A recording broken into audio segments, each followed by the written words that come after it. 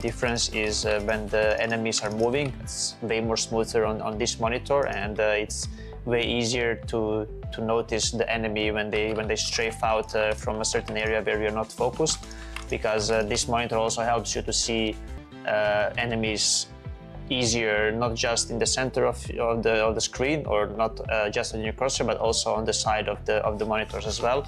So for me, this is very important because it helps with your focus, and it can obviously help you in the crucial moments to just react faster to enemy.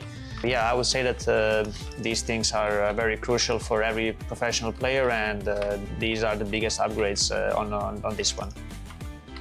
So yeah, these are my thoughts on the 360 Hz monitor and 600 Hz monitor. The difference is very visible, especially for a professional player. The upgrade is also very visible, so it's pretty crazy, because this one was already very good and I used it for a long period in my career, but this one for CS2 is just, it's amazing.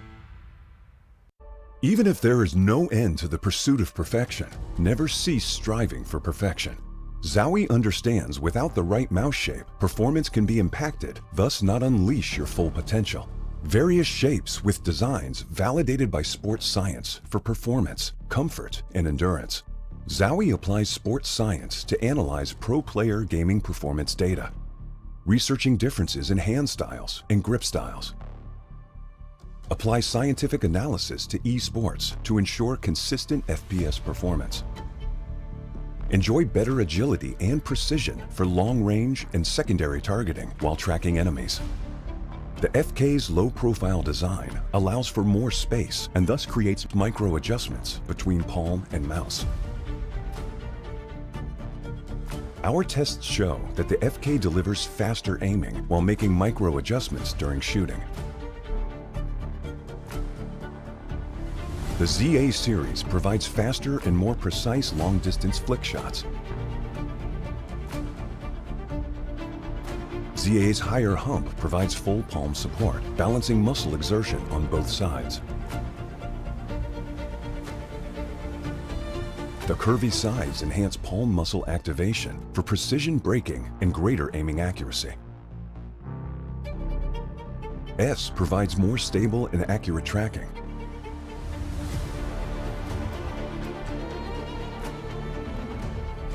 The shorter design of S enables more flexibility during vertical movements.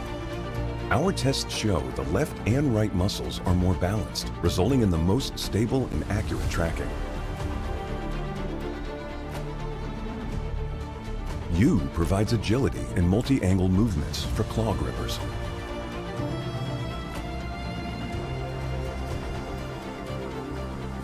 The left side curve reduces the thumb placement angle for faster index finger clicking. The right side curve allows easy ring finger placement to balance hand exertion and provide better stability. The EC series is designed for fast horizontal movements over longer distances. EC's rounded and smooth curved design ensures no distracting pressure on the palm, which reduces muscle fatigue during extended use. Gamers can rely on DW mice and their 4K report rate enhanced receiver, even in the most extreme wireless interference environment, such as a tournament. ZOWIE provides gaming equipment tailored to individual needs, offering options to suit various styles of play and grips for consistent performance.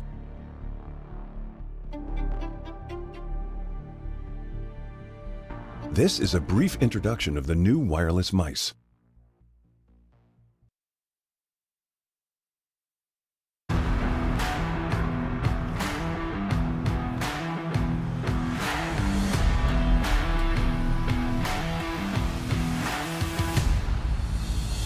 The TR series incorporates a softer, high-density rubber base.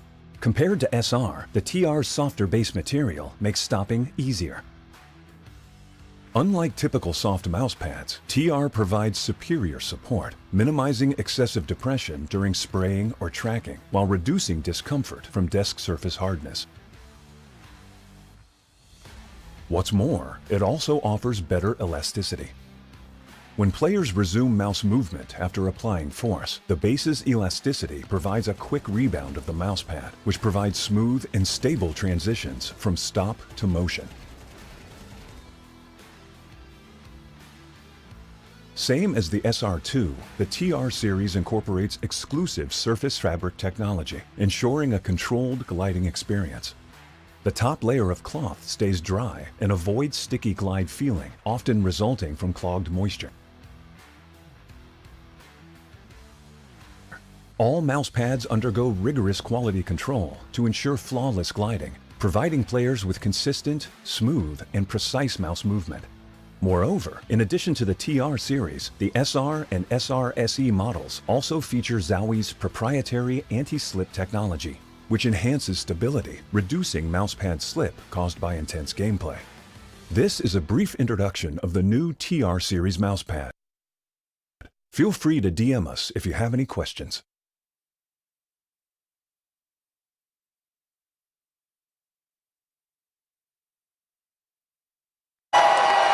Fueled by the same passion as esports athletes, ZOWIE continuously develops tailored products, empowering gamers to bring their best out.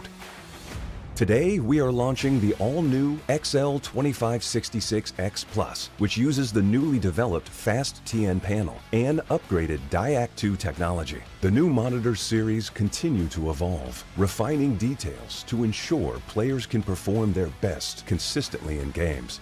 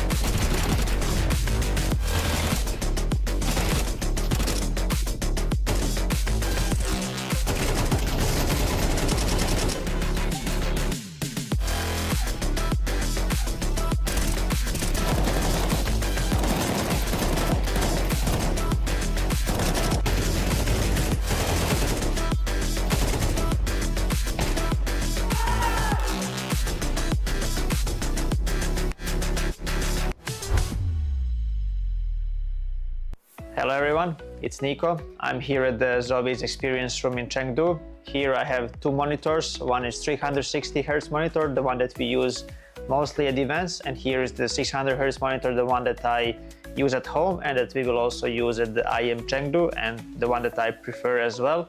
Today I'm gonna try to see the difference. I never really tried them to have them side by side, so this is what I'm gonna do today, and I'll just check the settings first and then we will dive into it. So let me check if DIAC 2 is on.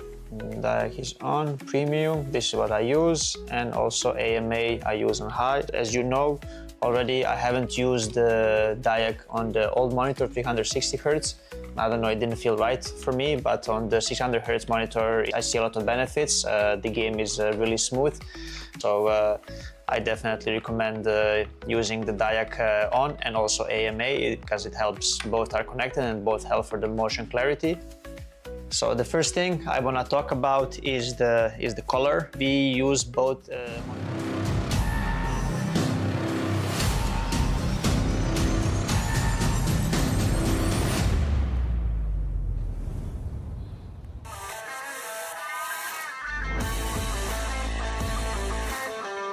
Hello, Shanghai! We are finally back on the eXtremesLand CS Asia Cup final stage, and it is finals day. I'm your host, Victoria, joined by Jacob. 这里是你们的主持人江北以及我的搭档 Victoria， 再次欢迎各位来到2025极限之地亚洲公开赛总决赛的现场。今天已经是决赛日了。 Now, this is the 10-year anniversary of eXtremesLand. Some of you have been here since the very beginning. So for a decade, eXtremesLand has been a proving ground for APAC Counter-Strike. This is a stage where every player matters and every match is a chance at glory. Year after year, the region's best come together to compete, to learn, and to level up. 自2016年首届极限之地 CS 亚洲公开赛以来，极限之地已经走了10个年头。我们致力于提升亚洲整体 FPS 游戏的环境和竞争力，打造一个专门为亚洲 FPS 玩家展现和提升自我而准备的平台。 12 teams were invited to here in Shanghai from 9 qualifying regions: China, Mongolia, Singapore, Malaysia, Thailand, Japan, South Korea, the Middle East, Vietnam, the Philippines, and Oceania. And today, we enter the semifinals with 4 teams left. 为了给更多选手、亚洲的选手登上国际舞台的机会，我们本次邀请的12支队伍分别来自9大赛区，他们是中国、蒙古、新马泰、日本、韩国、中东、越南、菲律宾以及大洋洲9大赛区。12支战队到目前为止只剩4支队伍，他们将会去争夺2025极限之地亚洲公开赛总决赛的总冠军。 Now we have 3 days of immense competition with teams across Asia showing what they're made of. But today is the grand finals day, and we're going to find out who is going to win it all. Is it going to be the Middle East again? Or will Mongolia reclaim their crown? Or perhaps China will change the game and dominate once more? 经历了前天3天的比赛，来自亚洲的各支战队在赛场上激烈角逐，为观众们带来了精彩刺激的赛事盛宴。今天极限之地迎来了最终的决赛日，哪支战队可以力克对手，会师决赛？是来自蒙古赛区，还是来自中国赛区？谁又将捧起冠军奖杯？让我们共同见证。 But before the grand finals, we do have our semi-final matches. So today's first match is the semi-finals between 2 teams who have fought their way to the stage. It's between Eruption and Jijiahao. Please welcome the 2 teams to the stage. 在总决赛开始前，我们还有2场半决赛要等待着他们。首先，第1场半决赛即将迎来的对阵是 Eruption 对阵集结号。接下来，各位，让我们用掌声欢迎他们登场。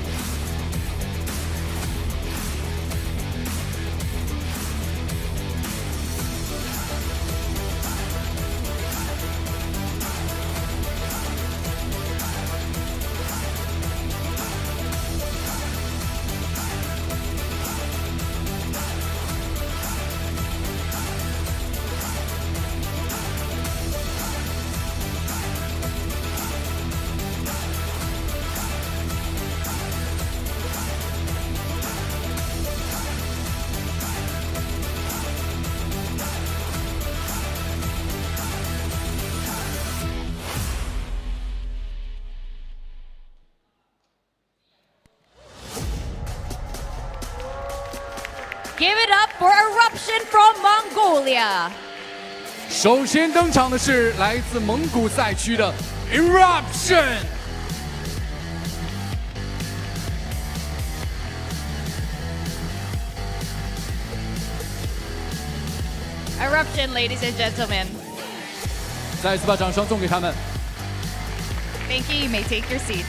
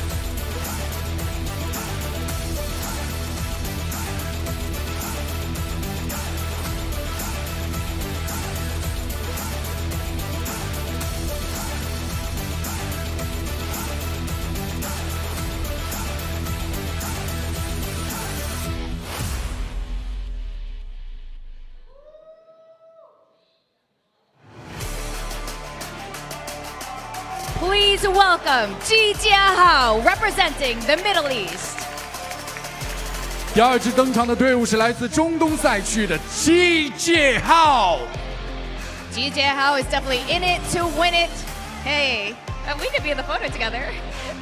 They have players who have won last year's Extremesland. They're looking to do it one more time. Everyone, Ji Jiahao. 再次把掌声送给Ji Jiahao。Please take your seats.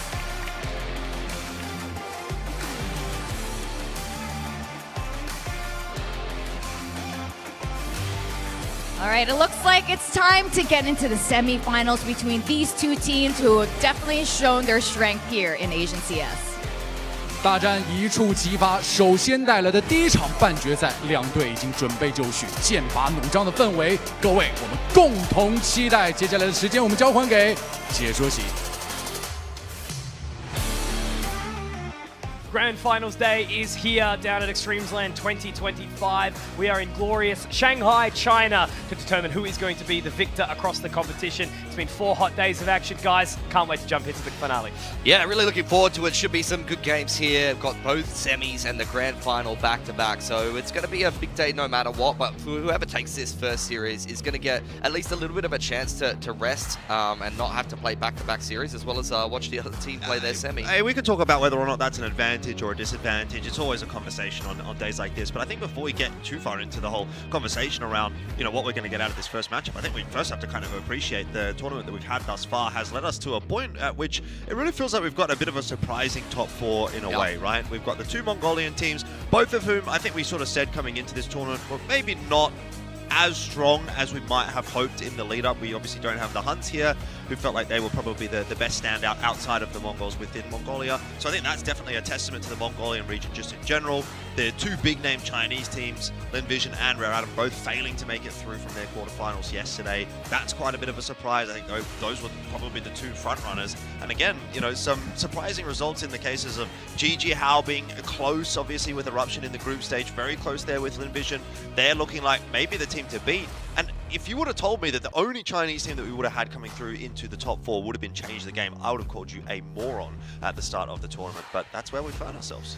Pretty crazy to think about, obviously, yeah, Rooster not exactly putting up the numbers that they were sort of expecting, but talking about the teams that we've actually got here now. Ji Jiahao looking good. Obviously, we have a victor in that team of Osamas who won Extremesland 24 under EXO, which was, again, a similar sort of upset, right? The event at the start of the year also had the same sort of thing. We did see Rare Atom get a little bit further in that competition, but some of the bigger names drop right out of contention. So, yeah, it's the essence of Extremesland, seeing some of these newer faces and names go far and do well, but got no idea what to expect into this rest of this day. Speaking of newer names, obviously Change the Game is one of those that I think has really impressed all of us, but it certainly seemed like last night you guys were especially impressed by Tikwak. So again, you know, following that storyline of all of these guys coming through and the sort of the newer individuals stepping up onto this stage, and you know, who knows, like we've seen that banner out the front of Extremesland this year, and you go back through the history and you look at all of the names, all of the people that have played. You know, you've got your Kazes, you've got your Advents, you've got your Alex, your Benkai, these kinds of names, your Bentet, obviously your JKS is on that lineup as well. All these kinds of names, and you know, what of these players that we're watching this year is going to be on that graphic in 5 years' time as someone that, you know, might be up there in the same conversations as those kinds of players. I mean, the Mongols guys are also on that graphic. So you just kind of, I always like to sort of think about what are we watching today that we don't quite appreciate, that in the future we're going to be like, wow, remember those guys, or remember where they came from. I mean, I think the big storyline is that you know, you might even see a back-to-back win from Middle Eastern teams, where you know usually this has been kind of a week at a region that kind of goes overlooked in Asian Counter-Strike, is given kind of maybe even a token spot at times and not expected to be very competitive. But you know, both you've had EXO as well as you know, some of the other teams participating that have been very strong and even been able to win recently. And then this year, I think that their outstanding favorite is actually the team from the Middle East. Yeah, I think that would be hard to argue with, to be honest. And they want a little bit further, right? You know, some of these players again were here. GJ Hao came, I believe it was 3rd to 4th, obviously earlier this year. So there's a real opportunity for them to strike down and prove that they need to be here. But what a great time! Then 10 years of Extremesland, right? Starting in 2016, we're here in 2025. You know, I'd love to say that we're going to be here again in 2035, the way it's all been going for year 20. But yeah, it's been an absolute treat.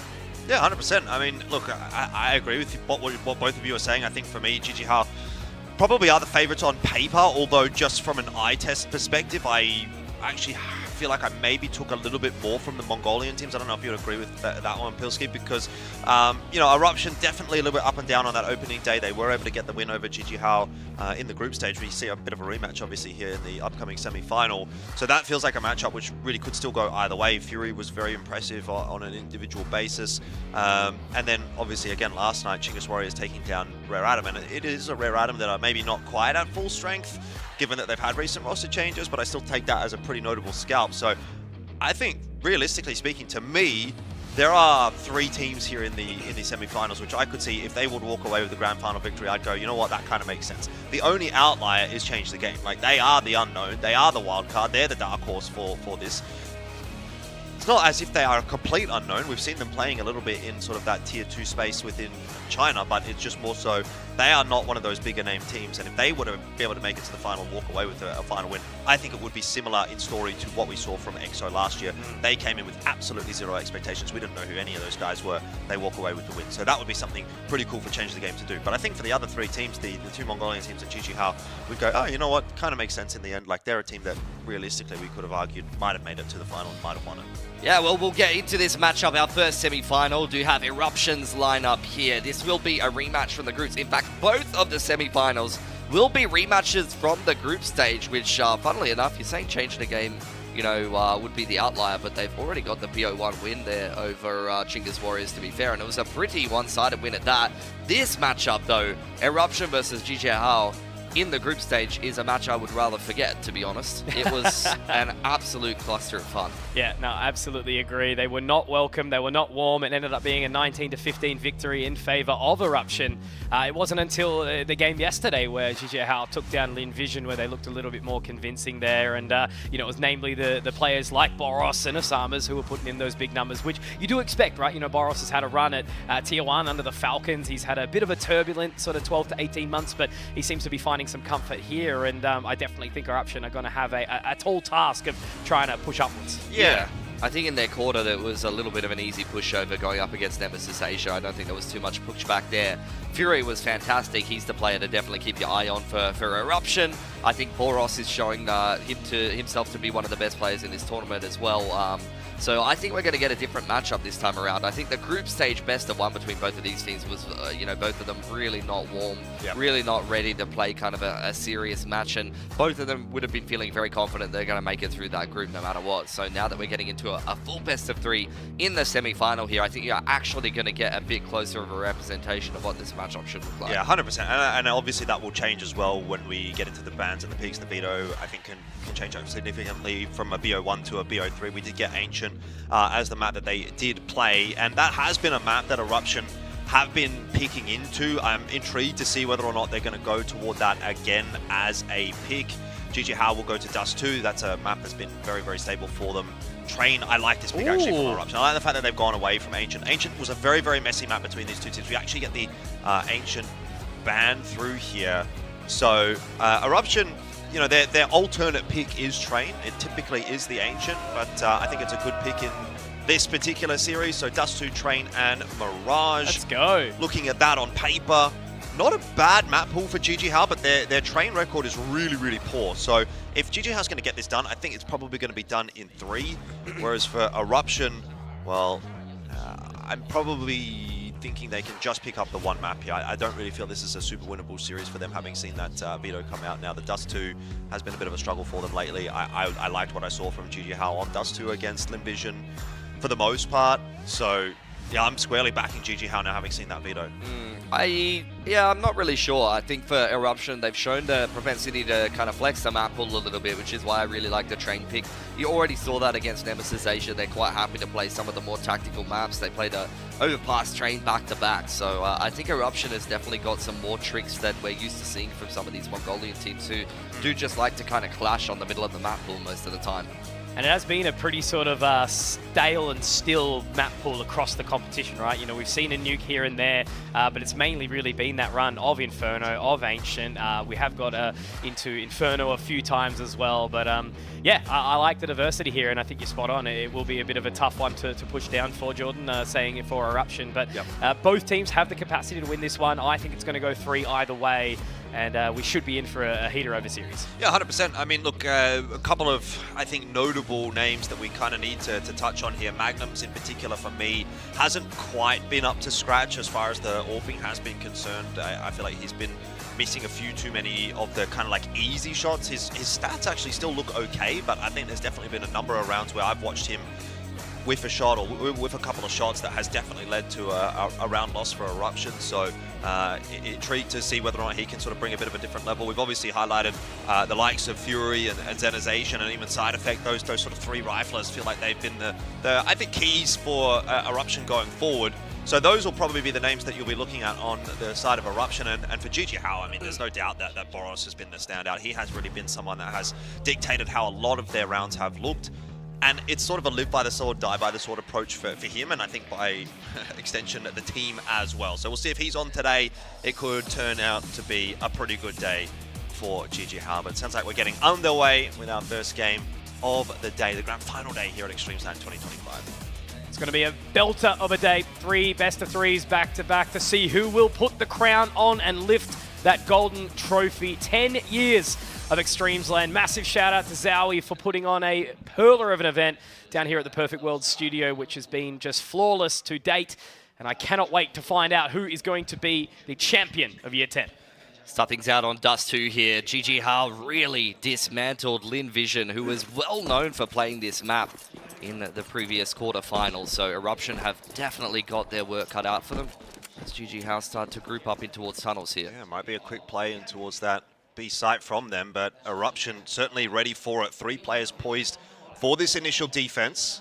They're ready to rock and roll, aren't they? Nice and quick looking for it. Mini with the opening, Osama's with the second, but Zenization yet to be taken down at the back of this position. Does cop the dink from back flat as well. It's awkward now, sweating under the collar slightly. Does open up with another shot. He will hold on for a little while longer. The rotation has come through, but Synopsy, Mini making it work. Fury, the last man standing. And a very quick round, opening the first bank account for GG How. Yeah, it's felt like Eruption had a pretty decent idea of what GG How was going to be putting together there. A lot of players ready to take those duels over towards tunnel side, but not able to win them. Maybe just a little bit slow. Off to the races were GG How, though. It's a little bit easier to play that fluid, aggressive approach with the Glocks, and that is going to be a really good way to start this game. I mean, it's that clean entry from Mini that I think makes all of the difference, right? When you've got a 3-player stack and the first player just gets instantly deleted, it turns from a 3-player stack to just a standard defense at that point. So you've got 5 players pushing in on 2, and similar story this time around as GG How and Eruption come to blows at the bottom along, and well, that's a bit of a nothing round, unfortunately, for Eruption. Yeah, you have GG How.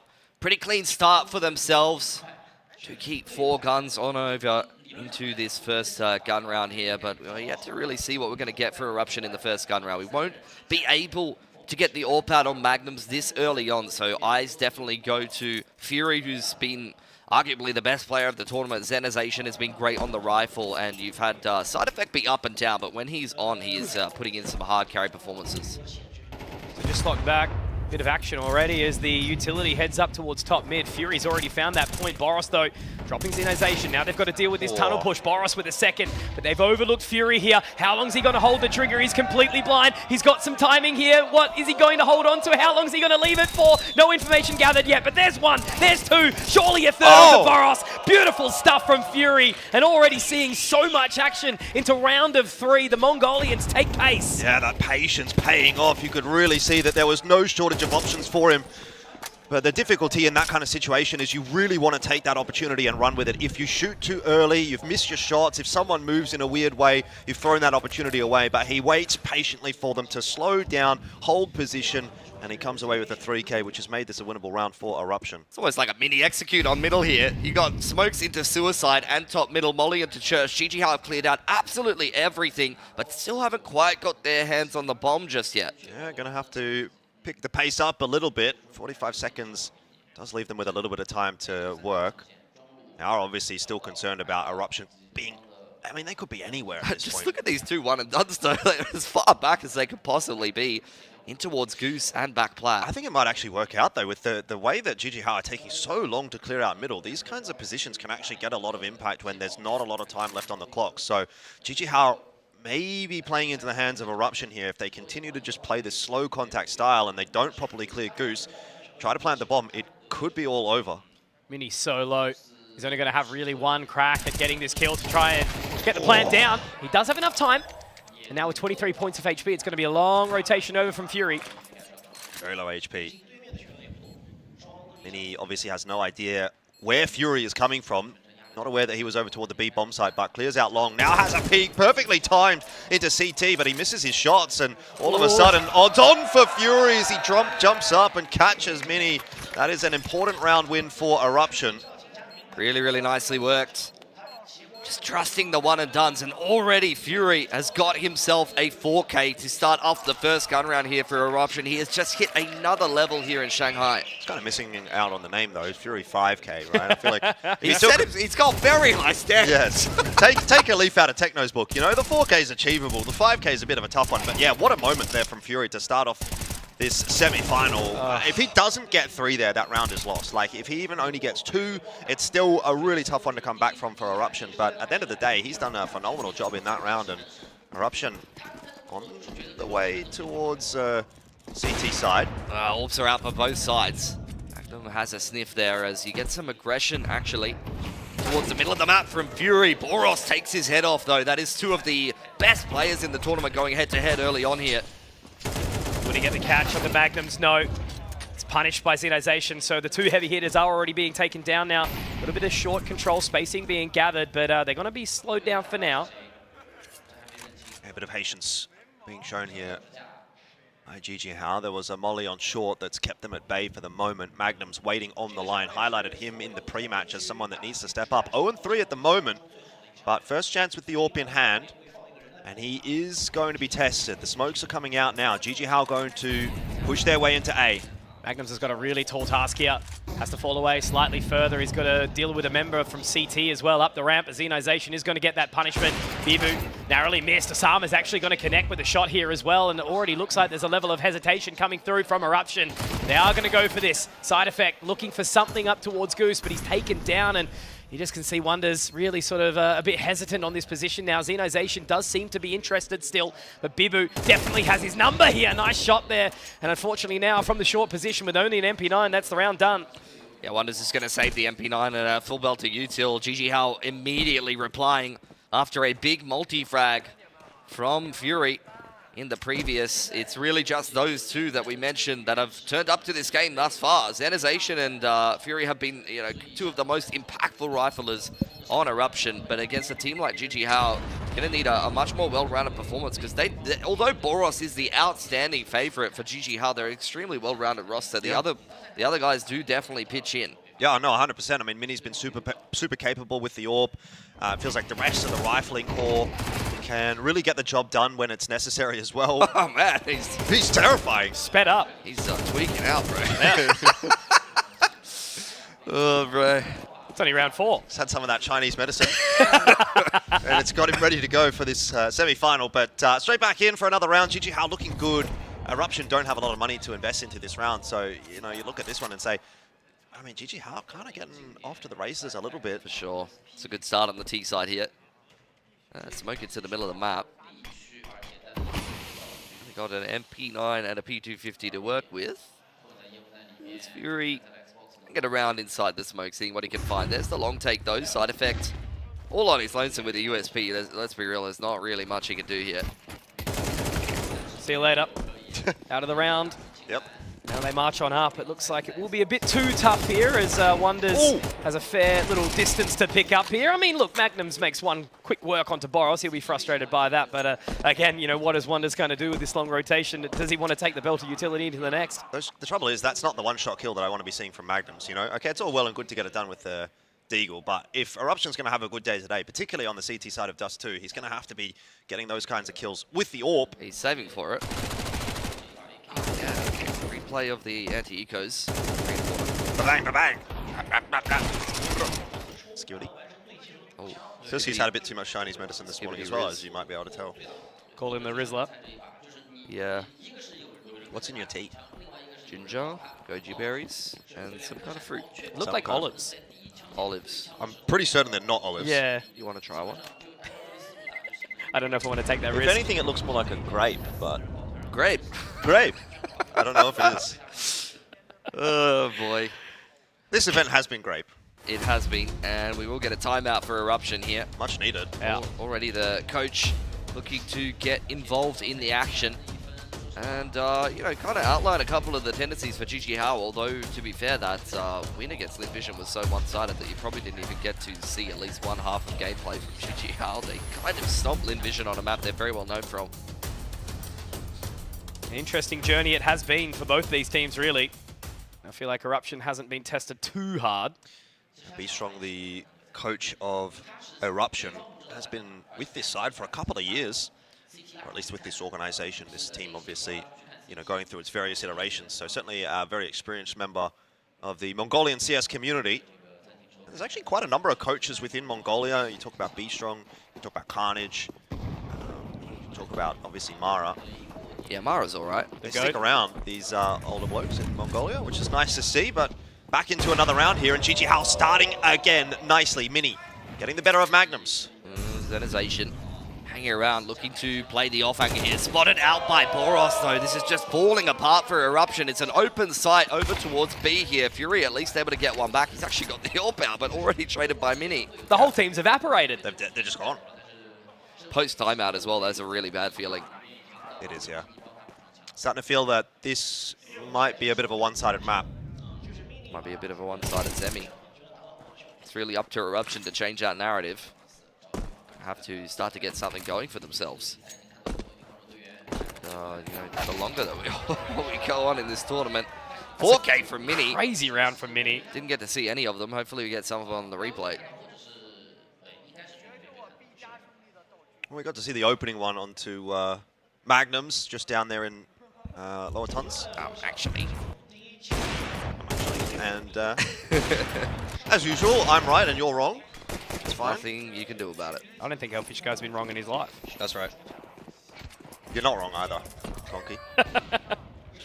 But again, another save having to come through here for Eruption.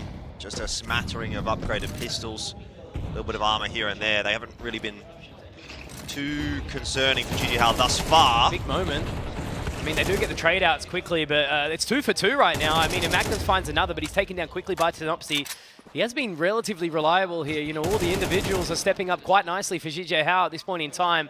Rotation does come in from Wonders, but it's a long road ahead as he tries to slot in. The rest of the members have already made their way through CT here. I do think he actually has gathered a little bit of information. If Mini doesn't clear this, so it's such heads-up play. Again, another big round for Boros with these multi-kills. GG Hao can't do anything wrong. Apparently. It's been super simple stuff for GG Hao thus far. I really don't feel like there's been a whole lot of pressure applied at all by Eruption. They don't need to do anything too fancy. And they didn't need to do anything too fancy to beat Lin Vision just the other day either. It felt like they were playing pretty standard which is not too surprising given that a lot of this team has experience competing in Europe. They've got Mither in the coaching slot as well. Magnum's with the AWP again, 2 and 7 at the moment. Again, I know I'm highlighting him a lot, but it's the CT side of Dust 2, and he is just being styled upon by various T-side AWPers. This time it's Boros that's had the impact early on in the piece, and we're really yet to see Magnums do anything. Eruption in another man disadvantage situation as GG How take cat control. Magnum's on the line, needs to hit this shot. Flashbang up over the top, but full white, he's able to connect it. Really good response at the very least. Synopsy already, though, going to be able to take his head clean off his shoulders. And you look at this position from Fury so far ahead. We need to see the rotation come around from Xenization now. Yeah, it's a good re-aggression from Synopsy. I mean, it's a bit of a gamble, to be fair, right? If Magnums is prepared for that and hits the shot, then you've gone down. But in fairness, I think when you're up 6-1, you're feeling pretty confident about these kinds of moments, and you just take matters into your own hands, and GG How are getting a lot of value out of those individual pushes. They've got the bomb plant down now, and frankly speaking, I don't even know if we're going to see a retake attempt here. It's going to be a save attempt. Hang on, Fury, and even the timing missed as well. Ooh, hang on a second. Xenization getting one onto Synopsy, but that's that long lurk out from Bibu. He was sitting in the tunnels for basically the entirety of the round here. Now Fury, I mean, look, if he can get onto this defuse, but it obviously is planted for them, so that Molotov may very well have ended the round in just one single piece of utility. He even goes down inside the flames. 7-1 from GG How. Like, they were not expecting Bibu there at all. No, because, I mean, that was really just Synopsy who put most of that round together. He gets the trade on the AWP on the A side of the map. He basically planted the bomb by himself, and the rest of GG How was still in a bit of a default, so they're still spread out around the map. Fury able to clear out a couple in terms of, including Osama's, but yeah, all of that A pressure, all of that A ending happened while Bibu was still lurking in upper tunnels. Mini missing the shot on the cross. They really giving him this many opportunities, bro. Stop peeking. He's hit one on the back end. It was through the door. So Fury survives. I wasn't expecting a quick day today. I'm still not. Don't get your hopes up, Conky. Boros, though, not going to clear out. He does get Xenization. So pretty heads-up play from him, you know, anticipating a player close, even despite the fact that you've seen all those shenanigans happening already in mid. It's just another opening for GG How, and then they apply some pressure with some utility. It's drawn a double rotation into CT spawn here. I mean, Eruption have got no idea what's going on.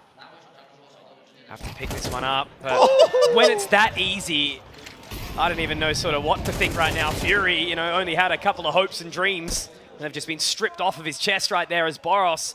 His opening exchange rate must be so high, not clearly changing his money in the airport. I think Fury's probably at this point thinking, why wasn't it me in regard to the controls pickup?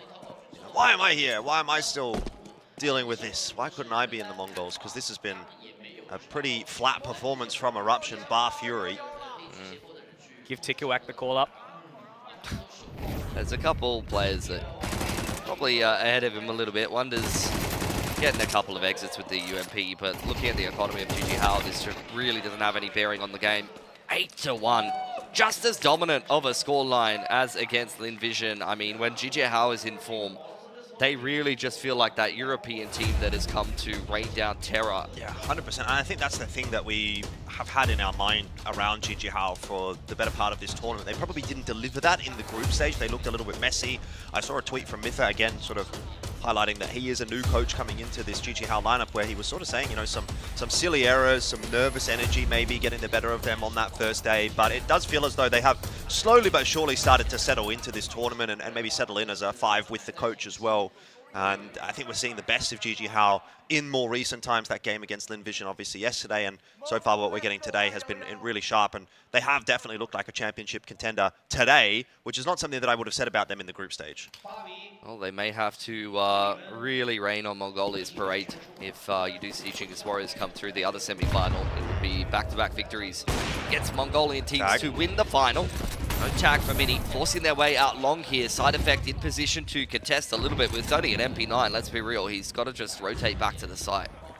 Yeah, nice long control straight up for GG How. I mean, what can Eruption really do to contest this with the weaponry that they've got? They're not feeling confident about it. No, they're just going to centralize their setup. Everyone crunching over towards middle. Shot missed by Mini. He's been given lots of opportunities. Synopsy getting in on the lurk now. Just going to hang around. And why not? How have been so successful in finding these peaks before executing onto a site that I really don't mind seeing them try to work the map a little bit. Again, sending Boros forward. Point man. Very close now. Again, the opening duel rate for Boros has been very, very high, and now looking for wonders, but in the end, it is a 1-for-1 exchange. Boros does get it done, but he's still going to deal with this member on towards the site. Side effect. On the other side of Tetris here, Synopsy though dropping Xenization in the process. Boros, what can he do wrong at this point in time? And again, the rotation's going to be slipped off. Fury does at least find one for his troubles, but again, another 3-on-2 retake attempt, and Boros just holding W. Magnum's 8 points of HP. He's not going to be able to do anything. Mini will find him. Yeah, I mean, it's a great point that you make there about Boros, Conky. He has the highest opening kill attempt, and he's up there in terms of success rate as well. 33.9% attempt rate, 57% success rate on his opening kills. So he's definitely getting a lot of work done, and I think he's winning over some fans in the crowd there as well. Took some time, but he's getting there. Actually, by the way, I don't know if you guys saw this on the after the match yesterday against Envision. ZOWIE was getting swarmed by fans. Like, there was a lot of people looking for photos and signatures and stuff like that. I didn't see that with any of the other teams. They've earned some respect. Beating the biggest hometown heroes that you have, Mini on the line. Not able to connect the shot. Bibu going forward, but pushed away by the Molotov. It doesn't feel right for GG Hao to pick up the pace and to be there, so they're going to slow things down instead. Volley onto short. But here comes Fury, having a little bit of a look for Boros. This time it won't be a successful opening attempt. And Fury getting the better of his counterpart rifler. That will slow things down a bit for GG Hao, and maybe not so much for Eruption. They're still looking for some space, and they've got some. This is a great line to be on, but the Shadow is still not enough of an advantage for Side Effect, and Synopsy will pick the pace up off the back of that. GG Hao now hunting for the A side. That's what we need to see from Magnums.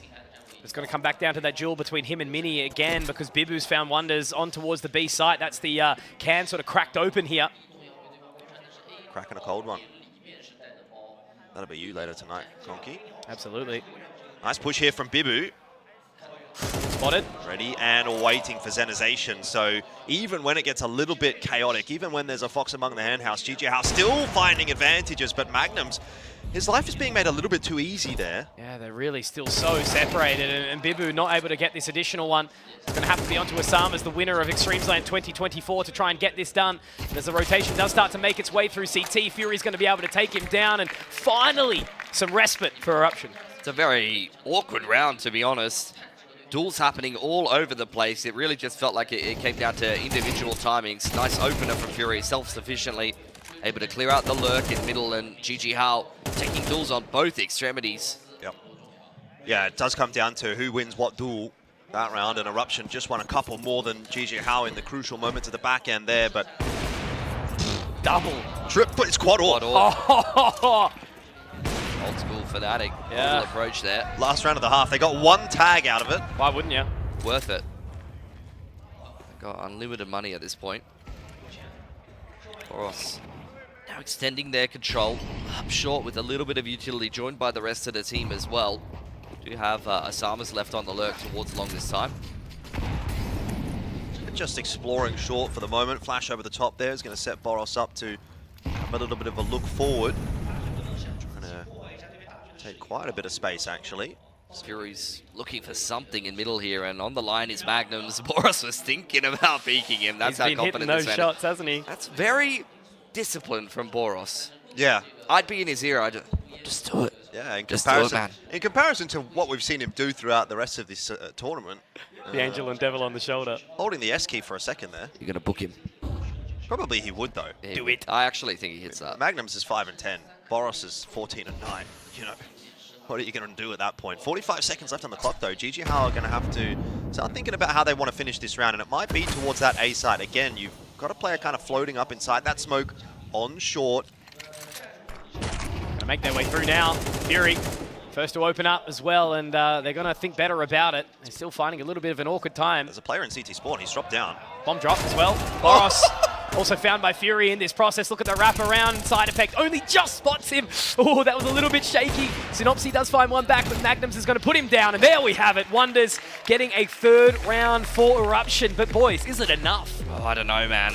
such messy exchanges, but it actually did start to feel like Eruption was adapting to that T side a little bit more in those last couple of rounds. Like they were recognizing that GGR was just leaving sprinklings of players all over the map, and they did actually start to clamp down on that a little bit. But man, an 8-1 deficit at one point in the half is brutal. Yeah, I have to say I don't think it's enough for Eruption.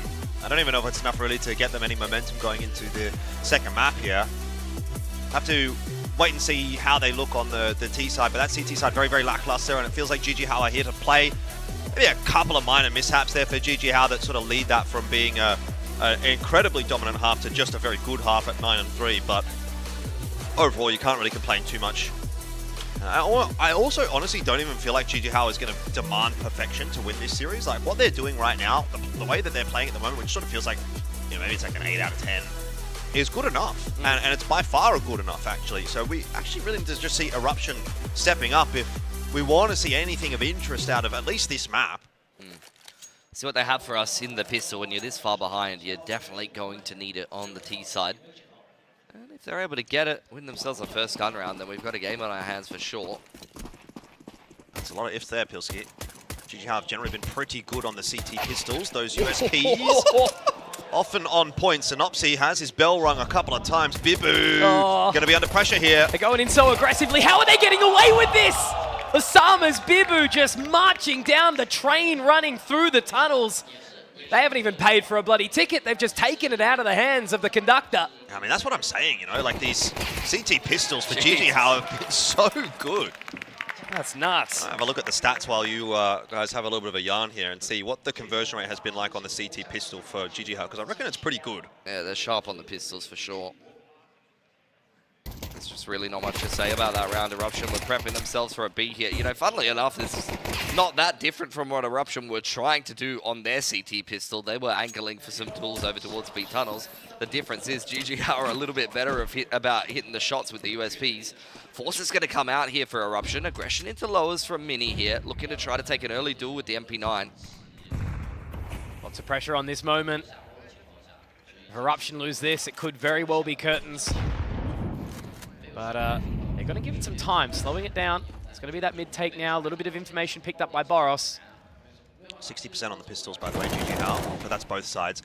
What's more interesting is they have a 100% conversion rate on the pistol round win, and they're going in that direction again. This has been a setup that we've seen from Mini a couple of times, and it will be punished by Wonders, but still damage being done elsewhere on the map is going to put this round squarely in the favor of GG Hal for the moment.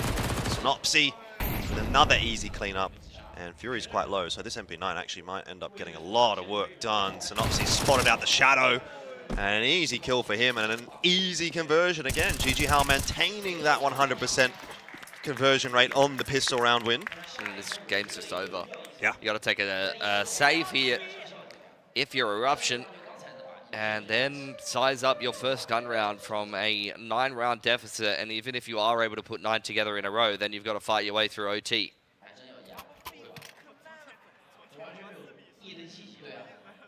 The hero scout from Fury. About all they've got. Nice tag on the cross, but Mini cleans him up just as quickly. But yeah, I mean, they've been wide peeking Mini this entire game. Far too often. To be honest, like they probably would have got, if Mini had hit a couple more shots, would have lost way more picks to him than they already have. I mean, he's 15-4, can't really complain too much, can you?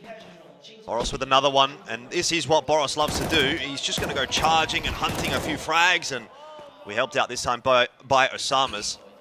But yeah, this has been a real nothing map, a very flat start to the day for Eruption, and a far cry from the last matchup that we saw between these two teams, with the 12-3 now coming through. GG Hal look like they're going to close out Dust 2 in fine fashion, which is, I mean, so far away from the OT that we saw in the group stage on Ancient. Yeah, I think for Eruption, there's no way you win this map, but you just need to get some T gun rounds and some confidence going, or, you're going to lose this series no matter what.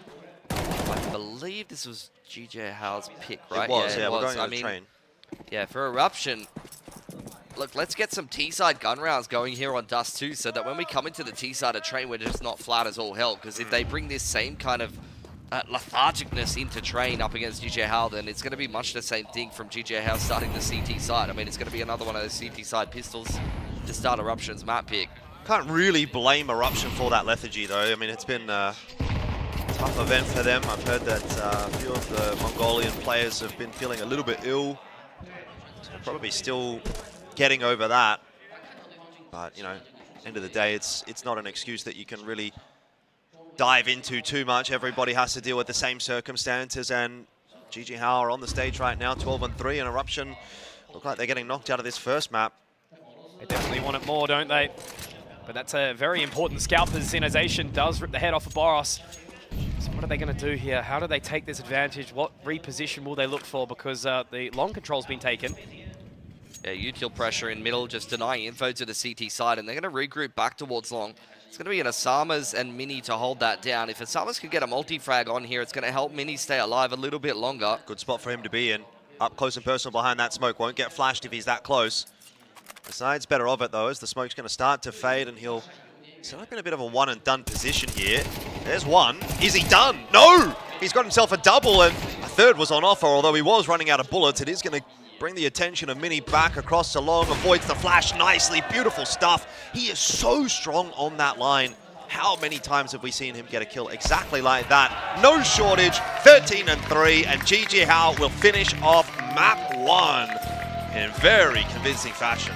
Not a single chance, it felt like, right? You know, at the very, very beginning, there was a little slither of life thrown out by Eruption, but ever since then, it's just been the GG Hao show the entirety of the way, and I'm very impressed, you know, to take a scalp like that very early on in the competition, in the day. You've got the grand final at the end of the day as well, so that's certainly showing some good signs, but they can't rest on their laurels as they move into train.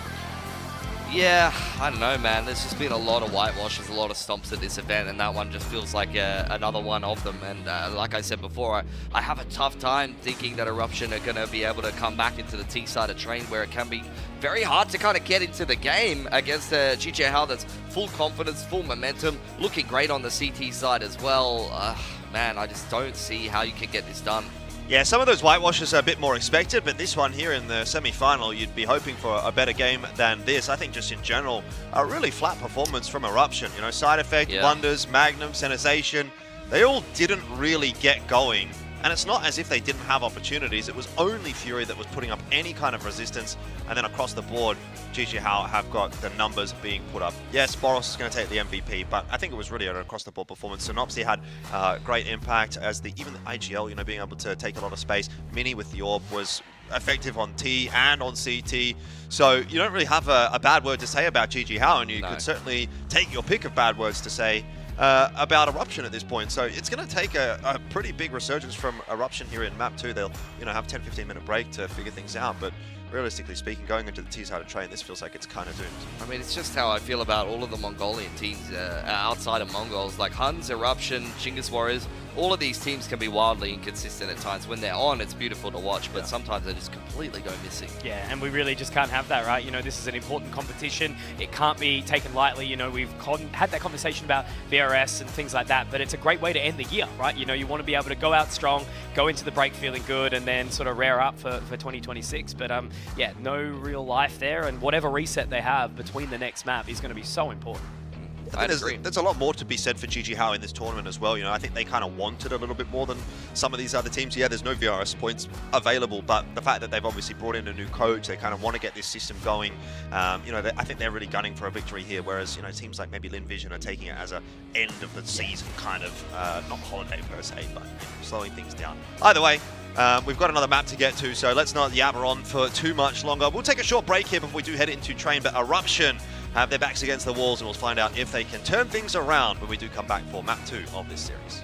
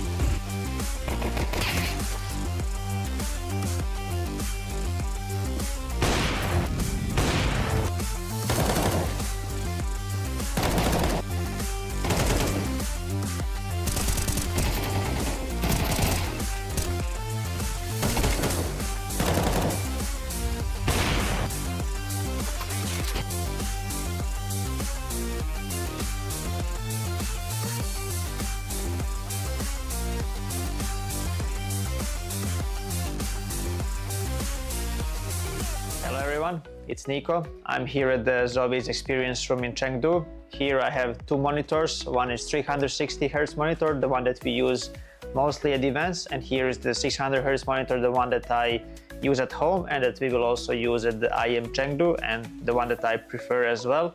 Today I'm gonna try to see the difference. I never really tried them to have them side by side, so this is what I'm gonna do today, and I'll just check the settings first and then we will dive into it. So let me check if DIAC 2 is on. DIAC is on, premium, this is what I use, and also AMA I use on high. As you know already, I haven't used the DIAC on the old monitor 360 Hz. I don't know, it didn't feel right for me, but on the 600 Hz monitor I see a lot of benefits. The game is really smooth, so I definitely recommend using the DIAC on and also AMA, because it helps both are connected and both help for the motion clarity. So the first thing I want to talk about is the color. We use both monitors on the same settings, so you can see the clear difference between the colors on each monitor. As you guys already know, I always like to have my color vibrance very high and to use saturation very high as well. So for me, it's very important that the picture is very visible. As you can see on the 360 Hz monitor, the color is a bit more reddish, it's a bit more orange, and it's very hard to use the high saturation on this monitor because it just doesn't feel natural. And on the 600 Hz monitor here, even if I use the higher saturation and the vibrance, the colors are way more natural, and it's just easier to see opponents. They don't blend in the background. So and what's most important for me is that my eyes are not getting too tired while looking at the screen. So the 600 Hz monitor definitely benefits a lot when it comes to the color, and it's just made for CS2. I'll just play a little bit. Let's try the 360 Hz monitor first.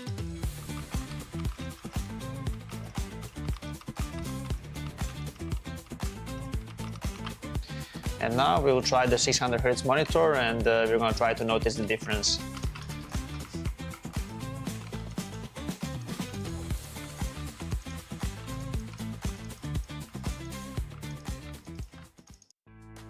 I think the first thing that I notice is the motion clarity on the monitor. It's way more clearer picture on this one. I think when the player model is moving, it's way easier to see them. They are not blurry at all, especially on the maps like Ancient. It can be difficult to see sometimes because of the background. On this monitor, you shouldn't have those issues. I think for me, the clear difference is when the enemies are moving. It's way more smoother on this monitor, and it's way easier to notice the enemy when they strafe out from a certain area where you're not focused, because this monitor also helps you to see enemies easier, not just in the center of the screen, or not just in your crosshair, but also on the side of the monitors as well. So for me, this is very important because it helps with your focus, and it can obviously help you in crucial moments to just react faster to enemy. Yeah, I would say that these things are very crucial for every professional player, and these are the biggest upgrades on this one.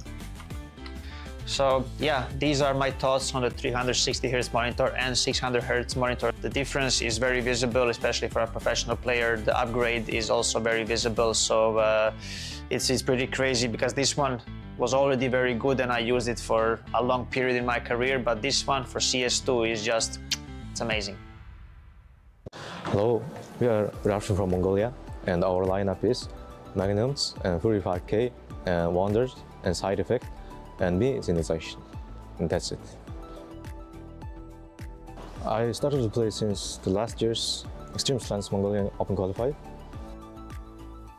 There's not many tournaments in the Asia, but I think players get a lot of experience from Extremesland tournaments because they play against origin teams. Yeah. Of course, I'm excited because it's my first time performing on stage in a foreign country. Yeah. I had a lot of confidence in my team, and we have been together for a very long time because we can understand each other without having any words to each other. Yeah. We came to this tournament to win, and if we achieve our goal, we will have a path to follow after Mongols.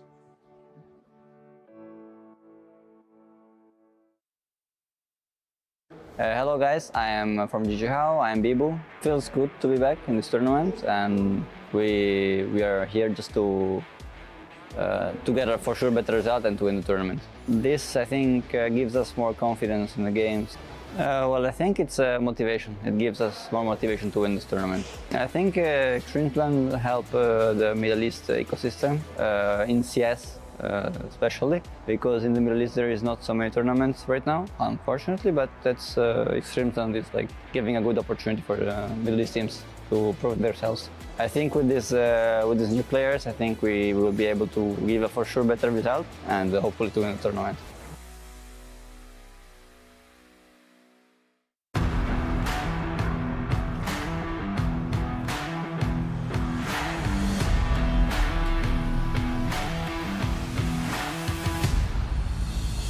The TR series incorporates a softer, high-density rubber base. Compared to SR, the TR's softer base material makes stopping easier. Unlike typical soft mouse pads, TR provides superior support, minimizing excessive depression during spraying or tracking, while reducing discomfort from desk surface hardness. What's more, it also offers better elasticity. When players resume mouse movement after applying force, the base's elasticity provides a quick rebound of the mousepad, which provides smooth and stable transitions from stop to motion. Same as the SR2, the TR series incorporates exclusive surface fabric technology, ensuring a controlled gliding experience. The top layer of cloth stays dry and avoids sticky glide feeling, often resulting from clogged moisture. All mouse pads undergo rigorous quality control to ensure flawless gliding, providing players with consistent, smooth, and precise mouse movement. Moreover, in addition to the TR series, the SR and SR SE models also feature ZOWIE's proprietary anti-slip technology, which enhances stability, reducing mousepad slip caused by intense gameplay. This is a brief introduction of the new TR series mousepad. Feel free to DM us if you have any questions.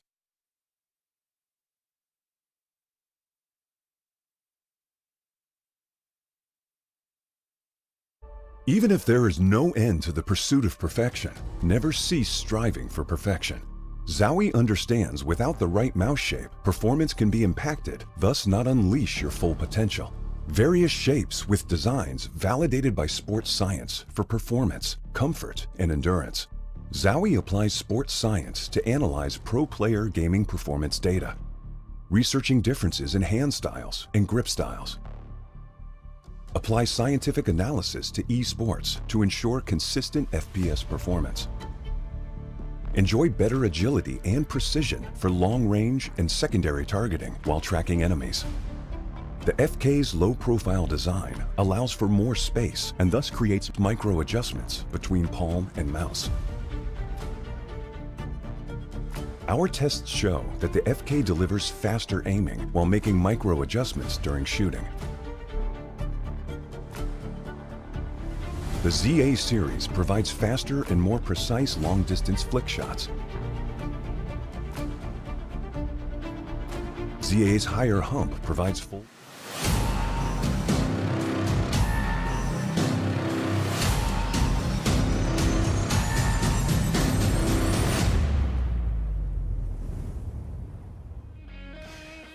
Well, a matchup like this, you know, you don't always expect a 13-3 for an opening map on Dust 2, but I guess Jijihao right now looking like one of the teams that really wants to win Extremesland. You know, a good run last year and hoping for more this year as well.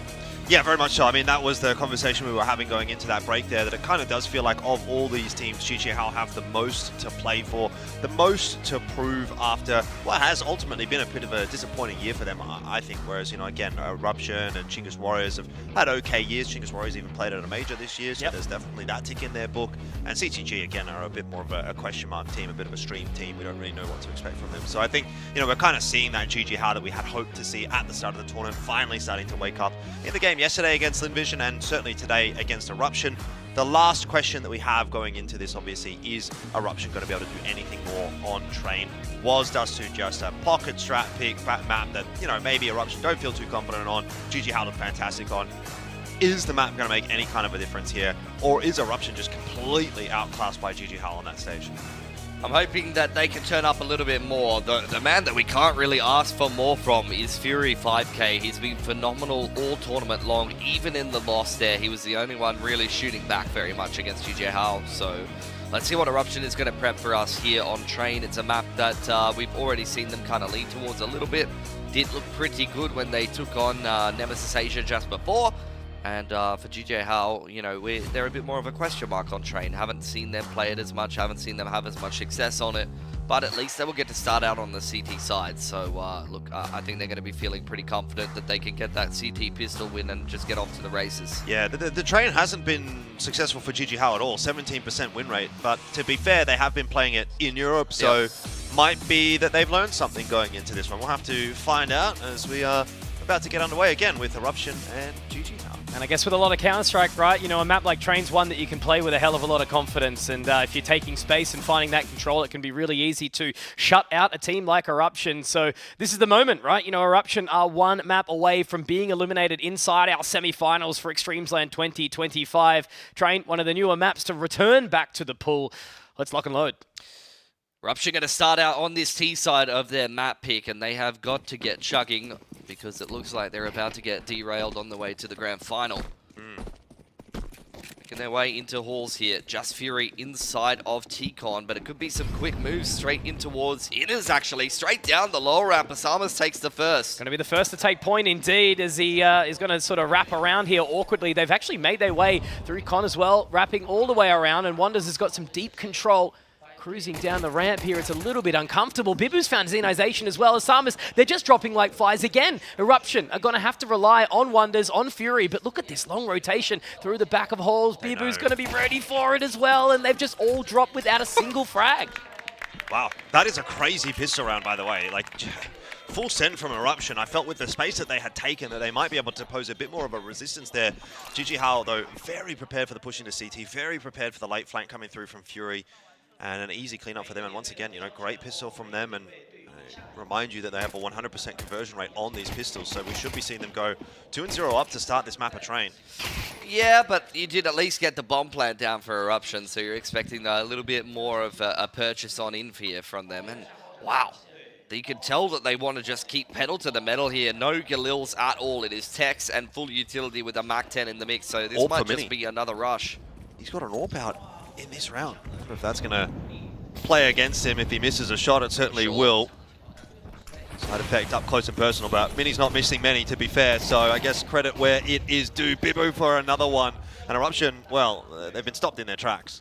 Not had a chance at all, have they? They've made their way out main, but Side Effect Magnums all getting peppered away by Boros. They do get at least one with this Tech 9, but I think Side Effects is just going to get punished, taken down quickly. Synopsy with 2 and complete shutout on the top, on the outside. Yeah, Eruption, this is not the start that they were looking for. They just are not on at all today.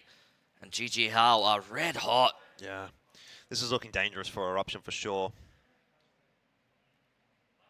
Just no inroads being made in those previous couple of rounds. It'll be a full save this time for Eruption, so it's the perfect start to the half for GG How. They're going to be able to build that money up nicely. Already 3.6 for Mini. Yeah, like 1+K on all of these players. Can only hope that Eruption will get some dig shots going for themselves. They can be pretty sharp with the dig sometimes.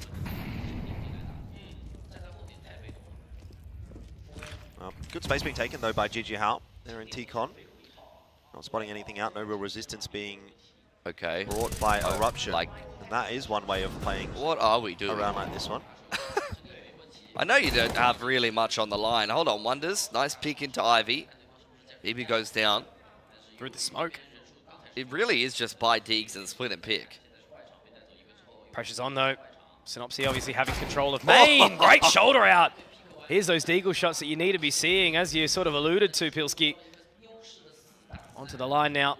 Mini, got to be careful. Yeah, he's got a lot to be worried about as well, because he's going to have to keep an eye on Ivy too. GG How will send Boros on a bit of a mission. This can be, again, a bit of a live by the sword, die by the sword type situation. Little tag onto Fury. Not enough of a finishing blow to really slow this down too much for Eruption. He's going to stick around for more, wants to take this fight. It's a really big lean towards B.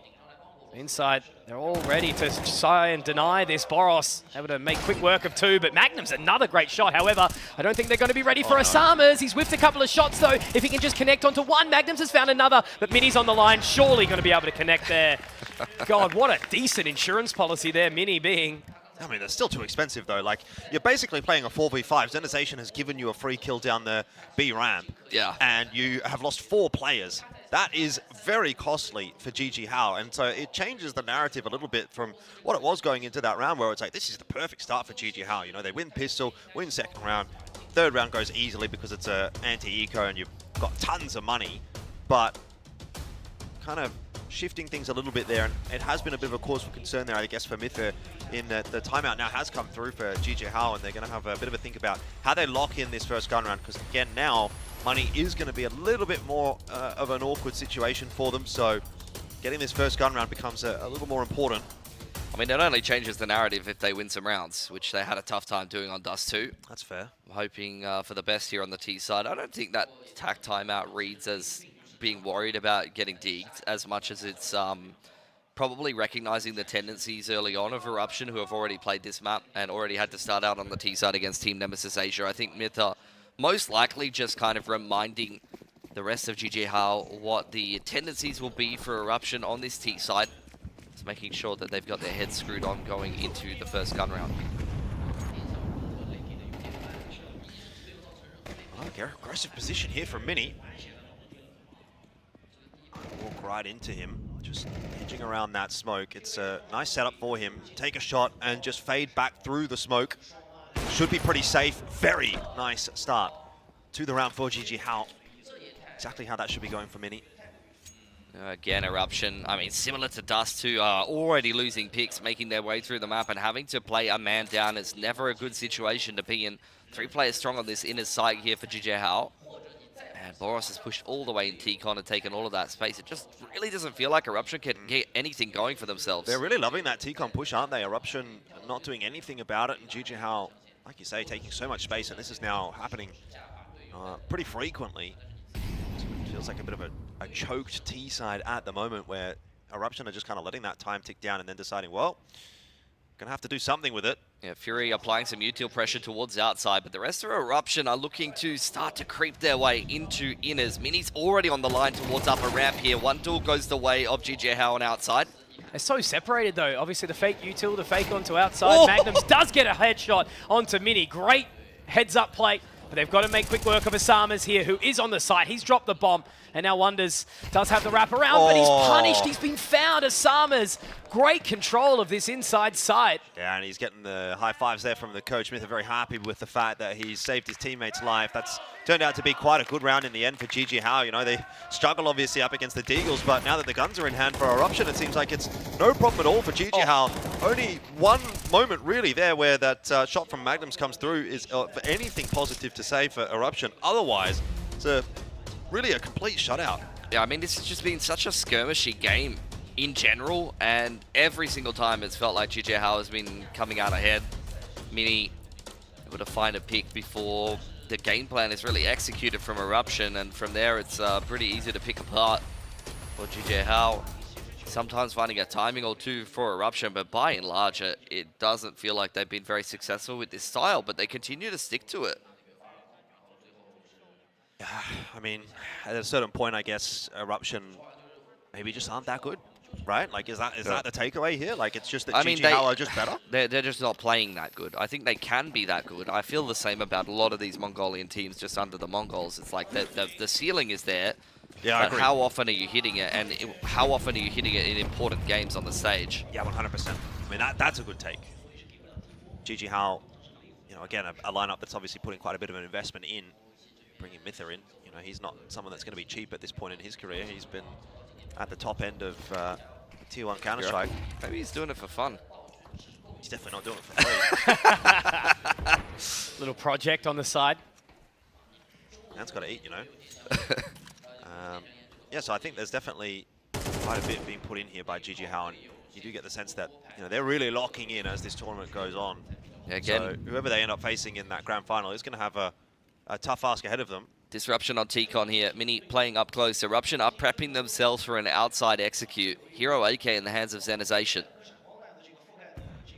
Little lurk smoke. But it's uncomfortable still.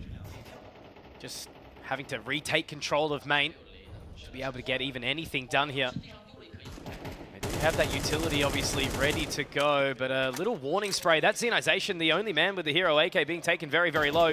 And now here comes, going to be making their way through Olaf, but Boros gets a blind one, and another as well. Boros just continues to take names. Fury with a good response. Magnum finding another, but he's taken down Fury. That's the bomb dropped just outside Ivy. Mini, again, doing big work. He can do it with the AWP, can do it with the pistols, as Magnum's now only has 15 seconds to try and invest into this space. And look at Bibu's rotation around. He's now taken names too, just keeping them interested, keeping them focused away from the side. He'll double up. Oh, you felt like that was the only minor opportunity for GJ Howe, but they fumble. They do. Missed opportunity after a couple of trades go well for them. Boros inside a pop. It's a great transition from Bibu at the back end there, isn't it? Oh, he's getting across the red train. Man. I mean, it feels like Eruption is having some degree of success with the pistols, but it's still not around. The game is won and lost on gun rounds, really. I mean, the game is won and lost on rounds. It's true. Any rounds. None of them happening here for Eruption. Bibu up close and personal. Just waiting for the push to come through here from Eruption, and it's somewhat elusive. They have got out. Definitely seem to have a bit more space than they have in the previous rounds here.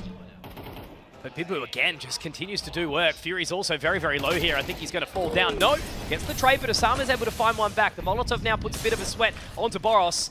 But they're making their way through Ivy now. Magnums does get smoked off, but not before Wonders drops Boros in the process. Another being found, though, by Osama's. Wonders finally opening up, but Mini just hitting these shots again and again. Mad noise. They know where Wonders is now. He's jumped. Oh, they've heard him.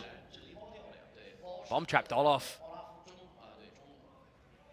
Oh, where is Wonders going to go now? He's got a minute on the clock to play with, so he could go for a big wrap through the B side if he wanted to. Bomb's outside T-Con, though. Yeah, instead he's going to stick around and just try to take the fight. But GG Howe are very aware of where he's coming from. You can see Mini locked in on this line. Nothing to be said for Wonders in that round. 6-0, the lead for GG Howe. And this semi-final is starting to feel a bit like a group stage match. Yeah. Yeah, I guess so. Just doesn't feel like a match in general.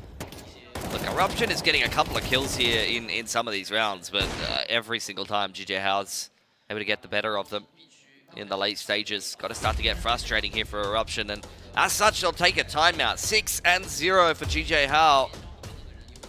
I mean, it's not gone. It's not gone just yet. We need a couple of good gun rounds in a row. If they can win 2 good gun rounds in a row and actually pressure the CT economy, then there's potential here. This is 3 timeouts in 6 rounds. Yeah. 2 from Eruption, 1 from GG Howe, and it's not really feeling like it's making a difference, unfortunately, for Eruption. They've been close in a couple of moments, you know, but it just kind of feels like there's that extra 5 or 10% here for GG Howe. They never change their style at all. It's just like they're always walking around the map.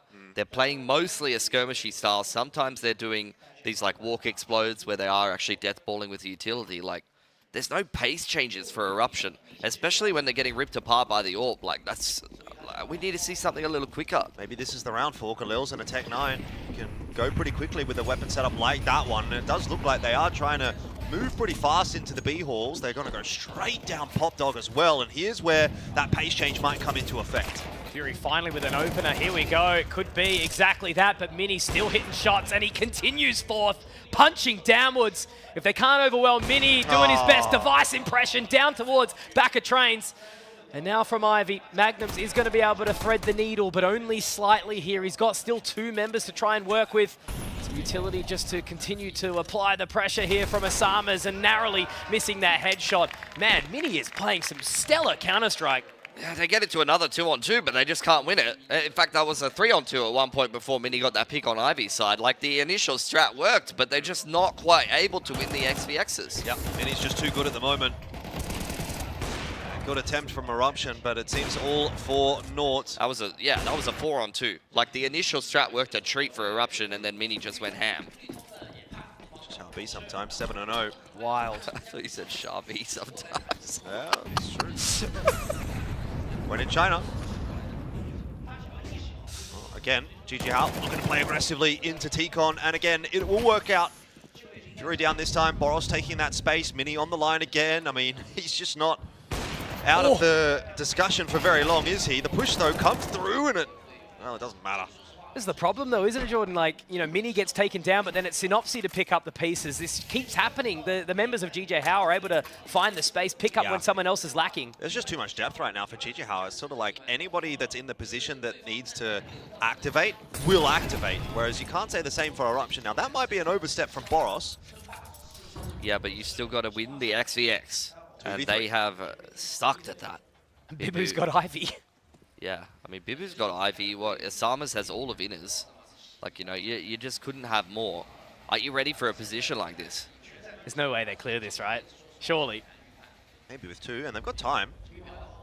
It's very slow. And now they have a little look-see, and it's just, man. They tried. I'll give them credit, they tried. Yeah, nice double peek, guys. Unfortunately, Bibu, 4 headshots in 4 bullets on the spray there. Double dinks are plenty.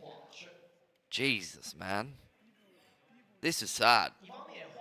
They're falling to their knees in Ulaanbaatar right now. They are.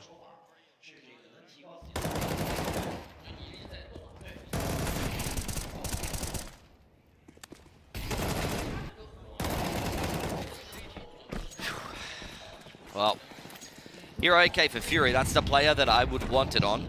And we've got the Tech-9s and armor out. Boros v Fury on the T-Con. Asama's getting active on inners as well. Well, Boros v Fury has gone the way that you would expect it to. Mini missing a shot, though. Will be punished for that, but a trade in from Osama's in the end. Still maintaining the numbers here for GG Hao, but Boros has no chill. This guy just has no chill.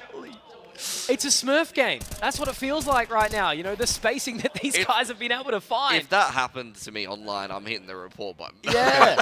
Like, that shot was disgusting. Oh. He's walking backwards into T-Con and just like 181 being him. This game's over. It is. This game is over. This is Jova. Oh, man. GJ Hao winning the major.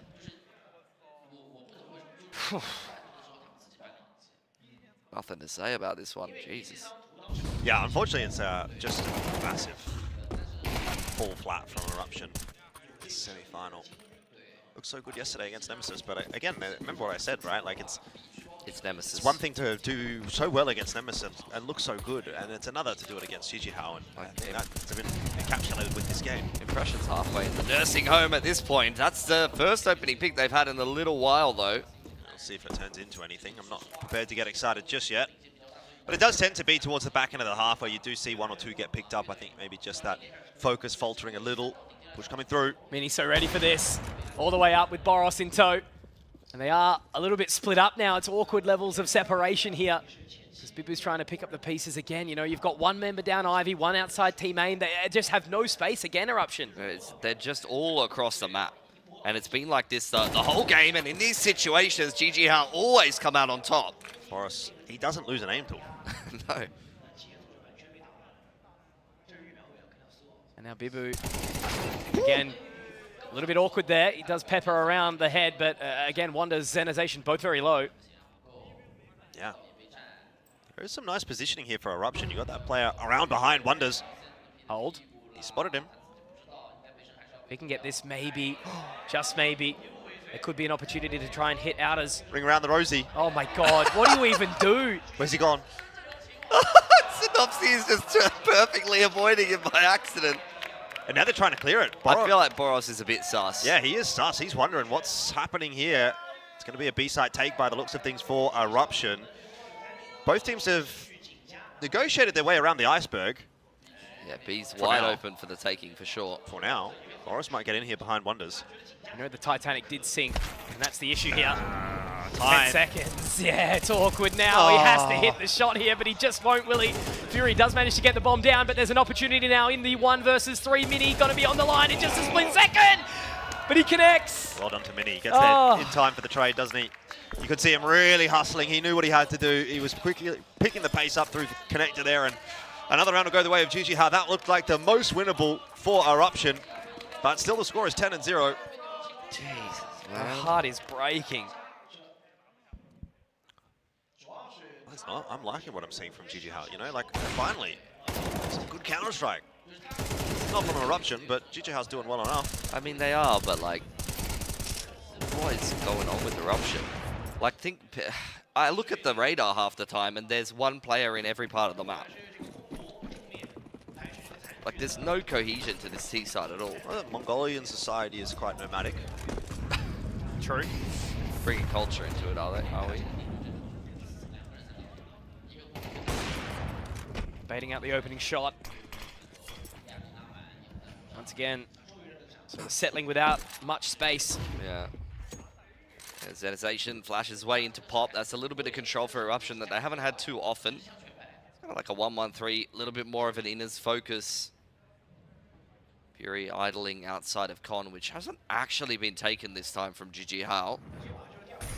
Eruption are very, very much anticipating aggression, and they're going to be given nothing because it's actually a double orb this time for GG Hao. It's this slower style. One posted up on Ivy, one posted on upper ramp. Bibu. See if he can channel his mini. He's been pretty solid as well, to be fair. Synopsy looking to get active. Like this again from GG Hao. Oh, pop flash. It's going to be a good one. Will he check? Yes, he will. And he doesn't do much with it. It was a nice avoid of the flash from Wonders. So good open up for Eruption, but immediate trade comes through. Bibu making no mistake with his AWP. 30 seconds left on the clock, and Eruption are going to have to go. Mini's walking uppers with the AWP here. They're going to be in on the wrap very, very quickly now. Osama's looking to try and make some work, and he does. Bibu's found Fury, Boris with another, and they've just been murdered before they even need Mini's flank. What the hell, man? I love your giggle, Pilski. It's just, you see the worst round of Counter-Strike you've ever watched, and then you hear Pilski going, it's just a good time, isn't it? Not for Eruption. There's no color commentary to be done. Yeah, man, that's impressive to watch. It could be a 13-0. Didn't have to say it, man. Now it's not going to happen. Never cast a 13-0, I don't think, but we're about to. Now, Bibu missed a shot, so that's good news for Eruption. Yep. I'm grasping at straws here, man. Should be an inners pop. I don't think we've even seen Eruption do this just yet. I've never seen a Mongolian team look more scared than Eruption do in this T-half. You're down 11-0. There's reason to be scared. It's a good read, by the way, from GG Hao. They've got 3 players here. Execute's coming from Eruption. Has to happen now, doesn't it? But when Osama's is just the iron wall, Bibu drops Magnums, and well, guys, I think we're going to be dealing with a 12-0 half. It feels more than impossible here for Side Effect, and they're smiling. I don't blame them. That was lightning tight from the side of GG Hao. Yeah, this is a series that is going to be wrapped up in about an hour. We started an hour and 10 minutes ago. Wow. You know, it's a disastrous display, unfortunately, for Eruption. Things have blown up for them. The land of extremes. Yeah, The land of extreme disappointment for Eruption in this series. Land of extremely bad T-sides. And I'm not just talking about Eruption, it's been multiple offenders this event. Rooster, Rare Adam. Even Chinggis Warriors wasn't looking too watertight. Pilski, you were telling us earlier today you wore your lucky socks. Was this the luck you were hoping for? They have skulls on them, and I think in this case it's mostly Eruptions. Well, I, for one, want to see the 13-0. Me too. Just so I can say I've done it. You know? Oh, really? For me, it's just that I don't have to watch this anymore. Valid. All right, GG Hao. You know what to do. Some good pistol work. It's just going to be one set of util out here. Let's see what the approach will be from them. A little bit more of a outside focus for Eruption as they want to play forward on the yard. GG Hao looks like they're going to go for a 1-1-3 with a bit more of an Ivy focus. So some kind of outer split, I'd imagine, is what they're preparing. Wonder's waiting for it. We just wait for those players to get in position in Pop Dog before showing faces. Oh no! Around the corner, Wonder's already copping a bink, down to 16 HP. Osama's having a little bit of a look. Timing will be a factor here, but it doesn't look like Side Effect wants to get up to any funny business. He's going to wait for GG Hao. Has to connect with the shot, doesn't he? And he will find one, but he's traded out quickly by Synopsy, who immediately looks to put down the foot on the pedal, take some space. Yep, pulls that rotation. Meanwhile, the push is still coming through from GG Hao elsewhere. Mini has a tap in there with the P250. This round is falling apart on both sides. It was getting a bit messy. Now it's down to Bibu and Mini to convert on the 2v3 if they want to secure the 13-0. Outside will be the decision. Wonder still a little bit low from that earlier exchange. Information gathered now. Another dink shot onto Fury, but quickly Xenization will find his way into connector. Bibu narrowly misses the timing, and it's all going to be on the big man, Bibu. 30 seconds. Looking for the 13-0 on land. There's one, but he doesn't check the backside, but they haven't capitalized on the timing. Bibu, head on a swivel, needs to get the plant now, fakes it out, but Xenization, sanitization. Oh, man. And Eruption deny the 13-0 on land. What a disappointment. Shot from Bibu though. He's jumping 180. That's like one-tapped him. FaZe Clan 360 no scope MLG. I heard the air horns in my head.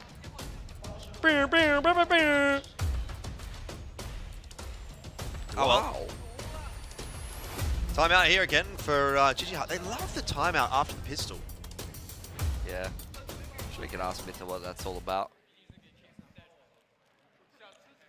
Come back. I think Mitha, I mean, if I was Mitha right now, I'd be like, well, let's win this game so I can like chill and watch the other game before we win the grand final. That'd be great. Look at this.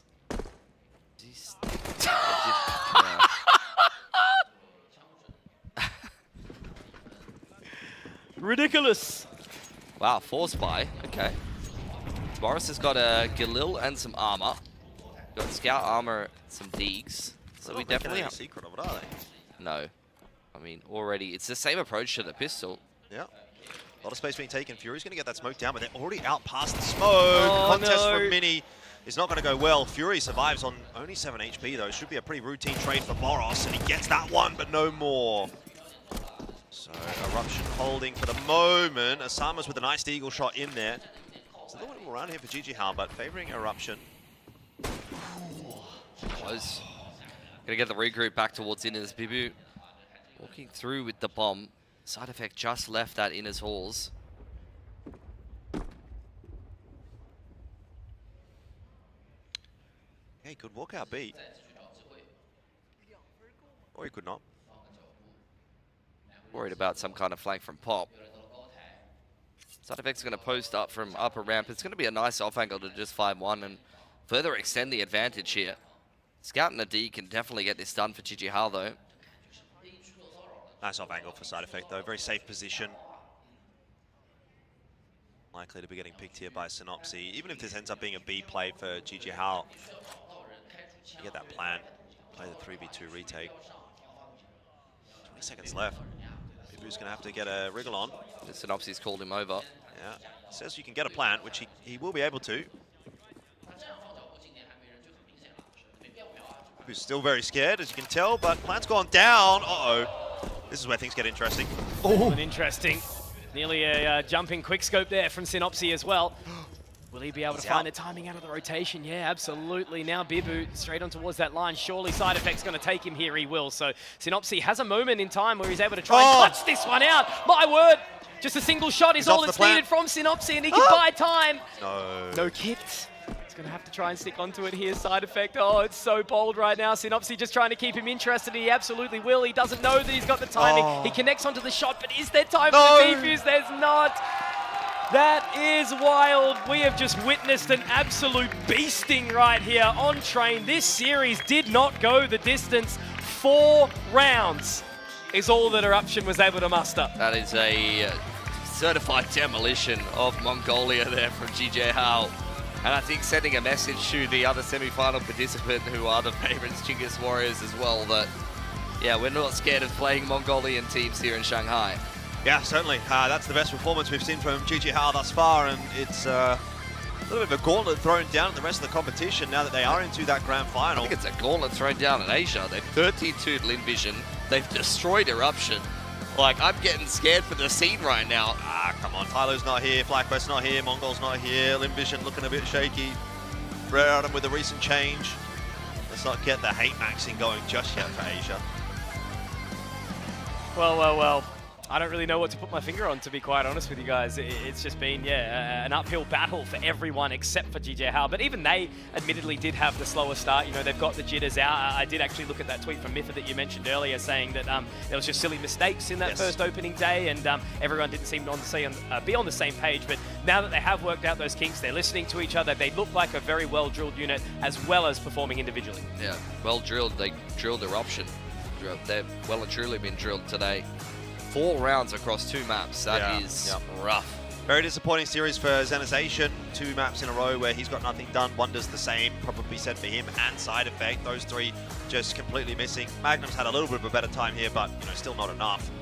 Zama's the MVP this time around. 17-7 is not a shabby scoreline to find himself at. And again, I think you could have probably picked up any one of those GG Hao players and put them in the MVP seat, because it was an across-the-board performance from all of them, really. And yeah, GG Hao now with a chance to kind of relax and get ready for that grand final, which, to be honest, feels very winnable for them. Chinggis Warriors and CTG in the next match coming up, and, you know, it doesn't feel like either of those 2 teams have really hit the same level that GG Hao have thus far in the tournament. So maybe that opinion will change after the next match, but I'm thinking it's unlikely. I think GG Hao are going to get to rest and chill now. I don't think they had to exert very much energy to be able to win that semi-final. Myth is going to get to watch the whole game between Chinggis Warriors and Change the Game, who I think are going to push each other enough to show much more than GG Hao just had to in that semi. I literally had to look at my clock. An hour 15 for an entire best of 3 is something that we don't witness, even with MR12. That was so quick. That's one of the fastest best of 3s I've seen all year. Easily. What can you really say about that? I mean, it was quick and disappointing. A bit like... Never mind. Nothing disappointing about you, Bilski. But I think, you know, for Eruption, they've got to go back to the drawing board a little bit. Like, you know, for many teams that we talked about in this event, you know, they are using it as a bit of a springboard or a landing board, whatever it might be for the end of the year. But yeah, I think for Lin Vision, for Rare Atom, for Eruption even there now, it's time to kind of look back, because an unexpected quantity in GG Hao has really tested a bunch of these teams and putting the pressure on nicely. Yeah, I mean, look, I guess we'll just have to wait and see how this grand final ends up playing out, who they'll play against. There's only so much you can really say about a match like that one. Eruption just don't show up at all.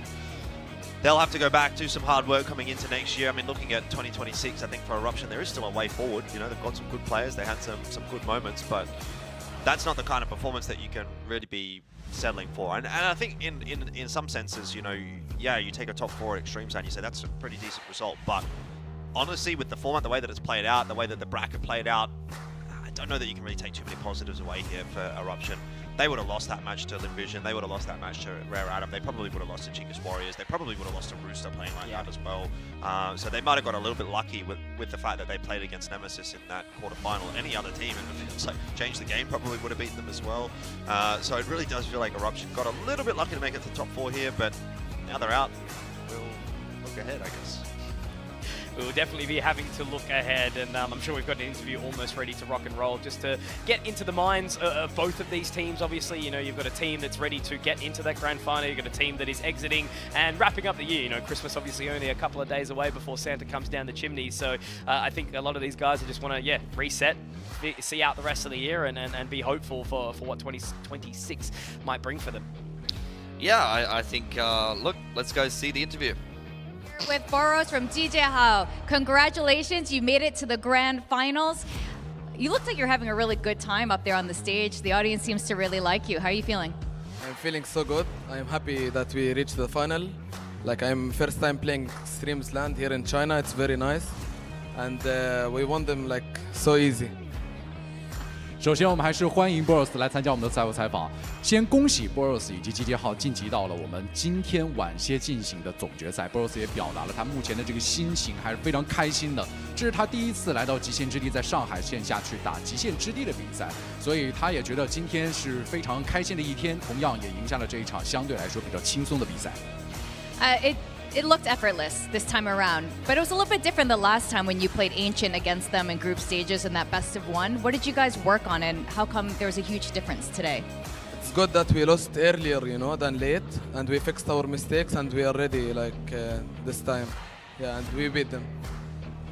好，那第二个问题呢，我也是问到，因为上一次是在 C 组的交手，两队也是打了一张地图 BO1 是 Ancient 这张图，当时是2个加时19-16 Eruption 赢下的，所以也在问 Boros，相比于上一次和这一次差距如此之大，你们做了什么样的调整？都调整了哪些方面 ？Boros 也说，我们处理了很多问题，我们在一些失误上、沟通上都是把问题解决了，所以这次我们击败了他们。Now, Train is another map that we saw massive improvements from DJ How. What did you learn or experience in Europe? Was that the reason why you came in so strong today on that map? To be honest, we don't play a lot Train. We don't practice a lot, so we were surprised that we won like this, So it was good for us. We didn't prepare so much. OK， 那第三个问题的话也是问到 Train 这张图，因为这张图的胜率集结号并不是特别的高，而对于集结号来说的话，又是一张非常重要的地图，在这个 BO3 当中，那所以他们是在之前的集训跟欧洲的队伍交手会学到哪些东西呢？从而去用到今天的比赛。Boros 他也说，今天其实并没有准备太多在这张地图，大家也知道我们的胜率其实并不高，我们没有准备很多东西，但我也挺惊喜的，我们竟然赢下了他们，而且是以这样的大比分。Now, last year in Extremesland, another Middle Eastern team won it all, Team XO. This year, is GJ How going to win it all? I think so. I think it's for Middle East. Why are you guys going to win? Why we guys going to win? We want to win this tournament. We came here to win, of course. So we will do our best, and we'll try to win fast 2-0 and go celebrate. Boros 刚才这个问题也是问到他，因为去年是极限之地2024是 XO 赢下了最后的冠军，今年的话，因为他们有队伍的人员身份 ，Osamas 是当时 XO 的队员，集结号现在又以新的身份起航，今年会赢下这个冠军吗 ？Boros 说当然会。那为什么你们会赢下呢？追问 Boros 也说，因为我们非常渴望这个胜利，而且我们想以2-0结束比赛。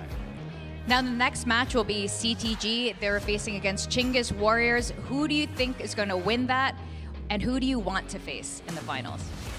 We want to face Chinggis Warrior because I think they are a better opponent. So we want to beat them and play a good final. 那最后一个问题也问到了 Boros， 是因为下一场的对决会在 CTG 和 Chinggis Warrior 当中产生，他想面对谁 ？Boros 也说我们更想面对 Chinggis Warriors， 因为感觉 Chinggis Warriors 是可能纸面实力更强的对手，我们想打败他们，然后去获得这个冠军。Well, thank you so much, Boros. Congratulations. We'll see you in the grand finals. We're going to be sending it back to our caster to break down all the action from match 1. 再次感谢 Boros 参加我们的赛后采访，我们先进行一段场歇，到稍后回来一起等待第2场半决赛的比赛。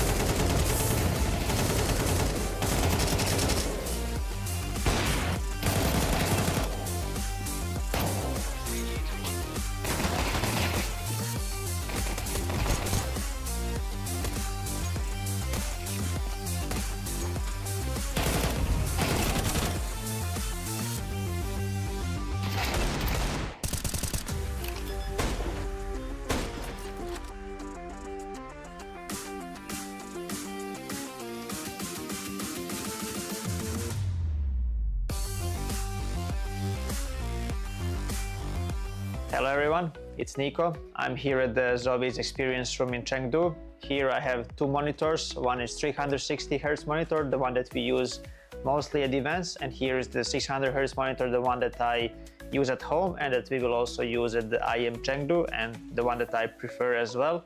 Today I'm gonna try to see the difference. I never really tried them to have them side by side, so this is what I'm gonna do today, and I'll just check the settings first and then we will dive into it. So let me check if DIAC 2 is on. DIAC is on, premium, this is what I use, and also AMA I use on high. As you know already, I haven't used the DIAC on the old monitor 360 Hz. I don't know, it didn't feel right for me, but on the 600 Hz monitor I see a lot of benefits. The game is really smooth, so I definitely recommend using the DIAC on and also AMA, because it helps, both are connected and both help for the motion clarity. So the first thing I want to talk about is the color. We use both monitors on the same settings, so you can see the clear difference between the colors on each monitor. As you guys already know, I always like to have my color vibrance very high and to use saturation very high as well. So for me it's very important that the picture is very visible. As you can see on the 360 Hz monitor, the color is a bit more reddish, it's a bit more orange, and it's very hard to use the high saturation on this monitor because it just doesn't feel natural. And on the 600 Hz monitor here, even if I use the higher saturation and the vibrance, the colors are way more natural, and it's just easier to see opponents. They don't blend in the background. So and what's most important for me is that my eyes are not getting too tired while looking at the screen. So the 600 Hz monitor definitely benefits a lot when it comes to the color, and it's just made for CS2. I'll just play a little bit. Let's try the 360 Hz monitor first.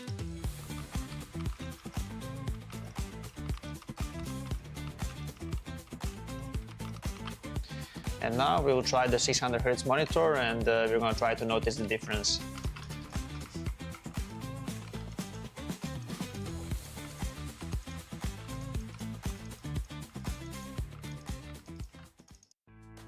I think the first thing that I notice is the motion clarity on the monitor. It's way more clearer picture on this one. I think when the player model is moving, it's way easier to see them. They are not blurry at all, especially on the maps like Ancient. It can be difficult to see sometimes because of the background. On this monitor, you shouldn't have those issues.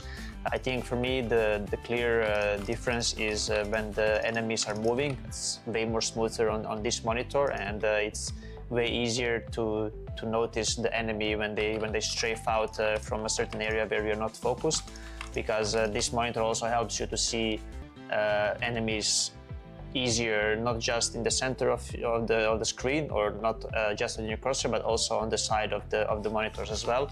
So for me this is very important because it helps with your focus, and it can obviously help you in a crucial moments to just react faster to enemy. Yeah, I would say that these things are very crucial for every professional player, and these are the biggest upgrades on this one. So yeah, these are my thoughts on the 360 Hz monitor and 600 Hz monitor. The difference is very visible, especially for a professional player. The upgrade is also very visible, so it's pretty crazy because this one was already very good and I used it for a long period in my career, but this one for CS2 is just, it's amazing. Even if there is no end to the pursuit of perfection, never cease striving for perfection. ZOWIE understands without the right mouse shape, performance can be impacted, thus not unleash your full potential. Various shapes with designs validated by sports science for performance, comfort, and endurance. ZOWIE applies sports science to analyze pro player gaming performance data, researching differences in hand styles and grip styles. Apply scientific analysis to esports to ensure consistent FPS performance. Enjoy better agility and precision for long-range and secondary targeting while tracking enemies. The FK's low-profile design allows for more space and thus creates micro-adjustments between palm and mouse. Our tests show that the FK delivers faster aiming while making micro-adjustments during shooting.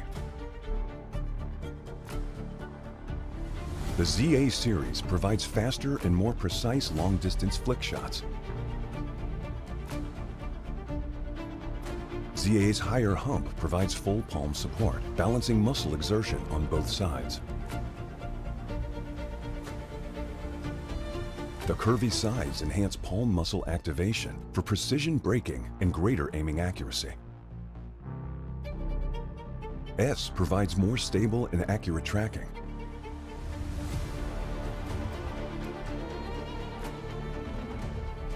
The shorter design of S enables more flexibility during vertical movements. Our tests show the left and right muscles are more balanced, resulting in the most stable and accurate tracking. U provides agility and multi-angle movements for claw grippers.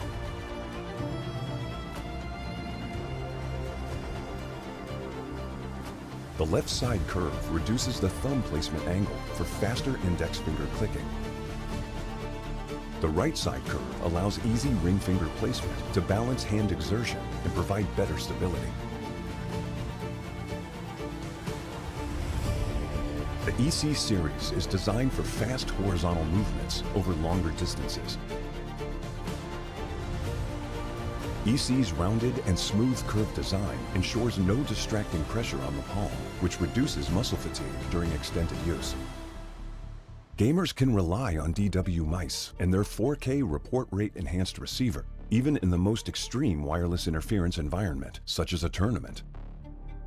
ZOWIE provides gaming equipment tailored to individual needs, offering options to suit various styles of play and grips for consistent performance.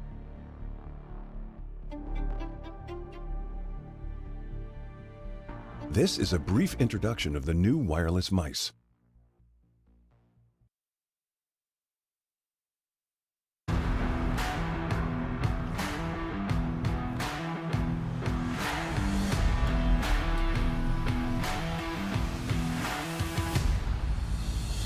The TR series incorporates a softer, high-density rubber base. Compared to SR, the TR's softer base material makes stopping easier.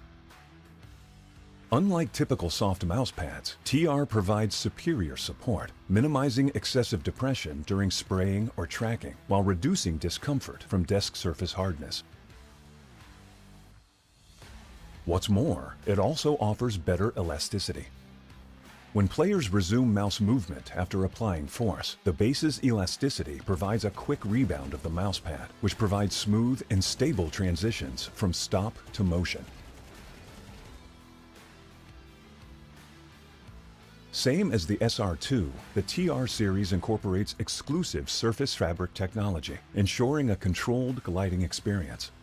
The top layer of cloth stays dry and avoids sticky glide feeling, often resulting from clogged moisture. All mouse pads undergo rigorous quality control to ensure flawless gliding, providing players with consistent, smooth, and precise mouse movement. Moreover, in addition to the TR series, the SR and SR SE models also feature ZOWIE's proprietary anti-slip technology, which enhances stability, reducing mousepad slip caused by intense gameplay.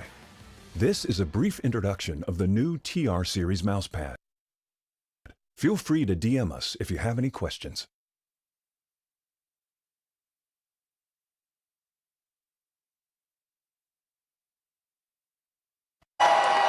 Fueled by the same passion as esports athletes, ZOWIE continuously develops tailored products, empowering gamers to bring their best out.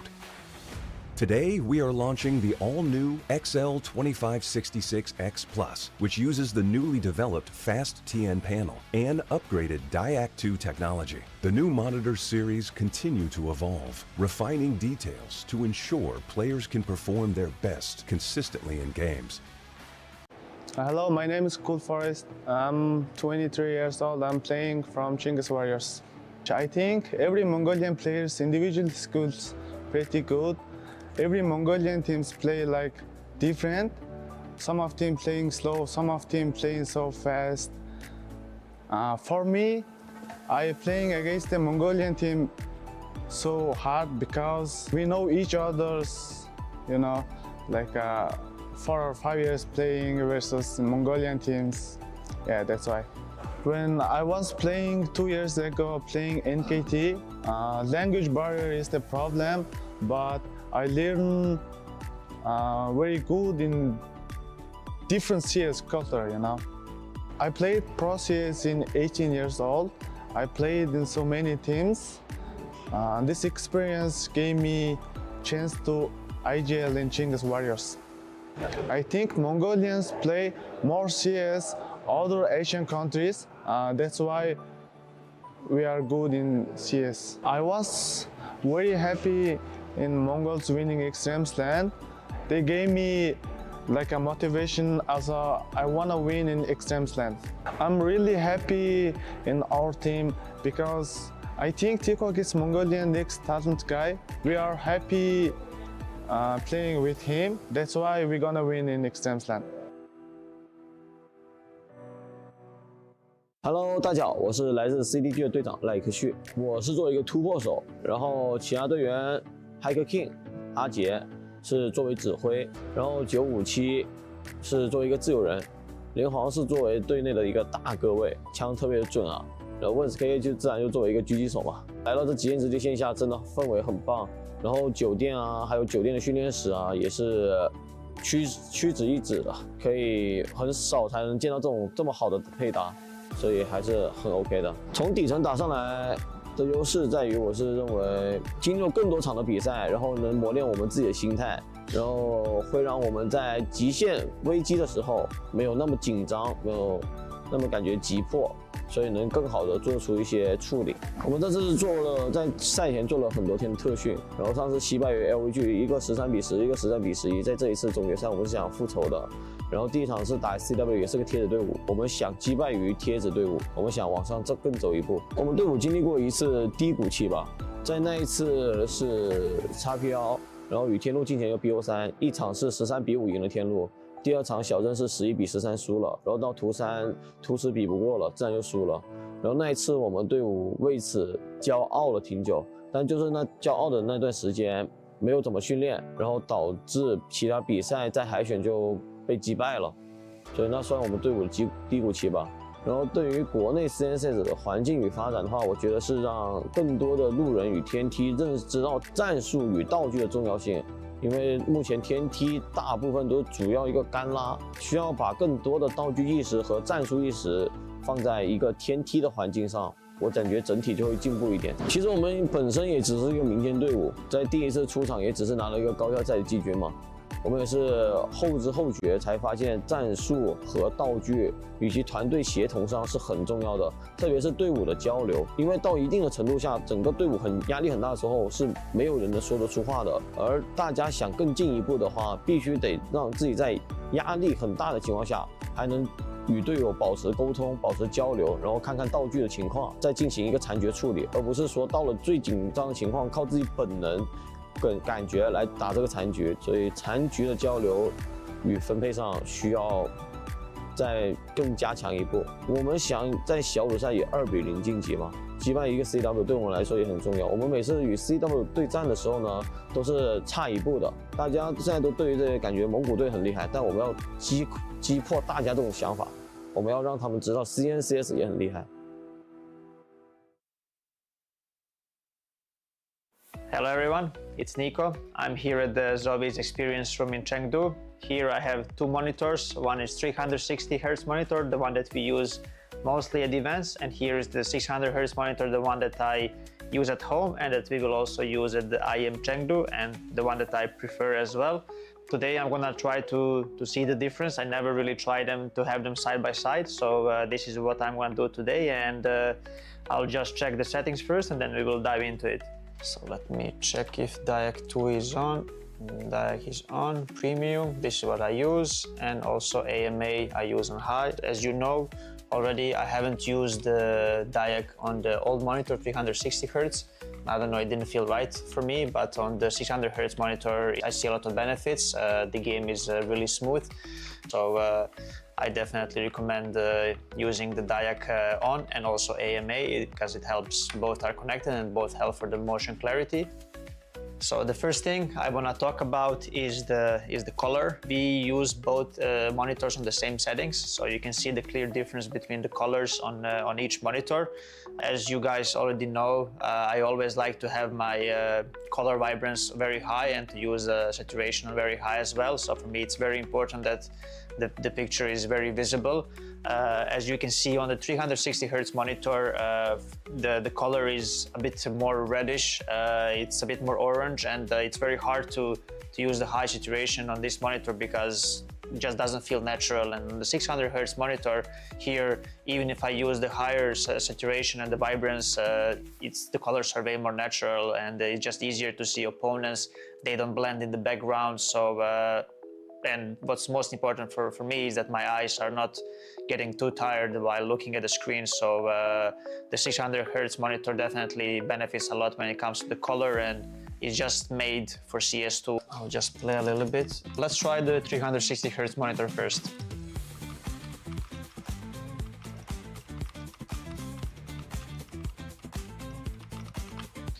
And now we will try the 600 Hz monitor, and we're going to try to notice the difference.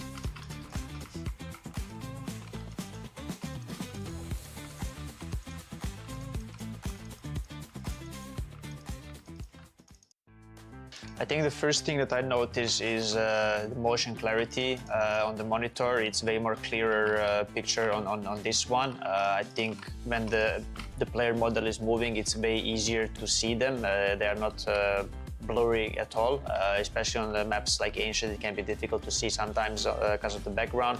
On this monitor, you shouldn't have those issues. I think for me, the clear difference is when the enemies are moving. It's way more smoother on this monitor, and it's way easier to notice the enemy when they strafe out from a certain area where you're not focused, because this monitor also helps you to see enemies easier, not just in the center of the screen, or not just on your cursor, but also on the side of the monitors as well. So for me, this is very important because it helps with your focus, and it can obviously help you in crucial moments to just react faster to enemy. Yeah, I would say that these things are very crucial for every professional player, and these are the biggest upgrades on this one. So yeah, these are my thoughts on the 360 Hz monitor and 600 Hz monitor. The difference is very visible, especially for a professional player. The upgrade is also very visible, so it's pretty crazy because this one was already very good and I used it for a long period in my career, but this one for CS2 is just, it's amazing. Even if there is no end to the pursuit of perfection, never cease striving for perfection. ZOWIE understands without the right mouse shape, performance can be impacted, thus not unleash your full potential. Various shapes with designs validated by sports science for performance, comfort, and endurance. ZOWIE applies sports science to analyze pro player gaming performance data, researching differences in hand styles and grip styles. Apply scientific analysis to esports to ensure consistent FPS performance. Enjoy better agility and precision for long-range and secondary targeting while tracking enemies. The FK's low-profile design allows for more space and thus creates micro-adjustments between palm and mouse. Our tests show that the FK delivers faster aiming while making micro-adjustments during shooting. The ZA series provides faster and more precise long-distance flick shots. ZA's higher hump provides full palm support, balancing muscle exertion on both sides. The curvy sides enhance palm muscle activation for precision braking and greater aiming accuracy.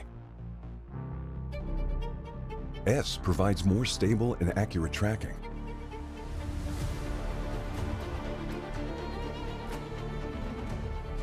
The shorter design of S enables more flexibility during vertical movements. Our tests show the left and right muscles are more balanced, resulting in the most stable and accurate tracking. U provides agility and multi-angle movements for claw grippers.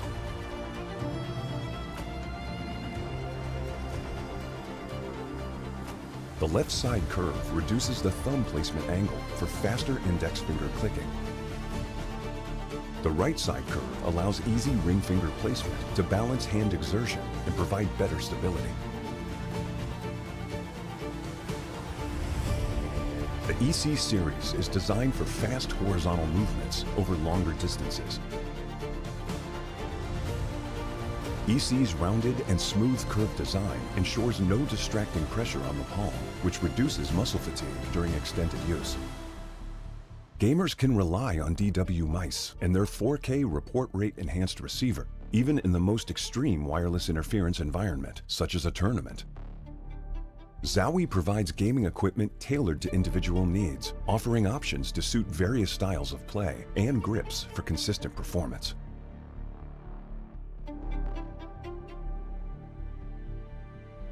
This is a brief introduction of the new wireless mice.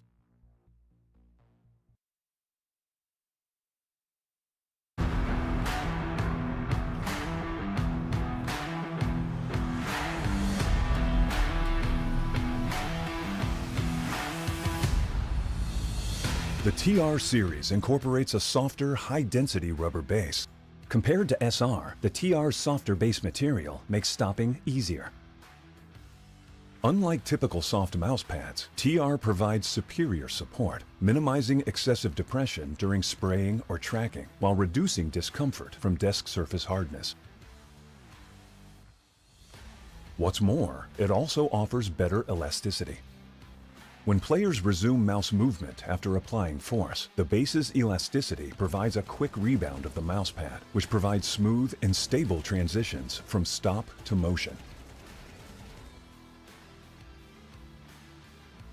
Same as the SR2, the TR series incorporates exclusive surface fabric technology, ensuring a controlled gliding experience. The top layer of cloth stays dry and avoids sticky glide feeling, often resulting from clogged moisture. All mouse pads undergo rigorous quality control to ensure flawless gliding, providing players with consistent, smooth, and precise mouse movement. Moreover, in addition to the TR series, the SR and SR SE models also feature ZOWIE's proprietary anti-slip technology, which enhances stability, reducing mousepad slip caused by intense gameplay. This is a brief introduction of the new TR series mousepad. Feel free to DM us if you have any questions.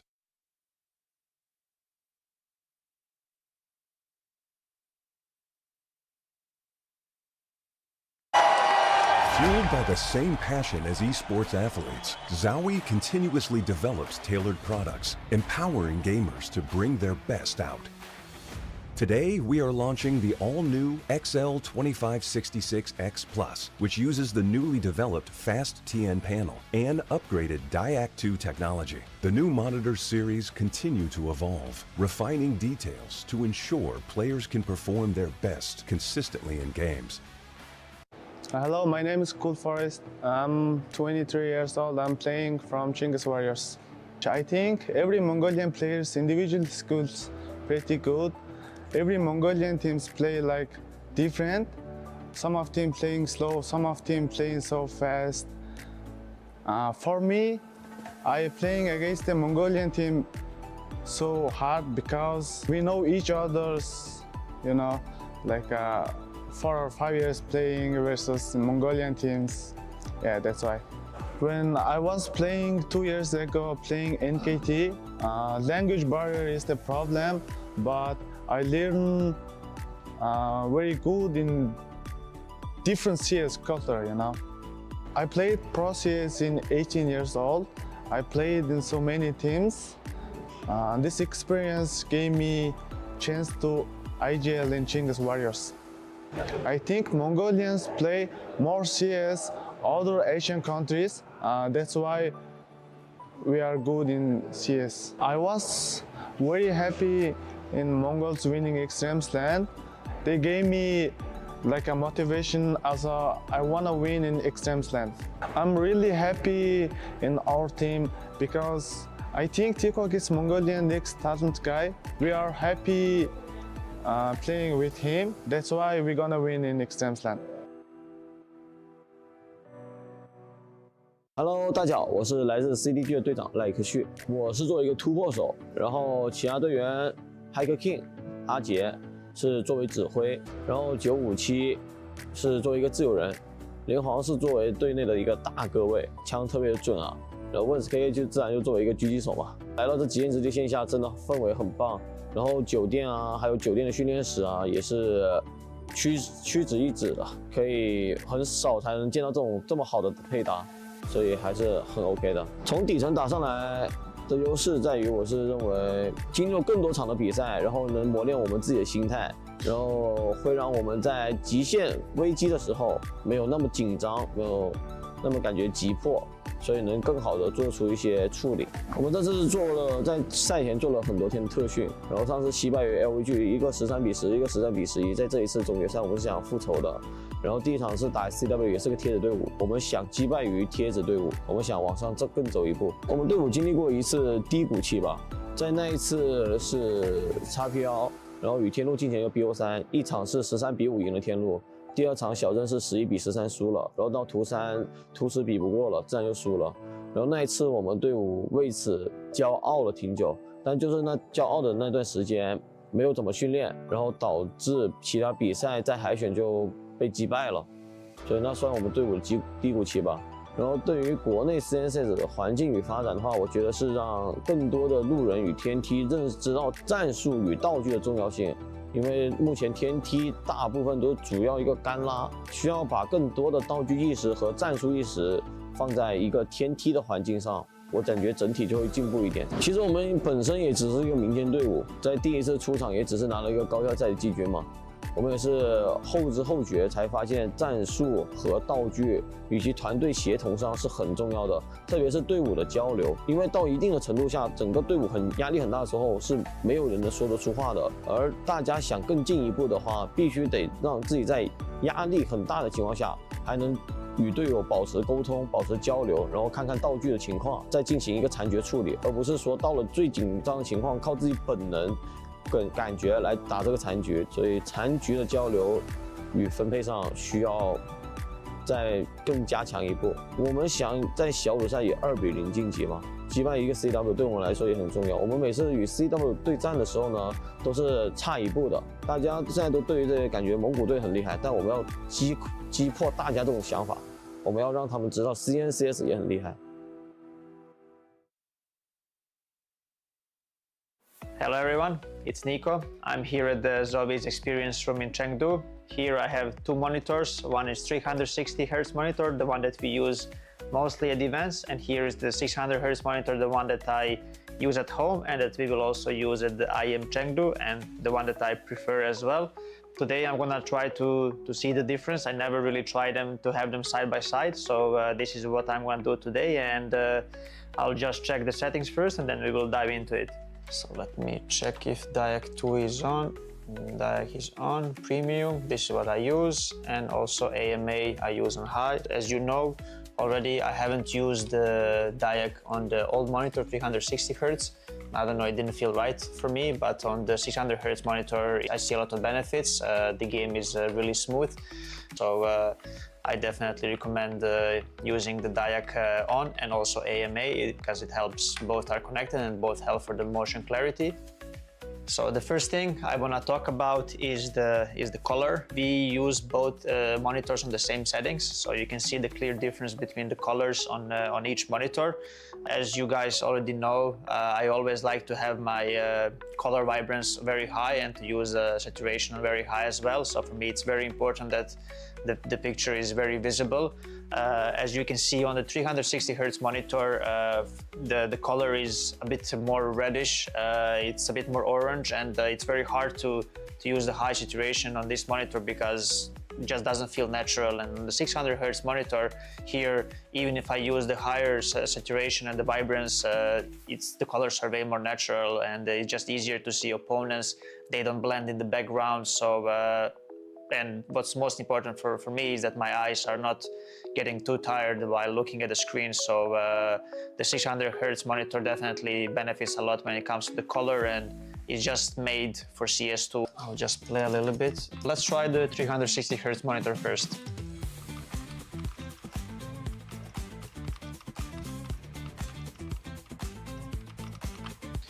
And now we will try the 600 Hz monitor, and we're going to try to notice the difference.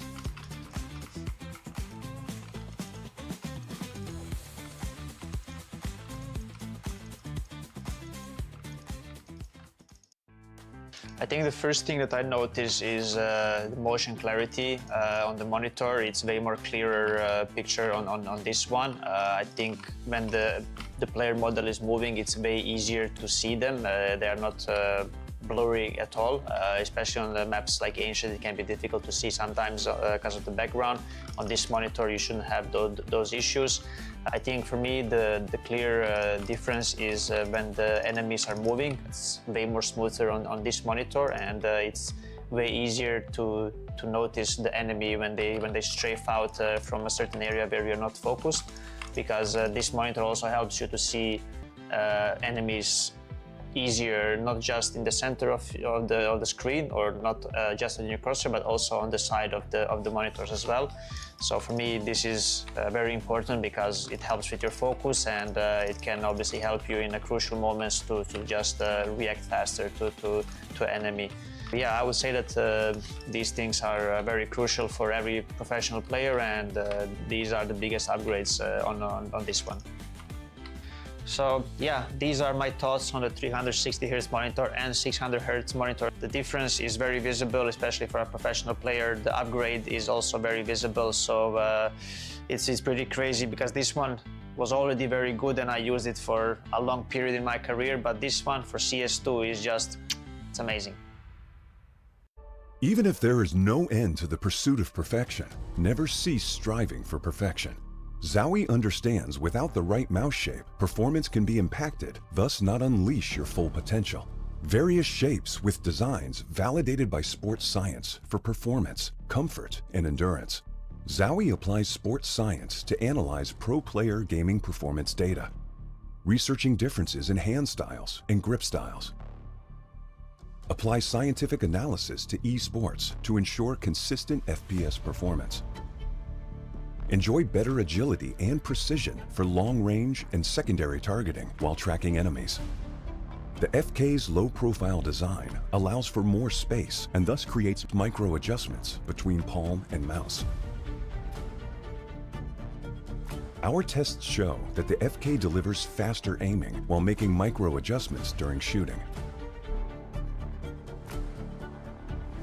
The ZA series provides faster and more precise long-distance flick shots.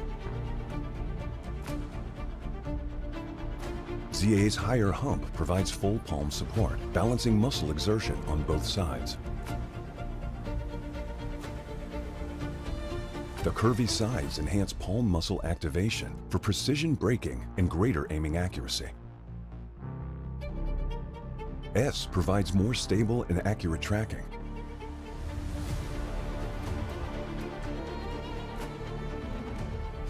The shorter design of S enables more flexibility during vertical movements.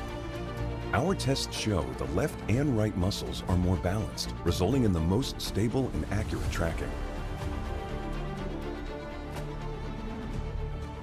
U provides agility and multi-angle movements for claw grippers.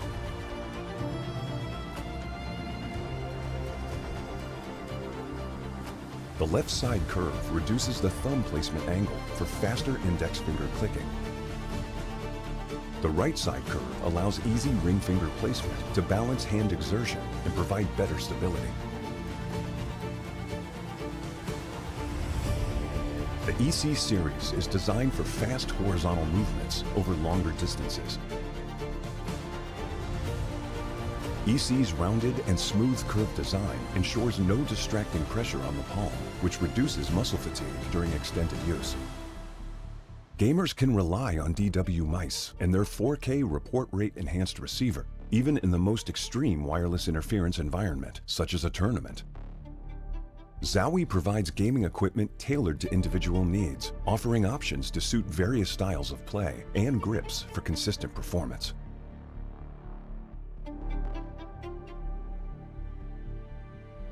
This is a brief introduction of the new wireless mice.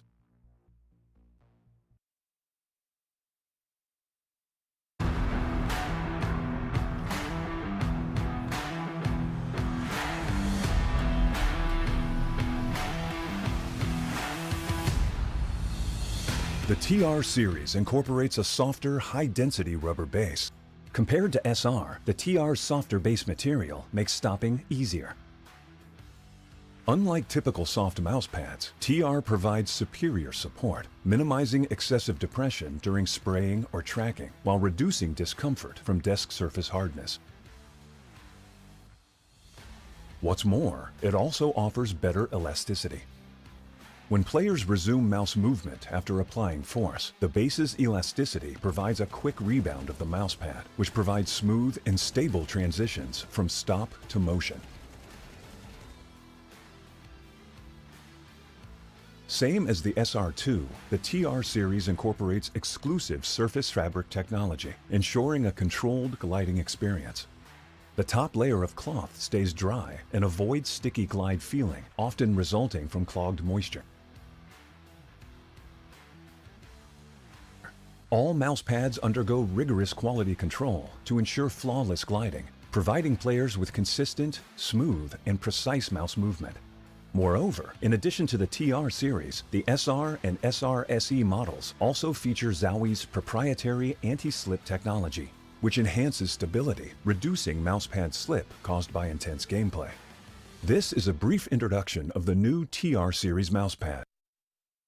Feel free to DM us if you have any questions.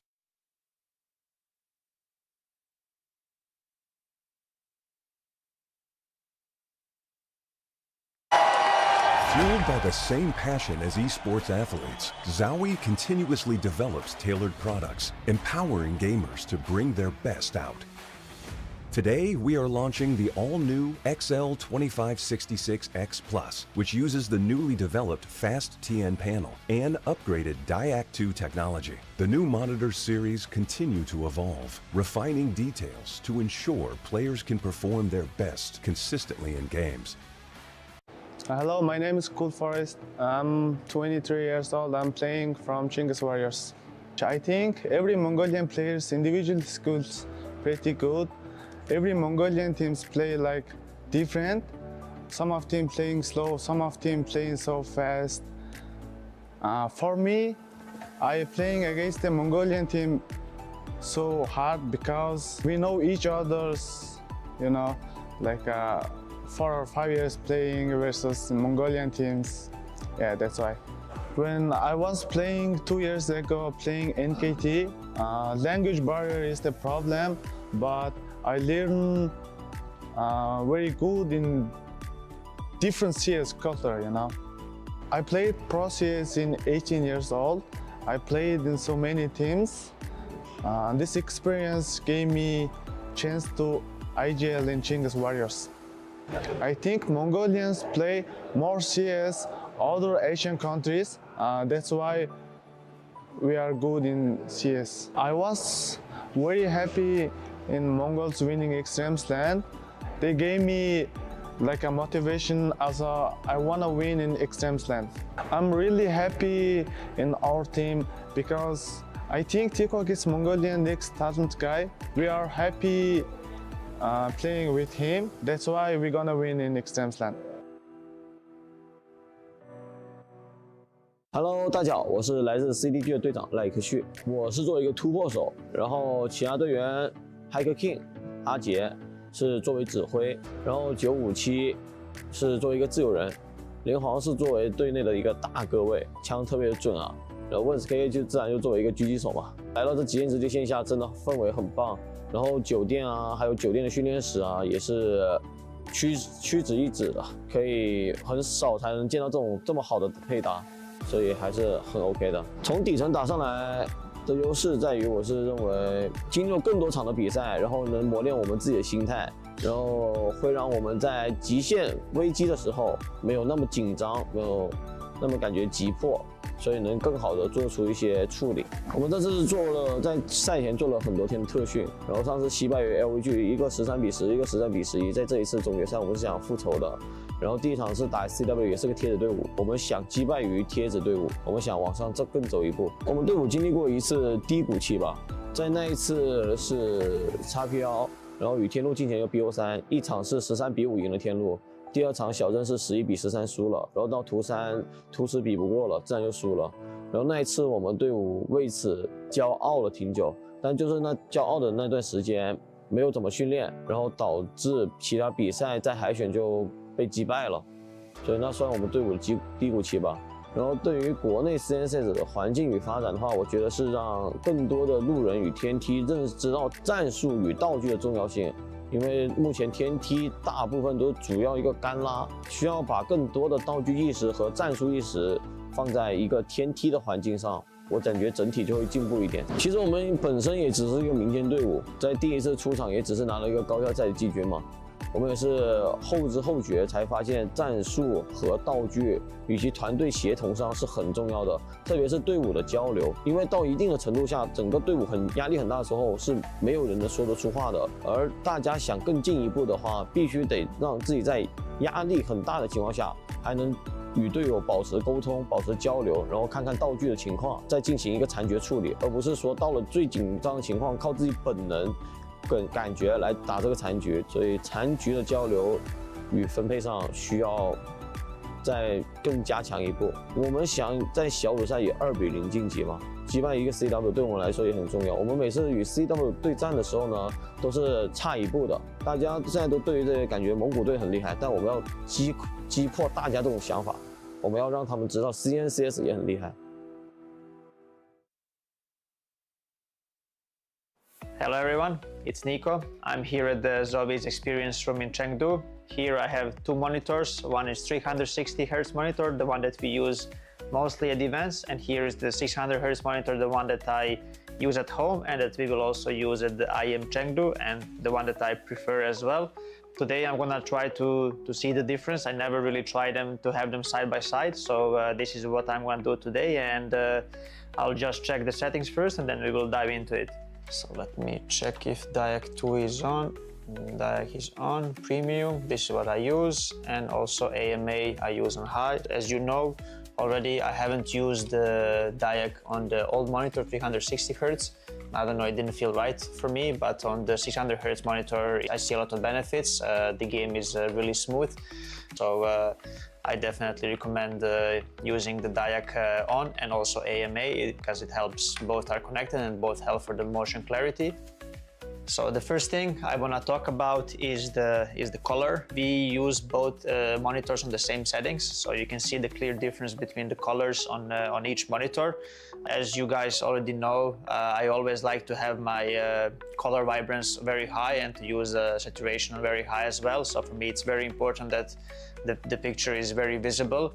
As you can see on the 360 Hz monitor, the color is a bit more reddish, it's a bit more orange, and it's very hard to use the high saturation on this monitor because it just doesn't feel natural. And on the 600 Hz monitor here, even if I use the higher saturation and the vibrance, the colors are way more natural and it's just easier to see opponents. They don't blend in the background. So and what's most important for me is that my eyes are not getting too tired while looking at the screen. So the 600 Hz monitor definitely benefits a lot when it comes to the color, and it's just made for CS2. I'll just play a little bit. Let's try the 360 Hz monitor first.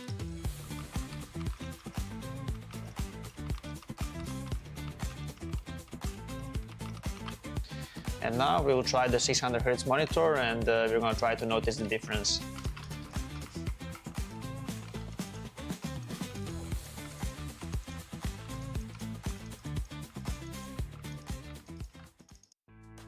I think the first thing that I notice is the motion clarity on the monitor. It's way more clearer picture on this one. I think when the player model is moving, it's way easier to see them. They are not blurry at all, especially on the maps like Ancient. It can be difficult to see sometimes because of the background. On this monitor you shouldn't have those issues. I think for me the clear difference is when the enemies are moving. It's way more smoother on this monitor, and it's way easier to notice the enemy when they strafe out from a certain area where you're not focused, because this monitor also helps you to see enemies easier, not just in the center of the screen, or not just on your cursor, but also on the side of the monitors as well. So for me, this is very important because it helps with your focus, and it can obviously help you in the crucial moments to just react faster to enemy. Yeah, I would say that these things are very crucial for every professional player, and these are the biggest upgrades on this one. So yeah, these are my thoughts on the 360 Hz monitor and 600 Hz monitor. The difference is very visible, especially for a professional player. The upgrade is also very visible, so it's pretty crazy because this one was already very good and I used it for a long period in my career, but this one for CS2 is just, it's amazing. Even if there is no end to the pursuit of perfection, never cease striving for perfection. ZOWIE understands without the right mouse shape, performance can be impacted, thus not unleash your full potential. Various shapes with designs validated by sports science for performance, comfort, and endurance. ZOWIE applies sports science to analyze pro player gaming performance data, researching differences in hand styles and grip styles. Apply scientific analysis to esports to ensure consistent FPS performance. Enjoy better agility and precision for long range and secondary targeting while tracking enemies. The FK's low-profile design allows for more space and thus creates micro adjustments between palm and mouse. Our tests show that the FK delivers faster aiming while making micro adjustments during shooting. The ZA series provides faster and more precise long-distance flick shots. ZA's higher hump provides full palm support, balancing muscle exertion on both sides. The curvy sides enhance palm muscle activation for precision braking and greater aiming accuracy. S provides more stable and accurate tracking.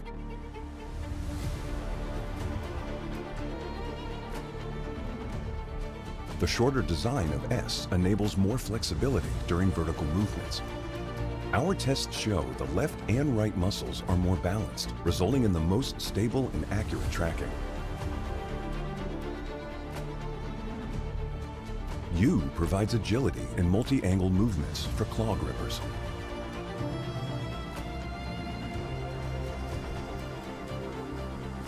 The left side curve reduces the thumb placement angle for faster index finger clicking. The right side curve allows easy ring finger placement to balance hand exertion and provide better stability. The EC series is designed for fast horizontal movements over longer distances. EC's rounded and smooth curve design ensures no distracting pressure on the palm, which reduces muscle fatigue during extended use. Gamers can rely on DW mice and their 4K report rate enhanced receiver, even in the most extreme wireless interference environment, such as a tournament. ZOWIE provides gaming equipment tailored to individual needs, offering options to suit various styles of play and grips for consistent performance.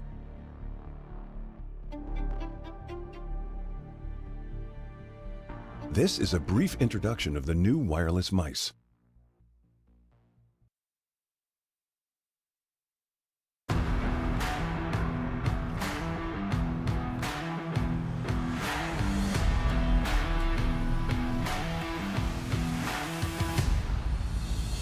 The TR series incorporates a softer, high-density rubber base. Compared to SR, the TR's softer base material makes stopping easier. Unlike typical soft mouse pads, TR provides superior support, minimizing excessive depression during spraying or tracking, while reducing discomfort from desk surface hardness. What's more, it also offers better elasticity. When players resume mouse movement after applying force, the base's elasticity provides a quick rebound of the mousepad, which provides smooth and stable transitions from stop to motion.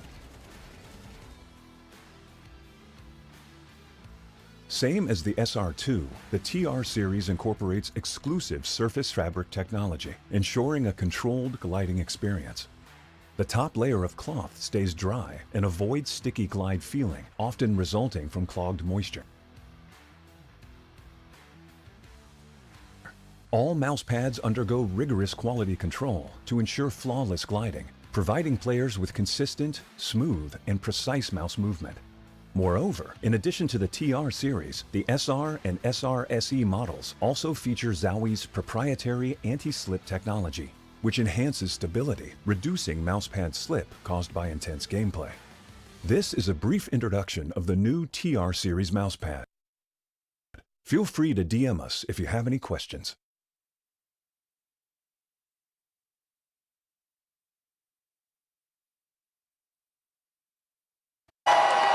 Fueled by the same passion as esports athletes, ZOWIE continuously develops tailored products, empowering gamers to bring their best out. Today, we are launching the all-new XL2566X Plus, which uses the newly developed Fast TN panel and upgraded Diac 2 technology. The new monitor series continue to evolve, refining details to ensure players can perform their best consistently in games. Hello, my name is Cool Forest. I'm 23 years old. I'm playing from Chinggis Warriors. I think every Mongolian player's individual skills pretty good. Every Mongolian teams play like different. Some of them playing slow, some of them playing so fast. For me, I playing against the Mongolian team so hard because we know each other's, like 4 or 5 years playing versus Mongolian teams. Yeah, that's why. When I was playing 2 years ago, playing NKT, language barrier is the problem, but I learned very good in different CS culture, I played Pro CS in 18 years old. I played in so many teams. This experience gave me chance to IGL in Chinggis Warriors. I think Mongolians play more CS other Asian countries. That's why we are good in CS. I was very happy in Mongols winning Extremesland. They gave me like a motivation as I want to win in Extremesland. I'm really happy in our team because I think Tikok is Mongolian next talent guy. We are happy playing with him. That's why we're gonna win in Extremesland. Hello， 大家好，我是来自 CDG 的队长赖克旭，我是作为一个突破手，然后其他队员 Hiker King 阿杰是作为指挥，然后957是作为一个自由人，林皇是作为队内的一个大个位，枪特别准啊，然后 WINSKK 就自然就作为一个狙击手嘛。来到这极限之地线下，真的氛围很棒。然后酒店啊，还有酒店的训练室啊，也是屈指一指的，可以很少才能见到这么好的配搭，所以还是很 OK 的。从底层打上来的优势在于，我是认为经历更多场的比赛，然后能磨练我们自己的心态，然后会让我们在极限危机的时候没有那么紧张，没有那么感觉急迫。所以能更好的做出一些处理。我们这次在赛前做了很多天的特训，然后上次惜败于 LVG， 一个13比10，一个13比11，在这一次总决赛我们是想复仇的。然后第一场是打 CW， 也是个贴纸队伍，我们想击败于贴纸队伍，我们想往上更走一步。我们队伍经历过一次低谷期吧，在那一次是 XP1， 然后与天路进前又 BO3， 一场是13比5赢了天路。第二场小镇是11比13输了，然后到图10比不过了，自然就输了。然后那一次我们队伍为此骄傲了挺久，但就是那骄傲的那段时间没有怎么训练，然后导致其他比赛在海选就被击败了，所以那算我们队伍的低谷期吧。然后对于国内 CNCS 的环境与发展的话，我觉得是让更多的路人与天梯认知到战术与道具的重要性。因为目前天梯大部分都主要一个干拉，需要把更多的道具意识和战术意识放在一个天梯的环境上，我感觉整体就会进步一点。其实我们本身也只是一个民间队伍，在第一次出场也只是拿了一个高校赛的季军嘛，我们也是后知后觉才发现，战术和道具以及团队协同上是很重要的，特别是队伍的交流。因为到一定的程度下，整个队伍压力很大的时候，是没有人能说得出话的。而大家想更进一步的话，必须得让自己在压力很大的情况下，还能与队友保持沟通、保持交流，然后看看道具的情况，再进行一个残局处理，而不是说到了最紧张的情况，靠自己本能跟感觉来打这个残局。所以残局的交流与分配上需要再更加强一步。我们想在小组赛以2-0晋级嘛，击败一个 CW 对我们来说也很重要。我们每次与 CW 对战的时候呢，都是差一步的。大家现在都对于这个感觉蒙古队很厉害，但我们要击破大家这种想法，我们要让他们知道 CNCS 也很厉害。Hello everyone, it's Nico. I'm here at the ZOWIE Experience Room in Chengdu. Here I have two monitors. One is 360 Hz monitor, the one that we use mostly at events, and here is the 600 Hz monitor, the one that I use at home and that we will also use at the IM Chengdu, and the one that I prefer as well. Today I'm gonna try to see the difference. I never really tried them to have them side by side, so this is what I'm gonna do today, and I'll just check the settings first and then we will dive into it. So let me check if DIAC 2 is on. DIAC is on, premium, this is what I use, and also AMA I use on high. As you know already, I haven't used the DIAC on the old monitor 360 Hz. I don't know, it didn't feel right for me, but on the 600 Hz monitor I see a lot of benefits. The game is really smooth, so I definitely recommend using the DIAC on and also AMA, because it helps, both are connected and both help for the motion clarity. So the first thing I want to talk about is the color. We use both monitors on the same settings, so you can see the clear difference between the colors on each monitor. As you guys already know, I always like to have my color vibrance very high and to use saturation very high as well. So for me it's very important that the picture is very visible. As you can see on the 360 Hz monitor, the color is a bit more reddish, it's a bit more orange, and it's very hard to use the high saturation on this monitor because it just doesn't feel natural. And on the 600 Hz monitor here, even if I use the higher saturation and the vibrance, the colors are way more natural, and it's just easier to see opponents. They don't blend in the background. So and what's most important for me is that my eyes are not getting too tired while looking at the screen. So the 600 Hz monitor definitely benefits a lot when it comes to the color, and it's just made for CS2. I'll just play a little bit. Let's try the 360 Hz monitor first.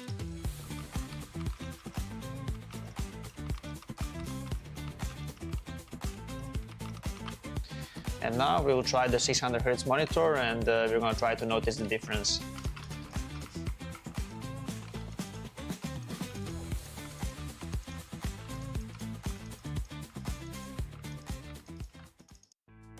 I think the first thing that I notice is the motion clarity on the monitor. It's way more clearer picture on this one. I think when the player model is moving, it's way easier to see them. They are not blurry at all, especially on the maps like Ancient. It can be difficult to see sometimes because of the background.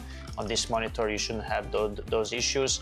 I think for me the clear difference is when the enemies are moving. It's way more smoother on this monitor, and it's way easier to notice the enemy when they strafe out from a certain area where you're not focused, because this monitor also helps you to see enemies easier, not just in the center of the screen, or not just on your crosshair, but also on the side of the monitors as well.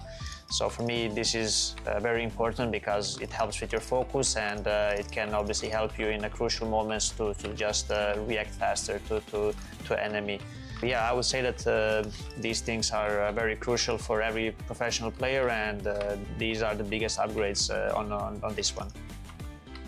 So yeah, these are my thoughts on the 360 Hz monitor and 600 Hz monitor. The difference is very visible, especially for a professional player. The upgrade is also very visible, so it's pretty crazy because this one was already very good and I used it for a long period in my career, but this one for CS2 is just, it's amazing. Even if there is no end to the pursuit of perfection, never cease striving for perfection. ZOWIE understands without the right mouse shape, performance can be impacted, thus not unleash your full potential. Various shapes with designs validated by sports science for performance, comfort, and endurance. ZOWIE applies sports science to analyze pro player gaming performance data, researching differences in hand styles and grip styles. Apply scientific analysis to esports to ensure consistent FPS performance. Enjoy better agility and precision for long range and secondary targeting while tracking enemies. The FK's low-profile design allows for more space and thus creates micro adjustments between palm and mouse. Our tests show that the FK delivers faster aiming while making micro adjustments during shooting. The Z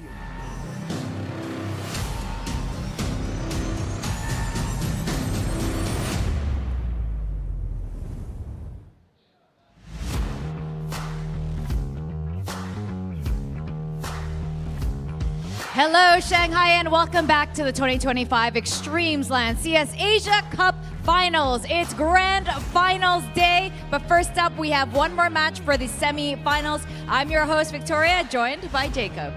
这里是江北后的搭档 Victoria， 再次欢迎各位来到2025极限之地亚洲公开赛总决赛的现场。今天是来到决赛日的比赛了。After a dominant match against Eruption just earlier today, it's Ji Jiahao who proceeds to the grand finals.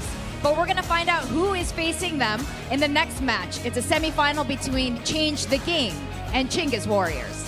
在第一场结束的半决赛当中，集结号是战胜了 Eruption， 进入到了今天稍后进行的总决赛。那集结号会面对到哪支对手呢？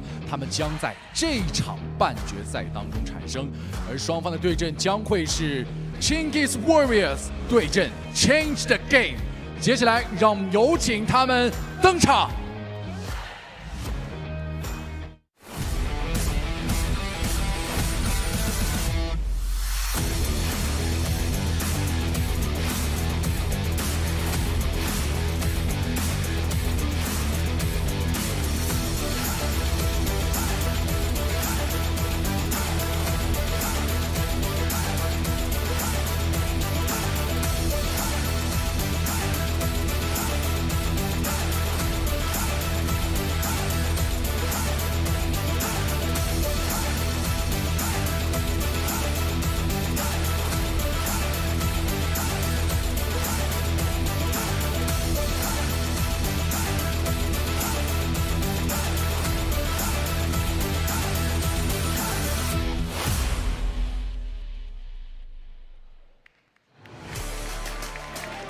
Give it up for Chinggis Warriors.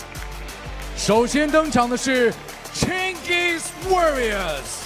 They're here to represent Mongolian CS, and they want to take the trophy back into their hands. 他们来自蒙古赛区，非常渴望最后冠军的胜利。Thank you, Chinggis Warriors. You may take your seats.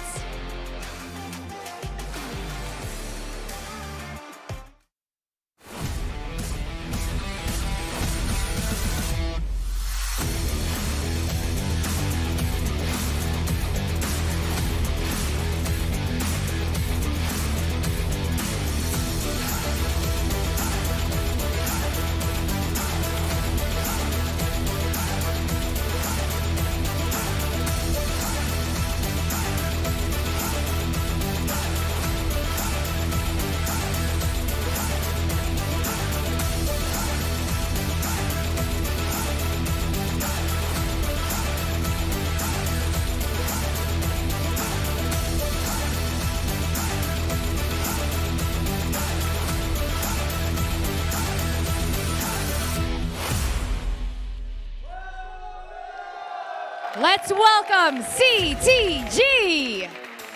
掌声欢迎 Change the Game. CTG, our last remaining Chinese representative here at Extremesland. Some of us question they're a streamer team, but they proved so many of us wrong. They're here in the semi-finals. Change the Game. 再一次掌声送给 CTG， 他们是目前中国赛区的独苗了。Thank you, CTG. You may take your seats.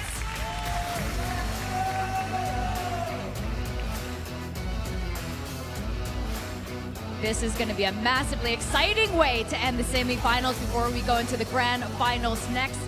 Do you want to share what your prediction might be? Who's going to be facing against DJ Hao? I think the team that performs better will win.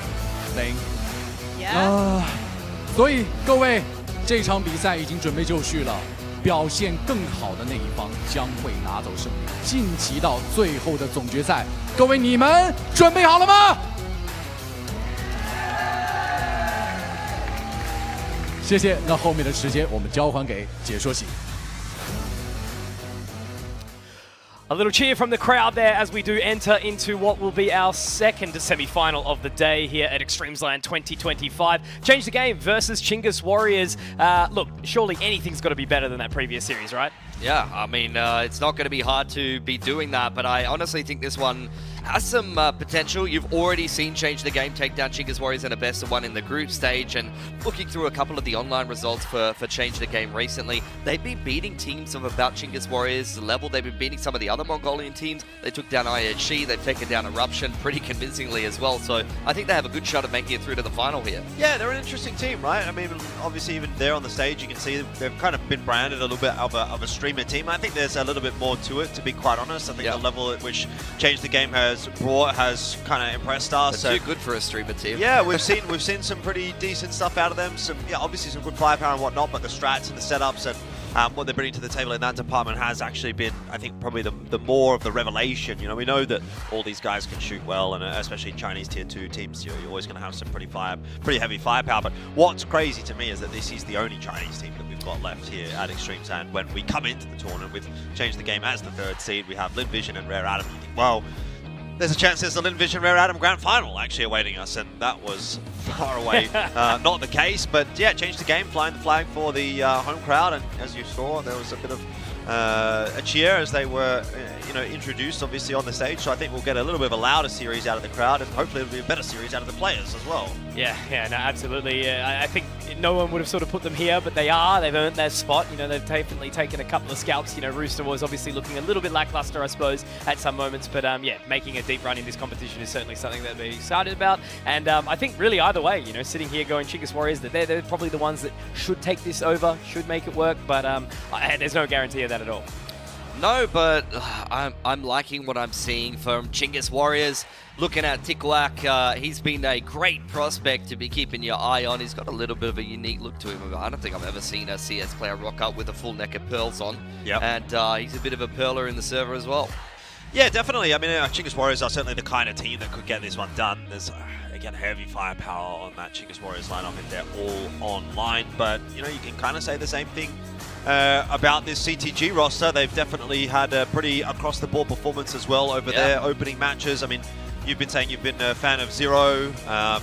Conky, you've been saying you're a fan of Vance. I've been happy with what I've been seeing from Hacking and 957 as well. I feel like Lagzu's probably not had his name up in lights quite as much, but generally speaking, it definitely feels as though there's enough on this CTG roster to make it through to that final, particularly if Chingus Warriors come in a little bit flat. And as we've talked about pretty extensively over that first match, these tier 2 Mongolian teams, the ones that are just sort of sitting a step behind the Mongols, do tend to bring with them inherently quite a level of instability in terms of the consistency department. You know, you can even go back to tournaments like the RMR that we broadcast, Pilsky, for Austin, and we thought, okay, Huns are going to be a good shout here. They ended up losing to an Indian team, which is... I didn't even know there was an Indian team. Yeah, like they were so well below their level that, you know, the Huns losing to that team, and that's something that I think we could see again here today for Chingus Warriors, and we go, oh, Chingus Warriors just didn't show up to this series. They've lost to a team, quote-unquote, below their level, but I'm not sure that that's necessarily true. I feel like CTG is actually on their level. Anyway, we've got the vetoes here. Yeah, Ancient does too. Interesting. Trainer New going out, so we're going straight down the middle of the map pool this time yet again.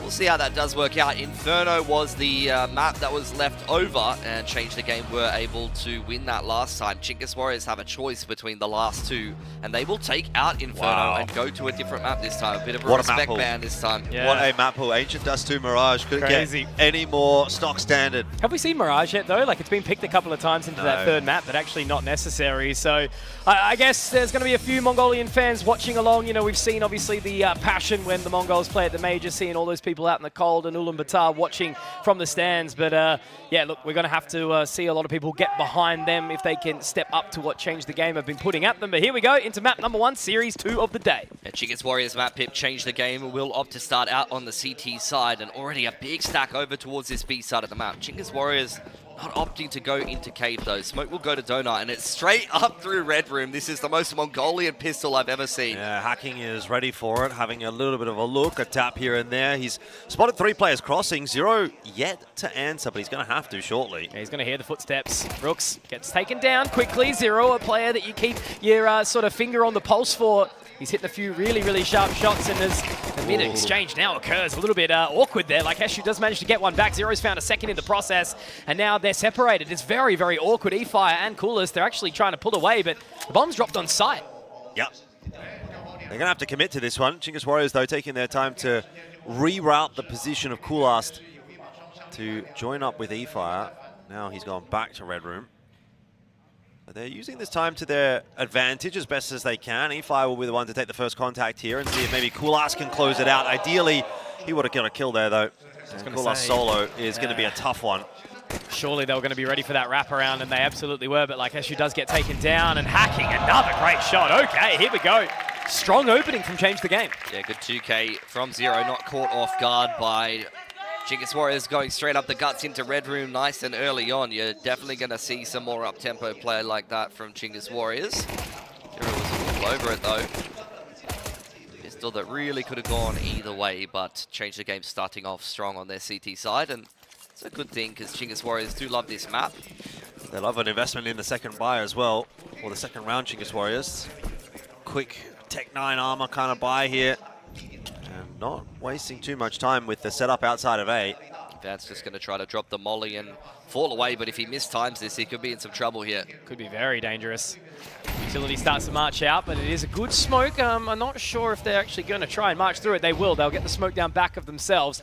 Now Vance from the donut opens up nicely onto one, but Yami and Ticklewhack get the trades back. It's going to be all about whether or not Zero can strike at the right time. They're going to give it a little bit of extra space, but the plan does now start to go down. Zero looking to start to get moving here. Awkward. Ticklewhack a second in the round. A bit hard done by with that inset not spreading. Awkward.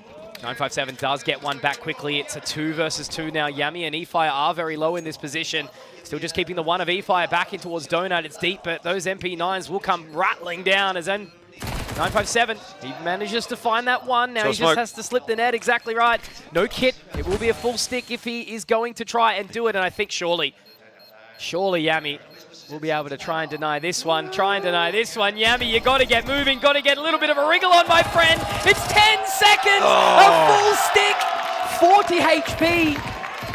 Oh, goodness gracious me. And you can see that was intentional from him, though. Like, he got up on that box, and he just tries to make it a weird defuse position. Really smart. I thought it cost him a little bit too much time, and he might not get the defuse as a result, but just a kind of like, if you want to call it an off angle for the defuse, it's worked out. No, I mean, I'm really not surprised to see 957 being the one to put that together. Definitely a cerebral player to keep your eye on Change the Game. He loves to play these uncomfortable positions on the T and the CT side and get the most out of them, and I think that defuse is a perfect example of his skill set.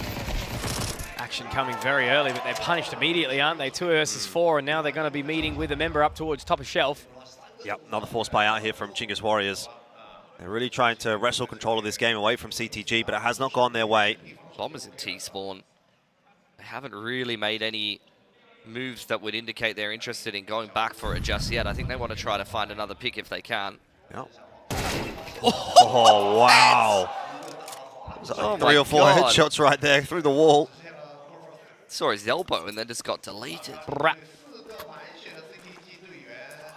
I didn't know that there was a Chinese team this sharp and this good sitting in the sub top. Yeah. Was I not paying attention, or are they just hitting a level here? I mean, I think it's fair that, you know, you probably haven't seen too much of CTG play.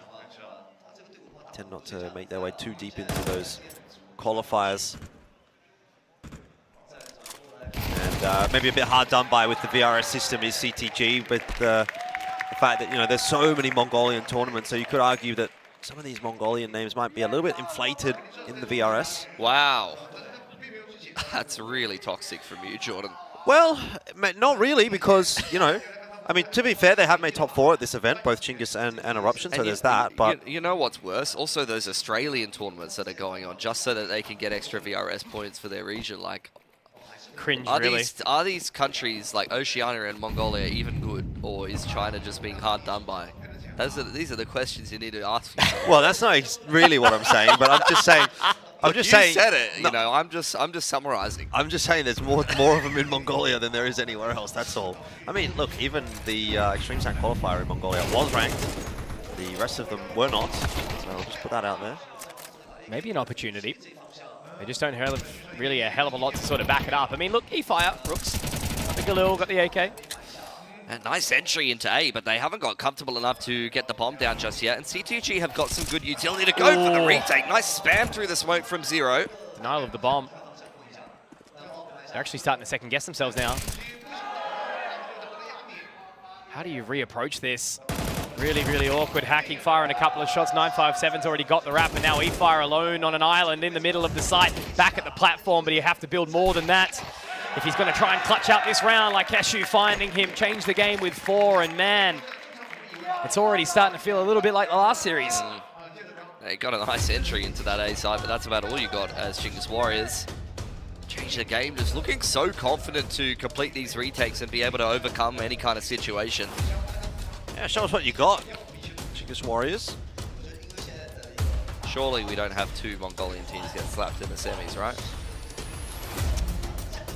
I wouldn't be too surprised. I'm actually quietly pretty impressed by what I'm seeing from CTG. Yeah, same. I have the home crowd advantage as well. What a story it would be. Yeah, look, I think it would be a really cool story if CTG could make the final, if they could be competitive in the final. And just like EXO last year. Do something EXO-esque.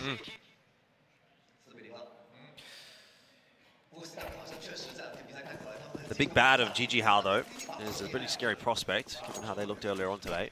Chinggis Warriors back on the bye now. Quick. Go for the boost up, expecting a smoke to bottom middle that won't end up being thrown by CTG. I mean, it was Chinggis Warriors against Rare Adam, right? Yes. Yeah, I mean, they were in a pretty big hole. Got no rounds in the earlier part of the game and then really turned things around, so they're no strangers to a rough scoreline. Well, this might be getting even rougher with that opening pick from Vance onto Rooks. Just giving Tikrak a little bit more of a tickle. Yeah, flash over B ramp. Really find too much. Change the game with a player deep up inside Cheetah here. Gammy is so good at taking these duels usually. Dry into Cheetah. I've seen him win them time and time again, but not this time. Utility starting to march out now. Once again, the Molotov has really perfect timing here. Hacking, though, does get caught by Tikawak. This is a player that you need to see activate inside this competition, but 957, the off angle, watching towards that little door in cave. Now, E-Fire will look to plant the bomb, but, oh man, 957 is having a game so far, isn't he? Like Keshu to close the door and change the game. 4 alive, 5 rounds. All of CTG are having a game, you know? It feels like they're really all on. You know, there's some really sharp shots here. A lot of these moments as well, you kind of just see the 50-50 or even the sort of maybe slightly favorable duel just so cleanly go the way of CTG. I mean, the fact that 957 gets that first, but then also the second here, it's like these guys are operating on a bit of a different level right now. And it's represented on the scoreline. Up to Chinggis to step up to that level. And to get themselves a force buy with the pistol armor. It's going to be a quick B-pop here, just waiting out that initial wave of utility. Haven't really had any other options, had they? Another smoke goes down, but they start to execute in. 957 punished for an overstep outside Cheetah, but Hacking still alive. Zero there as well to deny even further. They've doubled down very, very nicely. Rooks also getting peppered away inside the cave. Oh my God, it is a very primal round, isn't it? They're not able to do anything at all and change the game, continue fourth. They just look so stable, don't they, CTG? Everything that they seem to do is the correct decision. Sure, you could say, oh, the push out from Cheetah's not worked out, but he gets the info. There's a couple of players still set up on the B bomb site. The hit comes through, and those defenders are hitting their shots, and it's not just, oh yeah, they're hitting their shots really well. It's also the fact that CTG is putting themselves in really good positions to meet the rounds that Chinggis Warriors are throwing at them. So good decision making, hitting their shots, looking sharp, looking solid. What's not to love about CTG right now? 6-0 here against Chinggis Warriors. It's the same start actually Chinggis Warriors had when they picked Ancient into Rare Adam. They were getting slapped in a pretty similar fashion. Didn't feel like anything was working for them. They're throwing some of these executes up on into the site, and you know, you would have multi-frags from Child King, Chen King, all the boys. Tiger was getting busy with it on the ult. Ended up mounting a massive comeback to win that series. But I'm not sure if Change the Game's going to give them that opportunity. Well, the issue with that is, yeah, like it's nice to be able to make that comeback, but if you keep consistent and put yourself in poor positions, eventually something's going to break. I mean, you can't just keep picking Ancient and getting destroyed on your T side. Yeah. Shut out of mid this time. Change the Game letting that control with utility alone. More of a heavier setup over towards that A side of the map. I think they very much expected Chinggis Warriors to head towards A after getting shut out of B so hard with their Tech 9 force. Or the half buy, rather. Yeah. It's not been a good half for Chinggis Warriors. 12 kills in 6 rounds. An average of 2 kills a round is not going to get you anywhere. I think post-timeout, they very much have just made the adjustment to slow things down quite a bit. That's the second timeout as well for Chinggis Warriors. I mean, they're really grasping at straws at this point. Contest into middle. Smoke over to Donut. There'll be a little bit of a look in here from Zero. Hasn't seen too much. Yeah, repositioning back towards B. Love this. Yeah, little boost. Might actually catch Tikwak if he makes his way up onto shelf. Smoke's going to start fading in just a split second too. Yeah, there you go. Great catch though from Tikwak. A really massive opener that Chinggis Warriors desperately need now. 3 on B. Still got these smokes though. That nade's actually going to dunk on Tikwak, so whatever hard work that he's done for the team has been punished. Now 3 players here for Chinggis Warriors.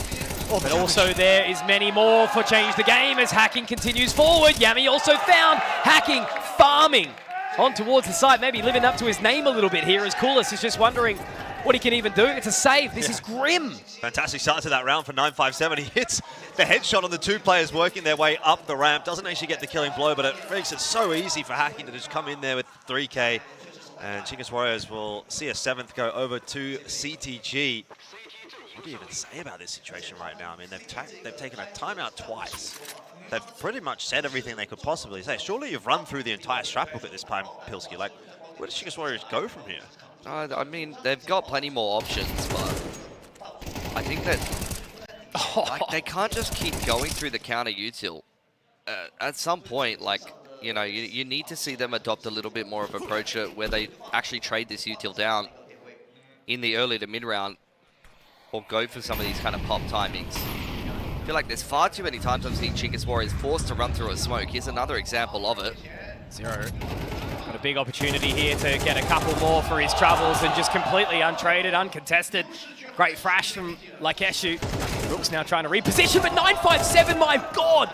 Straight through that cheetah smoke onto the shelf. It's more than an elf at this point in time. The man's bloody everywhere. Yeah, this is grim. This is very rough. There's something funky going on with the Mongolian teams here in Shanghai. You guys did cast the Rare Adam versus Chinggis game. Was it this dominant? Was it this one side? Rare Adam was owning them this hard. And they still came back from that. Yeah, but that was half Chinggis Warriors having a really good CT side and half Rare Adam. Like, I've never seen a worse T side. It was when Tikwak got that turning tides round in Donut, then they just put one in front of the other. Tikwak and Rooks just started destroying them. Yeah. But, you know, Change the Game have come prepped and ready on every single T side thus far in eXtremesLAND, except for Overpass. Their Overpass T side against Rooster was woeful, but their Inferno T sides against Chinggis, against Rooster, as well as their Dust 2 T side against Rooster, they've had some really good calls and they've brought some little gimmicks and strats. They don't need it, guys. They don't need the help, honestly. Like, you could not cheer for ZTG at this point. if anything, I'd want a bit of a cheer to get going for Chingus Warriors so we can get some kind of a game here. We're getting another attack timeout. This time it's from CTG, so they feel like they've got a really good opportunity to just have an absolutely monstrous first half here and completely shut Chingus Warriors out of this map. That'll be what the conversation is now. It's like, what do we do to convert on this half? Because it's a fantastic start. Let's not, let them back in. Did they actually get going on Ancient? That's what I'm wondering. Because it was like a pretty big one-sided scoreline on that map as well.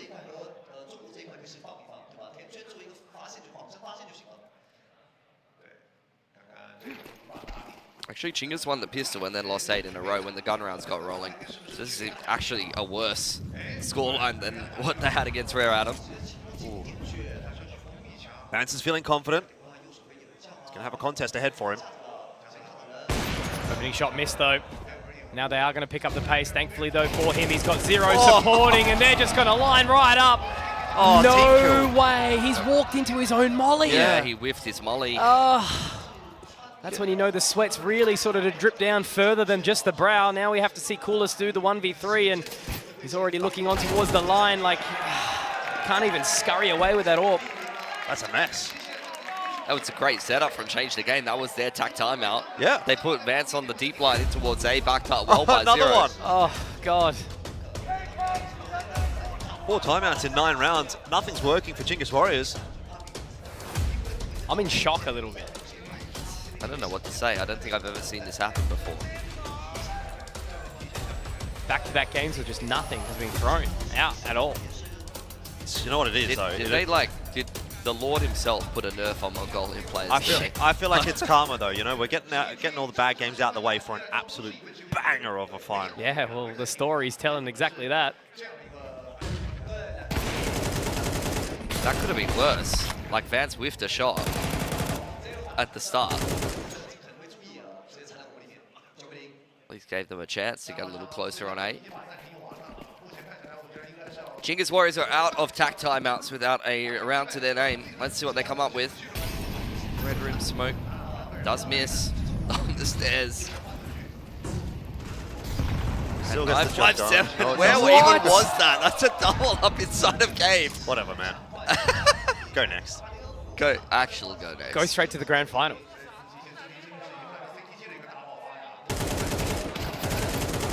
Another E-Fire dropped even lower. Surely you're going to see another one from 957 denied, which is good. Like Eshu down to 5 HP, but they've still got a lot of work that they need to do here towards this B site. Yeah, man, like what can you really say about this position as well? 2v4. CTG just happy to let Chingus Warriors have the run of the play at the moment. Wait for them to come to them.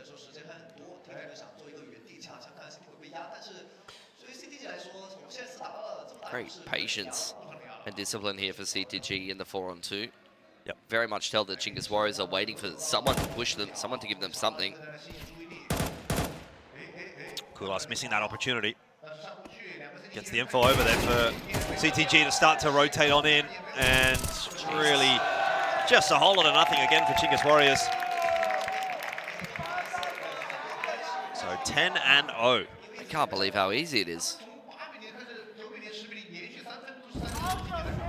This is a team that we recently saw qualify for the major, like Chingus Warriors. Some of these players have major experience. Well, it was funny. I was walking back upstairs after the last game, and I said to Kulas on the way up, I saw him sitting there waiting to prepare for this game. I said 2-0.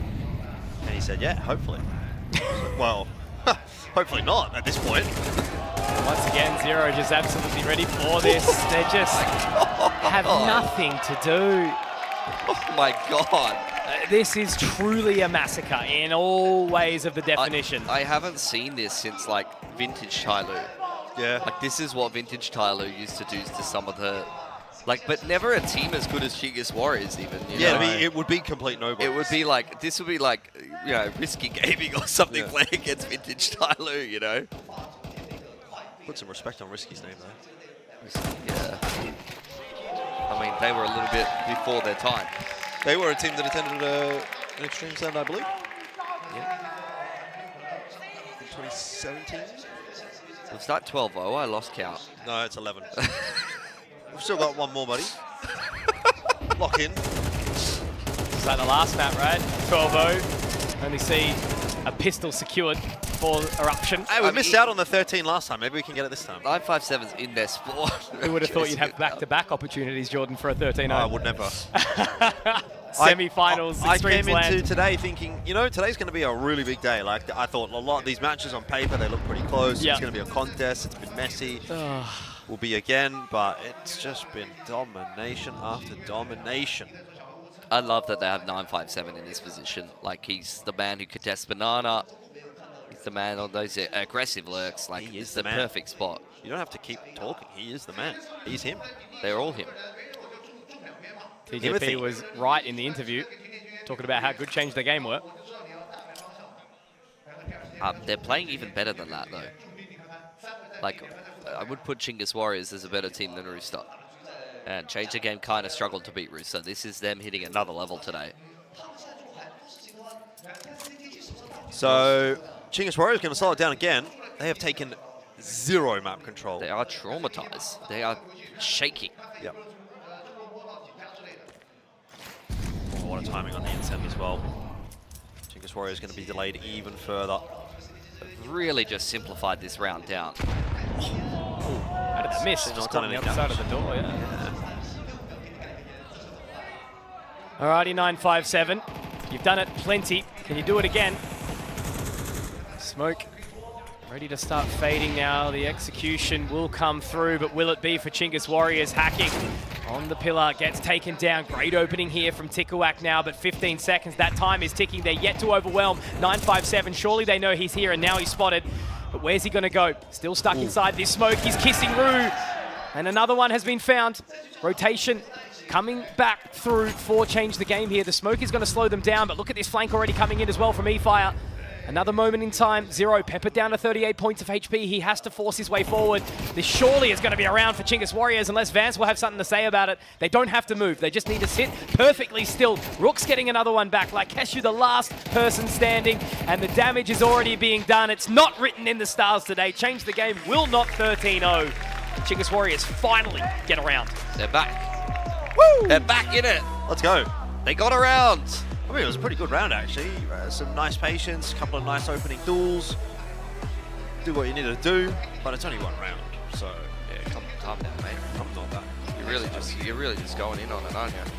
Well...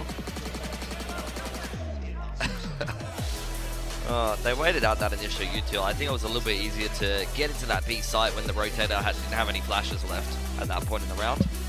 That was something that they really struggled against. Not only Change the Game defending these B executes, but also against Rare Adam. Yeah, man. Do you just not pick Ancient anymore? Probably. Knowing that you have the T side after these 2 games? Yeah, probably. I mean, God forbid this pistol goes the way of CTG. It maps over at that point. Probably is already anyway. Yeah, it's over. But, you know, at least the fact that they were able to come back against Rare Adam kind of makes you go, oh, well, maybe. Was it a 9-3? It was an 8-4 actually. They got the pistol. Yeah. That's a different ball game. And then they got 2 right at the end of the half. Yeah, Rare Adam found that like half by win, set the economy up nicely, lost the last 2, and then it was the comeback. But 8-4 and a pistol is a far cry from an 11-1 with a still contested pistol. Well, Yummy. grim. First to take contact, does spot out multiple players outside of A. I think Change the Game, we're going to look to try to throw this B fake, and 957's doing the best he can. No. How has no one even connected a shot onto him? There's another member here to just try and keep him interested. They're actually taking space as well in the process. Rooks does take him down, so at least there's a moment in time.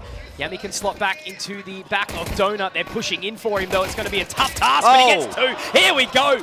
The rude awakening for Chinggis Warriors, unless Vance has something to say about it. Rook's getting hacking. Vance pushes in for the 1 versus 3, but he's taken down.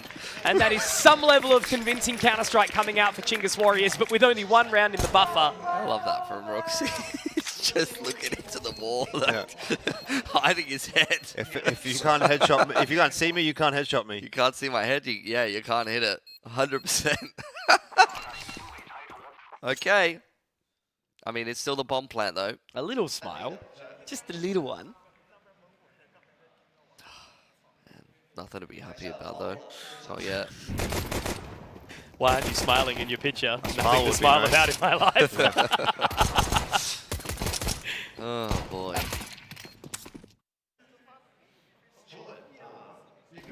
No force here for change the game. Full save for advance with 3.2 means that he probably wants to get the AWP out straight away. I don't hate it. Tack timeout for Chicken to change the game right here.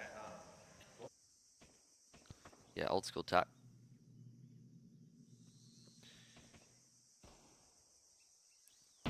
Not that they need it. No.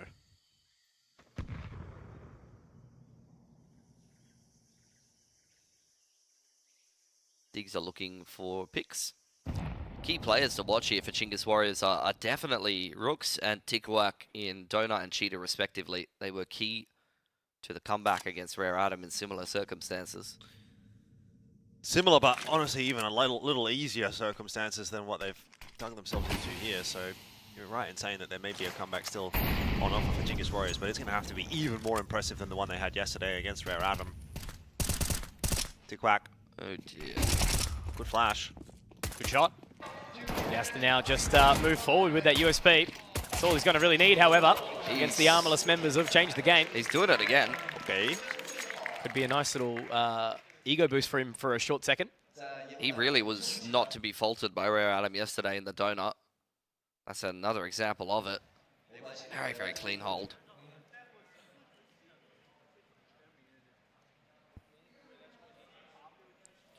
Well, gun round to come here for Change the Game. They saved last round, 957, still down to a Mac 10, so that's a bit interesting. Yeah, I'm surprised Vance doesn't go for an AWP here either. He's saved 1250. Gonna bust into middle. Whack. Self-flash in. Seen that many times from him already, but that early proactivity does give a 4-on-5 advantage. It's a little bit of work being done by CTG as they try to have a look in lane. Counter util is going to push them back. 957 tag down to half HP. Feels like already a completely different game now that Chinggis Warriors are on the CT side. I can't really understand how it makes that much difference for them to just go from not barely being in the server to now looking really good. They're just really shit at T side. Apparently. Everyone has been, though. Yeah. Everyone. Been very few good T sides out of many of these teams, bar maybe GG How.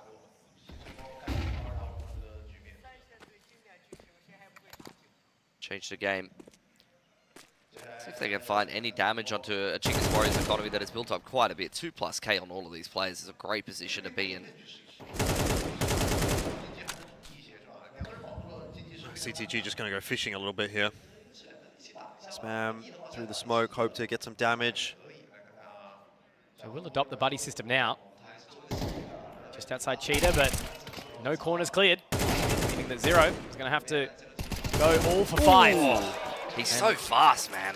If Efi didn't get that trade, maybe we would have sung a different tune. Like, Rooks was just going to run shoot at him, but the crosshair placement and the reaction is way too fast from Zero. Really impressed with him. Been a while since I've seen a player's aim and mechanics and been like, okay, that's something. Well, probably going to be another half by here from Change the Game.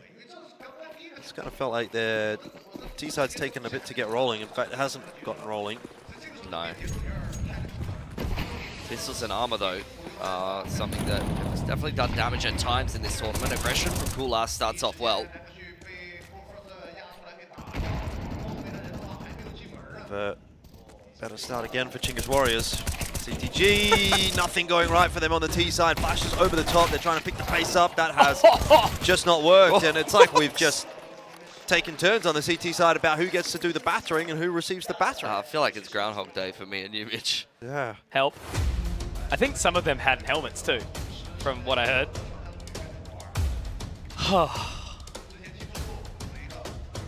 Take a sigh, take a breath.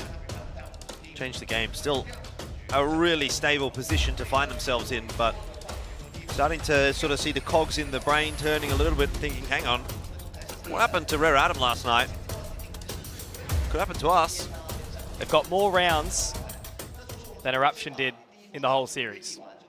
True. So at least there's something here. Thanks for reminding me, man. It's a great memory. I got you. Getting really excited for semi-finals today. When I woke up today. And now? No. Just waiting for the grand final at this point, unless Genghis Warriors actually start cooking here. Orbs out on Coolast. And the same could be said for Vance. I thought he was going to get it out earlier. Been lying in wait for that. HE blowing open this smoke. CTG can now take a little bit more space in middle. Yeah. 957. Oh, he could really find himself a freebie. Rooks makes a mistake. It's the first time that CTG have the opening pick in a round. This could be the straw that breaks the camel's back for Chinggis Warriors. Mid-control taken by CTG as well. No info, no eyes for Chinggis Warriors at this point either. Pretty bold lean in from Coolest here too. The high-low setup, I don't know if he thinks Lakeshu's actually that close, but he does slip away back towards the site. But if you can't get away into CT, there would have been a concern. But look at the space they've been able to capitalize on here. Still fine, yeah, you'll take that. You'll take that position. He's going to call the boys across to come A. Perfect setup in this round for CTG. 957's throwing some fakes on B, and it's causing Chinggis Warriors to second-guess themselves, even though they push all the way through shelf and they've got so much information. They're spending such a long time clearing out 957 here. Timing, man. There is no way. They don't even need the side of B. They've already got all of A. Coolest goes down as well. And they didn't have the buffer, did they, to lose this round? It's just one of those rounds, isn't it, where everything's kind of gone wrong for Chinggis Warriors on the timing front, and this is a difficulty. You might be looking decent on your CT side, but you know, when you've got so little rounds to work with, that one or two micro moments make a big difference like that, you know, it kind of just ends your map. Chinggis Warriors have got to sort that T side out. Well, they lose this series, they'll have plenty of time to do that. Yeah. That's the good news. For the rest of the year. Yummy. It takes one more with him. And the flag from E-Fire actually could find one or two more guns. This could be an expensive one for Change the Game. 2 guns taken away right at the end of the round. Only 1 player surviving for Change the Game. Money not going to be an issue though. When they have a 7-round lead, on the T side, the loss bonus is going to come back around slowly but surely. Even if they do start to lose control of the half.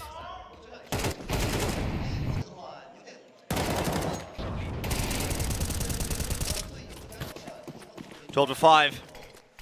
Has to be perfect from here for Chinggis Warriors. And that just seems a little bit too much to ask. The lane attempt in here early from CTG, but Coolast is kind of stomping around. Surely they've heard this. It's going to be an awkward fight now up the top of Long. Great start here from Zero. Rooks will go down, beautiful. So will E-Fire. And I think, ladies and gentlemen, that may well and truly be the game. The flank is coming around from hacking at the same time if Coolest can strike. Plan came through though. And he didn't get there in time to cause enough of a ruckus. Now the info's given. Coolast just basically hit in the face by a flash. That will slow him down. There's flags happening everywhere. It's a long, laboured spray from Yami.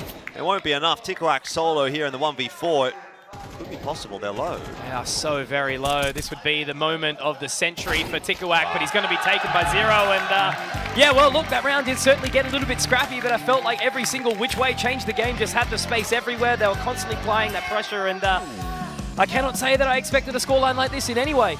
No, Change the Game is hitting another level here in Shanghai. Home soil advantage seems to look very good on them. And for Chinggis Warriors, I mean, that is 2 T-sides on your map pick of Ancient against Chinese opposition in this tournament where you have done absolutely nothing. That is not acceptable for a team of their level. Yeah, I mean, this could be a real breakout tournament for Change the Game. I think the best that we've really seen from them has been, you know, some impressive results domestically speaking in terms of qualifiers to some of the bigger events, you know, those kinds of moments. They did compete in ACL earlier on in the year, so, you know, they've been kicking around a little bit. It's not as if they aren't playing much, but the thing is that they haven't really had a result which has made us, especially in the West, kind of go, oh, you know, that's a team from Asia that we should really keep an eye on. Even as people that are quite keenly invested in Asian Counter-Strike, they've kind of just, in my mind, been like a middle of the pack team. You know, we might see them get their way through like an open qualifier as the top seed from an open qual, but as soon as they get into a closed qualifier or an actual event, they kind of just get knocked out, and you think, whatever, they're not that interesting. But, you know, here, the way they're going about things, they've beaten some pretty good teams so far.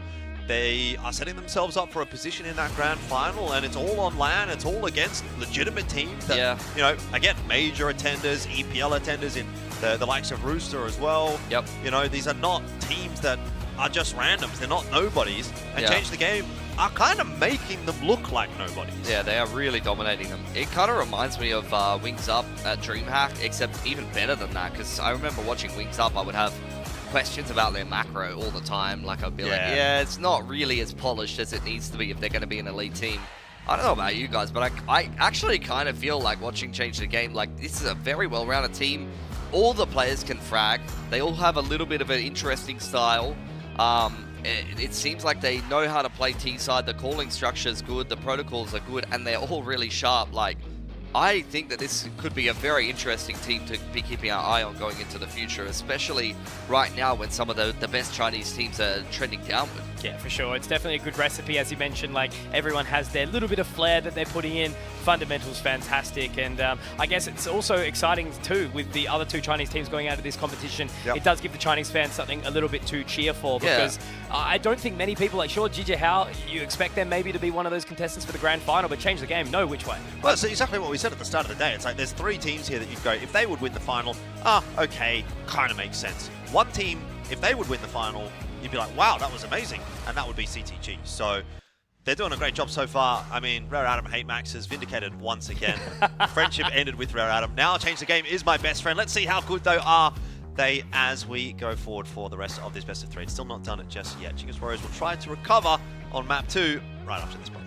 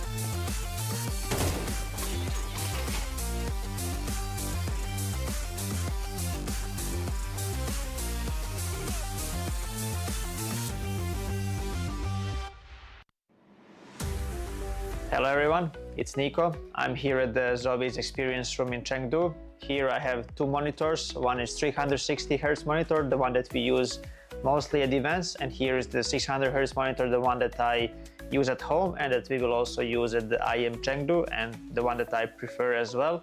Today I'm gonna try to see the difference. I never really tried them to have them side by side, so this is what I'm gonna do today, and I'll just check the settings first and then we will dive into it. So let me check if DIAC 2 is on. DIAC is on, premium, this is what I use, and also AMA I use on high. As you know already, I haven't used the DIAC on the old monitor 360 Hz. I don't know, it didn't feel right for me, but on the 600 Hz monitor I see a lot of benefits. The game is really smooth, so I definitely recommend using the DIAC on and also AMA, because it helps, both are connected and both help for the motion clarity. So the first thing I want to talk about is the color. We use both monitors on the same settings, so you can see the clear difference between the colors on each monitor. As you guys already know, I always like to have my color vibrance very high and to use saturation very high as well. So for me, it's very important that the picture is very visible. As you can see on the 360 Hz monitor, the color is a bit more reddish, it's a bit more orange, and it's very hard to use the high saturation on this monitor because it just doesn't feel natural. And on the 600 Hz monitor here, even if I use the higher saturation and the vibrance, the colors are way more natural, and it's just easier to see opponents. They don't blend in the background. So and what's most important for me is that my eyes are not getting too tired while looking at the screen. So the 600 Hz monitor definitely benefits a lot when it comes to the color, and it's just made for CS2. I'll just play a little bit. Let's try the 360 Hz monitor first.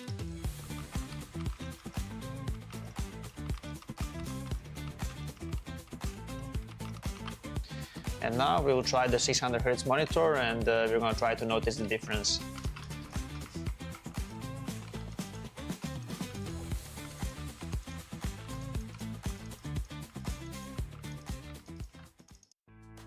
I think the first thing that I notice is the motion clarity on the monitor. It's way more clearer picture on this one. I think when the player model is moving, it's way easier to see them. They are not blurry at all, especially on the maps like Ancient. It can be difficult to see sometimes because of the background.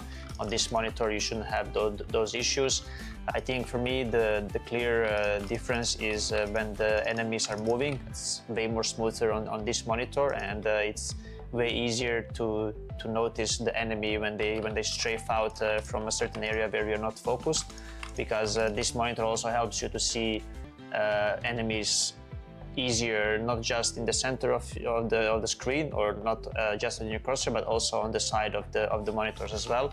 So for me, this is very important because it helps with your focus, and it can obviously help you in the crucial moments to just react faster to enemy.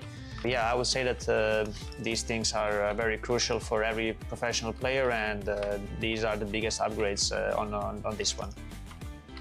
So yeah, these are my thoughts on the 360 Hz monitor and 600 Hz monitor. The difference is very visible, especially for a professional player. The upgrade is also very visible, so it's pretty crazy because this one was already very good and I used it for a long period in my career, but this one for CS2 is just, it's amazing. Even if there is no end to the pursuit of perfection, never cease striving for perfection. ZOWIE understands without the right mouse shape, performance can be impacted, thus not unleash your full potential. Various shapes with designs validated by sports science for performance, comfort, and endurance. ZOWIE applies sports science to analyze pro player gaming performance data, researching differences in hand styles and grip styles. Apply scientific analysis to esports to ensure consistent FPS performance. Enjoy better agility and precision for long-range and secondary targeting while tracking enemies. The FK's low-profile design allows for more space and thus creates micro-adjustments between palm and mouse. Our tests show that the FK delivers faster aiming while making micro-adjustments during shooting. The ZA series provides faster and more precise long-distance flick shots. ZA's higher hump provides full palm support, balancing muscle exertion on both sides. The curvy sides enhance palm muscle activation for precision braking and greater aiming accuracy. S provides more stable and accurate tracking.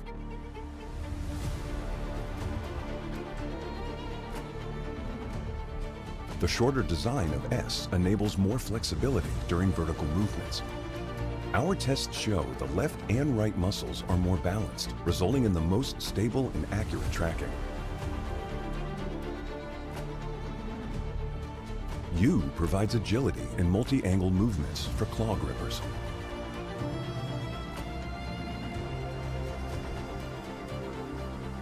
The left side curve reduces the thumb placement angle for faster index finger clicking. The right side curve allows easy ring finger placement to balance hand exertion and provide better stability. The EC series is designed for fast horizontal movements over longer distances. EC's rounded and smooth curve design ensures no distracting pressure on the palm, which reduces muscle fatigue during extended use. Gamers can rely on DW mice and their 4K report rate enhanced receiver, even in the most extreme wireless interference environment, such as a tournament. ZOWIE provides gaming equipment tailored to individual needs, offering options to suit various styles of play and grips for consistent performance.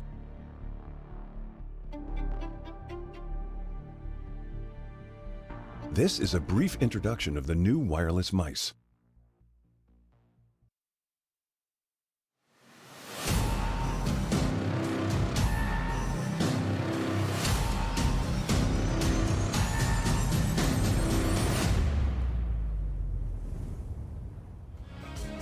Well, so far it has been an absolute bloodbath on Shanghai soil right now, and I don't think that's going to be changing unless we see something different from Chingus Warriors here. Change the game, decimating their opponents on Ancient, and we're just sitting here wondering, guys, where the hell are these teams T-sides? Good question. Where are the Mongolian We teams? don't have the answer, by the way. I don't know. Must be a Mongolian thing. Don't look at me, man. Like, you're looking at me like I'm going to bail you out of this one. I don't know the answer either. You know, we've got no idea at this point. It's a real struggle streak. Maybe it's at the top of the volcano. We're going to have to go looking. To go directly into the heart of the volcano to find the Mongolian T-side. That is an eruption similar to the stature which we saw earlier on today, and we're sort of already seeing as well here for Chingus Warriors. I mean, the only thing I can kind of hope is that, yeah, a different map is going to be enough to kind of bring a different game of Counter-Strike. But the thing is, you know, you've lost your own map pick. You've kind of got it handed to you on both T and CT side. There hasn't really been too many redeeming things to be said about Chingus Warriors today. Oof. There was a couple of rounds in there, maybe, at the start of that CT side, but they just didn't give themselves enough room to really give us any kind of hope at all. So no momentum coming through from that first map for Chingus Warriors either. You've got to be looking at this one and saying, change the game, staring down the barrel of a 2-0, and that is exactly what they're going to be looking forward to, because they know they've got another game to play today, and theoretically are going to be a much harder one against GG House. So if Chingus Warriors want to set themselves up for success later on today, they should be closing this out ASAP. It's going to take a while, though. A reverse sweep is going to really take it out of them. It's going to give a lot of data for GG House to kind of sit back and watch and look at, method to pick apart after just coming into the team. Chingus Warriors did play this exact map pool against Rare Atom. They were able to take Rare Atom out on Dust 2 when it was picked into them. So we'll see if they could do the same against a Change the Game team that is looking scarier than any of the Chinese big brothers these days. Well, right now, it looks like Change the Game is certainly the best representative to be able to push something against Xie Hao. But Change the Game, will they be able to kick forward on Dust 2 as well, or will Chingus Warriors resurface from the shadows? Surely this can't continue. Like, they have to play good this map. We can't just have 4 stomp maps in the semi-finals. Like, it's just not possible. I don't think they made any laws against it. Well, I need to. I need some to pass ASAP. I'm happy to bribe any politicians necessary. ASAP's out of the competition, mate. He can't help you. Not much gets past him. This is the exact same pistol Chingus Warriors did yesterday against Rare Atom, by the way. Oh, Flash is held here for Rooks. CTG to lose 1. Grenade, actually, not a flash. And it seems like this pistol round might be working out. Rooks just getting a bit too much work done with the dualies. Our third trade attempt is going to come through. Vance has done a nice job onto Coolast elsewhere. Hang on. There are some kills coming through, but they still need to dig out these players in lower dark. Vance can't recover it. 0 finish off as well. No hanging on happening here. Chingus Warriors will close that round out and get themselves off to the start that they need on Dust 2 to really get them in the conversation again. Yeah, no bomb plan either for Change the Game, so wouldn't be surprised to see them take a round 2 save. I've seen them save, what's the word? Pretty, like, safely, I would say.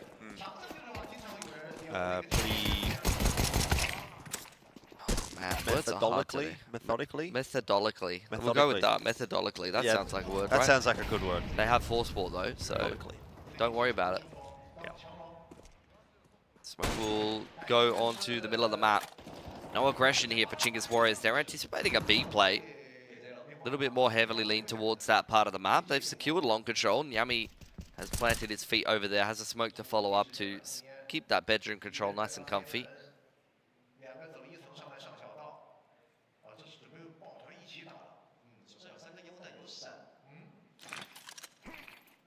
Well, progression smokes out in mid. Mid to B smoke, but also one on the left side.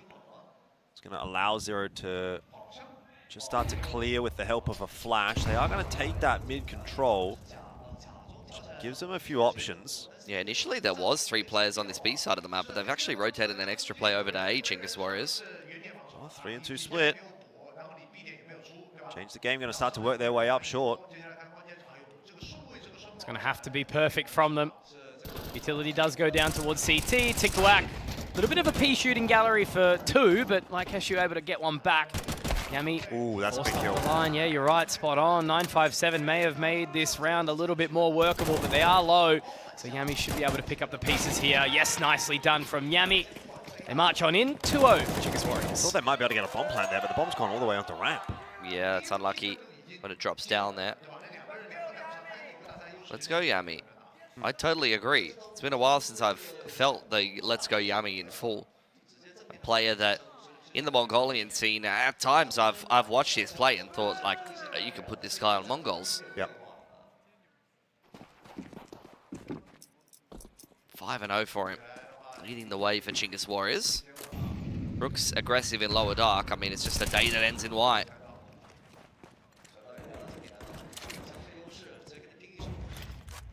Chinggis Warriors would like to have the start of this game back. Hasn't really gone to plan. So it'll be a 3-0 lead to start things off for Chinggis Warriors. Man, Rooks has just found so much space, totally solo, right? 3 quick kills and hacking. Falls to Yami too, so a nice, relatively crispy opening 3. I mean, we saw him do exactly that against Rare Adam. Like, Chinggis Warriors is not changing up how they play this CT side at all, which, you know, Change the Game will have watched. So I want to see some more good play from Change the Game to kind of tackle this game plan from the Mongolian side, because they love to play aggressive on the CT side of this map. Love to get up cat, they love to get into lower dark, push upper tunnels. In tandem with that, push into bedroom. These are the kind of things you have to be ready for as Change the Game.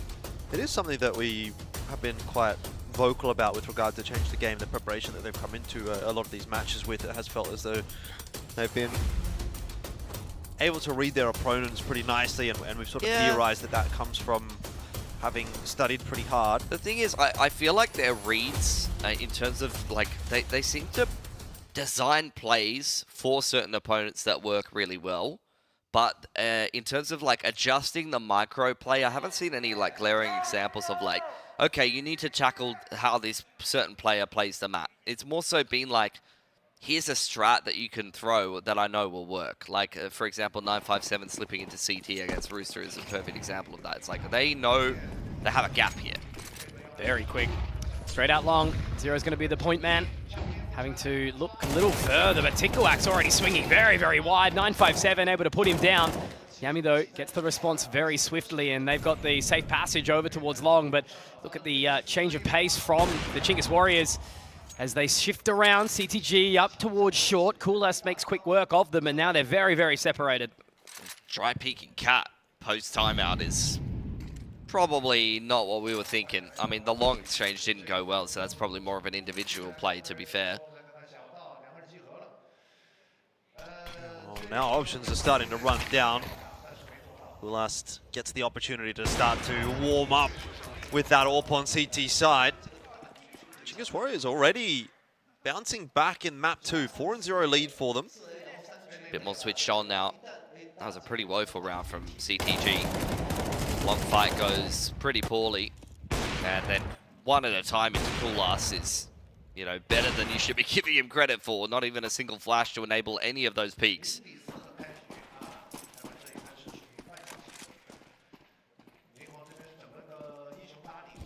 Well, it's going to have to be another change in approach here from CTG with just the hero rifle this time around, but it's going kind of a whole lot of nothing. Yami will be run down. It's not going to matter. He's fighting back nicely.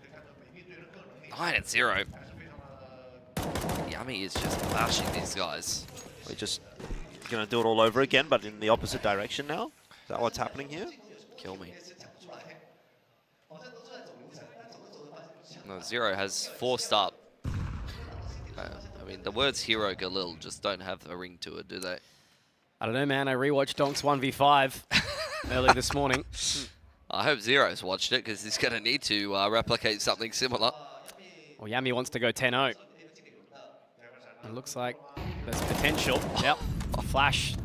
Perfect line from Yami, though, to be fair. That wasn't even a bad flash. That was a pretty good flash, but yeah. Positioning is too good. Wow, 5 alive. 5-0. Now the turns table. Now they need the cheers. Timeout will come out for CTG. I swear they took a timeout before. I guess not. No, it was a quick tech. That was a tech. That's what it was.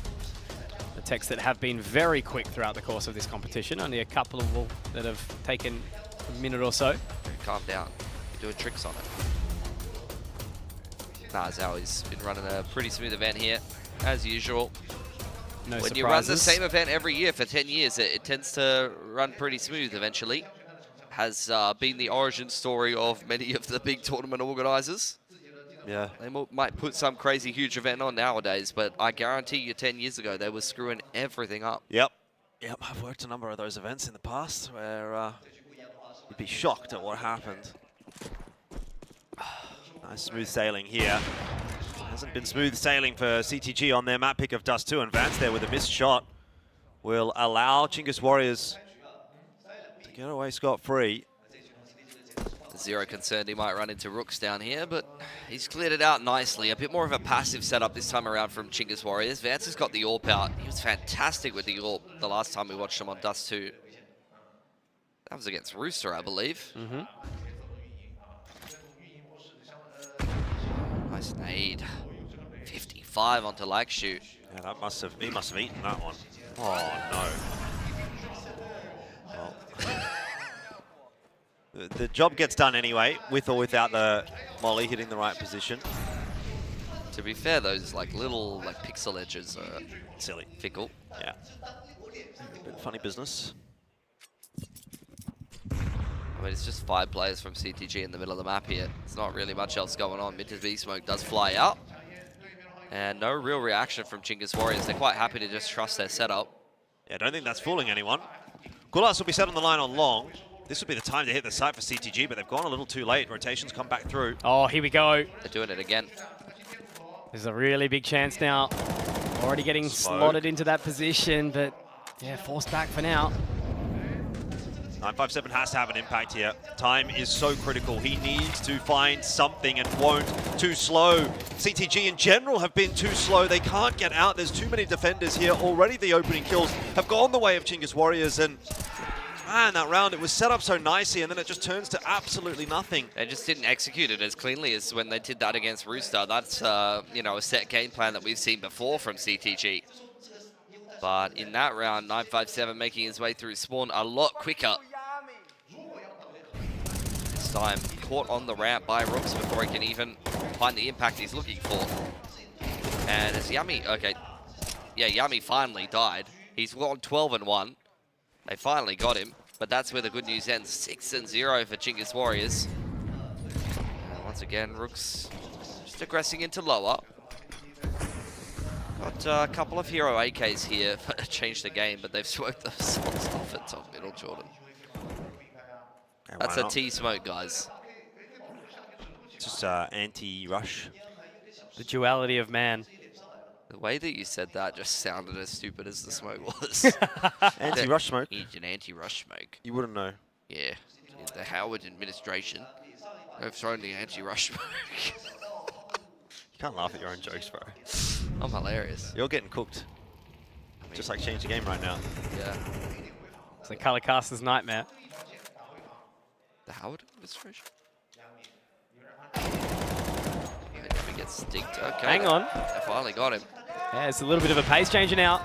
Coolest does narrowly miss that shot too. Zero has been a very sharp individual throughout the course of this competition. Coolest actually does give them up the opportunity. So this very well should be one of those first rounds where we see Change the Game get on towards the site, but they'll need the smokes to get there. Look at Chingus Warriors on catwalk though. Rooks goes down. Rushing it, 957. Does a bit of more damage as he does eventually fall. Land is secured. Molly's going to be a real problem for Zero. That's actually spread. There's nowhere for him to go. It is a jump out of the site entirely. Hacking with an important moment here. Gets a big kill. Keeps it in check for CTG. My word. Vance had absolutely nothing until he's picked up that M4. It was just a Glock and hopes and dreams. Ticklewack does find one, but surely he's not going to clear this goose area. I mean, Hacking also on towards with the long position, so just too easy for Lakeshu. There we go. Chingus Warriors not able to deny the Change the Game offense, and that was only off the back of pistols. 2 hero rifles. And the anti-rush smoke worked out a treat. Like I said, Pilsky, you don't really know what you're talking about. Yeah. But as the color caster in this discussion, understandable. I'm all over it. Thanks, thank God you're here. Important for those 2 kills to go though the way of the Goose player. It ends up being a defuse inside that smoke. There's an AWP one long, which is not ideal, and this is as well not ideal. So far, Zero able to double down. There's one more that he needs to grab. Gets the info, but there's so many defenders, 4 of them on long. And CTG were not banking on that fact. And they've double smoked bedroom for safety. Now speeding through the middle of the map, which might just push them straight into Coolast. Yeah, he's going to be ready for it though this time, isn't he? Vance does get taken down. Lakeshu has to do it solo. A 1 versus 3. To try and separate these positions. Does have the smoke, flash, molly, but he wants to take the duel onto Coolast. Okay, that's a great shot here, but is he going to be ready for Ticklewack, who is playing this long line? It's a good smoke. Doesn't want to give away his position. He's got time to try and make a decision. A minute left on the clock. Has the bomb as well. She's going to slow it down a little bit here, but isolated 1v1s definitely make this possible. And CTG needs something like this to go their way to get back into this map. E5's just going to bide his time. Pushes through upper dark into lowers, maybe trying to cut Ticklewack's rotate up onto catwalk should he try to explore that part of the map. And Lakeshu very convinced that he's going to exit B through window. Not going to be correct in that assumption, but might have waited long enough to spot him. Walking into mid, the 1v3 is on. He's going to get a plant. He's given himself a real pedestal. But will he be able to stand up above it? GJ Howe around the corner have changed the game, are able to get their way in towards the grand final. Timing doesn't bear them, and it's Ticklewack who steps up for the Chingus Warriors, and a little bit of BM on the way through as well. That is 7 on the trot. Yeah, Ticklewack was fantastic in the previous game at Dust 2 from Chingus Warriors against Rare Adam. Had a great series all around. Positionally is a fantastic player to watch. Good up-and-comer from the Mongolian scene, and he can even all. 16 years old. 16. He's a grandmother. It's giving me Senzu vibes. Yeah, actually. Senzu Kuro. Senzu was a bit more aggro than Ticklewack. Ticklewack's a bit more of an aggroy player for me. 7-1. Could have been a big clutch for CTG. Might go their way. It was a good effort. I mean, still a pretty costly one for Chingus Warriors. True. Half is still salvageable for CTG. They have been getting a bit closer in these rounds. I mean, that's a really nice setup, by the way, for Chingus Warriors. The round that CTG throws at them, you know, you couldn't ask for a better stack. A 4-1 when they're going to try and make their way out long. A good call for Chingus Warriors in that last round. Still almost goes the way of CTG. Yeah, Chingus Warriors just have so much cash, man. It's not impossible. How long? Coolest gets the trade, which is good. Yeah, still CTG taking that space, pulling the rotate, and this is where Vance might come into play. If he just walks through this smoke, catches Ticklewack on a timing, not going to happen. Ticklewack too aware. The rest of CTG still pushing their way up towards B, but they're not finding any inroads either. Insanity. A little bit of a scramble here. Lakeshu's stuck just behind that car. I think Rooks is absolutely going to be ready for him. He will be. 0, 1 versus 4 angle. He does pick up 1 for his troubles, but he's taken down very, very low as a result, and they have got off the line. The AWPA is going a little bit too far out, but he's got support, and Coolest will pick up another 8 rounds secured now here for Chingus Warriors. Yeah, no bomb plant. Maxing out the loss bonus. Change the game. a late long take trying to mix up the timing. Does get them an early 1-for-1, but Vance just mixing it through that smoke, trying to be a hero. A lot of smoke pushes at Extremesland this year, and most of them have been pretty unsuccessful. To be fair, Change the Game was getting away with a lot of them against Rooster, though. But Rooster weren't expecting them, and Chinggis Warriors have been grinding in Asia, which means they've seen a couple of smoke pushes in their time. Yeah, they've seen that one before. Here comes another push for Chinggis Warriors. Vance deals with it accordingly, but there's still more where that was coming from. Chinggis Warriors still have 2 players on this site. Change the Game slowing this one down. They're quite happy to deny that aggression and then just continue along with their game plan work in the middle of the map. Flash goes onto the short line. I dare say they're going to look for some catwalk control. Rooks, though, to try to disrupt here and turn around the numbers. How much time have they got? Util over the top, looking for that mid to B smoke. They are ready to start to rock and roll here. 957 makes quick opening work of Rooks, but Tikawak does hear the little pitter-patter onto that body of 957, and now they're just going to have to pick up the pace over here towards Coolast. Great shot. Shotgun AWPing from the back of pipe form. There's 3. No. Oh, it is. Tikawak just takes down Hacking at the same time, and again, Chinggis Warriors can do no wrong. Wow. Yeah, great spam in mid there from Yami. Completely changes how that round plays out if the mid crunch comes through, and it's a much more difficult round to deal with for Chinggis Warriors, but even a 4-on-5 is not a problem for them here. Good shooting indeed from Coolast. Easy, isn't it? Yeah. Oh, opened up this round as well. 14-4. IGL AWPA extraordinaire. Can do everything. EFI is 1-4, by the way. He hasn't seen anyone, Joe. EFI is just like in the backpack. Legit. Good place to be. Shot too. They're gonna go dry up cat here, I think. Just have to start taking some risks. And Zero, unfortunately, doesn't net anything. Like Hetsu might actually die to that HE as well, yeah. He was so far away, man. Yeah, he really was. Tikawak looking good as well. Rooks finding Hacking too. This is the 11th round, by the way. You wouldn't even notice it at this point in time. 957 does get one back, but again, it's another 1-on-5 on the table for him. Surely Coolest is going to find the shot. Nice pre-fire. Just depends on how quickly they're going to make their way up catwalk here. I mean, Rooks can cruise in towards the smoke. That's meant that a rotation does come towards the site here. Information gathered, and Yami will put the hammer down. 10-1. Another stomp here in the semis. 4 from 4 so far. Every map, an absolute stompage. At least this time, we're not staring down the barrel of a 2-0. Third timeout for Change the Game. Investing their last one to try to double up their rounds here and get anything out of this T side. Not sure that it's really going to help them whether they get 2 or 1 here.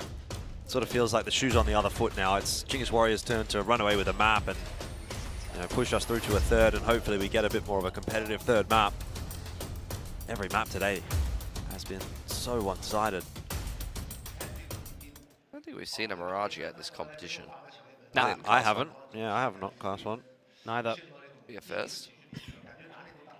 Mirage surely should be chaos, given what we've seen too. I haven't seen...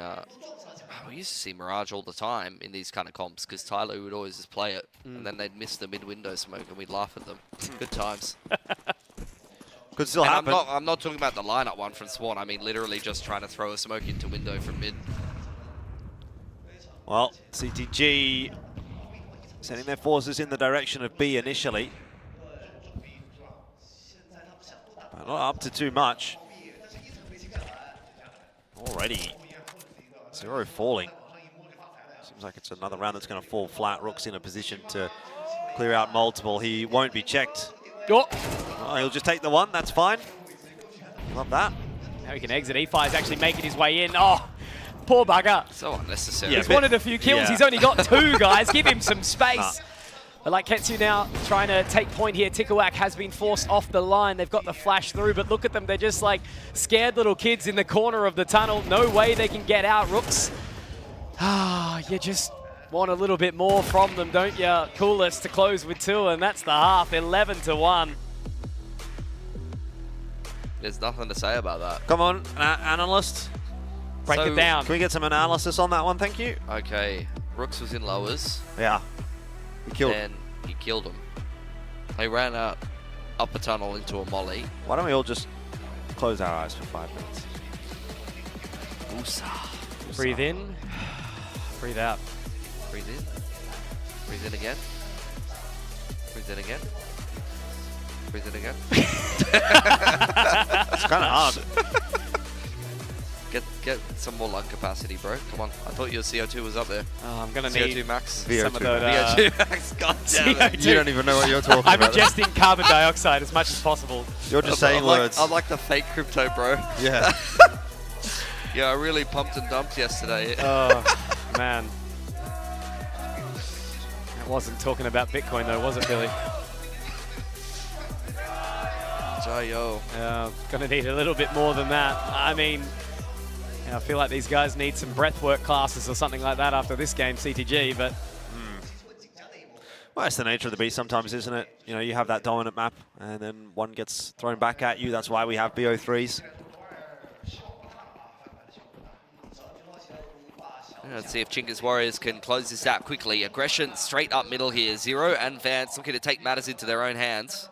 Big moment. They have to secure this pistol here, and unfortunately Tikuak is just a little bit too sharp. Zero does get the trade out, but it's off the back of getting dinked in the process. He's now going down to Coolest as well. Hacking also dinked up, so is Laiketsu. It's really awkward here. They have to fall back towards the short position for some safety. It's only 957 who isn't even going to be able to peek mid whilst that smoke is up. Now the jig is up. They're running over towards B. And how quickly are they going to be? 957, your time to shine, my friend. A couple of missed shots and, well, unfortunately, ladies and gentlemen, I think we may very well be going to Mirage. Yep. I've been thinking of that for a little while. But this pretty much confirms it. Lacking 15 HP is unlikely to be able to get too much done, and well, that was his one chance, which has now gone begging. Ew. E-Fire on the board. He's still going negative, bro. He's not good, okay? 8 maxing. As I've been told by a Mongolian fan. What did he ever do to you? E-Fire? Yeah. Not much. I don't really have a strong opinion. Reasonable take at a time like this. I more think about E-girls than E-fires. I bet. I thought that was correct. Yeah. At times, I think he is an E-girl. It's 2025. Be whatever you want to be, baby. Bow, bow. Shot from Yami. Tikuak finds himself one as well. This force by not going. They're getting destroyed. Yeah, look, really, what is there more to say? Laiketsu, solo. The ambulance has been called, and it's a one-tap from the Galil to close it. A second, What is happening? 13-1 on grand final day of Extremesland 2025. We haven't seen more than 5 rounds be secured by the opposing team in these maps. And yeah, question marks have been raised across the board on these T sides. We just haven't really seen anything, have we? But look, at least, guys, map 3, right? Right? Woo, woo, woo. Can we get an ambulance in here? An actual one? Yeah. I think Billy needs it.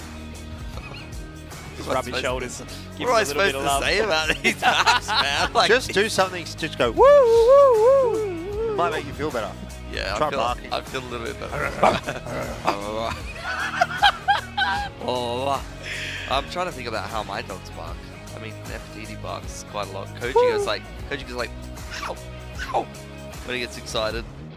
I can't even hit that That's level. about the quality analysis that game deserves. So there you go, guys. What else is there to break down? Bark for me. You know, we're going to have to start breaking down or something like that at this point in time. I'm That's the having only a thing we can breakdown. really do. I'm Yeah. having a break. You are already broken down. I am broken down. Yeah, this has been a tough one. Look, yeah, what do you say? They traded maps. Typical Asia CS fashion. Nobody knows how to veto either, so... It's not that easy, you know. Yeah, like whatever, when you man. play... when you play teams that you, I mean, to be fair, actually, these teams probably have played against each other a little bit. But yeah, it's hard at these Asia events. I remember, I think I've told this story before, but I remember coming to an Asia event and then like seeing a veto against an Indonesian team. That's, yeah, I mean, Kulas, pretty jacked. I love how they got the tape across the sponsors, but then on the player photos they haven't taped it up, which is great. But yeah, I remember having a veto thinking these are our 3 best maps and then getting like 13-3'd on 2 of them. Yeah. You know, you just never really know sometimes what your opponent's strengths actually are. Yeah, well, when you're playing with that level of confidence, right, you know, as I said, the simple fact is we've had a trade of maps and, you know, one team has performed really, really solid individually. You can only hope that the 2 will cancel each other out and we just have a best of 1 on Mirage. Guys, I'm huffing the absolute hopium at this point in time for something good. And, you know, you were sort of thinking that if Change the Game dominated, then we'd be like, okay, good grand final in our hands. Now I just don't know what the hell to think. I think regardless at this point, probably going into that grand final, we'll have some degree of faith or favor toward GG Hao. Change the game. Like, it seems like when they're on, they're really good, but when they're off, what's plan B? Where are they going to go? What can they sort of conjure up? Well, nothing in that particular map. So, you know, again, we'll have that time off in this short break for them, and then we'll get ready for Mirage, and hopefully they can figure something out, because it is time to head to that break, and then after that, Mirage. And we'll see whether it's Chinggis Warriors or Change the Game that will go through to the grand final.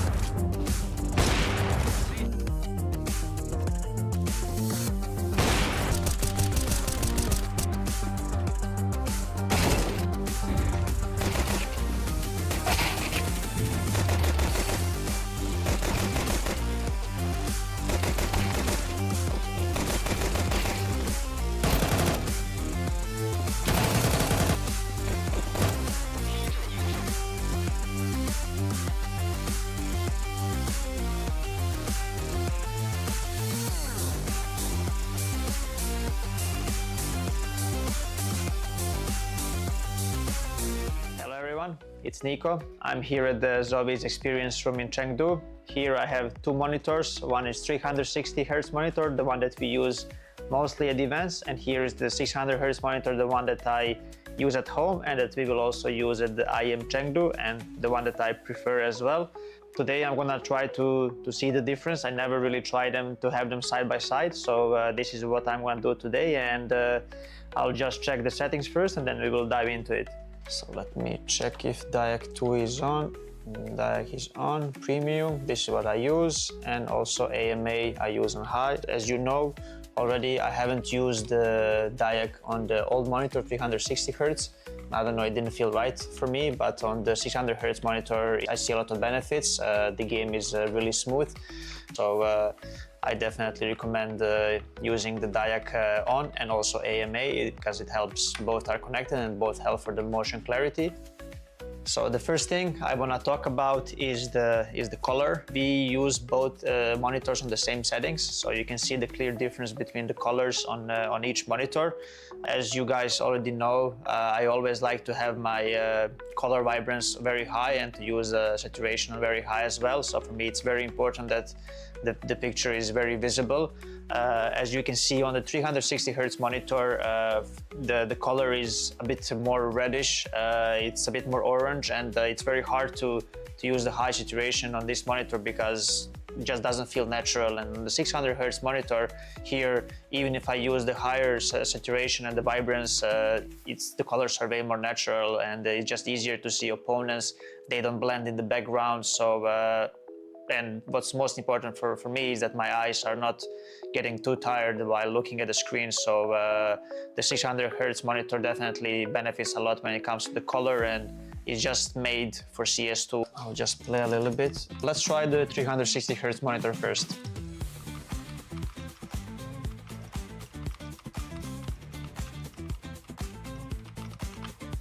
And now we will try the 600 Hz monitor, and we're going to try to notice the difference.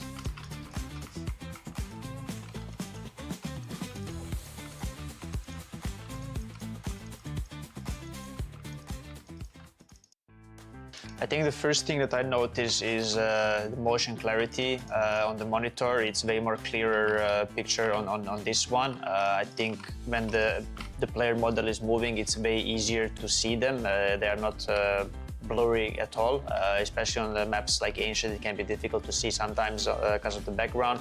On this monitor, you shouldn't have those issues. I think for me, the clear difference is when the enemies are moving. It's way more smoother on this monitor, and it's way easier to notice the enemy when they strafe out from a certain area where you're not focused, because this monitor also helps you to see enemies easier, not just in the center of the screen, or not just on your cursor, but also on the side of the monitors as well.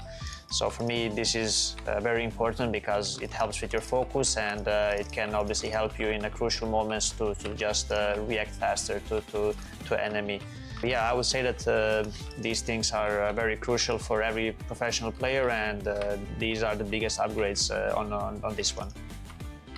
So yeah, these are my thoughts on the 360 Hz monitor and 600 Hz monitor. The difference is very visible, especially for a professional player. The upgrade is also very visible, so it's pretty crazy because this one was already very good and I used it for a long period in my career, but this one for CS2 is just, it's amazing. Even if there is no end to the pursuit of perfection, never cease striving for perfection. ZOWIE understands without the right mouse shape, performance can be impacted, thus not unleash your full potential. Various shapes with designs validated by sports science for performance, comfort, and endurance. ZOWIE applies sports science to analyze pro player gaming performance data, researching differences in hand styles and grip styles. Apply scientific analysis to esports to ensure consistent FPS performance. Enjoy better agility and precision for long range and secondary targeting while tracking enemies. The FK's low-profile design allows for more space and thus creates micro adjustments between palm and mouse. Our tests show that the FK delivers faster aiming while making micro adjustments during shooting. The ZA series provides faster and more precise long-distance flick shots. ZA's higher hump provides full palm support, balancing muscle exertion on both sides. The curvy sides enhance palm muscle activation for precision braking and greater aiming accuracy. S provides more stable and accurate tracking.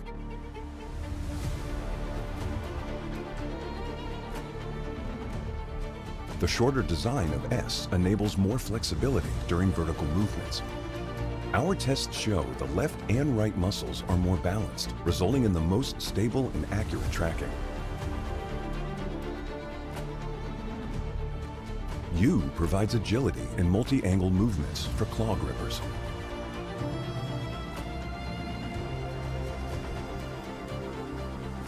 The left side curve reduces the thumb placement angle for faster index finger clicking. The right side curve allows easy ring finger placement to balance hand exertion and provide better stability. The EC series is designed for fast horizontal movements over longer distances. EC's rounded and smooth curve design ensures no distracting pressure on the palm, which reduces muscle fatigue during extended use. Gamers can rely on DW mice and their 4K report rate enhanced receiver, even in the most extreme wireless interference environment, such as a tournament. ZOWIE provides gaming equipment tailored to individual needs, offering options to suit various styles of play and grips for consistent performance.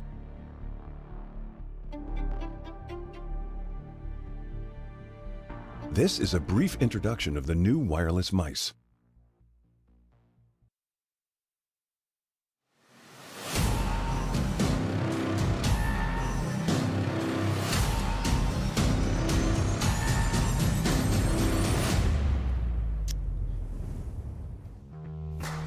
A competitive series is something that we have been begging for, and that may very well turn the tides on Mirage, maybe? I'm hoping. It's been a competitive series. They've taken a map each. What do you mean, man? I don't know what you're talking about. Sure. Donkey. I'm not with this guy. Okay. Yeah, I'm not with that guy either. Fine. Fine. On Sundays where we wear blue. Yeah, Someone sorry. didn't get the memo. I got the little pocket square, you know? Doesn't count. Okay, sure, fine. It's the wrong colour blue. Give it to me if I end up in tears when this next map's a 13-1. Yes, I will. Yeah. I mean, it could be a 13-1, right? That's all we've seen today, so what's to say it shouldn't be a 13-1? I just don't think that Counter-Strike's a competitive game anymore. You know? It's just one team stomping the other. One team stomps the other. I forget what it's like to have a close map. I mean, hopefully the grand final will remind us, but the way things are going at the moment, it's hard to imagine that will be the case. And what we've seen, obviously, out of this series is just so hard one way, so hard the other way. Which way will it go this time? On Mirage, it is the decided map in the pool. I don't even know who I favor here. I kind of almost want to see CTG through to the final just for that story a little bit more. But it doesn't feel like they deserve it after that dust too. Well, CT side for CTG. Chingus Warriors going to go onto towards that T side. Do just have the one set of utility here. Vance playing up close with the dualies under balcony. Going very quick. Not really too stressed about it all. Molotov yet to be executed down as they start moving. Pressure, Vance under the tunnels, but there you go. Coolest is actually going to be able to find it very, very quickly onto a second as well. They've got the site control. Chingus Warriors off to a good start here. Bomb plant goes down. The rest of the CTG fellas are stuck behind a smoke. 957 starting to take a bit of space here in CT spawn, but 3-on-5 retake on the A side of Mirage never really goes well. Look at this high-low setup. That's too strong. Surely nothing to be had for CTG here. Zero just tries to negotiate this 1v4. Nice shot. Bit of extra cash in the bank. Oh. I can't believe you can see him there. Pinned in by Rooks. And 1-0 for Chingus Warriors. Just kept it nice and simple with an A execute. And momentum continuing from map 2 to map 3. Has it just been an insane purple patch from Change the Game that has now run dry? I mean, that would make sense. They're so much better than I would have ever anticipated this event. But that would make me sad as well, because I was getting excited about them. Yeah, definitely made a few fans this competition. How long does it take to make a fan? Well, first you got to touch the blades. Yep. And then Zero's got to get a 1 dig. That's definitely part of the process. All coming out Palace. So crosshairs are lining up. And you're talking Pilski about how sharp this man is, and if he picks up a third, he even had time to bloody line it up. Now Hacking's picked up the kill. This is a round that eFire should have been able to do something with, and all of Chingus Warriors, but instead it's Zero, the bloody hero with the deagle. Elfish Guy is out for the count. Where were you when Elfish Guy was killed? Get up! You guys can do this the rest of this game. Okay. We might have to put him to bed. Zero's crazy. Old man's tired. Yeah. No one shot back on Zero on that third kill. Yeah, I mean, you can't shoot back at him. He's too sharp. I'm just sitting here thinking, like, have I just had a nap in the break and like I'm still asleep? That didn't excite you? Is this real? You're still in the chair upstairs. Oh, we haven't even started game 2. This is great for Change the Game, though. Basically a full eco with nothing but a deagle purchased up has netted them a win, but Ticklewack has started it much the same. The force buy for Chingus Warriors in response here. No, not like this. Yes, like this. Hang on. Zero towards CT. They have to narrowly edge their way in towards this site now. They've gathered some information, but back's not looking. Zero does get 2. Looking for the headshot with the USP as well. Maybe he should just slot back and reload. He will. And now Laketsu looking to find more. It's just the 2 of them against the world, but Zero goes down to Ticklewack as well. Why not? You know, Deagles, who cares? Just chuck them to everybody. It's been a while, Jordan, but we're back on the Clown Fiesta. Yes. back. Welcome to the GOAT Rodeo. You know, we missed out on that ECL Asia They're going final. B. They're going B. I wasn't even watching.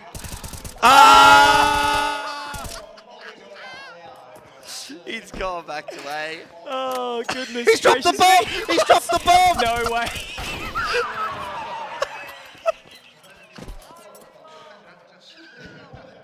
Someone please call a timeout. This is too much. I need a caster timeout. The casters want a timeout. Can we here. have a, can we take Pause, please. I can't take this, man. Someone bring me a beer.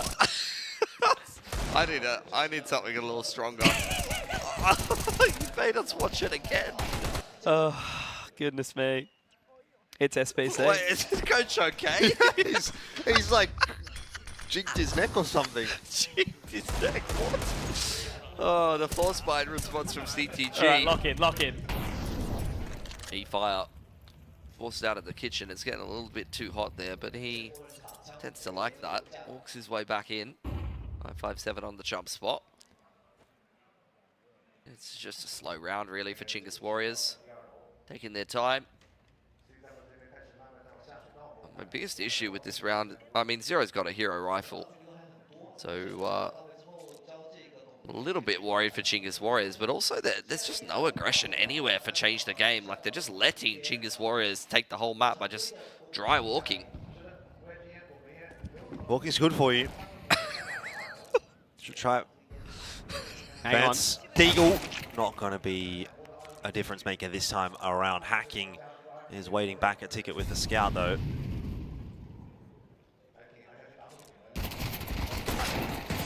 Had a bit of time. Should have been a Deagle. And Zero still alive.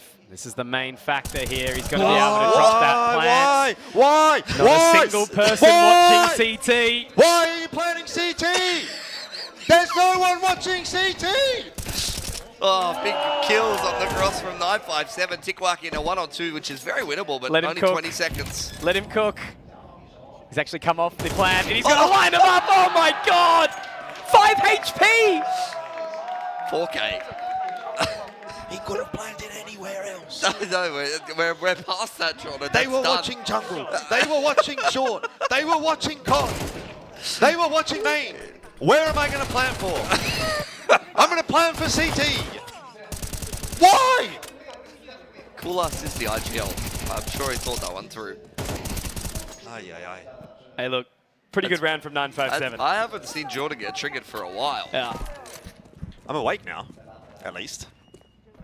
I feel that the blood is flowing through my veins. Force by Fiesta continues. I can feel the force in me. It's flowing through me. Yeah, a bit of the dark side going out. Do it. Do it. Try and push a ramp.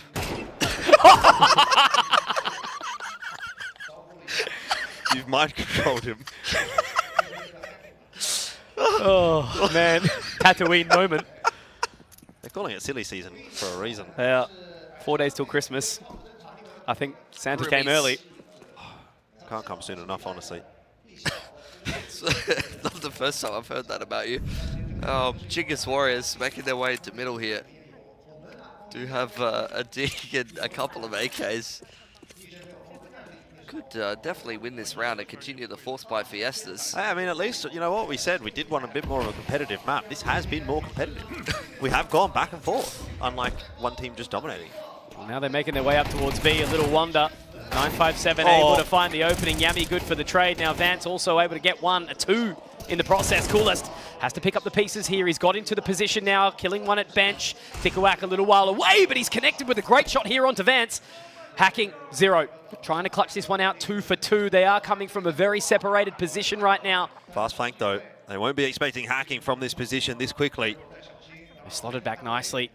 Just sort of edging their way into position. Hacking hasn't spotted anything yet, but certainly Zero has. Tikwak is going to have to play with the timing, and he won't be able to, so that's a little bit of a cleaner looking round here from Change the Game. He got there in the end. And ambulance is on the way. But for who? Everyone. Maybe me. Yeah. Yeah. Call the ambulance. Do it for me. Wambulance, it sounds like. I think you're going to go off to the asylum after this, I'm not going to lie. Starting to lose it a bit. To be fair, though, if I haven't gone crazy after 10 years of this, is it really going to affect me? Probably not. It's true. That's my secret. I'm always crazy. Shutter Island was actually about Elfish Guy's life. Yep. The Mongols being number 1 on HLTV ranking should have been like the red flag that it was all a dream. Yeah, it all happened in your mind. You live in a simulation. Hey, look, where else in the world can you have this much fun on a Counter-Strike broadcast? Only Asia has this level of spice. Finally taking a save here for Chinggis Warriors. Change the game in control on the CT side now. Things start to settle. Shots out middle by Zero. He's going to get some help. Wow. So sharp. He's just whiffed an entire M4 spray, pulled out the deagle, 1-beat him. That's very Tai Lu. He's like, he would fit into the classic Tai Lu so well, this guy. Like, you had DD. Who was the other rifler I'm thinking of? DD, Mo, Xiao somebody. Xiao Sage wasn't on Tai Lu. No, not Ben Ted Extra, sorry, the I'm one thinking before Buddy. that. Oh. Casa? No. I gotta look it up. I'm gonna look it up. It was DD, Mo, somebody, Summer, Attacker. No, I'm thinking of someone else. Someone else can take it. I'm gonna go down this rabbit hole. All right. Well, That's fine. see what Pilsy comes up with. What can he cook? In the meanwhile, what can CTG cook? Because they've started to kind of get rolling a little bit now on this CT side. It's been messy, for sure. It's been quite shambolic, really, from both teams. But now we're seeing some semblance of normalcy return to the game. Faster play, though, from Chinggis Warriors out B. Yeah, I don't know if they're going to be able to get out, though. Zero just continuing to do work. Like Hetsu able to find another one, but now head on a swivel. Ooh. Zero picking up 2 in this process as well on the top of the car. Tikuak able to get another, but Zero continues. Zero! Oh, my God! This is an absolute classic, if anything, for this game. Can you do some bloody prospecting onto this guy? Zero entry allowed to the B bomb side, apparently. Yeah, forcing another timeout for Chinggis Warriors. Let's see what they come up with. I didn't come up with anything. Yeah, I think you've made it up. Lost in the sauce. I've made it up. Of course. I always called you a dreamer, Pilski. Who? Me? Have you ever... have a dream that you would that you and then Asia and Counter-Strike and Force by and that you ever 1v9 a team before? Yeah, man. What a so sequence from sharp. Zero. Oh Woo! man, He's actually that good. Literally, he's him. He's having the day of his life. No, Timothy. I know. I knew this guy was crazy. I don't think I've ever been that excited about anything in my entire life as how hyped up he was just then. I think you have depression. Don't get real with me on the broadcast, Pills. Come here, you. Tikuak. Do it. Do it. Push it around. He's going. He's going. Thought better of it. Brooks in Palace with a deagle. The rest of Chinggis Warriors grouping up for the A contact here. Not a lick of utility to their name. 957s through Kitchen. Lovely. Lots of info. Yeah, you're getting the rotation from Vance as well. Not really keeping much of an eye on middle at the moment, but they don't need to. Push is coming towards the A site. Util's coming out for CTG to try to slow things down. Yummy. Has made a meal of it. That is going to pull a rotation off by Chinggis Warriors, though. They know that if they go A here, they're going to be walking into a big old stack. So they've just got to reset the round a little bit. Nobody's rotated from Chinggis Warriors. Okay, picked up. That is something to work with. They're going to smoke off Con and just try to charge up Catwalk here, I think. Well, Zero, not seeing much there. Now a bit of spam through onto short. He's going to get the info. Oh. Good spam. I was getting worried there for a second because 957 is super low. But looking like it's going to be all good here. Unless. 6-2. Ambulance is getting closer. Although it might be a hearse that's going to be arriving here for Chinggis Warriors after this map. They will be eliminated from this tournament if they lose here. What did he say? Chinggis suck. Bit too literal. At least they're creative in Australia. say mango tango? He might have been speaking Mandarin, mate. Sorry. Got some mid-smokes out from Chinggis Warriors. Pretty slow round, all things considered. Vance is going to do his best fallen impression from CT with the AWP. Hacking his fur. It's 2018. Luminosity about to win the major. 17-18, I think it was. Yeah. That's the rise of SK. 4 smokes invested on Con and Window this round from Chinggis Warriors. Well, they've got Con control. They're about to. Nade doesn't quite land where it needs to for Vance to blow open the smoke, but it just looks like it's going to be an A pop out Con. Oh, timing is going to be... This fight's critical. Nuts from Tikawak. As soon as that smoke fades, who's going to get the strike? It'll be Hacking. Oh, no. Good opening, and now they wrap it towards jungle side here. It's looking very, very awkward and uncomfortable. I mean, Hacking does get taken low by that HE. The smoke's going to sort of stem the bleeding for a little bit, but 957 has the cross. They're not looking towards short at all until Koulis hits the shot. Okay, we might have a round on our hands here, ladies and gentlemen. Finally something. The bomb does go down. I'm surprised he doesn't plan CT there, frankly, but either way, CTG have got themselves the 4-on-4 retake, and they've kind of already started to work their way out on site. This is a intriguing setup, but a good one for Chinggis Warriors. Opposing sides, good flash over the top to get Koulis off the line. Yami's able to open up with another. But Hacking still alive, still kicking. It's Yami and Hacking doing all the heavy lifting here. Hacking has to continue to go forward. An aid onto Koulis. Zero looking good here, but he's taken down. And Yami strikes whilst the iron is hot, giving an opportunity back to Chinggis Warriors. Yeah, big 4K from Yami after a little bit of a whiffage with the Deeg in the previous. And Chinggis Warriors, one round at a time, starting to close the score gap. Things are getting sweaty in the arena, despite the fact that it's less than 10 Celsius outside. I really thought that that fight at Palace was going to be a bit more influential than it ended up being. I mean, there was a couple of rounds where that could have gone terribly wrong for Chinggis Warriors, though. The peak from short could have caught them on the cross. If the spam had gone through and denied the bomb plant, that round would have gone badly.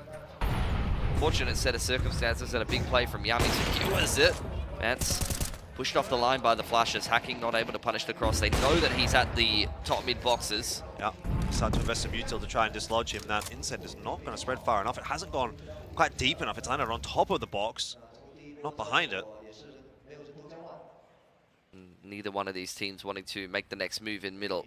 It's time for Tikawak to push a ramp for the 3rd or the 4th time this half.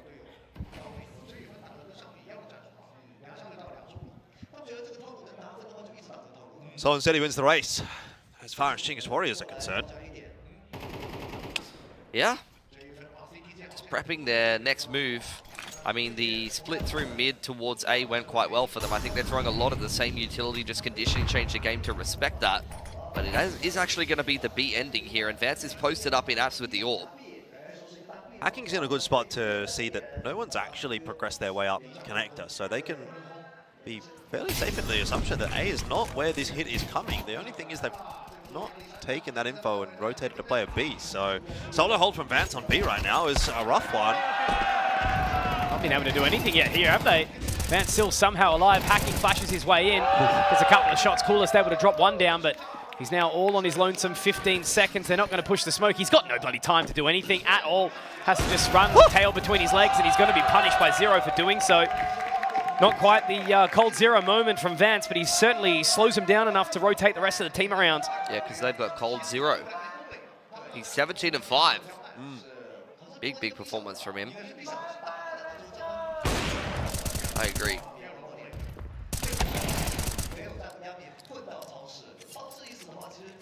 Chinggis Warriors still need a bit more out of this half, and it's starting to become a bit difficult to justify that they'll be able to do that. Tech9's out for a couple of members here. Looking for the A-pop timing. Got a few Tech9s, which could give them a little bit more aggressive power here as CTG push into A ramp. I like this from Hacking, the proactivity. He's got Vance in tow. E5 is going to be in for a little bit of a rude awakening here, but obviously members trying to push up Palace at the exact same time. The utility comes out, great swing, but punished by hacking. That's that double up special. They're already out on towards the firebox. Smoke goes down, it makes it awkward. Rooks. No. Oh, wow. Race car peak outside of A main on towards the site now. That smoke will go down, giving them safe passage for a plant. Yeah, just making a bit of a meal of it on that initial ramp defense. You can't have two players dedicated to that position and then trade as ineffectively as they did. Chingus Warriors have gotten away with a little bit of a lucky one again. That USP put some damage down onto Tikuak. The round's not over. Yeah. This is, it's a tough one, to be fair, for CTG. They can isolate these duels, though. Getting that one smoke over towards Palace if they can find a man. Firebox, the flash goes up high, but they have run out of time. It is starting to get really low, and obviously with Laiketsu going down just then, the kit is dropped, the round is done, and look, this game's still well and truly alive. For sure. Could be 5 here for Chingus Warriors if they can put another round together. These 8 after plants have been doing them a lot of favors. Let me give a lot of space time and time again from CTG in middle. And totally agree, you can't just let the Tech-9 dry run out ramp like that and double up on the entry. First AWP shot needed to be hit. Still, an 8-4 half here would not be too shabby at all for CTG, but if they let a 5th back through here for Chingus Warriors, then it's game on. Zero fighting into underpass. Looking to take this first duel with E5, but he's been jiggled, and now things are going to get a little bit more awkward. Out with the sweat on, yeah. 10 HP for Rooks. That nade might just miss the mark. Yeah, unfortunately, no Kobe today. Big fight here, though, for Vance, and he misses the shot. Yami just jiggling that corner nicely. Hacking's wondering if he can maybe deny the exit, but not bold enough to take the challenge. Chingus Warriors prepping themselves for the B-pop. Only 957 here to defend. Big moment in time for this man. We'll get the smoke down, but they're going to be going through that right now. The flashes barrel out of the apartments, but the teammates do not join in tow. Tikuak, though, can get 1 and 2. Laiketsu, big moment in time for him now from the pillar. They have slowed it down a hell of a lot because look at this rotation coming in from hacking. Bomb now going down. Tikuak's head spotted. Rooks has to go swing and will not get the ding. Now it's getting a little bit more uncomfortable here for Chingus Warriors. Stuck inside the apartments. Coolest with the trade. They've heard the footsteps of hacking, and that is the round. The game is on 5-7. 100%. Game's wide open here. If the pistol, particularly in that second half, goes the way of Chingus Warriors, the 7-5. The closest map that we have seen thus far of the day. Starting to heat up as we head in the direction of that grand final, but we don't know yet who's going to be in that grand final to join Jijihao. Gonna have to be another good T-side here from Change the Game. They're gonna keep things competitive. Chingus Warriors making them work for it and showing a little bit of that resilience that Mongols has shown us time and time again. Let's not forget that this is a under-strength Chingus Warriors roster in the sense that they did lose controls only a couple of months ago, so those recent changes, you know, still coming into effect. And I think in the past, you know, historically we'd looked at controls as a bit of a leadership figure for this lineup as well. Yeah, one of the older figures. I think definitely throws off the dynamic of the team that you get a really young player in for controls. But I think in terms of fragging and potential, I don't think Tikuak's no, he's not been bad by any stretch of the necessarily a bad imagination. replacement for controls. Like, there was a couple of games where controls really carried Chingus Warriors, but it was never against like amazing teams. Yeah. You know what I mean? Yeah. He would always just kind of bash noobs, and then the rest of the time he's just another player in the team. Yeah. Well, 7-5, CTG can make their life pretty easy here if they grab the pistol to open this second half up. Yeah, going to attempt a hit here. Smoke's going on to jungle side and a molly up onto Steads. The bait setup in spawn, very cheeky indeed. Yeah, I do like this. Just depends on when they wish to show their hand. They've got the kit, they've got the smoke, so that's the kind of play that they're looking for here, and they're not going to look for Tikuak. Does find 2, but he's traded. And now Hacking and Zero looking to take point a little bit further on. Rook straight through the smoke, but he's traded again. Zero gets another. 2 versus 2. This round is not done just yet. And it's all on a Yami, who will be punished by Zero. 3 kills, 20 and 7. This man is a monster.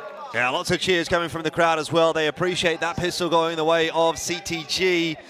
Again, scoping in on a grand final appearance for a team that, you know, frankly, at one point we were wondering, you know, are they going to make it out the group? How good are they going to be?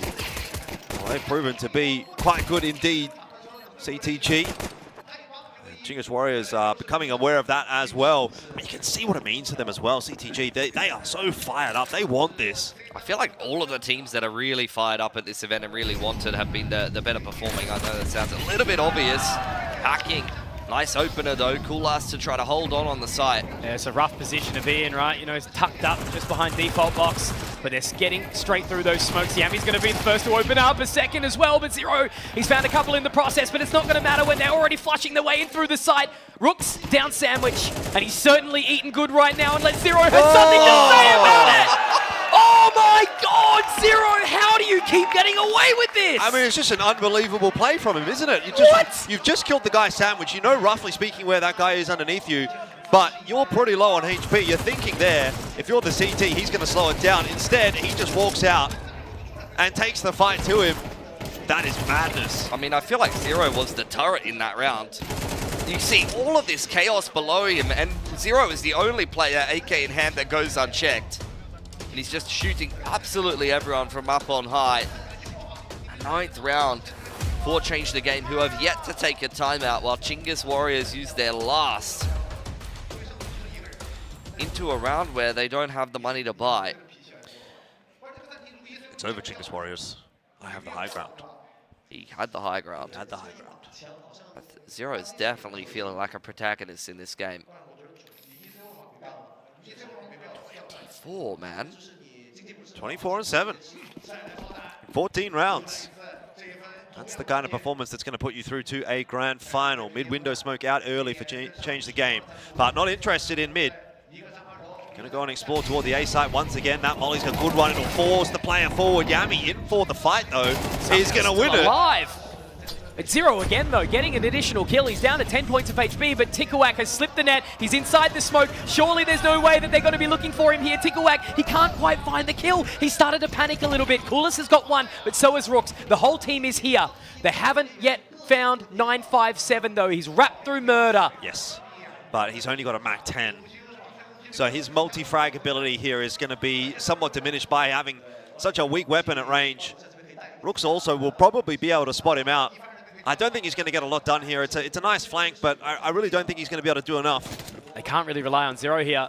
So low on HP, and they've dinked up 957, so there you go, man. An absolute redemption for Chinggis Warriors for the time being. I'm surprised they forced. I think it caught off Change the Game a little bit. You know, it was all MP9s, and Famus has brought up into that round after losing their own force buy. They just doubled down, given that Zero was the only one surviving for Change the Game. That is such a huge round to win for Chinggis Warriors. Completely different situation. They stare down now. Look at the money on the side of Change the Game. They forced up. Just trying to put it together whatever they can at 9-6. But I think Chinggis Warriors, if they can make their way through this anti-force, then they get themselves an anti-eco. This will be 8-9, guys. This will be anyone's game from there. Let's just see what happens first. Got to count my chickens before they hatch. This game has had a few twists and turns that were unexpected. Finally a good game, hey? I'm surprised Vance is saving for an AWP here. Like, this is a round where you're not going to have an AWP anytime soon. So saving the extra $900, I'd probably just prefer him to buy up with the rest of the boys.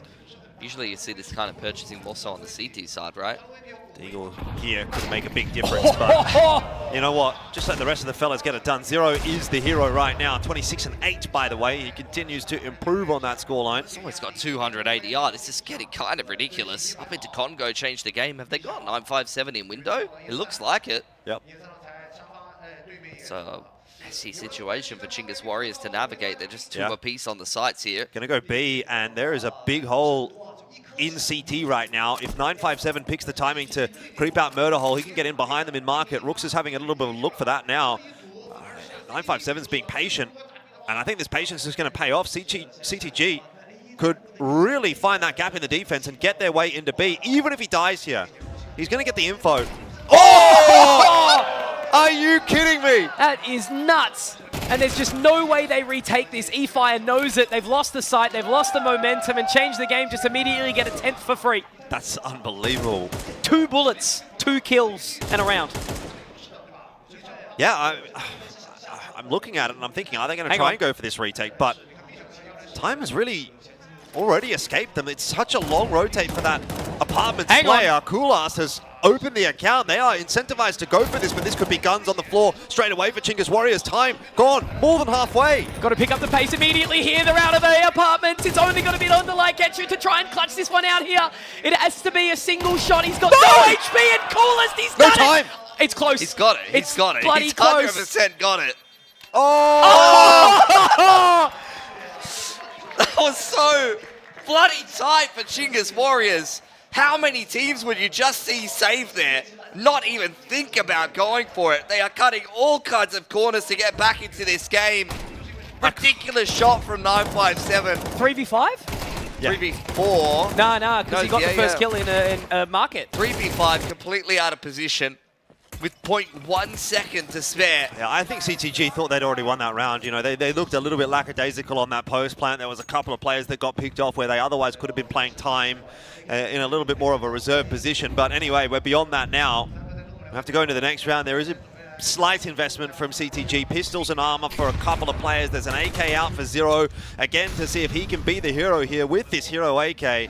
He's going to have to do it for his team. Ready for this. Yami gets a rude awakening inside underpass here as Zero continues to be the heavy hitter. Another one! He's 25 points of HP. Does get taken down by Coolest, but that's 28 kills now. M4 in the hands of Laikzu. That AK will be potentially retrievable. They're so split. Hacking didn't want it. Yeah, I don't know how they bring this one back together. You're seeing Kulas just drop the smoke over on that A side because he's anticipating an A ending at this point in the round. You can tell Chingus Warriors have got no idea what's going on. If Hacking walks up con here, he gets an AK, and there's nowhere else for him really to go. So an A finish here would be perfect for CTG. This will just be a save for Chingus Warriors if this is an A finish. Yeah, it's a gamble stack from them, isn't it? That's what we said the last round, though. Yeah, I know, but come on. Can't do it twice in a row, surely. Surely not. They're peeking short. Yeah, he has got his hands on the AK now. He fire already taken out. All right, that's the round now. Is it? Never say never, Conky. You guys were just talking shit on me. Here comes Rooks. I mean, it's easy to do that, though. Oh, okay, we're on. We're on. Surely we're not on. We're on. Hey, Tech 9, Deagle, no armor on Vance. I mean, look, there's always a moment in time where this could happen. AWP not exactly the best weapon to be doing it with, but they start to get this utility out. They're all stuck into one cubby, into one corner, funneling into a very uncomfortable position. But who will be the victor here? Smoke onto the bomb. They need to find the cross here. 957's in such a fantastic position, and Coolest has called it. He's running, tail between his legs. He connects onto a shot, but Laiketsu will deny. They are so broke now. Look at the money on Chingus Warriors. Like, they made a heroic retake on B previously, but that round it completely backfires. Yeah, they're like that gambling addict that wins the multi-million-dollar scratchy and then they go back and buy another one and think they're going to win again. Nice. All on black again. Man, they do say that lotto winners burn it all in the first year quite regularly. All inning on lottery tickets is only going to work once, you know? Inevitably, the law of averages is going to play out, and in this case, CTG are the benefactors of that. 10 and 7, they find the double digits. It just feels inevitable. They just keep getting away with these rounds where it's like only one person has a Deagle or Zero just has a hero AK, and they're able to find the picks and make it work for themselves. But how would it feel if Zero wasn't going as big as he was? You know, this would be a completely different game. Surely, but fact of the matter is he's doing what he's doing right now, and it's putting CTG in a position to go through to that grand final against Gigi Hao. I mean, he's going to drop 30 in regulation, well and truly in regulation. Yeah, but this is what Extremesland is about, man. Seen big performances from individual players, see a hero performance from Puppy in 2019. Yeah, this map is the land of extremes. Ladder jump missed there by Kulas. Yeah. That's on the AWP on the T side now, though. That could start to change things up. Force buy for Chingus Warriors is looking a little bit lackluster. No utility at 1 minute 30. They need to win some fights here. Oh my god. And eFire is really sort of toying with his life there. Sitting inside the apartment solo. They do fall away now. The utility walks up. They've got some space. Not sure that they're going to pick the pace up all that much, though, here, CTG. Happy to just continue to try and work the picks. Oh my god. Great mollies. Great molly. One of the best I've seen. That was a pixel, surely. You know, I think I saw that lineup on a custom map. He's executed it very well. Would have probably been at least some good damage, if not a kill. Oh, yeah.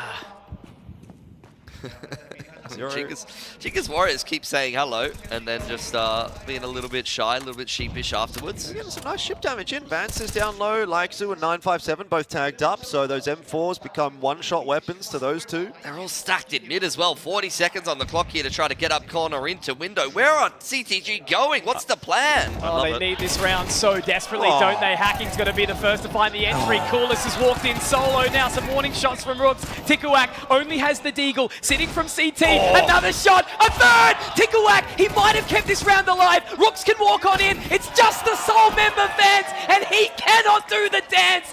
Chingus Warriors cling to dear life. You just can't write the script, can you? Everything that you expect goes the other way. We truly are in the land of extremes right now. I have no idea what I'm watching, which way this is going. Every single round, something else seems to happen. And this time, Tikuak with the 3K on the Deagle. Like you say, he does enough here to set it up for Rooks. This guy is absolutely quacked, guys. That's all I have to say. He doesn't want to go down just yet. Chingus Warriors aren't going down without a fight. The money's broken for CTG now. It's all right, they've won this round already. Game on. What? Have they? Yeah. Zero didn't buy a Deagle for some reason. I think that's the first mistake. Yeah. A little confusing. But nothing's guaranteed, is it? Expect the unexpected. Smoke's down. They're going to have to be ready for this one. It should just be a nice, easy, clean pickup here, and it will. So we can think about what this next round will look like for Change the Game. Finally, something makes sense. Wait a second. Wow, you really, 1v5. You're really invested, huh? 1v5 with the Deagle. We're going to the moon. I don't know how you wouldn't be invested after what we've seen in this service so far, yeah. I thought that was the player jumping over at the triple there. That would be crazy. 9-10 the score though, so Chingus Warriors have pulled it back a couple of rounds. Changed the game, probably kicking themselves. They should have almost had this game done, wrapped up by now, but it's still very much hanging in the balance. The double entry up con in the 5-on-3. That's the round they really should have gotten. Why is it always Mirage, man? I don't know. Buys come through for Change the Game though. Chingus Warriors doing well enough to build themselves a good CT side economy to fight for this game with. They really want to make their way into the grand final here. Mac 10 out on 957. This guy's an SMG abuser every game that I watch him. It's a slow start though. No one making moves into middle. No one peeking Kulas. Game looking a little indecisive in the opening parts of this round. Does seem like they want to make a... Oh wait, what is that?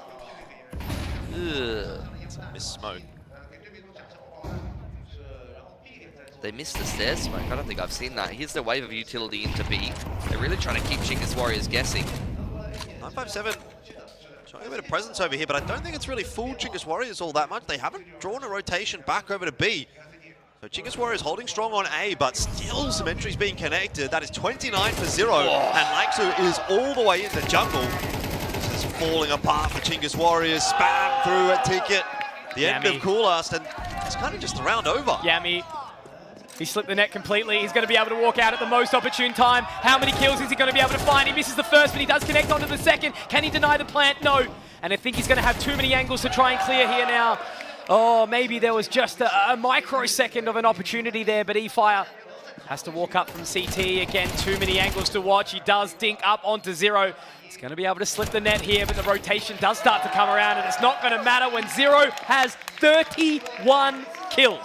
They just needed to give Yami way more time to get involved in the round. Everyone went down before he could do anything from ramp side. Just too much eagerness to take some of those duels from Chingus Warriors, not to mention the fact they just let Laiksu walk all the way up jungle.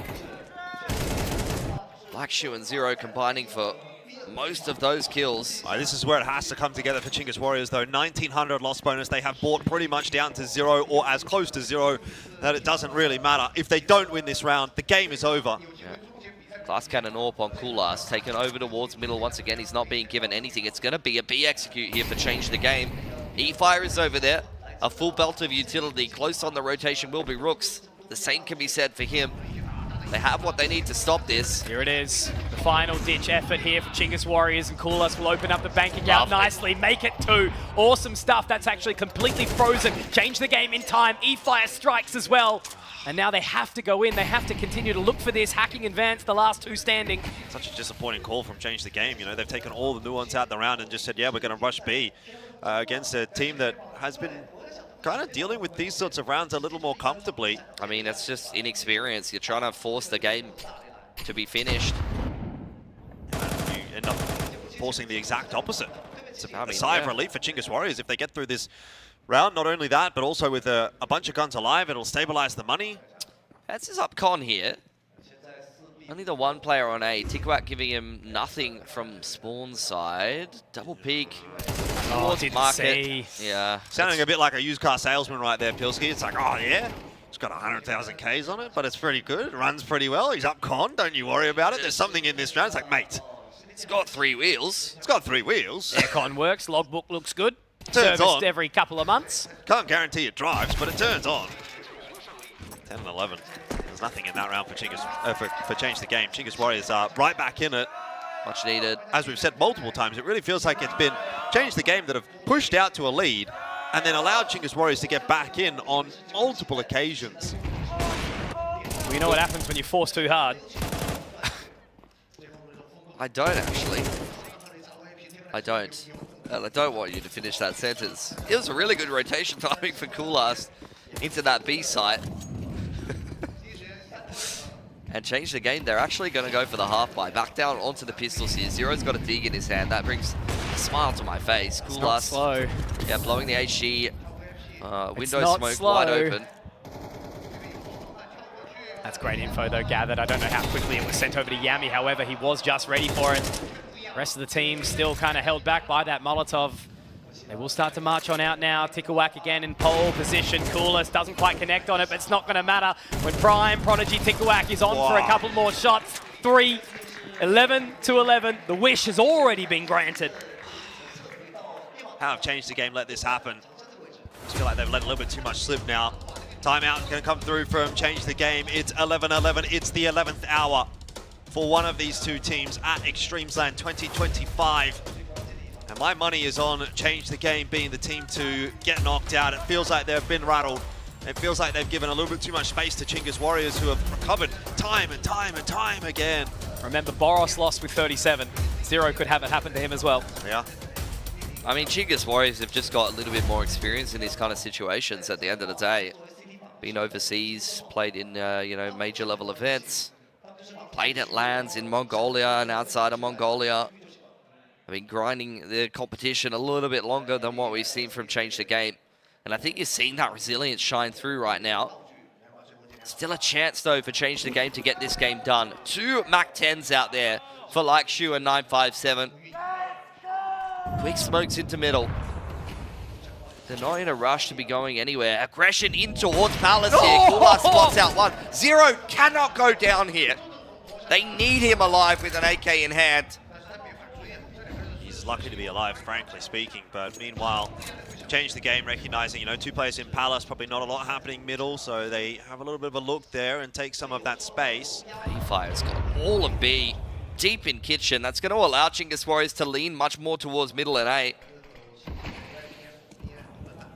So he's working his way forward. Rook's transitioning over to help defend middle from ladder. CTG setting themselves up again for another A finish, but Chingus Warriors are aware of that. These Mac 10s need to get into good positions to actually run and gun and try to find some entries. Nice through. Now Yami, very lucky to be able to hold on to this one. Smoke down jungle, but he's got to find hacking. Laketsu also very, very low, 20 points of HP, only a Mac 10 in hand.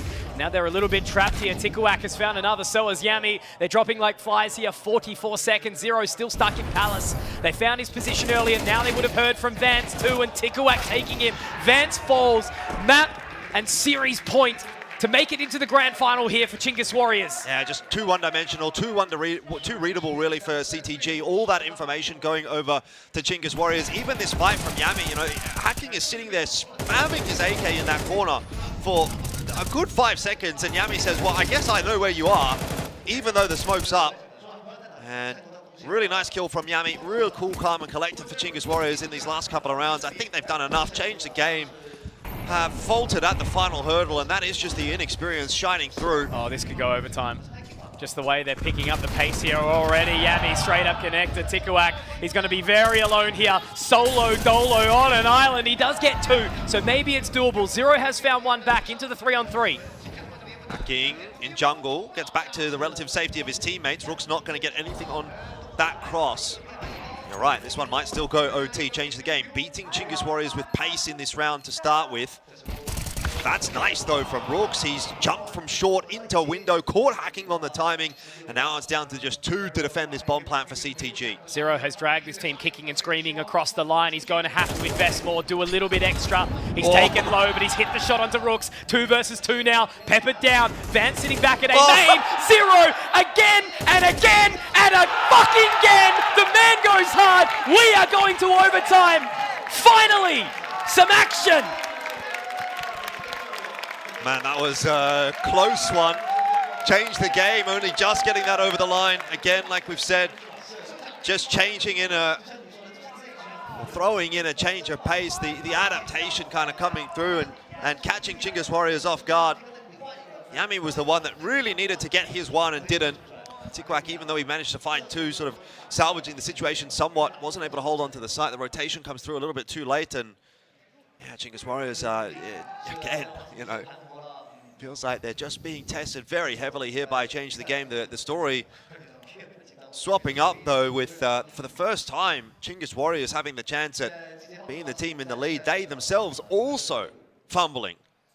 Just needed to get Zero into a post plant. Yep.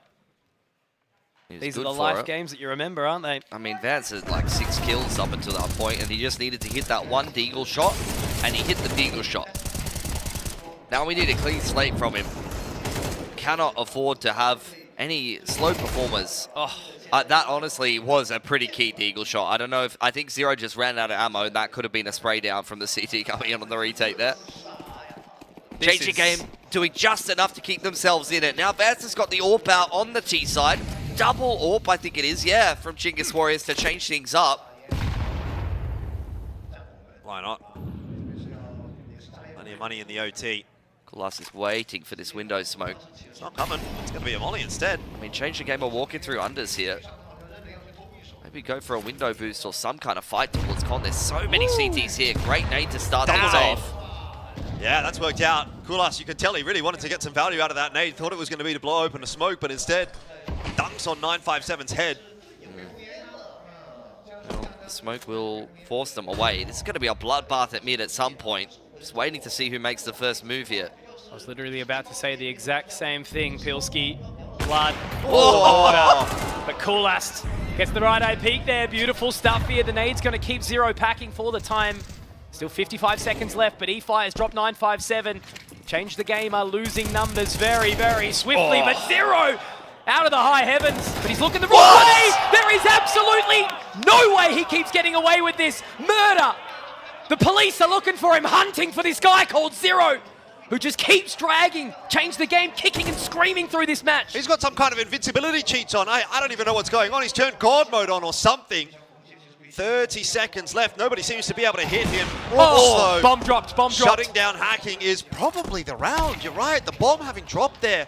How would you even retrieve it at this point? Laixu on short has 18 HP. It's done. It was a climactic round, but not toward the end. Chinggis Warriors have just swept this one aside. I mean, someone other than Zero needed to do something there. No help. That's what it means. Zero help. Good stuff from Chinggis Warriors. Got a little sweaty there in middle, but they definitely got things back together. Taking the lead now in OT.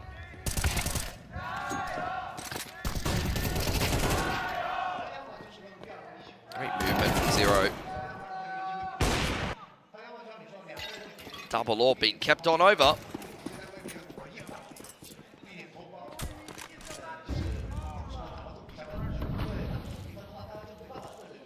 Missed the window smoke. Pressure. Vance looking for that jump swap peak. And pushed away by the smoke and the nade. Oh man, lucky to be alive. His hacking could have definitely got picked by Kulas there after the window smoke was missed by CTG. And I'm getting a little worried because it's a minute 25 on the clock. We threw a smoke to top middle. We looked for a B pick. Neither of those things really eventuated in CTG having control of anything, and now we've got 5 players in T-Spawn as the inexperienced team here with a 10 on the clock. Grenade usage has been pretty nice as well for Chinggis Warriors in the last couple of rounds. They're getting a lot of value out of that, softening these targets up and change the game. I mean, they don't really have many options left in this round, do they? But to default to an execute on one of these sites, and it is going to be the A site that they will decide to go to. Zero's in Palace, so that could be great, but Yami's got full set of util under balcony here. This nade could hurt, really could. Look at that, absolutely. Oh. Damage dealt everywhere. Carnage inside A main as Tikuak continues to line them up. Yami's there too, but still they've got to be careful of Zero. One member dropped now. Looking to swing out from Palace. That smoke will give them a little bit of extra safe passage, but they've still obviously got to try and find this bomb plant. They will go for it now, reverse default. Yep, it's down. 3 on 4, Tikuak's tagged. It's not unwinnable for CTG. They need to take a bit of a risk, and that risk is going to be 957 with his running shoes on. Mid-route. Hopefully he's got the alpha flies, because he's going to need to be there pretty quickly. Turn on Strava right now, my friend. You've got to show off this pace to the world.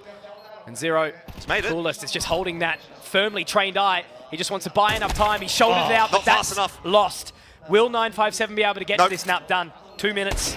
Too far gone. Yeah, he needed a little bit more time, didn't he? He really needed maybe another 2 seconds there, but CTG just could not hold. If they would have got 1 kill, if those 2 remainders on the site would have got 1 kill, it might have made such a big difference. But Chinggis Warriors, again, settle it in the late round. There's been some pretty high-octane Counter-Strike, you know, in the mid-rounds of these OTs, but once it's gotten deep in the round, it just feels like it's Chinggis Warriors all the way. But put it in reverse before even that, like there just wasn't any game plan for Change the Game in that round at all. Like they just decided to A-execute because they ran out of ideas there. Like, I feel like there's a bit of choking happening in the calling, and once again, they're going to pick up the pace, but finally, Coolast has been looking for that pick for such a long time. Yeah, gets his opportunity, 957. Oh. Again, how many times do I have to say? I think it's probably, you know, 80 plus damage per round from the grenades in OT here for Chinggis Warriors. They seem to have a laser-guided missile on their grenades with CTG's name on it. Zero's got to make something happen here. It's been opening up middle from Con. Round in, round out. And disadvantage, 957, not really a factor to be worth worried about when he's only got 25 HP here, but he's still applying some pressure and trying to keep Chinggis Warriors interested. Molly really not going to do enough, I don't think. The other 2 players still interested here, like you say, but no rotation coming through. Chinggis Warriors still have a stable setup. I mean, they've got 5 full HP players, 5 defuse kits. B-Fire boosted up on the B side here. Might go overlooked. I don't see CTG getting a way in here. This is rough. You know, they've got entrance into connector, but you got 1 member up short, 1 member still back apartments. There's only 40 seconds left. They're just trying to keep them focused, and with Tikuak finding Vance, it has to be Zero again, but the bomb is still dropped. It's down. This is awkward. He's waiting for some sort of mistake to come on through, but the mistakes are happening in his team. Has to be the hero again. Coolest, will he connect on the shot? He will. Change the game. They've run out of plans. They've run out of ideas. And if Zero can't clutch the rounds, they just don't have anything in this one. Wouldn't have mattered if Zero got the kill there on the Coolast anyway. There was no time for him to put that round together. And you're right. I mean, Zero needs to get involved in the round a little bit earlier, I guess, because nobody else is getting it done. No, they've unfortunately just kind of choked in OT here, is the reality. Like, there's just no game plan, no clear calling on this T side at all. But you saw that happening anyway. It's not just a choke in the OT. I think it's been a choke just in regulation as well to even allow it to get to OT. The situation has very much got the better of CTG here. They were so close, and they probably should have closed this game out in regulation. But the fact that this has now got as far as it has clearly gotten in the heads of CTG, and Chinggis Warriors' cooler heads are prevailing. For sure. I mean, they're definitely showing their experience here. CTG haven't been in many situations like this, haven't got their feet under them. This might have to be one of those painful experiences that they grow from. So they are 1 round away from being knocked out of Extremesland despite having a phenomenal performance so far in this tournament, despite Zero having a life game. Just not quite enough to deal with a team with the level of experience that Chinggis Warriors have. Top 4 at Extremesland, though, man. You've got to walk away with your heads held high, even if you do go down here. Yeah, it's still a good performance from CTG. They've outplaced their Chinese counterparts in Lin Vision and Rare Atom, so you can't be disappointed with the level that they brought to this game, but realistically speaking, they could have gone further. That will be the part that hurts them more. It's not over yet, though. CT side. We've been a bit critical. They've sort of run out of ideas on the T side, but you don't need to have those ideas on CT side. You just need to hold your sights. Demanding perfection now from CTG. Rotation comes over towards this B side. They are very much thinking that after that initial util pressure in apartments, that's where Chinggis Warriors will be ending. But yeah, that's kind of surprising to me, given that CTG had a very similar game plan. And look, aggressive lurks when you apply util pressure over towards the B side of the map is pretty common in the current meta.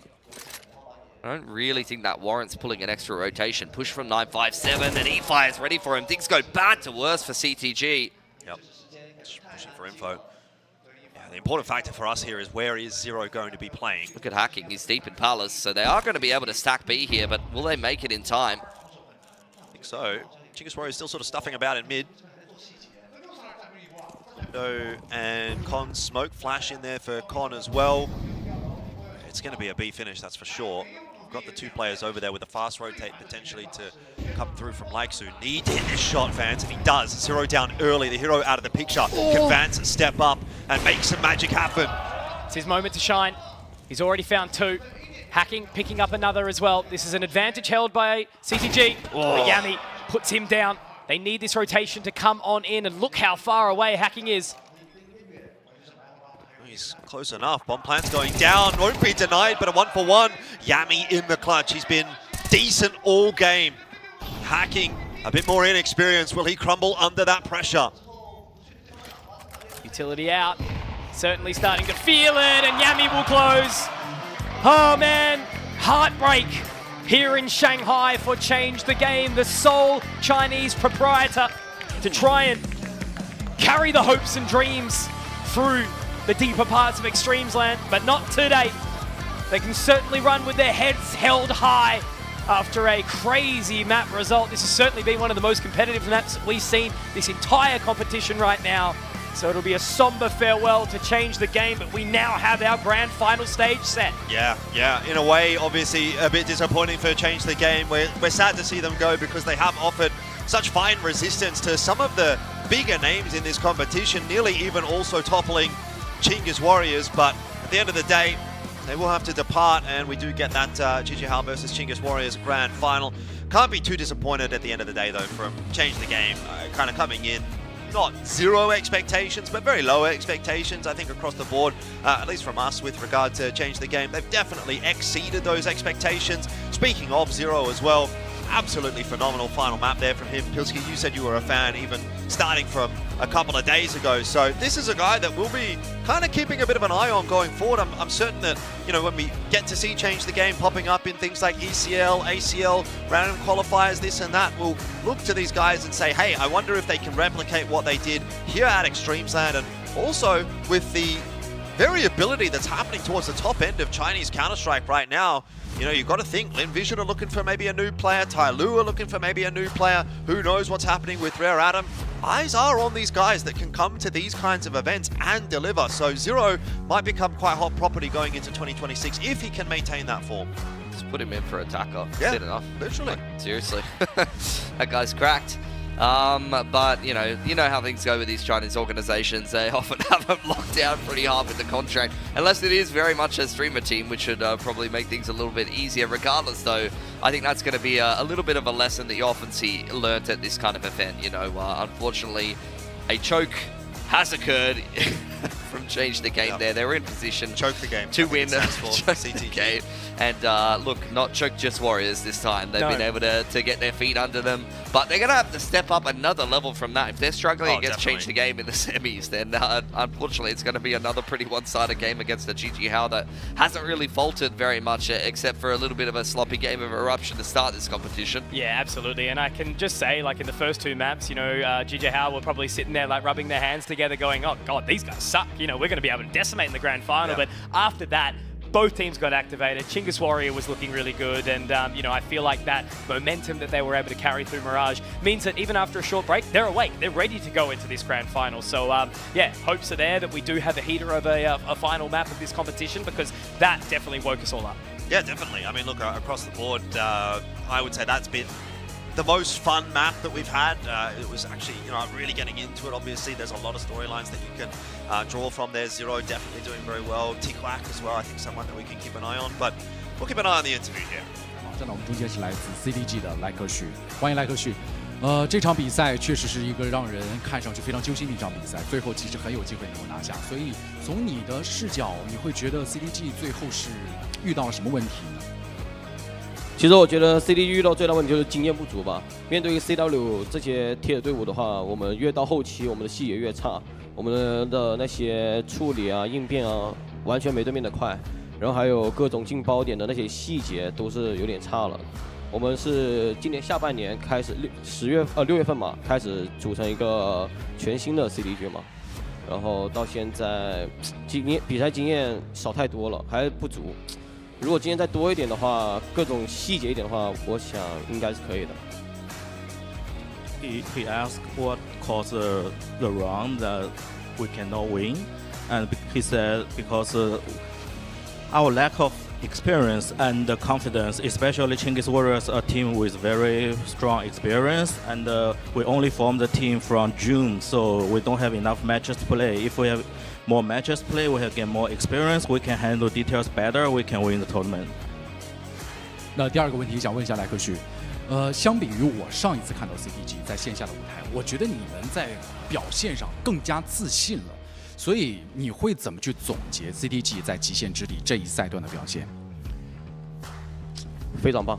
我说实话，我们能走到这一步，真的是，我觉得我们非常的棒。我每个人都很有信心，比如像在那个8进4的阶段，我们8进4哪怕输了一张图，我们觉得我们也能赢。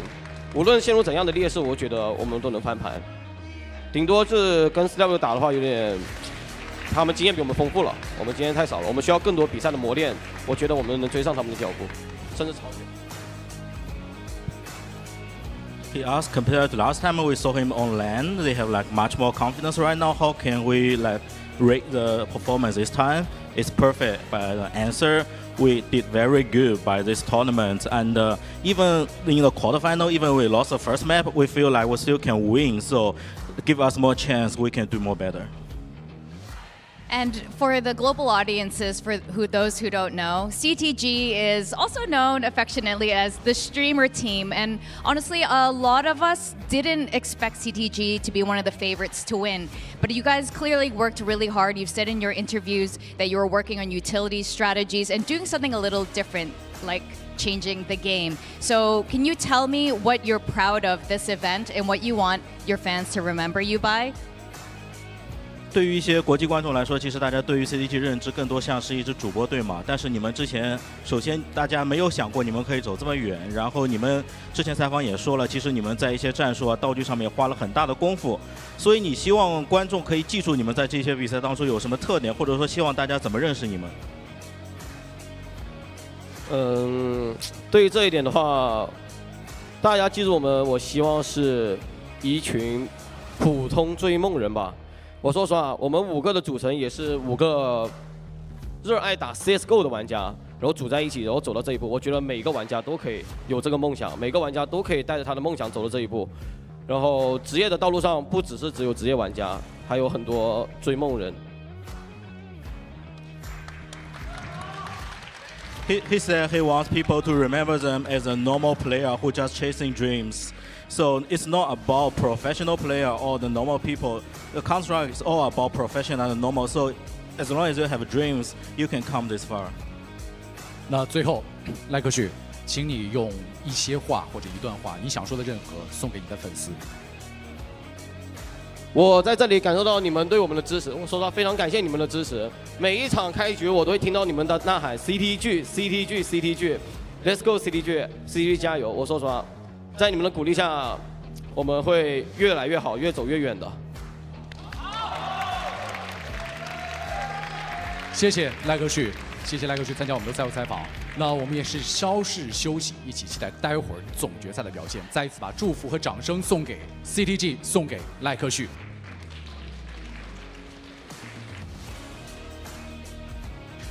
Well, beautiful stuff. Dreams are no longer memes. You know, they can be chased, they can be followed, they can be, you know, a beautiful thing. And I love to hear that. You know, obviously there was clearly a big throw to the crowd there of all the gyos and cheers. So, yeah, not just a streamer team. You know, a team that's been working hard and looking good, and they made their way all the way to the top 4. Yeah, certainly. And again, like I've sort of highlighted in the previous discussions, I think this will be a team that we sort of keep a bit of an eye out on going forward, right? I don't know that we've necessarily put enough respect on CTG's name coming into the tournament, but going into 2026, there'll be another one of those teams that we sort of put in, I guess, the same level of your Chingus Warriors, your Eruptions, those kinds of names. Teams that, you know, if the big names, if your Tylus, your Limvisions, your FlyQuests, your Rare Atoms and whatnot are kind of out of the picture, and even maybe considering some of the results at this event are still in the picture, I think we can keep them as a team that might be able to make a bit of a ruckus depending on what tournaments we're looking at, what kind of qualifiers we're looking at going into next year. I suppose for CTG, the big thing, of course, is to, at this point, just get some BRS points under their belt, and maybe that's one of the reasons why they have been a little bit underrated coming into this, is that there just hasn't been that opportunity for them yet to really build into what we hope they can be in the future. But yeah, definitely an event I think that will give them some degree of notoriety, which is a start. I'd agree with that. I'm just hoping that it's not going to kind of be like a one and done result for them. Like I remember Wings Up had a pretty deep run at one of the ESL challenges at one point with a little bit of crowd support and a little bit of fan favoritism over there, and then it kind of petered out and didn't really end up in anything. So, you know, for me, it's really about change the game, showing some consistency in towards 2026 if they're going to keep the same 5-man lineup and actually continuing to have some good results. And if that's not going to be the case, then just send Zero to Tyloo for God's sake, so I don't have to watch Attacker play again. Yeah, well, look, that's exactly, I suppose, what happened from that Wings Up team, right? You know, Child King obviously on Rare Atom now, but we're going to now hear from Chingus Warriors. I'm here with Tikwak from Chingus Warriors. That felt like a grand finals. Congratulations on qualifying. I want to ask you what your thoughts are on that last map of Mirage, because it was intense. Yeah, it was really intense, and I think like we could have like won easily, but it was like a little bit like there were like lots of little mistakes, like small details. Yeah, and I think the enemy team did a really good job, and also we did better than them. 第一个问题，首先是问到 Tico， 首先也欢迎他来到我们的赛后采访。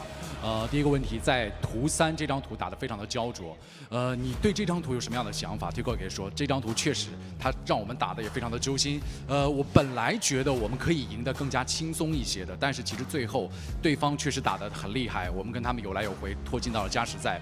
CTG 是一支很强的队伍，他们让我们感受到了一些压力。 Now, you're one of the younger players on this team. How was your experience here at Extremesland this year on the stage? Yeah, like at first I was feeling really nervous, but as like before, after day one, yeah, I got really comfortable, and I started feeling like myself, you know. Did anything change after day one? Did you have a good meal, or what was it? Like I started like thinking, like I just like thought about myself, like don't be nervous and some stuff. And after day one, yeah, I started playing really good. It looked good. 第二个问题的话，也是问到 Tico， 这是他的第一次极限之地的之旅，所以对他而言的话，这个经验感觉还怎么样？到目前为止 ，Tico 也说，我其实来打极限之地会有一点紧张，但是结束了第一天的比赛，我变得更好了。刚才有一个追问是对于，你第一天结束之后，你是做了什么样的方式，然后导致你自己变得心态更好了？他说我就是不要想太多，告诉自己别紧张，好好休息，好好比赛。 Now, Jacob was mentioning some of the Chinese players refer you as Little Senzu. What do you think about that? I don't know, man. Like back in home in Mongolia, people actually used to call me Little Monisi. Oh, which one do you prefer? Monisi. OK， 第三个问题这很有意思啊，因为刚才也提到了，其实很多的粉丝会叫这个是 Little Senzu， 他自己也说，其实我并不是很知道，但是在我的这个蒙古在我们国内很多的粉丝会叫我是 Little Monasi。然后刚才有问到他更喜欢哪一个呢？他说还是 Monasi。 Now, your opponent for the grand finals is Jijiahao. Both Mongolia and Middle East have both won a trophy over the last 2 years here at Extremesland. Do you have any words for your opponent? Yeah, just play good. Okay. Who's going to win? How confident are you about the win? Yeah, I'm going to stay humble, but I don't know, it's 50-50.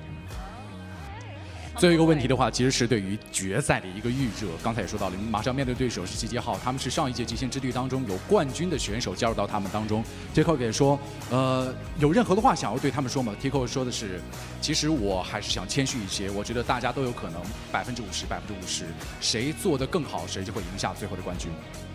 Thank you so much and congratulations, Tikwak. We're going to see you again very shortly. We're going to go on a quick break, and when we come back, it is grand finals time here at Extremesland. 稍事休息，一起等待总决赛的开始。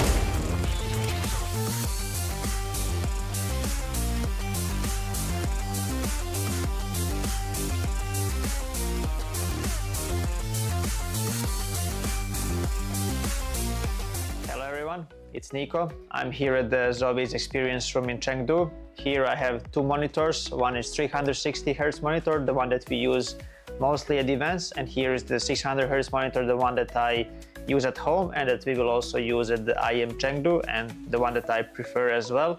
Today I'm gonna try to see the difference. I never really tried them to have them side by side, so this is what I'm gonna do today, and I'll just check the settings first and then we will dive into it. So let me check if DIAC 2 is on. DIAC is on, premium, this is what I use, and also AMA I use on high. As you know already, I haven't used the DIAC on the old monitor 360 Hz. I don't know, it didn't feel right for me, but on the 600 Hz monitor I see a lot of benefits. The game is really smooth, so I definitely recommend using the DIAC on and also AMA because it helps, both are connected and both help for the motion clarity. So the first thing I want to talk about is the color. We use both monitors on the same settings, so you can see the clear difference between the colors on each monitor. As you guys already know, I always like to have my color vibrance very high and to use saturation very high as well. So for me, it's very important that the picture is very visible. As you can see on the 360 Hz monitor, the color is a bit more reddish, it's a bit more orange, and it's very hard to use the high saturation on this monitor because it just doesn't feel natural. And on the 600 Hz monitor here, even if I use the higher saturation and the vibrance, the colors are way more natural and it's just easier to see opponents. They don't blend in the background. So and what's most important for me is that my eyes are not getting too tired while looking at the screen. So the 600 Hz monitor definitely benefits a lot when it comes to the color, and it's just made for CS2. I'll just play a little bit. Let's try the 360 Hz monitor first.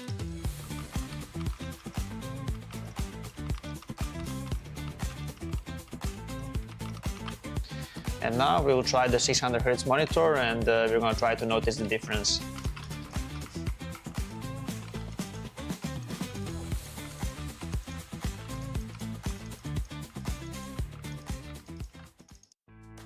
I think the first thing that I notice is the motion clarity on the monitor. It's way more clearer picture on this one. I think when the player model is moving, it's way easier to see them. They are not blurry at all, especially on the maps like Ancient. It can be difficult to see sometimes because of the background. On this monitor, you shouldn't have those issues. I think for me, the clear difference is when the enemies are moving. It's way more smoother on this monitor, and it's way easier to notice the enemy when they strafe out from a certain area where you're not focused, because this monitor also helps you to see enemies easier, not just in the center of the screen, or not just on your cursor, but also on the side of the monitors as well. So for me, this is very important because it helps with your focus, and it can obviously help you in the crucial moments to just react faster to enemy. Yeah, I would say that these things are very crucial for every professional player, and these are the biggest upgrades on this one. So yeah, these are my thoughts on the 360 Hz monitor and 600 Hz monitor. The difference is very visible, especially for a professional player. The upgrade is also very visible, so it's pretty crazy because this one was already very good and I used it for a long period in my career, but this one for CS2 is just, it's amazing. Even if there is no end to the pursuit of perfection, never cease striving for perfection. ZOWIE understands without the right mouse shape, performance can be impacted, thus not unleash your full potential. Various shapes with designs validated by sports science for performance, comfort, and endurance. ZOWIE applies sports science to analyze pro player gaming performance data, researching differences in hand styles and grip styles. Apply scientific analysis to esports to ensure consistent FPS performance. Enjoy better agility and precision for long-range and secondary targeting while tracking enemies. The FK's low-profile design allows for more space and thus creates micro-adjustments between palm and mouse. Our tests show that the FK delivers faster aiming while making micro-adjustments during shooting. The ZA series provides faster and more precise long-distance flick shots. ZA's higher hump provides full palm support, balancing muscle exertion on both sides. The curvy sides enhance palm muscle activation for precision braking and greater aiming accuracy. S provides more stable and accurate tracking.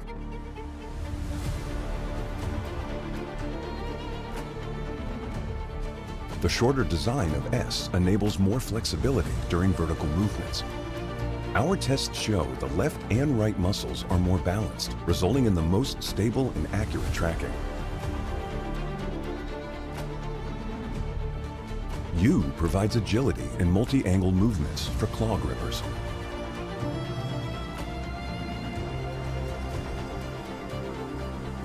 The left side curve reduces the thumb placement angle for faster index finger clicking. The right side curve allows easy ring finger placement to balance hand exertion and provide better stability. The EC series is designed for fast horizontal movements over longer distances. EC's rounded and smooth curved design ensures no distracting pressure on the palm, which reduces muscle fatigue during extended use. Gamers can rely on DW mice and their 4K report rate enhanced receiver, even in the most extreme wireless interference environment, such as a tournament. ZOWIE provides gaming equipment tailored to individual needs, offering options to suit various styles of play and grips for consistent performance.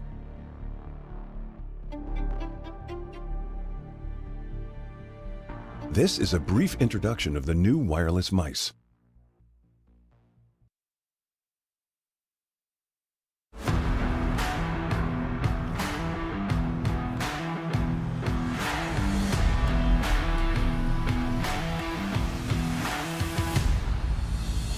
The TR series incorporates a softer, high-density rubber base. Compared to SR, the TR's softer base material makes stopping easier. Unlike typical soft mouse pads, TR provides superior support, minimizing excessive depression during spraying or tracking, while reducing discomfort from desk surface hardness. What's more, it also offers better elasticity. When players resume mouse movement after applying force, the base's elasticity provides a quick rebound of the mousepad, which provides smooth and stable transitions from stop to motion. Same as the SR2, the TR series incorporates exclusive surface fabric technology, ensuring a controlled gliding experience. The top layer of cloth stays dry and avoids sticky glide feeling, often resulting from clogged moisture. All mouse pads undergo rigorous quality control to ensure flawless gliding, providing players with consistent, smooth, and precise mouse movement. Moreover, in addition to the TR series, the SR and SR SE models also feature ZOWIE's proprietary anti-slip technology, which enhances stability, reducing mousepad slip caused by intense gameplay. This is a brief introduction of the new TR series mousepad. Feel free to DM us if you have any questions.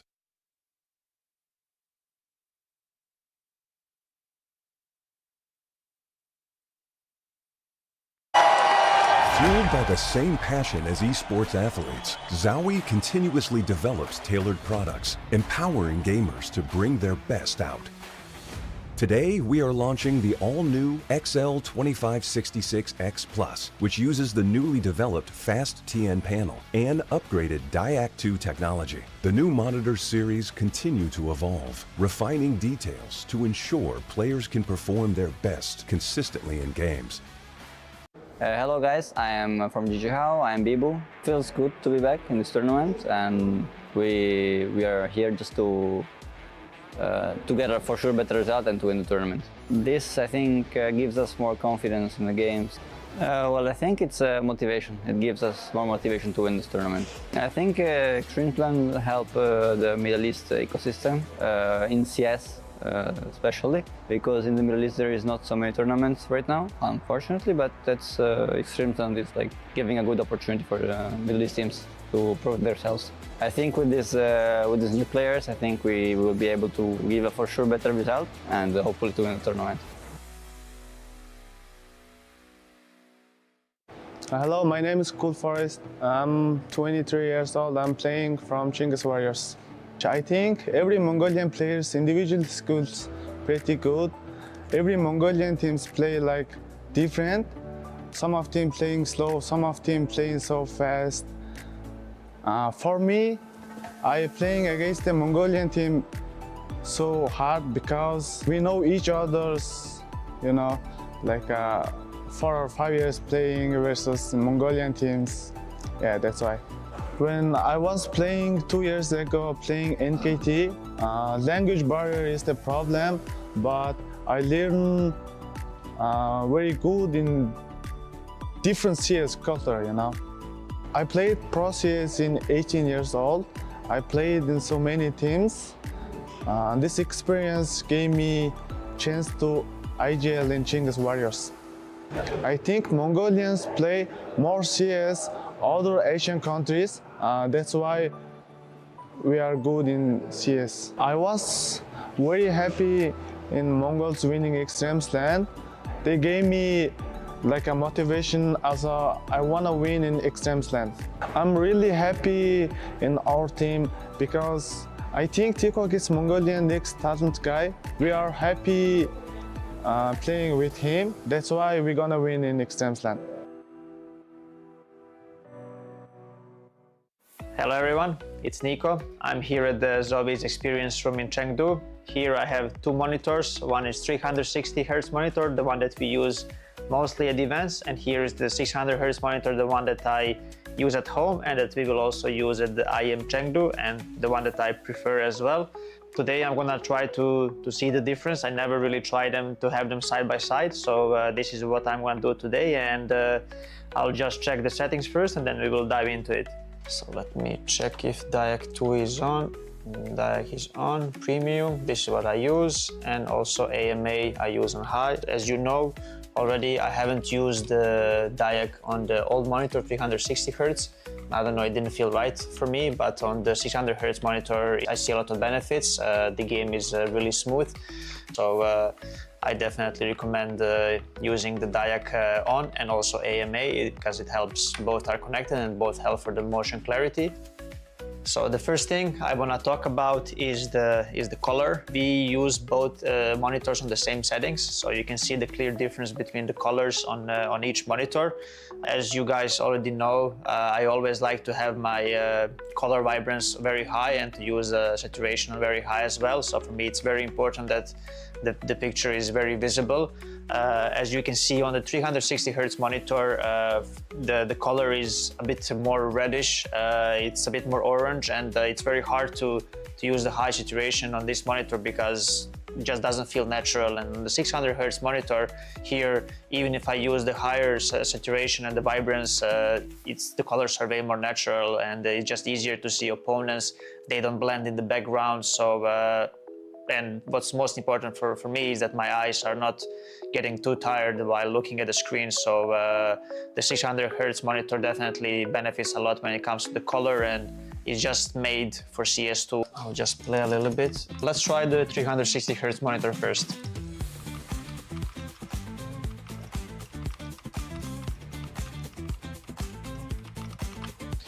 And now we'll try the 600 Hz monitor, and we're going to try to notice the difference.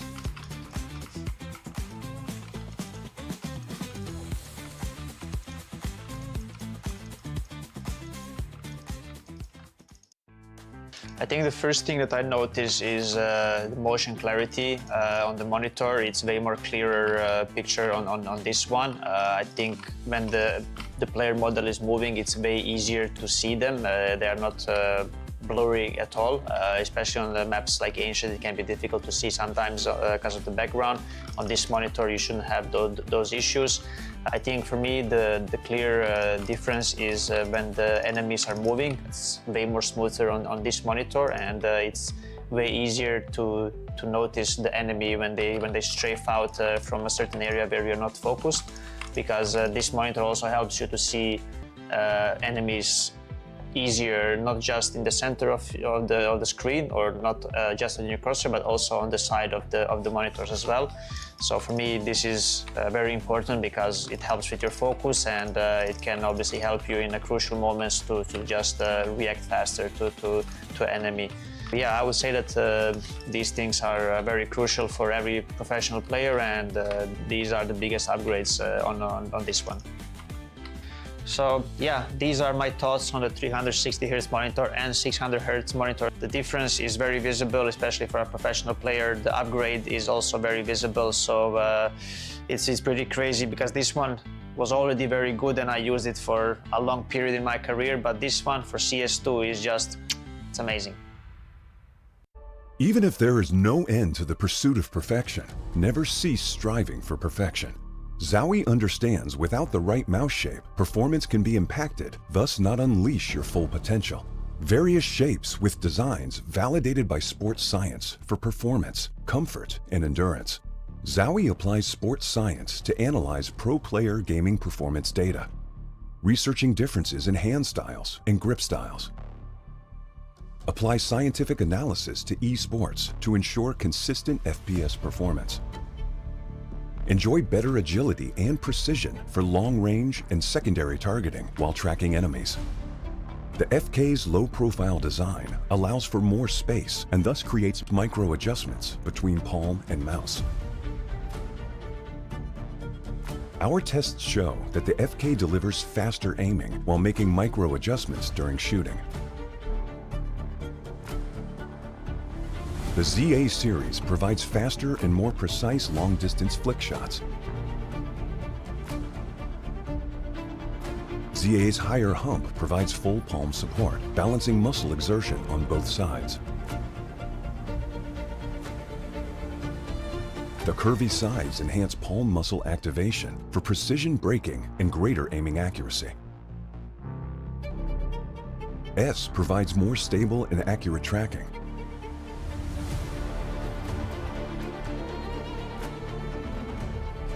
The shorter design of S enables more flexibility during vertical movements. Our tests show the left and right muscles are more balanced, resulting in the most stable and accurate tracking.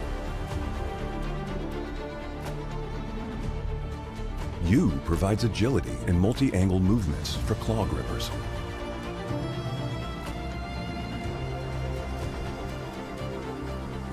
The left side curve reduces the thumb placement angle for faster index finger clicking. The right side curve allows easy ring finger placement to balance hand exertion and provide better stability.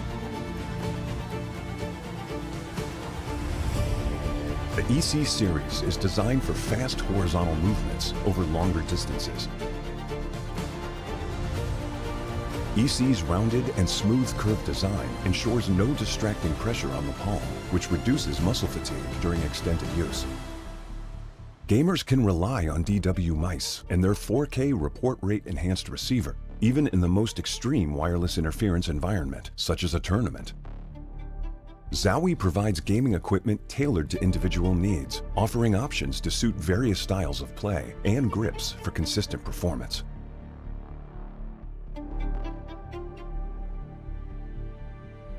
This is a brief introduction of the new wireless mice.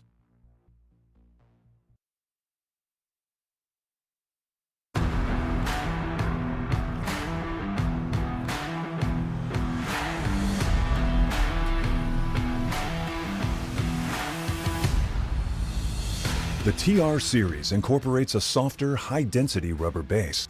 Compared to SR, the TR's softer base material makes stopping easier. Unlike typical soft mouse pads, TR provides superior support, minimizing excessive depression during spraying or tracking, while reducing discomfort from desk surface hardness. What's more, it also offers better elasticity. When players resume mouse movement after applying force, the base's elasticity provides a quick rebound of the mousepad, which provides smooth and stable transitions from stop to motion. Same as the SR2, the TR series incorporates exclusive surface fabric technology, ensuring a controlled gliding experience. The top layer of cloth stays dry and avoids sticky glide feeling, often resulting from clogged moisture. All mouse pads undergo rigorous quality control to ensure flawless gliding, providing players with consistent, smooth, and precise mouse movement. Moreover, in addition to the TR series, the SR and SR SE models also feature ZOWIE's proprietary anti-slip technology, which enhances stability, reducing mousepad slip caused by intense gameplay. This is a brief introduction of the new TR series mousepad. Feel free to DM us if you have any questions.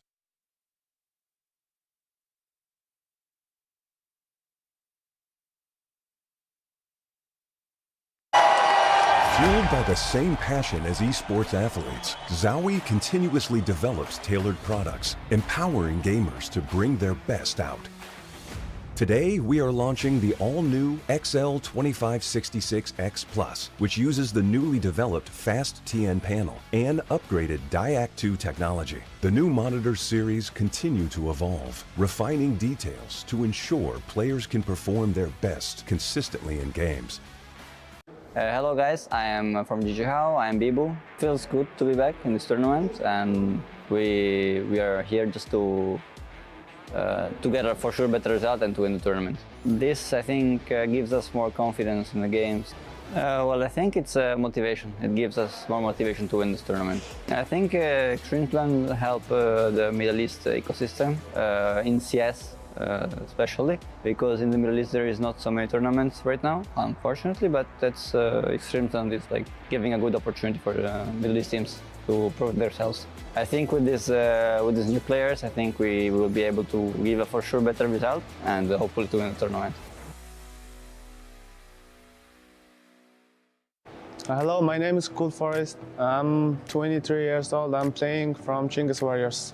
I think every Mongolian player's individual skills pretty good, every Mongolian teams play like different. Some of them playing slow, some of them playing so fast.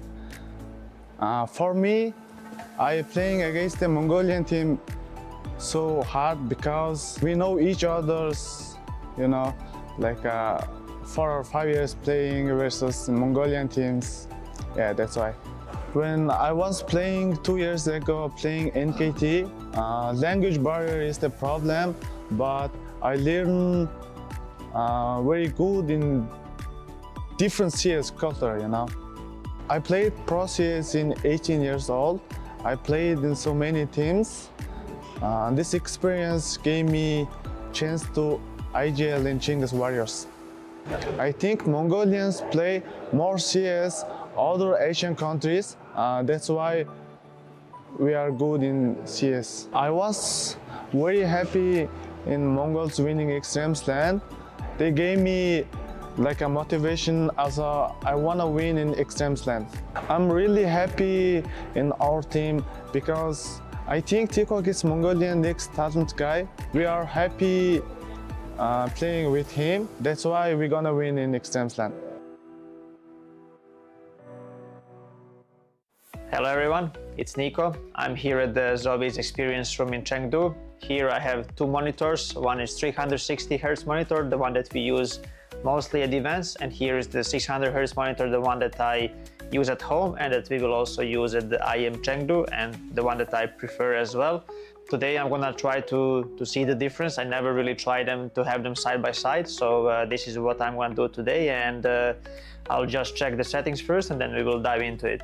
So let me check if DIAC 2 is on. DIAC is on, premium, this is what I use, and also AMA I use on high. As you know already, I haven't used the DIAC on the old monitor 360 Hz. I don't know, it didn't feel right for me, but on the 600 Hz monitor I see a lot of benefits. The game is really smooth, so I definitely recommend using the DIAC on and also AMA because it helps, both are connected and both help for the motion clarity. So the first thing I want to talk about is the color. We use both monitors on the same settings, so you can see the clear difference between the colors on each monitor. As you guys already know, I always like to have my color vibrance very high and to use saturation very high as well. So for me it's very important that the picture is very visible. As you can see on the 360 Hz monitor, the color is a bit more reddish, it's a bit more orange, and it's very hard to use the high saturation on this monitor because it just doesn't feel natural. And on the 600 Hz monitor here, even if I use the higher saturation and the vibrance, the colors are way more natural and it's just easier to see opponents. They don't blend in the background. So and what's most important for me is that my eyes are not getting too tired while looking at the screen. So the 600 Hz monitor definitely benefits a lot when it comes to the color, and it's just made for CS2. I'll just play a little bit. Let's try the 360 Hz monitor first.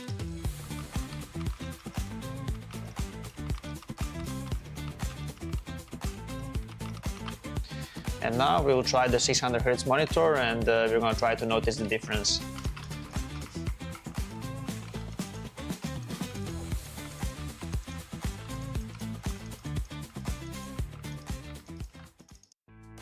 I think the first thing that I notice is the motion clarity on the monitor. It's way more clearer picture on this one. I think when the player model is moving, it's way easier to see them. They are not blurry at all, especially on the maps like Ancient. It can be difficult to see sometimes because of the background. On this monitor you shouldn't have those issues.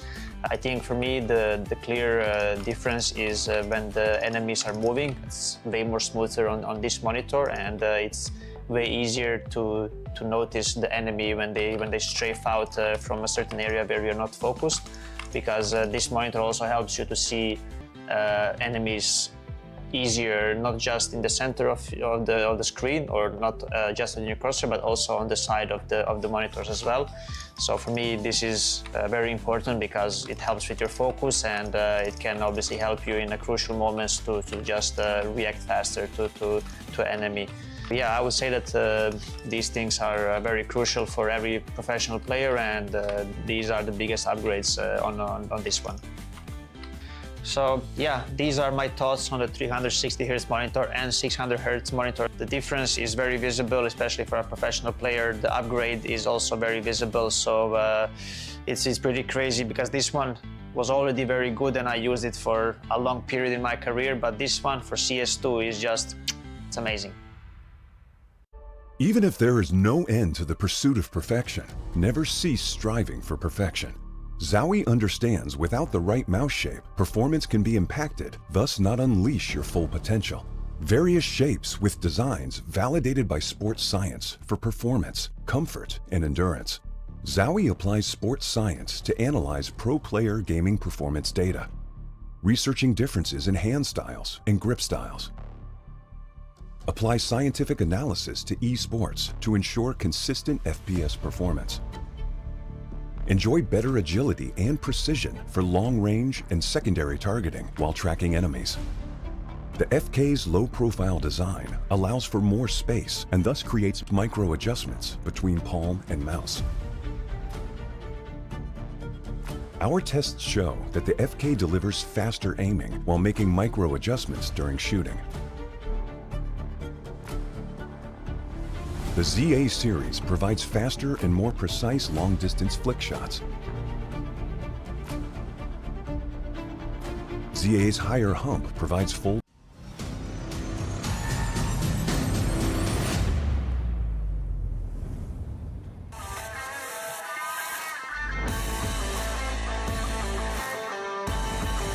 Welcome back and hello Shanghai. It's the Extremesland CS Asia Cup Finals 2025 and today it's Grand Finals time. I'm Victoria, joined by Jacob.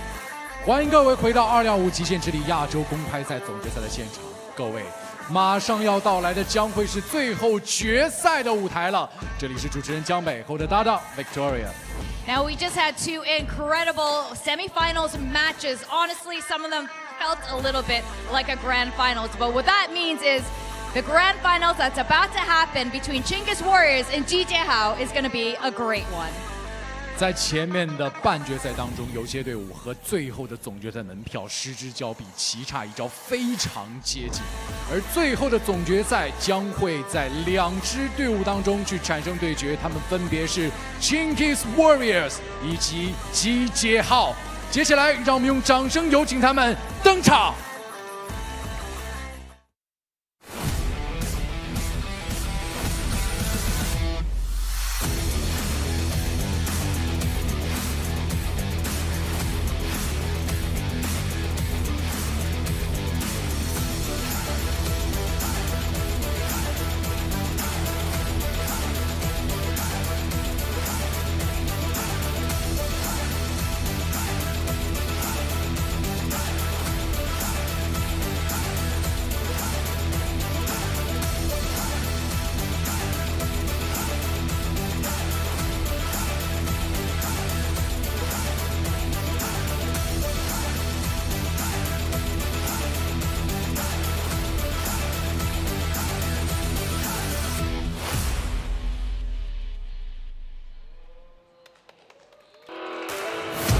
From Mongolia, it's Chinggis Warriors.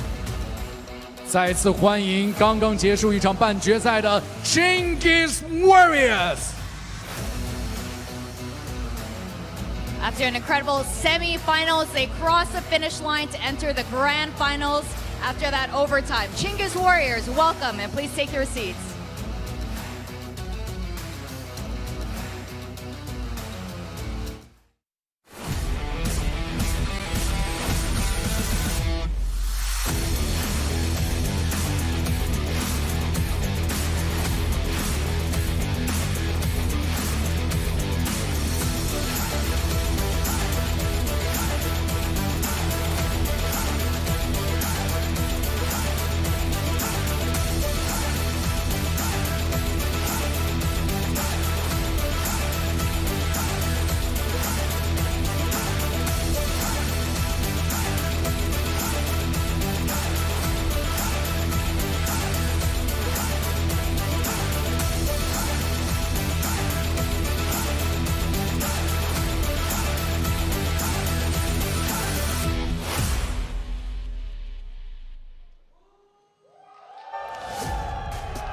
representing the Middle East, it's Jijiahao.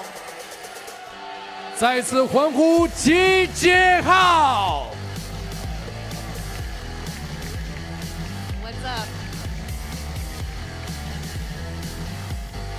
Looking to win it one more time for their region, it's Jijiahao. You may please take your seats.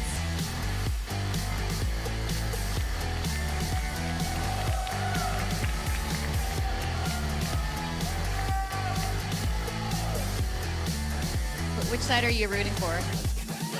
I think which teams plays better, performs better, will win the trophy. I like that. We just want to see damn good Counter-Strike. Who's ready for the grand finals? 各位，你们准备好了吗？ All right. I think we're ready to go. Shall we send it to our casters? 两边的战队已经准备就绪，现场的观众也准备就绪。屏幕前的你们准备好了吗？那接下来我们把时间交还给解说席。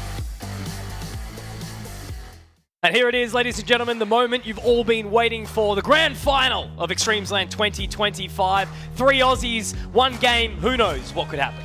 Well, not a lot of Aussies in this game, unfortunately for us. But yeah, I think I have a suspicion as to what might happen. We'll get into that, obviously, throughout this conversation.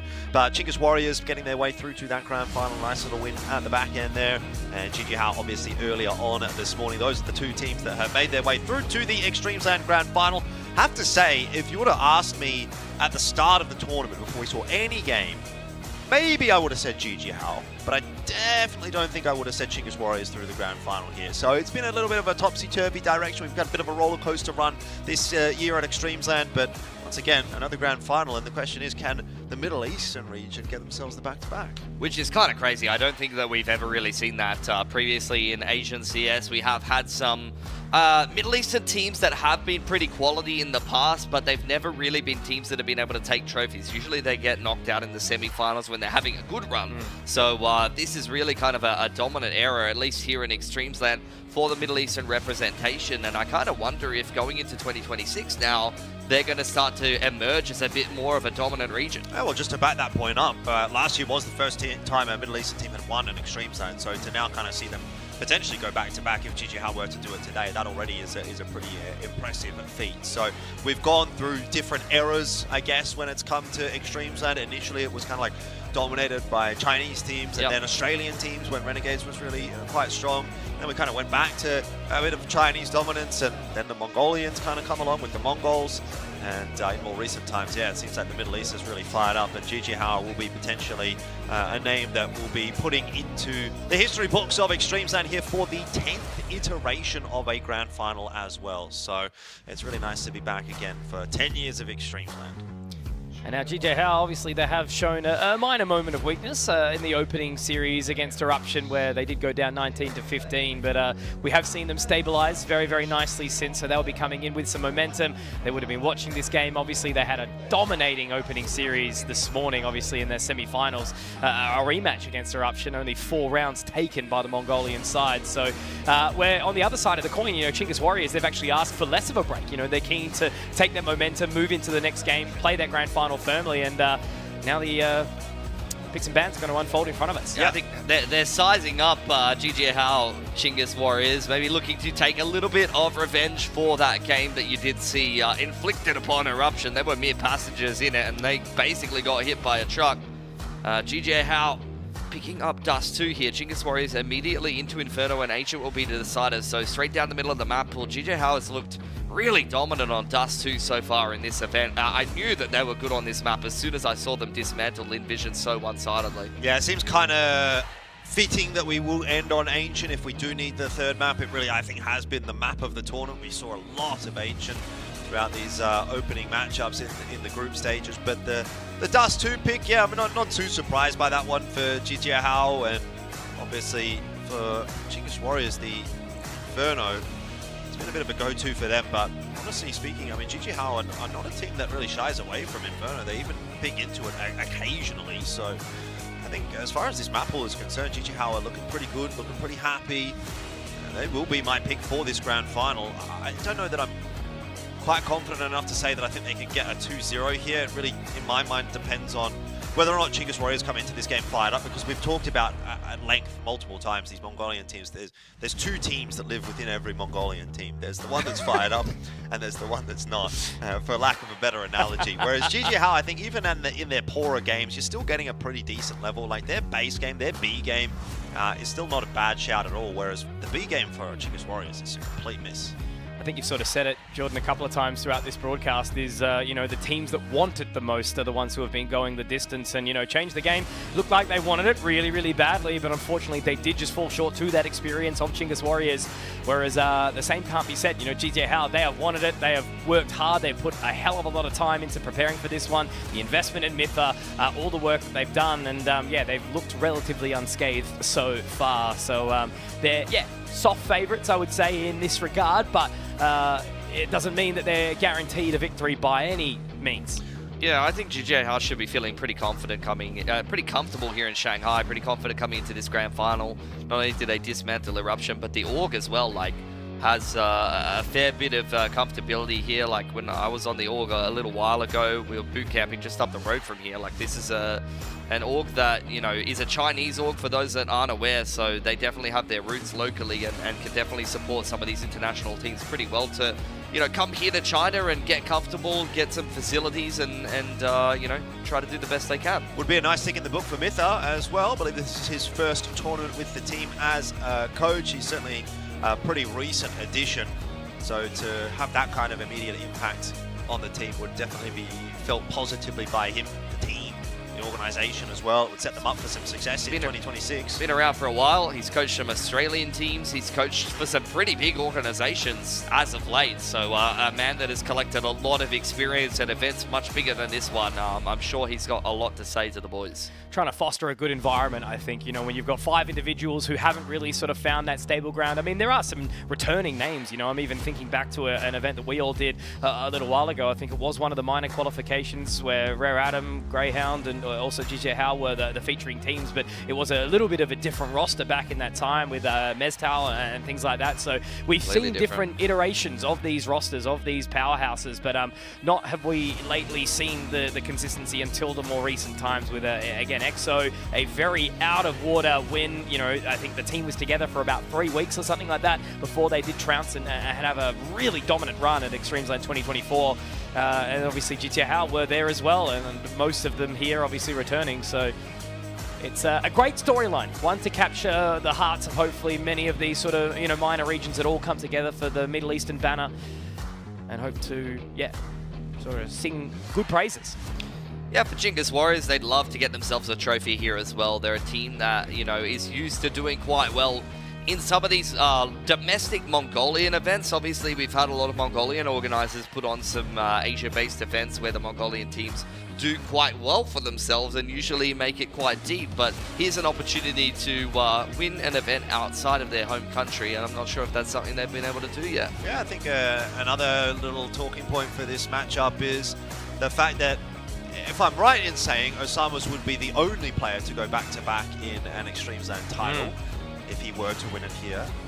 Interesting. Never seen that in the history of Extremesland, which is a pretty extensive history at this point, but yeah, to see how this game looks like when we do get back underway. GGHao maybe the ones to be slowing us down a little bit here, feeling perhaps a bit perplexed by the fact that Chinggis Warriors wanted to get stuck into this one, but I don't really blame Chinggis Warriors for wanting to kind of roll on from that last game.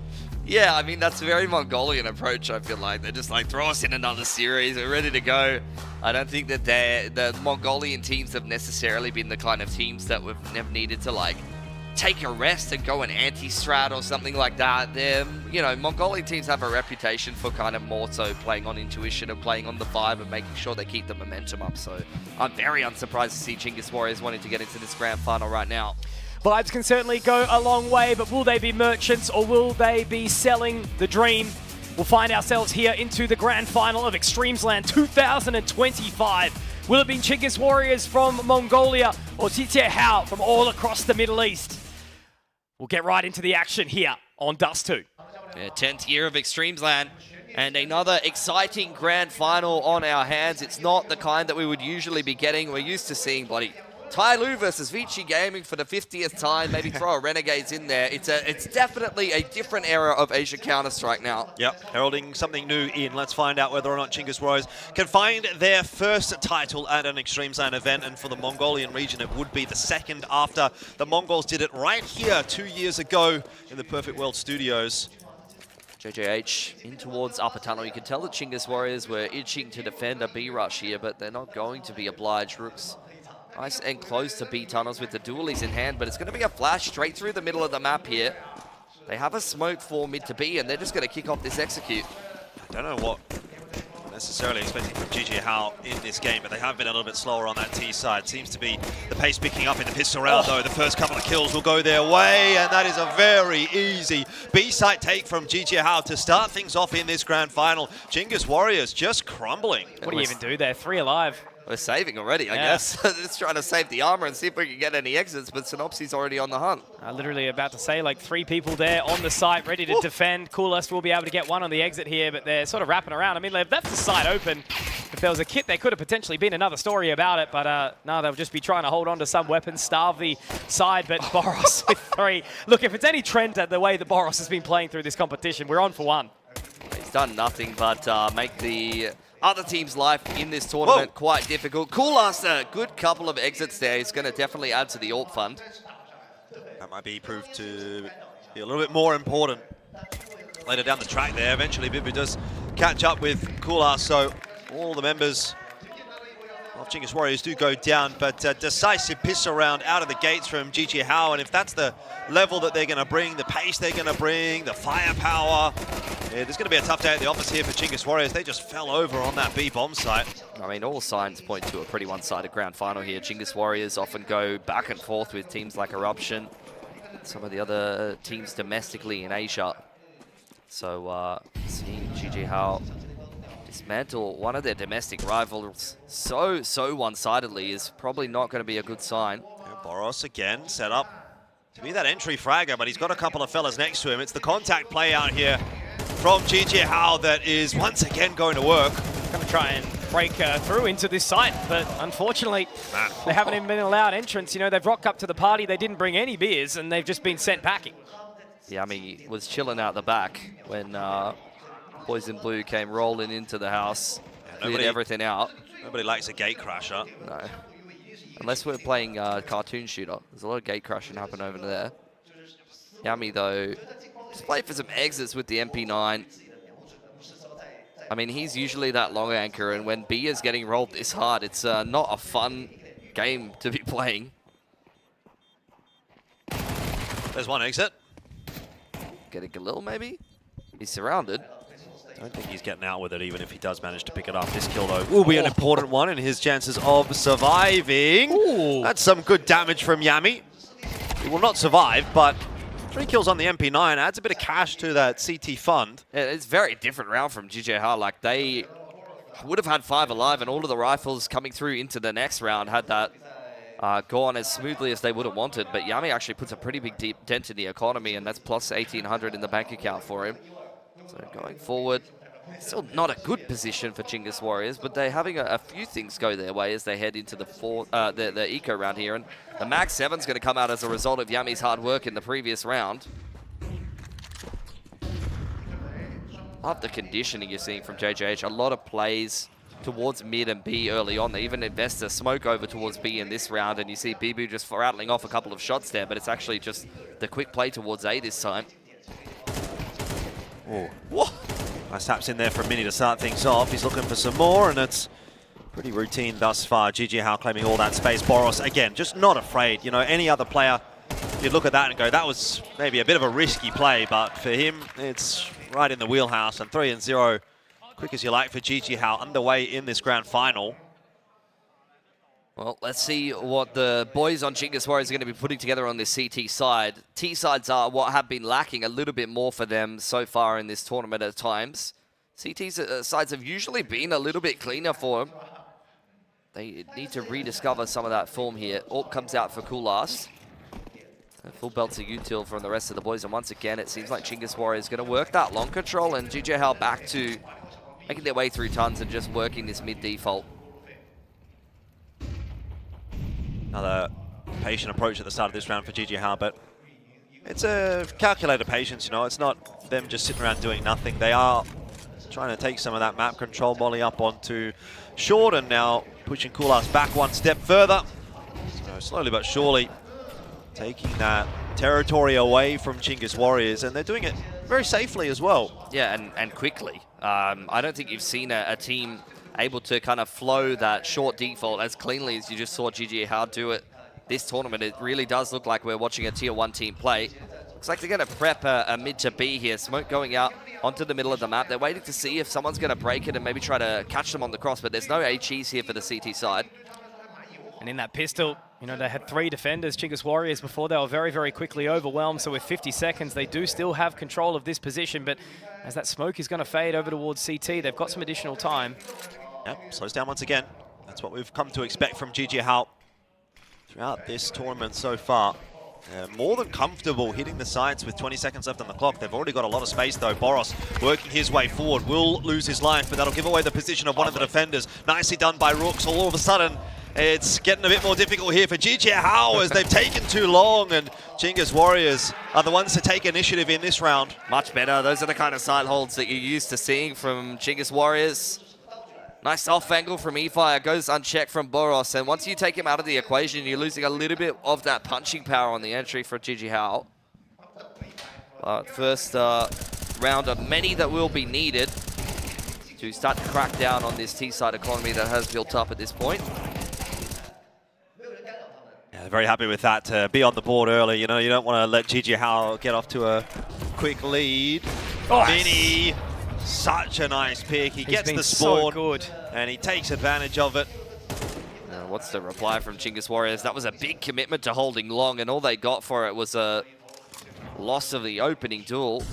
Playing a player down, and then GG Hao is straight back to just working this short control seamlessly. Yep, Boros again on that entry pathing. No entry to be had here. There is space. Posted up, waiting for someone to break the smoke. He's just like, please look for a pick and middle right now. Molly's not going to keep him at bay. Bit of a hole in it, and it will allow him to just edge around. Had a slim chance at an opener there, but nothing to be found. Bibu gets flashed into middle. He's going to throw the mid to B smoke down. You can tell GG Hao just kind of poking around, waiting for some further aggression for GG Hao. This is a great info push from Osamas. He's got so much space over here. Tikwak's on an island. Solo. Gonna have to ask a lot of the young Mongolian talent here, anchoring this A site. Chinggis Warriors could get a little bit more active towards middle. They need to be honest. How much longer are they going to buy this time, though? That smoke now coming down towards CT. They are going to be able to cross. Tikwak needs to find this opening shot, and Boros has been bloody good, hasn't he? But there's one. At least he'll give himself some time, some space. But the rotation needs to come in rapidly. If they can't get anything on the cross, they're probably going to think about a save. Yeah, done. Most definitely. Rooks is out of there. The rest of Chinggis Warriors in front of him. Another save and another round, which it feels like Chinggis Warriors don't really get the chance to properly play. Just hasn't been an AWPer that's been as consistent as Mini this event. Like, you see him charging towards long there, and you just know he's going to hit that shot on the cross. Yeah. Which is a bit of a different read to what we had at Extremesland earlier on in the year, the 2024 edition. Oscar for EXO was really, really solid. Even saw a pretty decent run of form from MIQ at the time as well. So he was tested a little bit more so in those games, Mini. Here, you're right, I think it's saying that he has been the standout AWPer of the event. Might see MIQ sooner than we all think. Yeah, possibly. Maybe a tale for Extremesland 2026. Enough to buy with the pretty passive save you got there from Chinggis Warriors. Kulas, no real spawn to be looking at in particular. Could take the AWP over towards that B side of the map. Money is pretty good for GG Hao here. But look, 1 or 2 good gun rounds for Chinggis Warriors, and it could be a different story.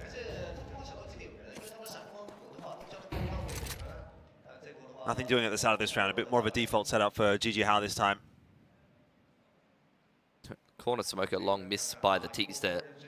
Summers has wandered his way out longer a couple of times and found some good info and some good timing. It's been completely given up by Chinggis Warriors. And he's not hearing any utility over there, so I'm wondering just how long it's going to take.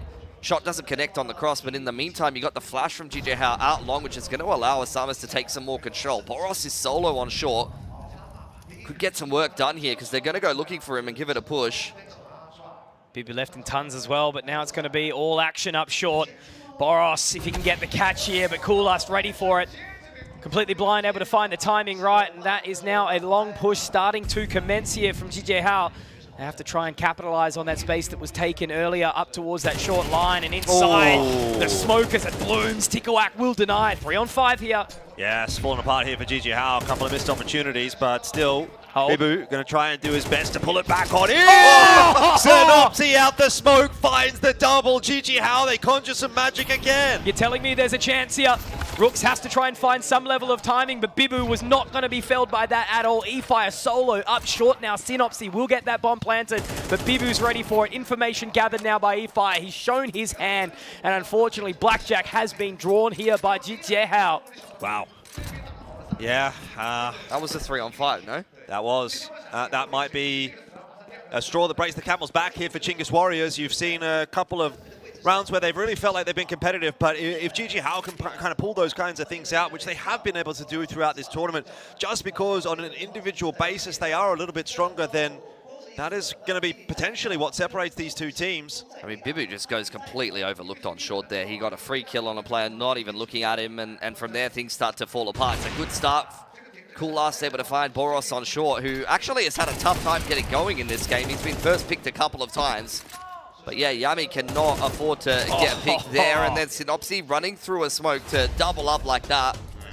It's a couple of small errors, well, a pretty big error to start things off, and then just a couple of small errors. But that's all it takes when GG Hao is showing us the level that they've been bringing to the semis and the grand final here. Timeout through. Chinggis Warriors starting to get a little bit rattled here. 5-1 the score. They're feeling the pressure.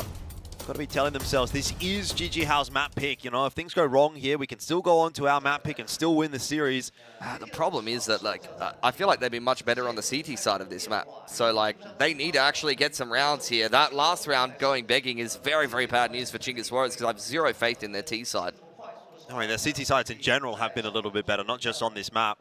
Look at what they were able to do on Ancient against Rare Atom as well. T sides have typically been falling flat. Clearly not for GG Hao. No, I mean, GG Hao has been the exception to that rule, typically. Yami does get a really nice opening here, denying Synopsy, who was trying to take that real estate out towards long. Boros will collect. Boros just doesn't care. Like, he just, it's W key every single time he's on my screen. I mean, there's just not been a player that's been able to put him in his place this event. So yeah, he's waiting for someone to step up to his level of individual skill. You've seen him play at the Tier 1 level in times past. This is a man advantage that Chinggis Warriors have been able to find for themselves, and they must convert on for this round. GG Hao grouped up in long, just contacting their way up onto the site now. Yeah, nice creep up. Summers, the point man, gets the entry, and that'll bring it back to 4-on-4. GG Hao could slow down. Instead, it looks like they're going to speed up. That util dump onto the A site would indicate that they want to keep on going forward. Coolest being blinded now by that smoke. He's going to have to sit back down, and he peeks in, but Boros, what do you even do there, man? It's absolutely disrespectful. Tikawak is sitting inside the boost, but Rooks is going to be able to find at least one onto Boros. Still 40 seconds left. One alive. It's solo dolo here for Rooks as they push up to the other side of the smoke, but that's a little bit of an overstep. Do not disrespect here, Bibu. And now onto the line. He has to connect onto this one, but they will hold fast. They will not fall to that overstep. Another man advantage situation that goes against Chinggis Warriors in a similar kind of fashion. Over towards long. GG Hao makes some plays. Nice opener from Yami. Just able to get a second of vision between the flashes, but then Boros just cracks open A with a clean double entry. There's a couple of players that just have kind of been the hope for the Middle East. Issa and Boros have been the main two front runners, and I think this talent you're seeing in the server is exactly why people have such high hopes for him. How is he alive? 1 for 1. That's about as good as Chinggis Warriors could hope for. Push up in mid. Mini waiting for it, uncharacteristically missing a shot. Synopsy as well. Somehow Tikwak's got that plot armor. One bullet in the deagle. Little Senzu finally gets cleaned up here. Yeah, Boros has taken the B side in the meantime. Oh, they're running though. The footsteps, the audible's been heard. He can double up onto it. That's the bomb. It is. Boros is low. That's the only respite they have, but now this is just going to be this crazy game of cat and mouse. Yeah, long way to go for Boros. He does have the disadvantage of being low on HP. What's he working with? He's got an AK and a pretty nice off angle at Church. He's going to just tuck his butt in the corner and stare at the bomb. 100 HP. Doesn't have the helmet, but, you know, they make them full of steel here in China. Boros' timing, not looking too bad to get out these doors, but he's... Oh, has he seen him? No. Don't think so. I don't think either of them have seen one another, so he might have just swindled this. Oh, dear. He's got the bomb. eFire doesn't have a kit either, so... Yeah, he's out. Being completely out of position in a round like this, he's going to actually spot out the fact that the bomb's gone. Yeah, full kit of util, though, for Boros. He's going to get a plant, and he will be able to play the delay game. He might be able to get a smoke up on short or a molly. This could be real problems for eFire. Like you say, without a kit, he's actually smoked himself off just to try to get that plant down safely. But there's the molly onto short, which won't buy too much time, but it might cost an extra second or two for eFire. Don't know if he's going to be ready for this. The Flames will subside, and he does get the catch. That is a super important round here for Chingus Warriors to keep the dream alive here on Dust 2. It's just a hard duel to win for Boros. Like, he's very good. He's usually very snappy at converting the headshots, but just asking a little bit too much of him there. Yeah, I mean, it needed to be a headshot, didn't it? There was no way he was winning a laboured battle there. So it's something for Chingus Warriors. But look, if that's going to be the way that you're going to get through some rounds, then still not really filling me with a whole lot of confidence that this CT side is going to amount to a whole lot. Oh, it's only the half play though. Like, when they're this far behind, that's a bit of a lifeline. Only one gun kept over from eFire, so it's not as big of an economy swing as you would like. But the plus side is it puts a massive dent in GG Hao's economy and makes them much more resettable as we get this long fight here. Yeah, Boros going for the peak. We've seen him do it before. He does get the leg shot onto Tikuak, but at least he's able to still play for a short while. It's insta repeats, man. Like, zero respect being shown from Chingus Warriors in this game. But it's what's kind of got them that advantage, isn't it? Well, again, GG Hao playing to their strengths. Gonna send Boros in. But Tikuak's got the AWP because he's so low here. We've seen him AWP a couple of times already. Can do it all. Boros should be able to secure short control without too many issues. GG Hao starting to run a little bit light on utilities. They've been able to take control of the middle of the map, and they've still left a lurk on either side. So it really is a true 1-3-1 right now. Flash in to try gather some further info here. Nothing will be spotted. Yeah, long's completely clear. Yeah, but the space being taken is nice for Chingus Warriors, even if they don't get themselves a kill. Boros, again, is just going to do Boros things. Just try peek into the AWP. Yeah, this time it doesn't work out. So you live by the sword, you die by the sword. Oh, got to be ready for this timing now. Yeah, GG Hao still playing this one very slowly. Bombs on short. Enough utility to kick off and execute, but they're really looking for a timing here at some point. Coolest is ready to take point. Synopsy, what does he want to do here? An additional smoke down towards short. This is going to make it really, really awkward and uncomfortable. I think they may try to change some decision-making here. They got to deal with the member down towards long, but Tikuak can pick up another. That's a second kill. Low HP from the start. Now he is taken down here as Summers gets one, but Coolest drops Synopsy, who was that mid-lurk. Bomb plan in. Time's going to be working in the favor of GG Hao here. 2v4. This would be a bad one to throw away for Chingus Warriors. They can't afford to lose a player or two to Mini. He's been so good in these situations, but this time, too much to ask. It was a good spray from Osamas. Had Mini hit his shot, the round was on, but not the case this time. An anti-climax for GG Hao in the end. Chingus Warriors get through another round, but with only 2 guns alive. It's just such a heads-up play for Chingus Warriors, though. Like, Tikuak gets very low very early on there and gets handed the AWP and able to find 2 picks with it, playing the off angles up on short 8. Really, really nicely worked. Timeout comes in here for GG Hao as Mitha has a couple of words to the troops as they're starting to run out of cash. There was a couple of players that were pretty low on money there, and even with the bomb plan, I don't think they've got enough loss bonus to be able to put together AKs across the board. So we'll see what they come up with. Could be a mixed buy with a couple of AKs in the mix. Because, I mean, there was only 2 players surviving there for Chingus Warriors. Still opportunities for GG Hao to have a dominant half here. It's kind of nice that it's been pulled back a little bit by Chingus Warriors. It looked like it was going to be a runaway train again. If we had another 13-1, I was probably just going to walk out. Yeah? Start the after party early. It's kind of your style. It would have been no after party if it kept going that way. No such thing as fashionably late in Pilski's world. Fashionably early. I would have just said fashionable. Holding on. Boros.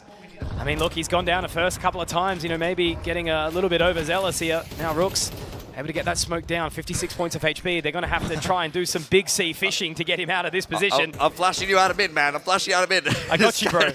I got you. Nice nade from Tikawak. Gonna further expand upon Rooks' good work in lower dark.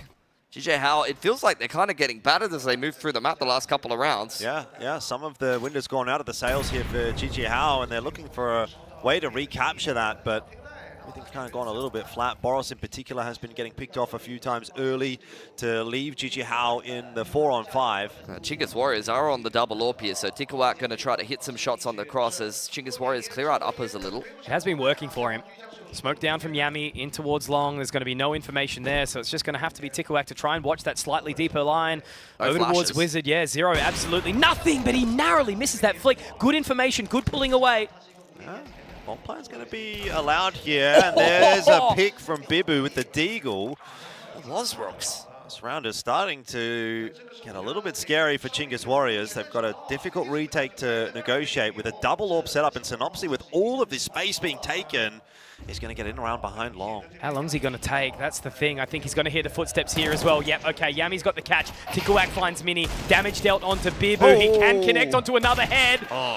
Oh, Bibu, if he had a little bit more HP, but still look, 3 healthy members of Chinggis Warrior. This game is starting to get really competitive now. Yeah, I think they were quite comfortable with just letting GJ Howe up onto the site.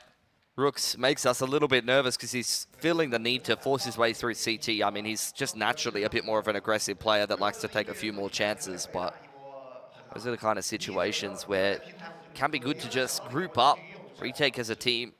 There wasn't any util at all left over there for GJ Howe after they got that bomb plant together. They very much were just looking to try to get as much util as they could together in a round like this. Orps back out for Mini and takes out Cool Last right off the rip.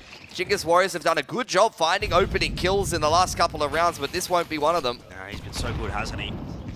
Mini, on the T side especially, feels like he's been the only AWP to have any impact, but even on the CT side, has definitely been up there.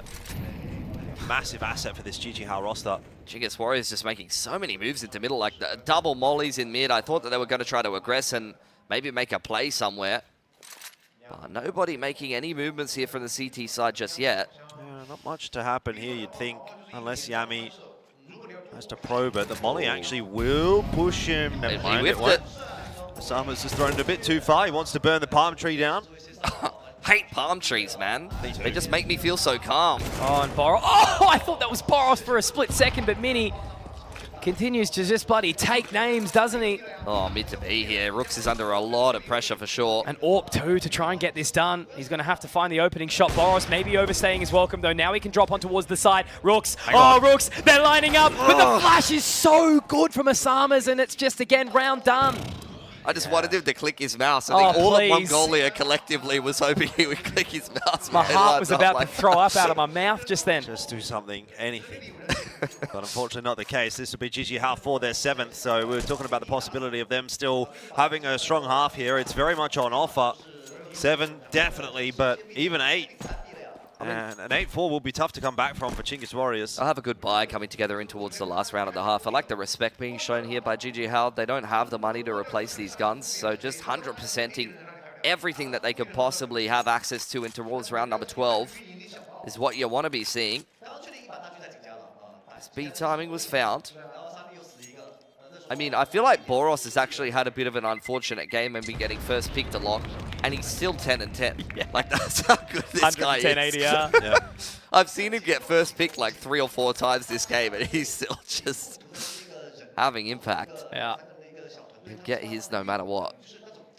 The 5th round would be fantastic for Chinggis Warriors here if they can grab it, keep this game nice and tightly contested, because like I said, I mean, I don't even know if 5's going to be good enough with how their T side has been looking in this event. Yeah, exactly. Chance at a shot there for Mini as well. This one goes begging. The util invested on long again from Chinggis Warriors. Yeah, respected by Osama's. Once again, GG Howe just working their way down the checklist. The mid-default ensues as they look to try to insert their way into short. Peek into uppers from E-Fire. He gets a little bit of information, doesn't see too much, and You're going to see GG Hao respond with a couple of players in kind. Yeah, he doesn't go very far though. So Boros is going to get quickly back on this line and start to pressure on in. EFI with the jiggle. Can't afford to make a mistake. Boros gets out on that line. He's going to take the head off, and it was very close. Intent down though will slow the approach, and Bibu having fallen in mid will mean the B-side defense is he going? A bit more stable. No, he's going. Oh, surely. Yeah, I was about to say, this guy's lost the plot. Like, he is good, but forcing a way out B there would be suicidal. Man, disadvantage for GG Hao. And double setup in Goose. I love that bait setup, and there's only, I mean, there's 2 mollies, so you could see a molly go through to Goose if you're going to see the commitment actually over towards that A side of the map, but it looks like instead it'll be a mid to B. Yep. Molly and a flash to try to clear out CT spawn. GG Hao gambling that there's nobody in there, and they'll be proven correct in that. But still 2 players to get past here on the B bomb site. EFI tucked in at Car. And got Rooks at the back of the side, just jump spotting in towards Tons. Who's the first to take point? Well, it's Rooks. Boros goes down quickly, but now the pressure is going to start to amount. He has to just sit inside the fire. He moves back to the side. But 3 is great here. That gives enough time for the rotation to come around. Mini now needs to get into position. They have to get this bomb down. 10 seconds to go. Yeah, it's all on Mini here to try and hold it down. Perfect timing on the peak. Nice jump up onto the box. Yami down early on in the piece, and Kulas has gotten past the line, but in this 2v2, very threatening for GG Hao. Desperation moment here for Chingus Warriors. They have to connect on towards this round. Tikuak has been the impact member, absolutely, and Mini will go down. Again, I cannot stress the importance of that round because 5, it still doesn't feel like enough. Well, it's better than 4. The trouble there was Synopsy was the one that got picked off. Mini didn't have any space. He wasn't sure if upper tunnels was clear, and so he didn't really want to move. Once he's in a 1v2, just stuck in that corner, there's nowhere to go unless he hits some absolutely gnarly shots, and he didn't. So in the end, that 5th does go through. And will it be enough for Chingus Warriors? I have my doubts, but they've impressed me enough in coming back in that half to make it somewhat competitive that, you know, I'm willing to give them the olive branch and sort of say, you know, show me what you've got on this T side. It's been lackluster, it's been poor throughout this event, but this is the time to bring it to the table. Yeah, I mean, it's the grand final. You got to suspend some disbelief at this point. I'm just mostly impressed with Tikuak. Like, even in the grand final here, he doesn't show any nerves. He's putting together some really good multi-frags. He's AWPing, he's retaking, he's running around everywhere. Kind of crazy to be able to step up. It's a bit of a tale for, you know, the Mongolian teams to find these young players that don't really have any experience and be able to step up very, very quickly, right? It was always an early story about the Mongols, how they felt the pressure at some of these bigger events up on the stage. But look, for Tikuak here, clearly he's been inspired. Maybe was one of those players that sat in the crowd on the floor of Ulaanbaatar watching the Mongols at the major. Possibly. Oh, GG Hao playing to a pretty high level in this grand final, so it's really up to Chingus Warriors to step up to try to beat them here. They've done a pretty good job, but CT Pistols have been a bright spot for GG Hao throughout this event thus far. You've got the bait set up with Synopsy at Car. Then you're going to be the one to try and take the contact here. Just draw as much attention as possible and hope that Synopsy will not be cleared. That's a job well done, though, by eFire. And now the round starts to get away from GG Hao. Mini, with his 3rd or 4th attempt at it, will finally find himself the head of Tikuak. Oh, look at how quickly they're moving, though. Bibu on for the boost. We've seen so many big moments from that spot before.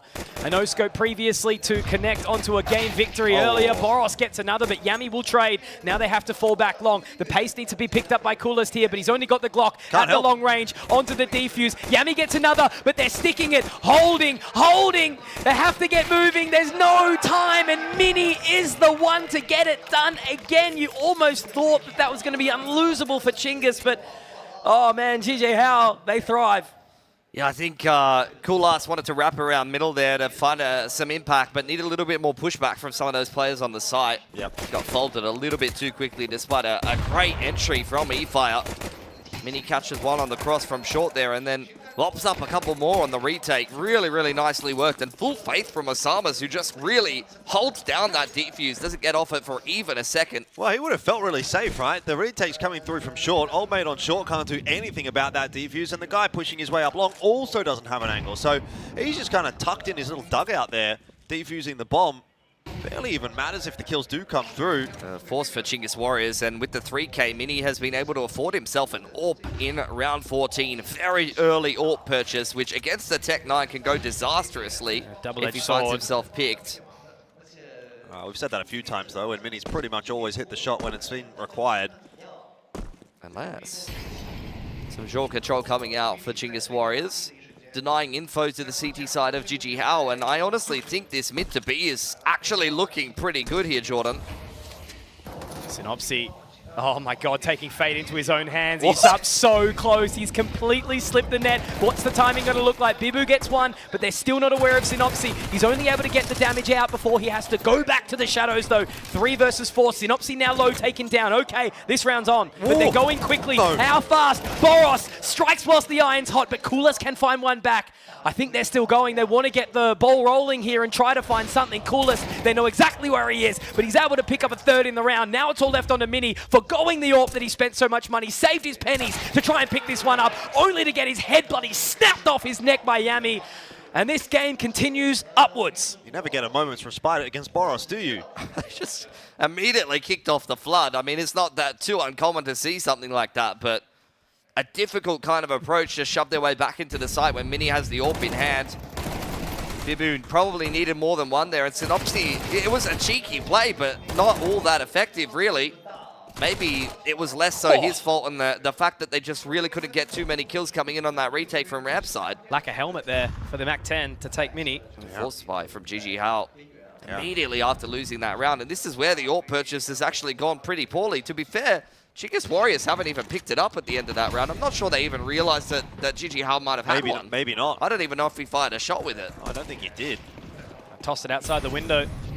Spy so far for GG Hao not really having too much success. Synopsy with the Mag 7 is essentially solo holding the B bomb site. So GG Hao are kind of hoping that the offensive will come in the direction of A. I mean, if this is a round for Chinggis Warriors, then we are on.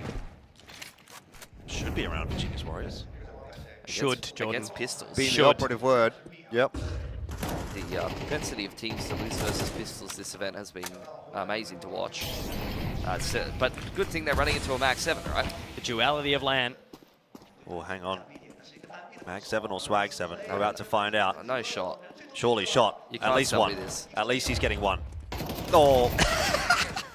What's happened there? It's time to save. Time to save. Yeah. He did his best. Unlucko, Malacco. Try your best and you don't succeed. So sad. Pour one out. Like if you agree. Dickwak wants some more frags with the Mac 10 maybe. Make a little bit more cash for himself. But that's great for Chinggis Warriors. Don't mind the full save from GG Hao either. They're just going to run back the pistol stack again before they go for a buy in round 17. 5 alive for Chinggis Warriors, though. They've built themselves up an economy on this T side. Summer's having a little bit of a look here. Oh, he's not going to be too interested once he sees that. Definitely not. I mean, they all tank the damage. If he pokes up there with the 5-7 and snaps a couple of heads, that could have been a few guns taken away, but... Early days. Got a long way to go in this half. Let's not get too outrageous just yet. You said game was on, though, Pilski, if they won this round, and no, it is. It's happening. It is.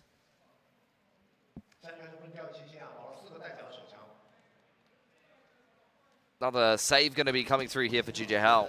Just going to run back the pistol stack somewhere, I'd imagine. Chinggis Warriors haven't lost any guns in the round previous, and if they can, once again, secure this round without taking too much damage, then it's going to be very, very hard for GG Hao to work their way through the T-side money.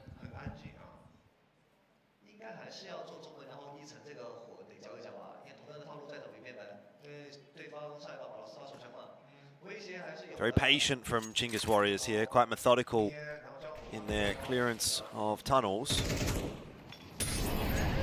That might have been a bit unnecessary. Just clearing out the close corner. Dickwak had pretty much already done that. Here comes the push though from GG Hao. They're going to try and explode into middle. Oh, into a whole lot of nothing. Boros with the deagle. Boros has pushed one extremity. It's just another day. Just another day. Land of Boros. The land of extremes. 8-8 though, and Chinggis Warriors starting to come back into this conversation on the T side, no less. Yeah, and you're looking at the money that GG Hao have access to. It's like 4 to 4.5k, so no AWP for Mini. Going to be a little bit lighter on the util as well, which is definitely presents some issues on Dust 2. Like how many molly? We've got a molly, and that's because Bibu went down to an MP9. This is, you know, not going to be the kind of round where you can just sit back and hold your util for the site exec. GG Hao are going to have to get active at some point. What's the approach for Chinggis Warriors? They've got an AWP in the hands of Kulas, but just going to hold steady at the top of mid. You know, I don't really blame Chinggis Warriors for taking a bit of a slower approach here, given the way that Boros has been playing this entire tournament. You'd be expecting to receive a free pick or two at some point throughout the half. I mean, not only that, but just understanding that the CTs don't have access to that much utility. So if you wait out some of that util, you know, you're going to be naturally at a util advantage once you start to head into the mid to late round. Because Warriors waiting out any kind of initial aggression, starting to establish a bit more of a foothold on short. Kulas has pulled out the AWP as well. Is he just posted down? He's just posted down long. He's literally just waiting for someone to push long hard. Good damage from Boros. Yeah, I mean, lucky to be alive. Even luckier now that that grenade has also come through. I'd imagine with the AWP just sitting outside Long Hut though, yeah, exactly. This Ticklewax making his way over there. Surely they're going to make a move somewhere there at some point, like a late flash out long. Chinggis Warriors have kept the information game very honest here. A smoke goes into bedroom, 35 seconds on the clock. Kulas is on the other side. Sorry, who is that? E-Fire? No, Yami's on the other side of the map, running all the way through bedroom. It's going to take a long time to get here. This is going to be tight. Chinggis Warriors need some clean entries, and I mean, they might have timed themselves out of this round already. 20 seconds, Osamas can be the hero right here. He takes down Tickwack 1 for 1. It's not quite enough. A-side, still under pressure, but I don't think this is going to work for Chinggis Warriors. They're still trying, though. They can make quick work of Mini. Maybe there's an opportunity, but they have to get on towards that position. Ooh, no time at all. Done. What a blunder. Too late. Yeah, it just felt like they took forever to make a decision in that round, didn't it? Bomb was way too far out of position. Tack timeout going to get called here by Chinggis Warriors. Understandable. I mean, the good news is they took 3 guns off of GG Hao and reduced their loss bonus. So given the fact that their economy is rock solid here, if they could just keep it tight, keep it competitive, and break through with a round or two in the next couple, then they could still be on here. I mean, that round, it sucks to lose, but it's definitely not the end of the road for them. Yeah, but still not a pretty picture necessarily for Chinggis Warriors. Getting out of ideas maybe on this T side. We got a tech pause, the first of the grand final. Something on the side of GG Hao by the looks of it. It shouldn't take too long to fix that up. History has proven that these tech pauses are quite quick, which is always nice to see. Again, a massive shout out to Perfect World, not only for having us, but for supporting ZOWIE through this event. It's been pretty smooth sailing. Game starting on time, everyone cooperating. Great venue for it too. Yeah, this is the event where there's been no shortage of, the location where there's been no shortage of events. We've, I believe, had a CAC played here. Some of those Perfect World Cups as well. So they're very familiar with Counter-Strike and how to run it. So RMR here as well, actually, now that I remember. Remember RMRs? The glory days. I miss those. Yeah. What's the silliest tech pause you guys have ever endured? MVP PK getting removed from ESL Pro League because they couldn't get their VPN working. Right. Wow. Mine was getting banned for a season. Forsaken getting banned for cheating. That was a pretty interesting tech pause. Yeah. Yeah. My God. I literally can't even think of anything off the back of that. That's quite wild. I've had some wild ones. I've definitely seen some, you know, where keyboards have been destroyed by a Red Bull spilt on the desk and things like that, but yeah, nothing to the level of the old Word.exe. Gone down in history, quite infamously. A little while to work our way through this one.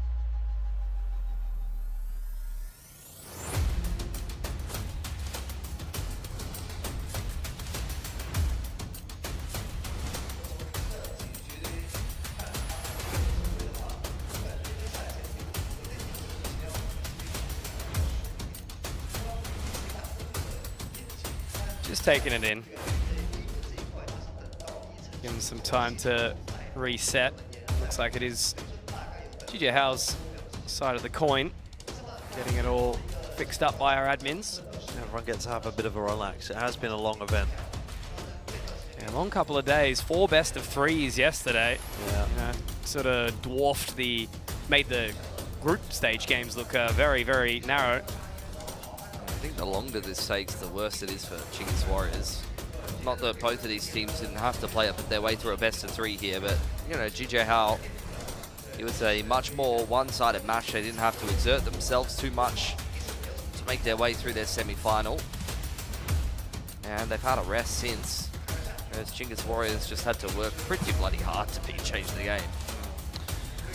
But in saying that, GJ Howe obviously here a little bit earlier in the morning. So I don't think that they went home at all. Back to, I mean, by home, I mean back to the hotel. Didn't they went back to the hotel? If they went home, I'd be impressed. Yeah. That would be a bit of a trek. I did see Mytha lurking around, so you'd only assume that he was keeping a very keen eye on the previous game, and he would have probably been a little bit taken aback by the opening 2 maps before it did shift up quickly. As were we. Yeah. So you're telling me he was anti-stratting them and watching the VOD? Good coach to do that. What a nerd. What? You could never catch me doing some shit like that. I bet I would. I bet good money. Maybe not these days. I'm too lazy these days. Can't be asked. Watching demos for 6 hours before an official. Not fun. Not fun, guys.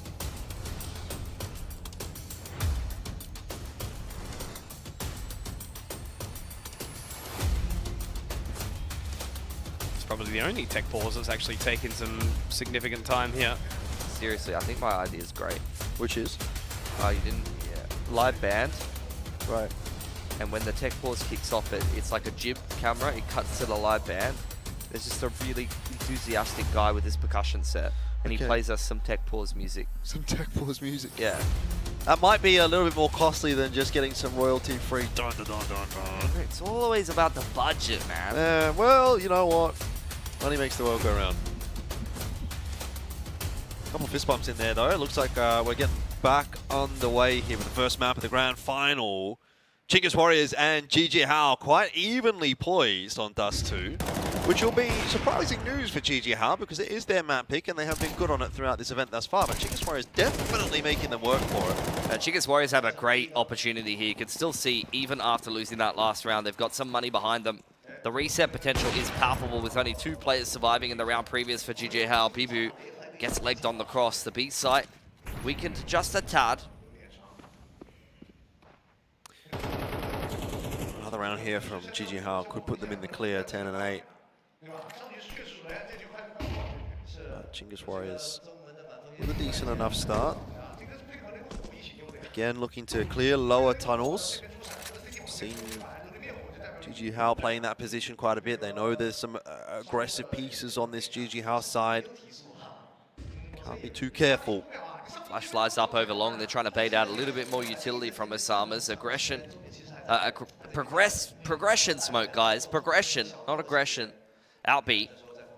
And onto mid doors. But look how much util GG Howe are holding in towards the mid to late round. They've very much adapted to just how slow of a style Chinggis Warriors have been playing here.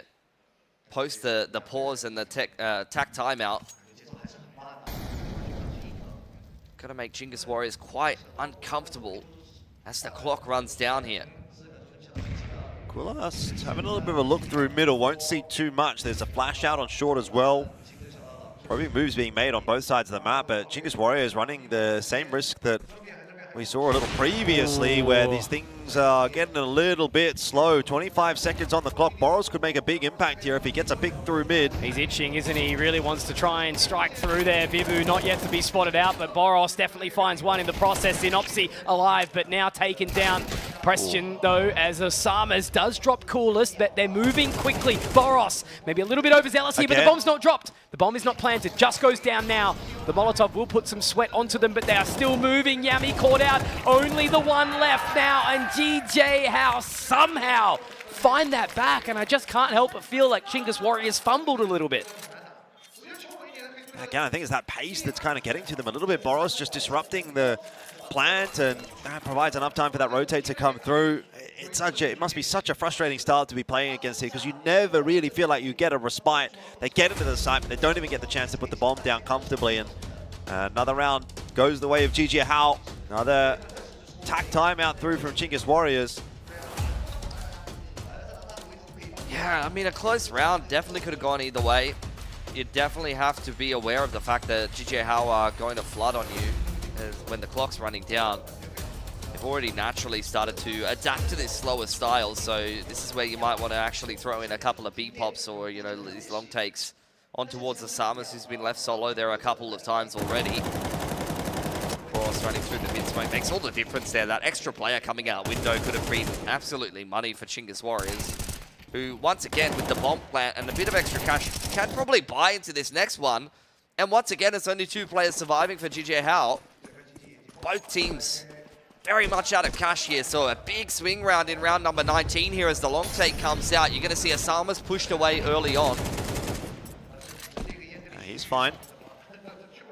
And so is Chingus Warriors. They're fine with the long control that they've got. Push coming down mid. Again, Boros wants to be the initiator. It hasn't been going quite as well for him in this map against Chingus Warriors as it has been previously, but this time he looks to have perhaps threaded the needle. High-risk, high-reward. Synopsy obviously in upper tunnels too, so they are going to be in for a potential rude awakening as Rooks does sort of give up that information. Boros now finds him. Coolest though, great trade. However, the rotations can come around quickly here, and Boros obviously still being a little bit of a thorn in the side. They put down the pedal on the accelerator, trying to make their way in. Ticklewack drops the menace, but that Molotov is fantastic. Nade could do wonders here, but E-Fire will be able to find some safe passage in towards the site, but they need to find that plant. Yeah, they're really battling their way forward, but they are doing a good job of it here, Chingus Warriors. Bibu creeps out through the smoke, having a bit of a look. He's been overlooked, in fact. E-Fire at the back of the site is his target. As he tucks himself into car, he'll have to settle for Yami instead. They know they've still got to play a tuck back site, and Chingus Warriors, the time ticking in their favor. This 2-on-2 could still go their way. Tickwack taken down. Mini will save it for GG Hao, and 11-8 will be the score, with Chingus Warriors starting to run out of money. It's close round after close round, but they just still can't get it done. 2 players surviving in consecutive rounds, and all down to Mini. Love what Bibu just pulled off there, though. Creeping through over onto car side when a heroic play was needed, and it's the last tack timeout for Chingus Warriors there. Bomb plants back-to-back consecutively have afforded them a week of buy here if they want it. They could go down to Galil's to try to just force that reset onto GG Hao's economy, but it's a pretty big risk that could completely backfire and basically hand the map to GG Hao on a silver platter if it doesn't work. So I would understand if they only put together a tech half buy or something like that here. Mini has been so reliable, whether it be with the AWP or even a rifle in hand. A couple of clutches to his name too. GG Hao just got under Chingus Warriors' skin in that round. Boros all the way up top middle, Synopsy in lower dark, and then Bibu dry walks outdoors. There's the force from Chingus Warriors. So they're putting all the eggs in this basket. They could reset GG Hao if they win this round and start to come back in this game. Here comes out the long timing. They're going for it. Absolutely everything riding on this round here for this opening map of the grand final, and E-Fire. I mean, they've been afforded some passages, thrown off a couple of warning shots. Not a fan of garage doors apparently, but a good grenade in earlier there as well has tagged Tickwack down below half. It's a decent start to this round for GG Hao. It gets even, well, worse apparently. It's just gone a little bit awry there in a split second. Synopsy is the only defender towards the A site, and he's not even on the A site. Yeah, an opportunist up short there, Rooks, but that nade should be doing some serious damage, peppering him down very, very low now. Another one. You wonder if GG Hao are even interested in this one. They will get reset if they go for this and lose. I don't think they can afford that. Nade goes into the smoke. They're interested. There's no way they're going to go for this. This could be...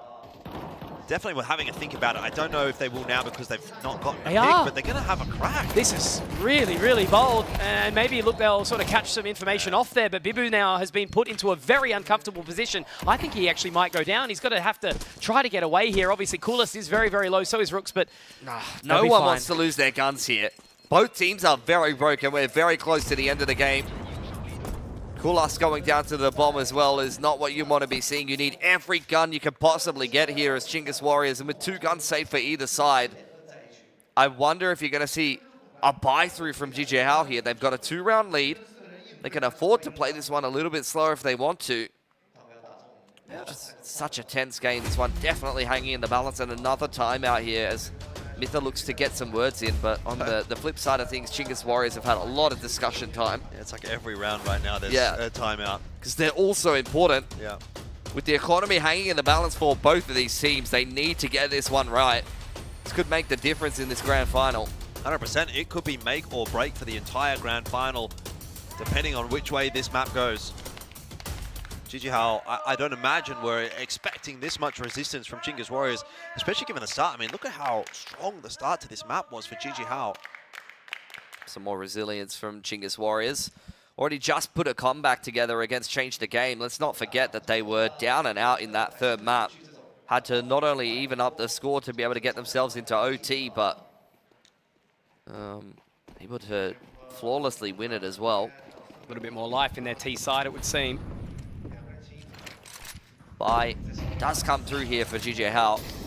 They're going to try to send it to win the game. Will break Chinggis Warriors' money if they win this one. Mini. So reliable. This time just falling away from the line. Doesn't want to be the one that gets picked off. Go for a beat pop here. Mid to B smoke comes out here for Coolast. It is just Osamas with a molly in hand. 2 MP9s on this B side of the map. Good opener from Synopsy. This could be rough. Osamas definitely has the weapon to sort of march through. My word. There's only 2 members left and the MP9s are just too powerful. Not like this, Chinggis Warriors. Only 2 MP9s. I say.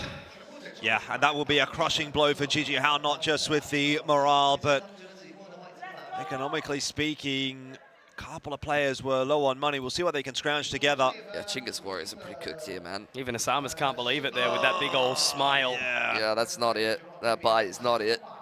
All of that hard work. Tack timeout going to come out here for GG Hao as well. Multiple chances to close the game here. That was the right call, honestly, just not the right timing. The HE nade throw from short actually was so huge because he had Coolast going to try and take that 1v1 duel with the player on B ramp after throwing them into B smoke, and the fact that he only had 50 HP made it so much easier for Synopsy to mop him up.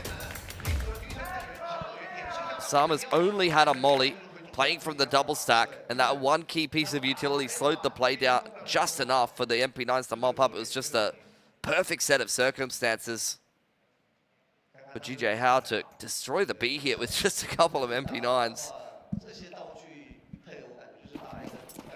Well, this is it for GG Hao, the chance to stamp their mark on this grand final, lock it in, get themselves a 1-0 lead. Ooh. It's a quiet catch mini on the cross here. Guards out for Yummy. Boros doesn't see a player creeping up close. Nice shot from Rooks. Get too far ahead of ourselves here. Still a 4-on-4. Mini not interested in that AWP anymore. Knows that he needs the flexibility of the rifle if there's a fast play to come through middle. Deagle shots again from Rooks. Look how low they are. Tags onto Mini, and a lot of them onto Boros as well. Yeah, Chinggis Warriors throwing out that mid to B smoke. They maybe were thinking about keeping on fighting. Boros is going to go for the push despite the fact he's got absolutely no HP. GG Hao want to go for a quick flank here. Yeah, again, you know, he loves a little bit of a gamble here. Boros making his way up, but it's going to be Osamas to be the first one to sort of spot out any information. And he's managed to make quick work of Rooks here, but Yami does get the trade back here. Still maybe an opportunity. Boros obviously on that flank. Ticklewack. The timing does not favor him, but he's still able to keep on kicking. That bomb is now going to go down. You're telling me there's a chance that Chinggis Warriors remain in this game right now. They're up so close. Yami, only with the scout, not exactly the weapon you want at this range. Mini has also found the gap. Now it's on to Ticklewack, the young boy, to try and find the clutch. The 16-year-old rips the head off of Bibu. Mini is low, but it's not going to matter when the man is lightning fast, hot on the trot, and that is map number 1 victory secured here for GG Hao. Yeah, 13-9. It was a hard-fought victory. That's one of the longer maps we've seen in the event. But GG Hao get that job done, and in the end, they'll be very happy about it. This map, this series now really starting to feel like it could be in the back pocket of GG Hao. We'll obviously still see what Chinggis Warriors have got in terms of tenacity to stay in, but ultimately GG Hao having that little X factor, 10% extra maybe being the difference maker there. And for Chinggis Warriors, a little bit more needing to be done. You know, you need to look at a couple of those members. We'll see the scoreboard here in a second that maybe just kind of missed out a little bit, that need to fire up here for map 2. I mean, that game was on a knife's edge, though. Yeah. Like, they just needed that one round at the end of things, and it definitely could have been the map for Chinggis Warriors. Really, really well fought. They were at a pretty big deficit pretty early on and showed some more of that resilience that we wanted to see from them in this grand final. Just wasn't quite enough at the end of the day. Mini caps things off, and I think he went 20-9, so I wouldn't be surprised if he was the MVP. He's really had a fantastic tournament. Even when Boros was having a rough time, like, he honestly, a couple of those aggressive pushes he hasn't been punished for by some of the other teams in this tournament weren't actually going his way, but it just shows you exactly how well-rounded the rest of GG Hao is. Don't need a 40 bomb from Boros to remain competitive in a game like this. They can all get it done. And I still guess, you know, even with all the deaths, he was taking so much space. He was constantly applying that pressure onto Chinggis Warriors, Terra's side, T's side. It was just really tough for them to sort of get through that. But again, I just have to give a massive shout out to Mini. The way he was playing, it was so solid. But it was a well-rounded sort of machine spin across the map. You know, we got to see some good things from both teams, and it just came down to that economy game. Obviously, that MP9 round, the defense trying to hold it through on B. You know, Synopsy and Asama's finding all 5 kills very rapidly, and yeah, Chinggis Warriors, you know, almost getting it done with that eco round. But a bit more like it. Like, although it is a 13-9, MVP goes over to Mini. 20-9, 100% opening success rate. Really good map from him. He seems like a very consistent and safe author. He could definitely get it done with the rifle as well. A big asset to GG Hao here. But yeah, I mean, despite the fact that it's a 13-9 there, I really felt like that map could have gone either way. And then I'm hoping for more of that in the grand final after what has been an event with many one-sided maps indeed. Yeah, a couple of swing rounds that if they go a different way, Chinggis Warriors walk away with the map victory there, and it's a different feel to this grand final. But, you know, again, that's kind of reinforcing the conversation that we were having a little bit earlier. Came in feeling like GG Hao would probably be the favorites, probably be the team to beat. They have just edged out map 1. So I don't know that it necessarily shifts the needle too much in terms of the overall opinion of where this series is going to go. And again, ultimately, a lot of that responsibility is just going to come back down to Chinggis Warriors moving into their map pick to see what they can do here to rectify what they've allowed to happen on map 1. Definitely. So, you know, obviously there's still a little bit of Counter-Strike left, but right now I think, you know, the needle probably does point a little bit more towards GG Hao. But obviously Inferno is going to have to be the map that they overwhelm. Will we need that final map? We'll have to find out shortly after this break.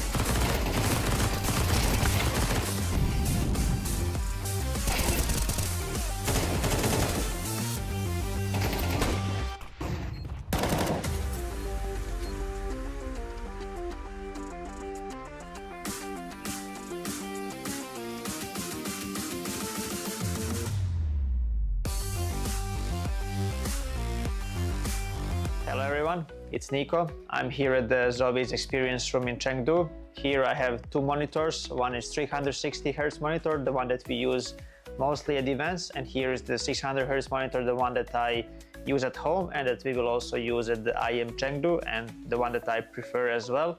Today I'm gonna try to see the difference. I never really tried them to have them side by side, so this is what I'm gonna do today, and I'll just check the settings first and then we will dive into it. So let me check if DIAC 2 is on. DIAC is on, premium, this is what I use, and also AMA I use on high. As you know already, I haven't used the DIAC on the old monitor 360 Hz. I don't know, it didn't feel right for me, but on the 600 Hz monitor I see a lot of benefits. The game is really smooth, so I definitely recommend using the DIAC on and also AMA, because it helps both are connected and both help for the motion clarity.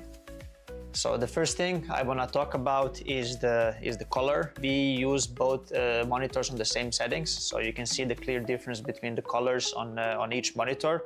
As you guys already know, I always like to have my color vibrance very high and to use saturation very high as well. So for me, it's very important that the picture is very visible. As you can see on the 360 Hz monitor, the color is a bit more reddish, it's a bit more orange, and it's very hard to use the high saturation on this monitor because it just doesn't feel natural. And on the 600 Hz monitor here, even if I use the higher saturation and the vibrance, the colors are way more natural, and it's just easier to see opponents. They don't blend in the background. So and what's most important for me is that my eyes are not getting too tired while looking at the screen. So the 600 Hz monitor definitely benefits a lot when it comes to the color, and it's just made for CS2. I'll just play a little bit. Let's try the 360 Hz monitor first.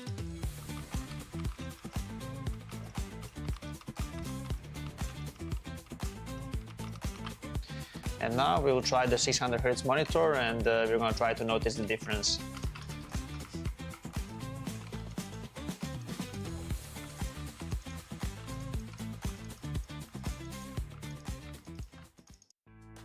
I think the first thing that I notice is the motion clarity on the monitor. It's way more clearer picture on this one. I think when the player model is moving, it's way easier to see them. They are not blurry at all, especially on the maps like Ancient. It can be difficult to see sometimes because of the background. On this monitor, you shouldn't have those issues.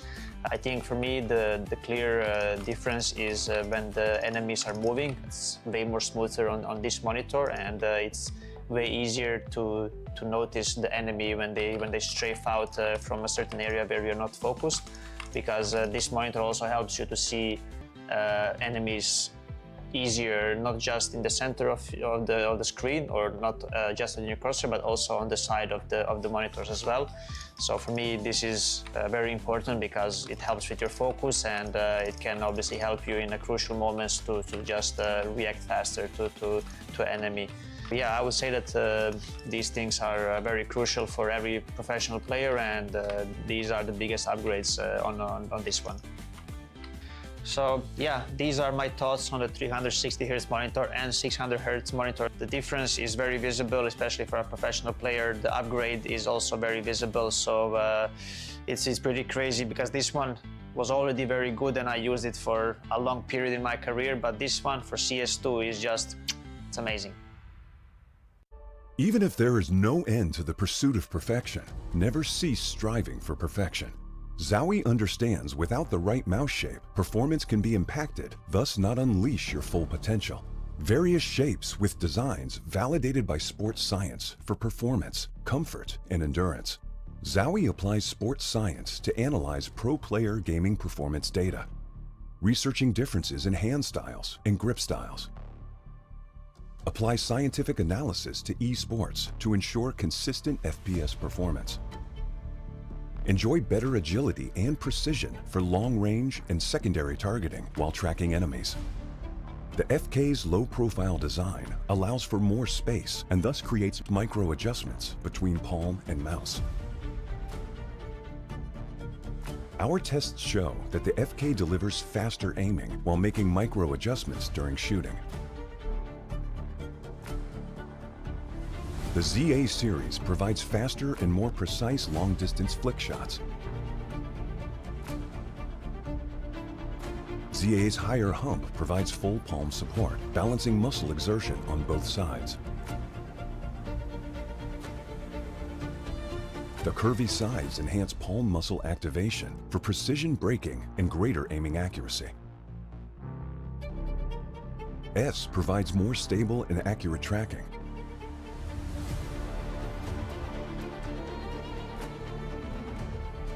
The shorter design of S enables more flexibility during vertical movements. Our tests show the left and right muscles are more balanced, resulting in the most stable and accurate tracking.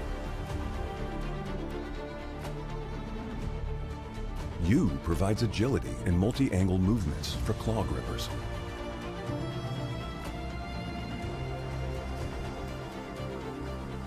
The left side curve reduces the thumb placement angle for faster index finger clicking. The right side curve allows easy ring finger placement to balance hand exertion and provide better stability. The EC series is designed for fast horizontal movements over longer distances. EC's rounded and smooth curved design ensures no distracting pressure on the palm, which reduces muscle fatigue during extended use. Gamers can rely on DW mice and their 4K report rate enhanced receiver, even in the most extreme wireless interference environment, such as a tournament. ZOWIE provides gaming equipment tailored to individual needs, offering options to suit various styles of play and grips for consistent performance.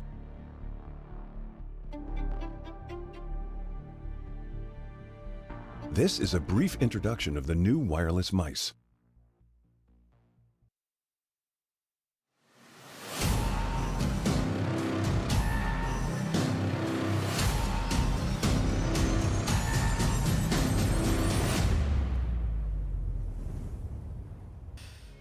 Well, it could be the grand finale here of the final day of Extremesland right now, ramping up for a big game on Inferno. ZOWIE were able to find Dust2 13-9, but I can't help but feel like it was actually a lot closer than that at times.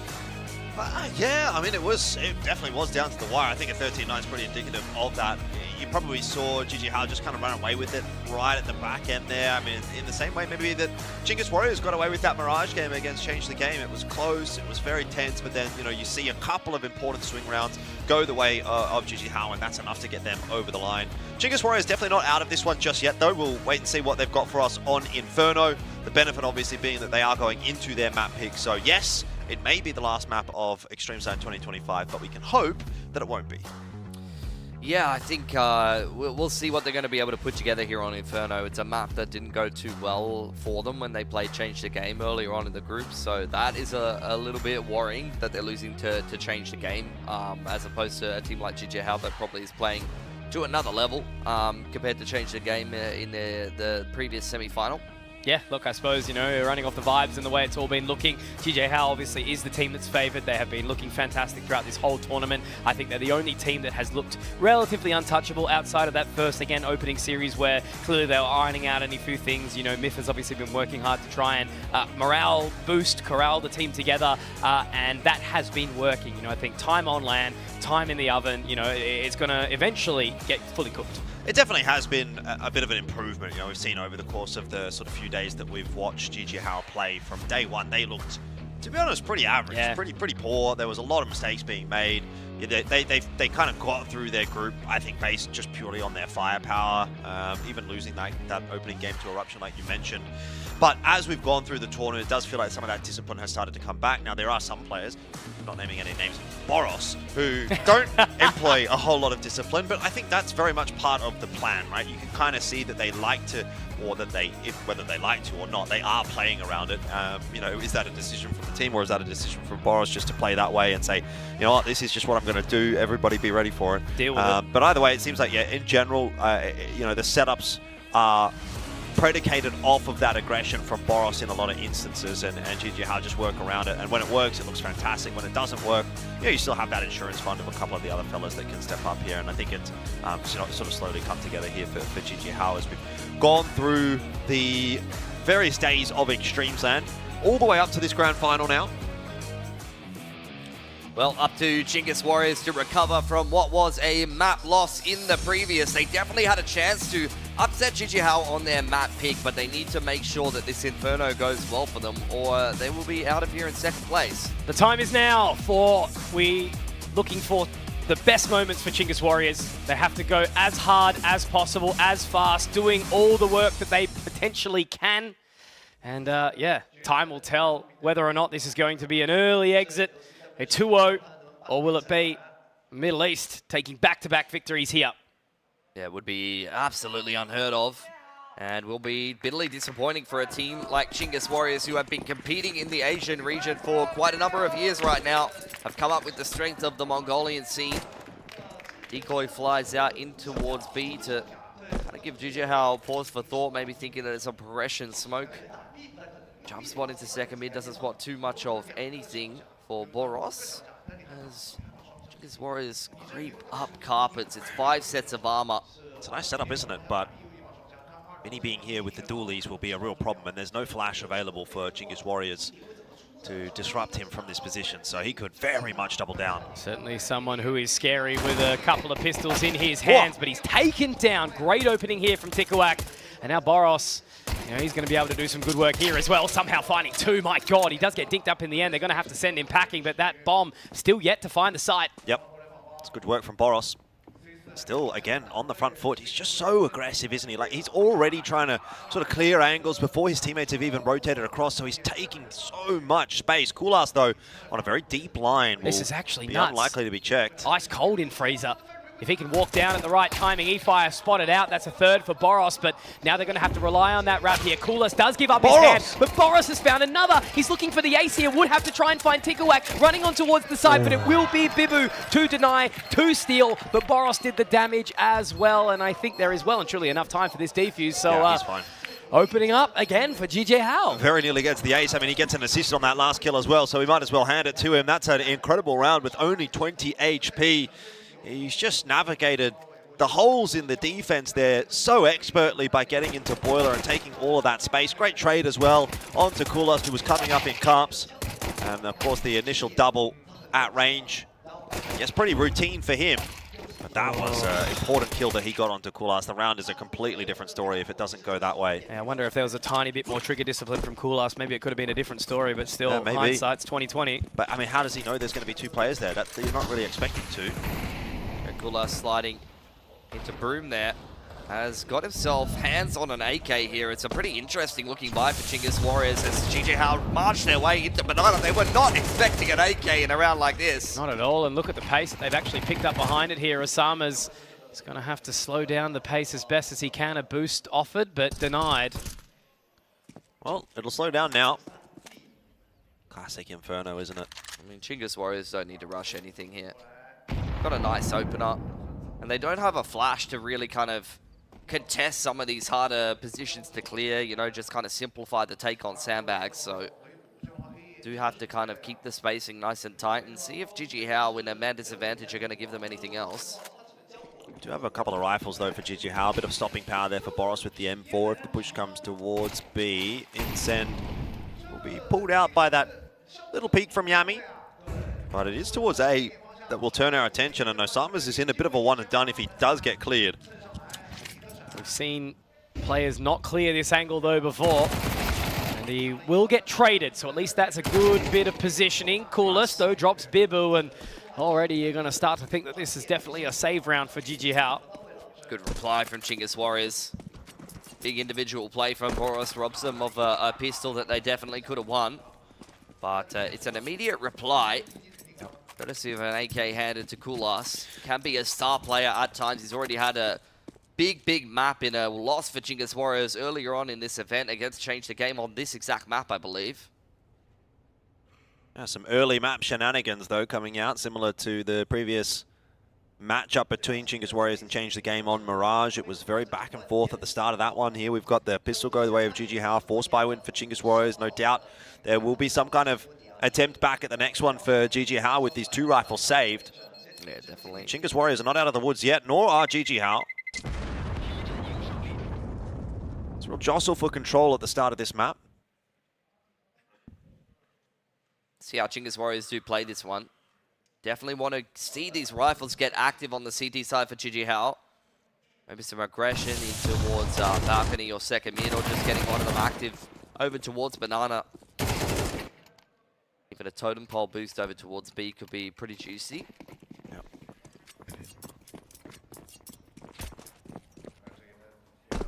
Approach will be a bit of a scattering of CTs at the moment for GG Hao. 3-2 is where they'll end up. Maybe a card swap here for Chinggis Warriors using those SMGs for a little bit of pace. Bit of info on brackets there for Mini, but two players focused on the Carpet's position. Osama's with the 5-7. I mean, that gun is still deadly in this position. He's been cleared poorly, and it's Bibu that'll get himself the double. No USP way. comes out for a third. That is criminal that he's got away with 3.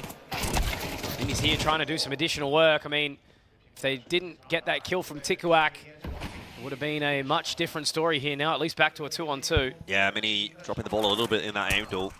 As you say, it's bringing it back to a 2-on-2, but a winnable round for GG House, and Opsy's got quite a bit of space already through brackets. No kit. Probably the only saving grace here for Chinggis Warriors is information gathered. Yeah, you're exactly right. The instant actually doesn't go the way that they're kind of hoping for, though, but the smoke is good. It causes a little bit of a shake-up on towards the site now. It allows Kulas to reposition. Synopsy gets his head ripped off, and Chinggis Warriors deny force. Great work. That's a great smoke, isn't it? Saves the pit player. If that smoke doesn't come through, it could be a different story. But recovery after losing the pistol here for Chinggis Warriors. They're looking a little bit more stable on the map of Inferno, I think, Pilski. Yeah, multi-frag from Bibu is all that GG Hao actually able to put together there. Tikuak and Kulas with the goods on the site. Reset onto GG Hao, and for the first time in this series, Chinggis Warriors are actually leading GG Hao. Could still have a bit to be said about this series. A map 3 on Ancient. Like I said, how fitting it would be to finish this tournament on Ancient. It has really been the map of the tournament. Boros, different ideas, but his Deagle is not going to connect this time around. Tikuak puts him down. And Rook's contacting up onto the line. This is a fully stacked site for GG Hao. And they have USPs though. Yeah, but the USPs can be a little scary when they're all stacked up. Synopsy dropping Rooks very, very quickly. They've got to be cautious of this boost here. They are respecting it a hell of a lot, and it's okay now. E-Fire able to find that one, drops it down to 2, so this should just be a business round. Oh, okay. What sound does the Zeus make? Ah! First time we've heard that all bloody competition, haven't we?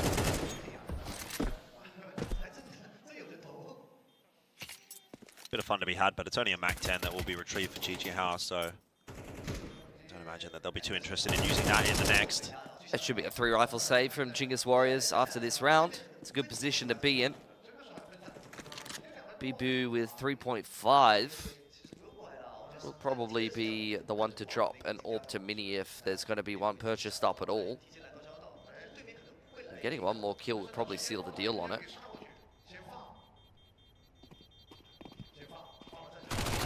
Timing to poke up.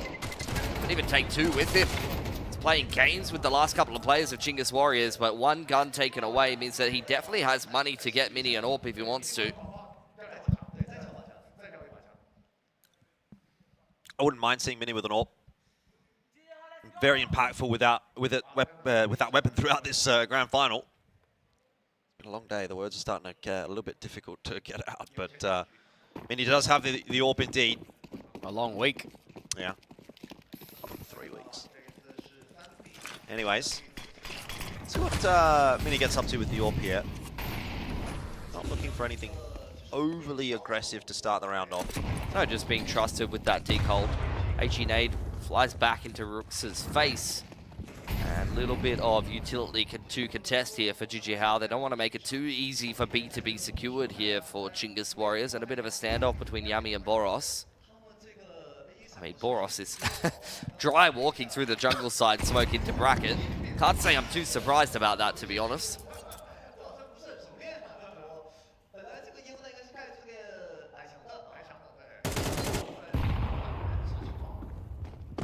Summers in a forward position. Smoke's going to keep him alive. Put under a bit of pressure there by Rooks, and now the sandbag's clear. starting to come through for Chinggis Warriors, who have forced GG Hao back into their sights. Last two pieces of utility are over here towards B on Synopsy. Just taking the fight.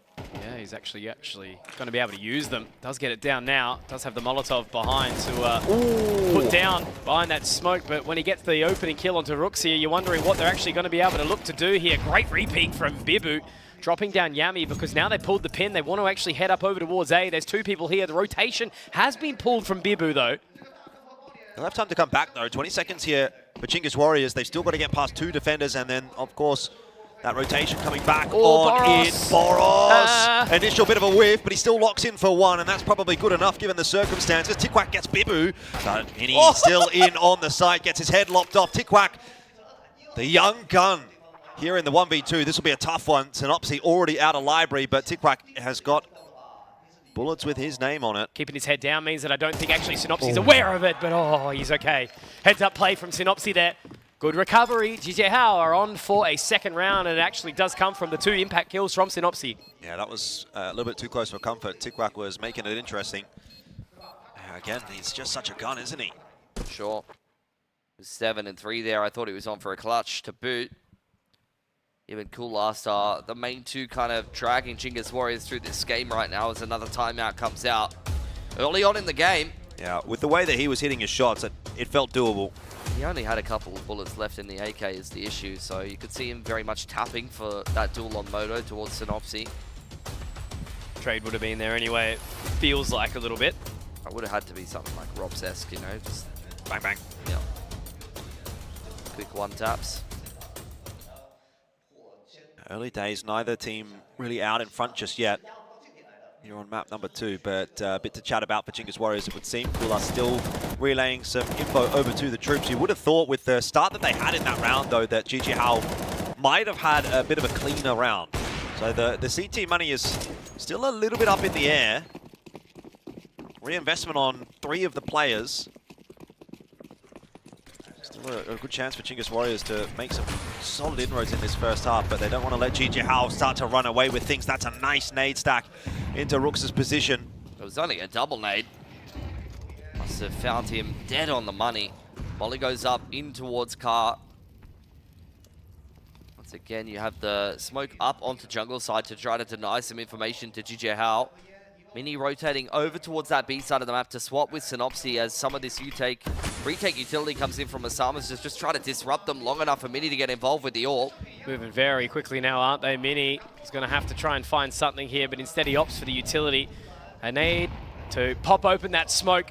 Yet to find anything though, he's just going to have to try and support Asama's here as the rotation does come through. But again, Asama's on a little bit of an island. However, they have afforded enough time for Mini to have a little bit of a look here from Grave, and now he finds one. Coolest though, can get the trade alongside E-Fire. Synopsy though waiting for long enough for that smoke actually to fade. Tikwak just on the edge. Flash comes in. Coolest though ready for it.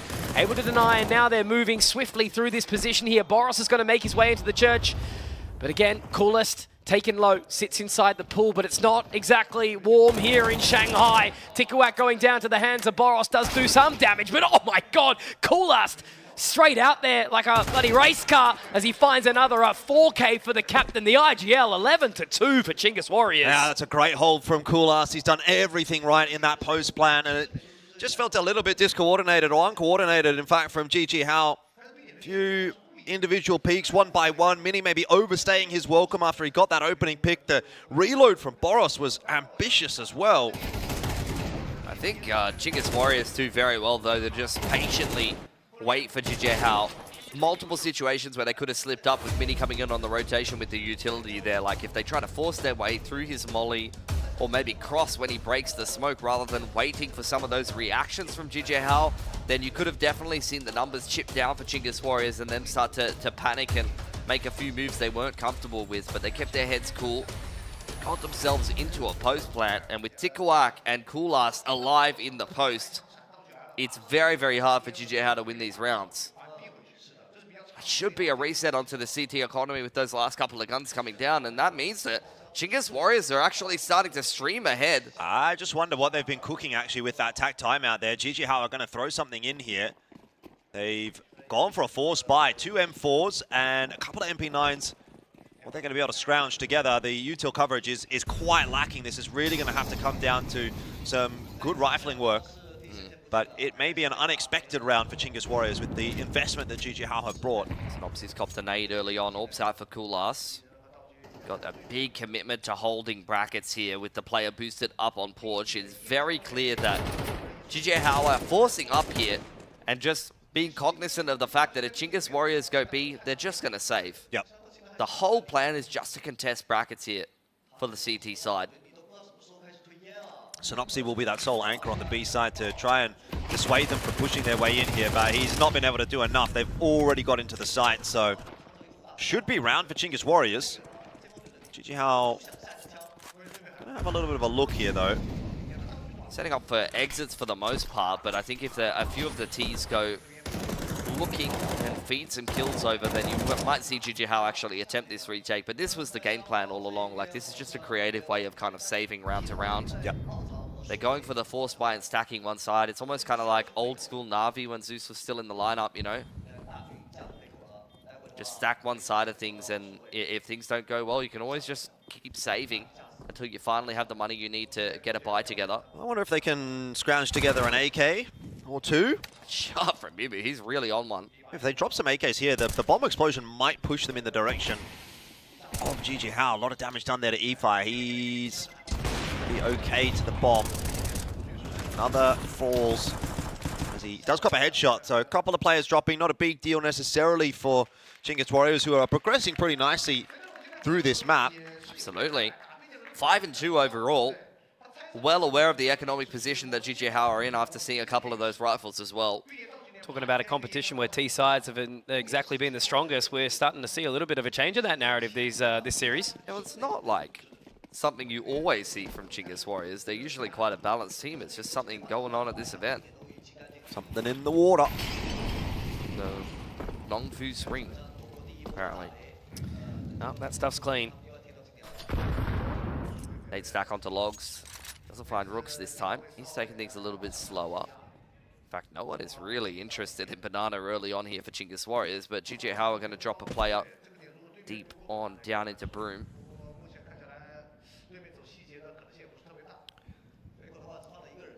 Once again, slows down pretty substantially. Do like the close position that Bibu's got there with the MP9, but he's going to elect to fall off. Chance there that GG Hao would have been caught in transition, but Chinggis Warriors don't elect to pull the trigger. Still full util for Chinggis Warriors, and at a minute on the clock is where they start to make their first move. Smoke goes onto Divider there.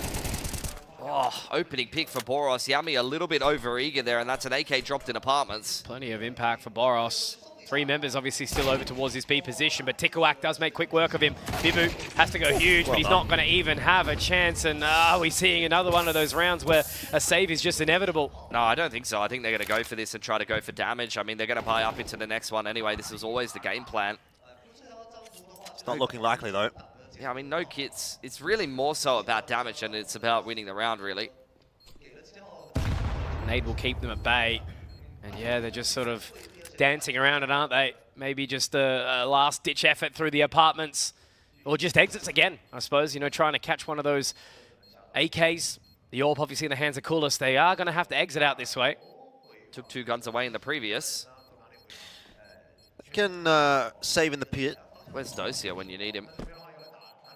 Oh, Synopsy pilfered an AK, so he's just going to be happy with that. Yeah. E5 is going to go down. Apart from that, they're all good in the pit. GG Hao min-maxing the economy. It's not the most exciting Counter-Strike you've ever watched, but it's sensible. Something. Inferno giveth, Inferno taketh away. It is starting to get a little bit to the point now, though, where GG Hao are kind of going to need to start going for some rounds. Sure. You know, 3-on-3 retakes, something like that. Can't really as easily say, yeah, let's just save when you're down 6-2. No AWP mini. It's a rifle, centric approach, and a big commitment. Straight down Banana. Summers charges his way into logs. Happy with that position. He's going to be able to get the resmoke at the bottom of Nana. Transition that extra player across to A. Yeah, big rotation from GG Hao. It's a big A stack from them. Smoke into comps. Osamas doesn't actually have any utility here, so you see Synopsy float back across. Boros as well. Another resmoke. They're Chingus Warriors want to go past it, flash in, send out. They're aware that the push is coming. Synopsy is going to go down for the 1-for-1. Boros is back across the beat. Yeah. They do have some level of defense here, as Boros not going to be able to get that Molotov down, but he can certainly get a couple of kills. But Tikawak gets 2 with the AK, 1 with the Glock. Now Mini, Bibu looking to pick up the pace here. That HE onto Yami. Oh, thankfully it wasn't Tikawak planting that bomb. But as they've been peppered down, it's going to be a tough hold with the low HP. Certainly is. Tikawak, though, has barely put a foot wrong. Yami 1 and 5. He's going to need to be the one to have a bit of an impact here, and that insend will pull him out of position. He's dead to Tikawak again. My word. Yeah, he could be on for it, but that nade, nah.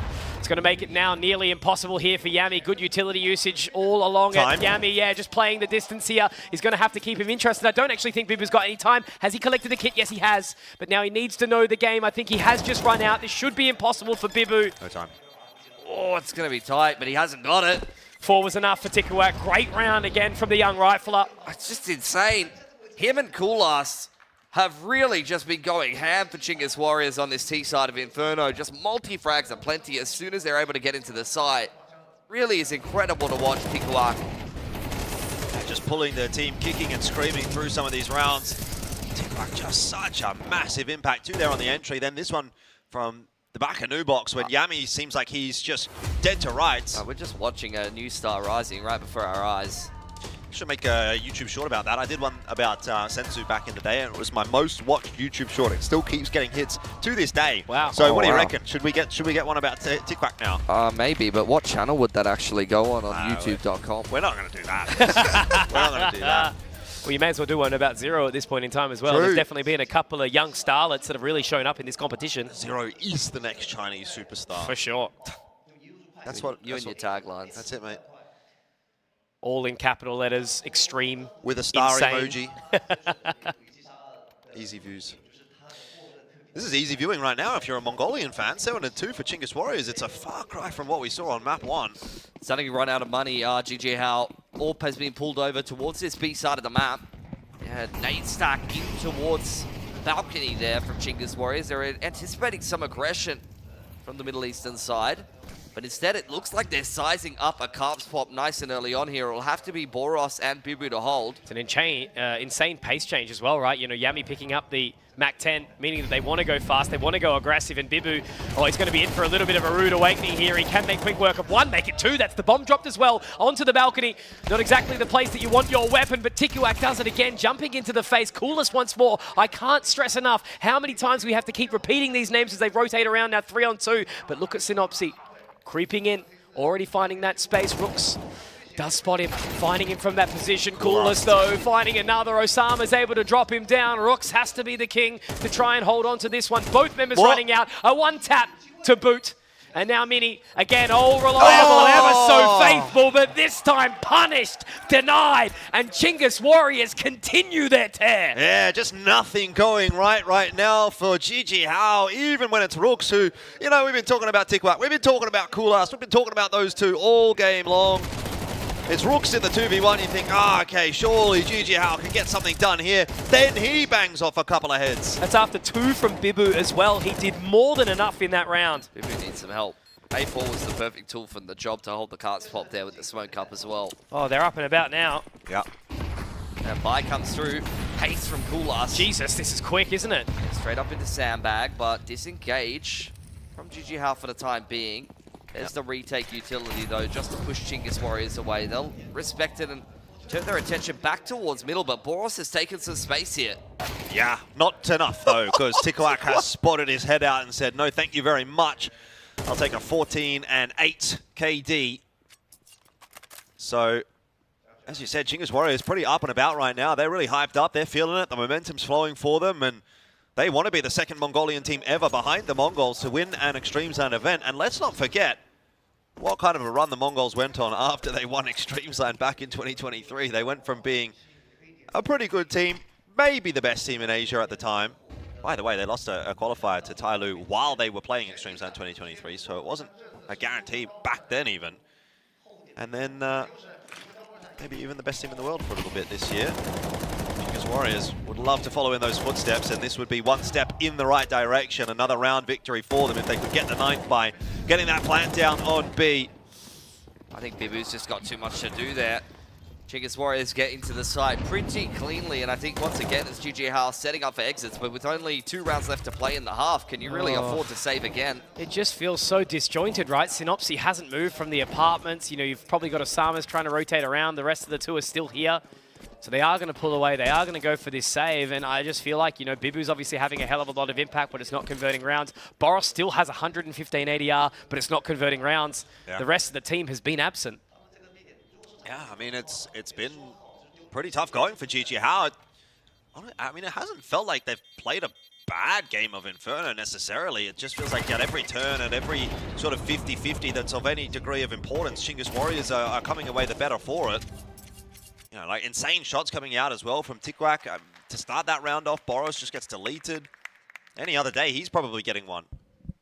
But it's not happening right now for GG House, so questions starting to arise around a potential map 3. And Chingus Warriors would love to get the double digits just to finish off this half. Ops out on Yami and Kulas here. Double AWP on the T side for Chingus Warriors. One of them posted down middle is Kulas. Where's Yami at? Does seem like he's just scoped up on second mid apartments. They're just waiting for GG How to feed them some free picks. And I think this is actually the full commitment to the double AWP. I don't think there's a rifle in reserve for him to swap out to, so they very much are just trusting 2 snipers on the T side here.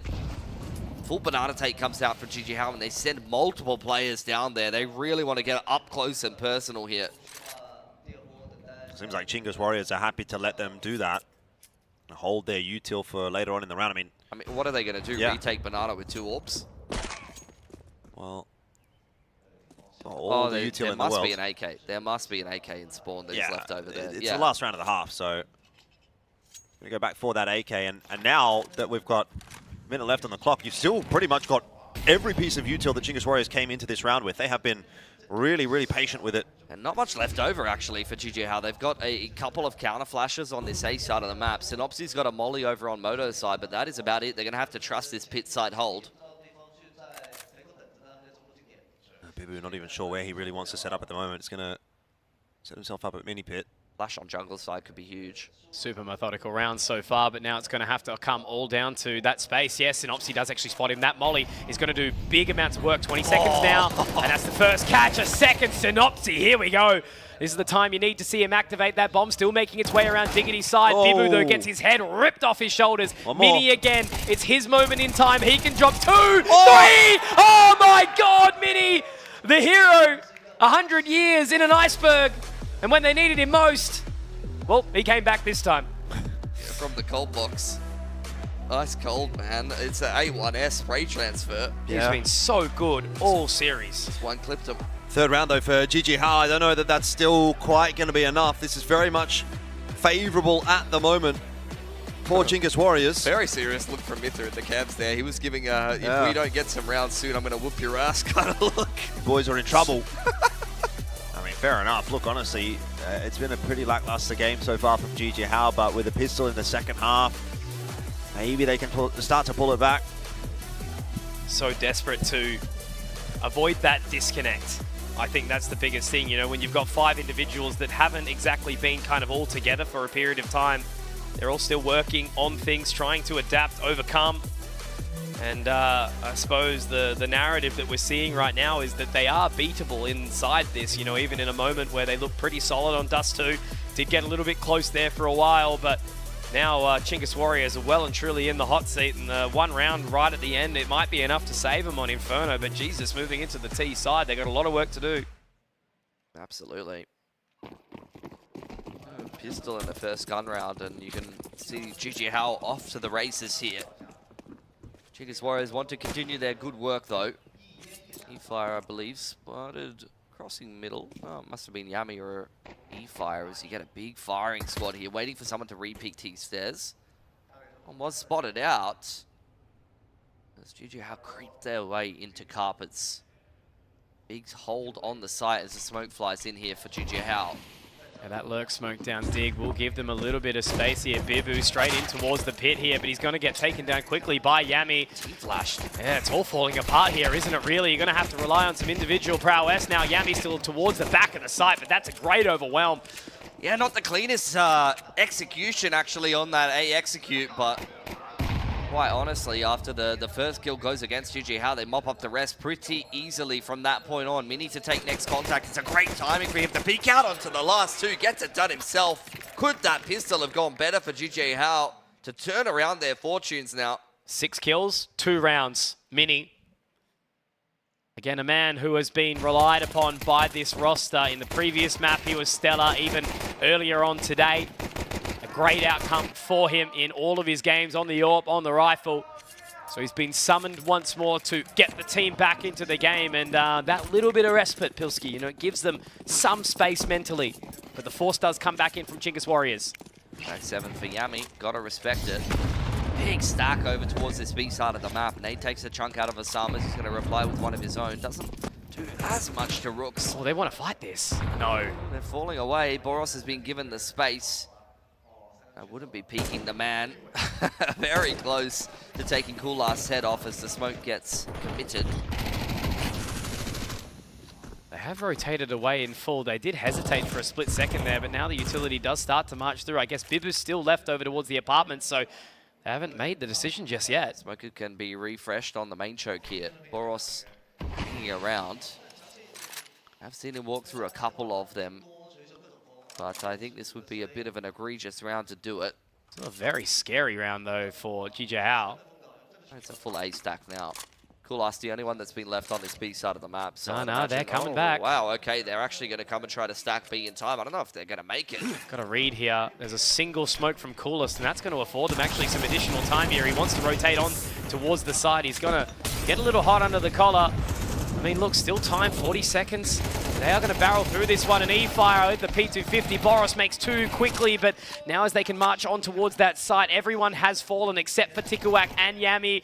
Oh, Tikuak, the timing is going to be such an important factor here, but unfortunately, Yami is a hell of a long way away, and the swag isn't exactly the weapon you can expect from him. They're all low, They're low, yeah. The swag could definitely get a bit of work done here. I wouldn't be counting my chickens before they've hatched, but 9 HP will prove to be enough for Synopsy. GG How edge their way through another round, and the gap is starting to close. Yeah, money's broken now for Chinggis Warriors. This is exactly what GG How needed to get back into this game. There's still a lot of work to be done on this team side, but taking the first couple of steps that are needed. Chinggis Warriors really weren't sure which side they wanted to stack there. There was a lot of indecision running back and forth in CT Spawn and over on Speedway. Sure, they're hoping it's not the start of the cracks beginning to show here. Yeah. For a bit more time to think.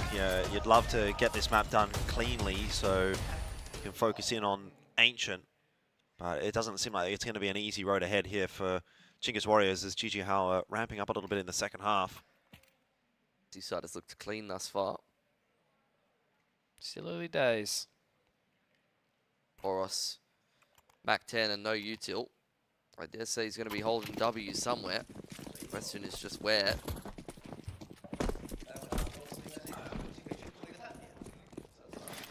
Nana receive a couple of grenades. There's no defense there from Chinggis Warriors. They whiffed one of the nades on second mid and copped it, bouncing right back into their face. There's a flash to take Banana. They're going to send it straight down, but the HE nade stack on Car has torn them asunder. Yeah, pretty routine, really, for GG How. It's gotten a bit closer than they'd have liked it to, with a good couple of headshots in there onto Mini, but still 4 guns through. Salvas didn't get his high five in the amount of time that he was asking for, so he hits it with the click. I don't know if you guys saw that. He was like holding his hand out like this, and then he goes, come on, come on, come on. Hurry up. Speed it up. I want to buy it. I don't have time. I don't have time for this. I gotta respect that. That's the pushiness that I'm looking for. Hey man, you know, Extremesland 2024 winner. The man demands respect. True. Could go back to back here. He's on the verge of it. Would not have been the player I would have picked, to be frank. Yeah, maybe. There's a couple on the list above that.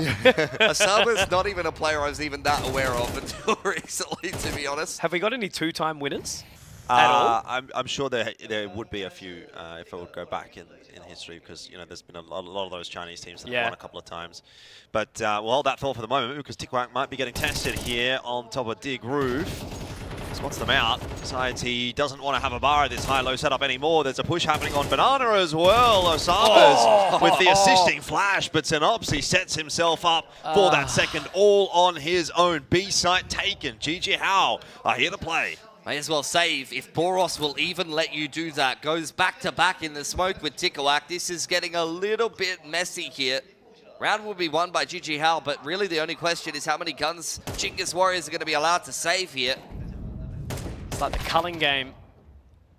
Just trying to find them all, and this is, I suppose, where it starts to get a little bit scary, right? This will be a 7th round here for GG How, and that's just the way Inferno plays out. When you do show some weaknesses on that defense, you just find yourself saving your pennies to try and buy a house in this damn economy. And he's good. I really wouldn't be surprised if they try to throw some more bodies at this. Definitely looks like they're setting up for it. They know they've got them in pit. In the end, thinking better of it. It's a lot more of a half to play, really. So it's true. Even if they have the extra money, I think it's sensible. Not try to force things too much. Been a good T side so far for GG How. That's 4 in a row pretty cleanly without too much pushback from Chinggis Warriors. Double entry on Banana was dirty from Synopsy. The round was just over in an instant. Back to another one, though, for Chinggis Warriors with the decent enough gun round. But they will be feeling a little bit shaken by how quickly this scoreline deficit has come back to just the 2. Oh. Big nade stack onto Coolast. Or Tree from Yami wants to try to put it to work in this man disadvantage situation. You've seen the nade stacks on Car and in towards balcony a couple of times. Rook's able to spam Mini through the smoke, evens back up the numbers for Chinggis Warriors. Still forced away from Banana by that molly. GG How work a player or two through the smoke at bottom Nana. Rooks is going to challenge it. Molly should cook him. Won't spread quite enough, but he's got nowhere to go. He needed to go right, but he would have walked straight into the bullets. GG How are just so quick about this map control on this T side. There just doesn't seem to be an answer for Chinggis Warriors again. It's going to come down to Tikwak. How did he fire die? He just had his head ripped off. I thought he was at least good for one there, just the way that the crosshair was placing, but... Top oranges, yeah. Kind of got deleted. This is scary. Low-key winnable for Tikwak. He's got a kit. No. He could ninja it. If he gets the 1 kill on the player at B. Yeah. I mean, Is he's that tempting fate, isn't he? Is it Osamas? Yeah, it's Osamas. I don't think he's going for it. He's just playing for exits. No time. I mean, if Tikwak... If he knew there was only one? I know, but like, if he actually won that round, like, I'd just be sold. I'd be like, yeah, I don't care who you kick from Mongols. Like, just put him in. Just kick blitz. Just kick blitz. It's fine. Tikwak's better. Don't need an IGL. Tikwak will do it. Yep. Can do everything. Apparently, we've watched him play for 3 days, and he's the best player in Mongolia now. Bro, don't even do that to me. You watch Call Me Sue play for 1 half, and he said he was the best player. 2 rounds. 2 rounds. 2 rounds, you're like, I'm sold. I saw a USP. He was like 0.8 for like the next 2 months. I saw a USP on the pistol round, and then I saw an anti-eco, and I was like, he's the savior of Chinese Counter-Strike. And he was for that game. He had a good map. He was for that half. He wasn't even the second half. He didn't do anything. Where's Lindisha now? 8th place, 5th to 8th. That is incredible, isn't it? They were lucky to even get into the playoffs. Yeah. Deep cross. Already took a map off them. Still heartbroken for them, man. 1 round. I feel like they might have had a little bit more life than Nemesis. Chinggis Warriors are certainly starting to get nervous at this point. This lead that they had earned themselves at the half is very much fallen by the wayside now. Yep. They'll be looking at Yami and saying, buddy, you need to step up. 2 and 12. Jesus. Didn't matter in the first half. Oh, Bibu, getting 2 again, the impact. Coolest has obviously found 1, but he's got the AWP to try and hold on towards this line, and Boros has found it, and guess what? That's just the way Inferno goes, guys. Another save. Oh! Ooh, well, a bit of spamming there from Rooks will bring Osamas down to the ground, but really look like they want to go for the retake here. E-Fire was just hanging about at B, and so Rooks is going to come back across. Nothing to be said for this one again for Chinggis Warriors. Equalizing round achieved for GG Hao. It has been flawless in the second half so far. Yeah, it's looked like they're on the verge of 2-0 this grand final. There's been no pushback from Chinggis Warriors. And E-Fire and Rooks just going to try to hold on to whatever they can.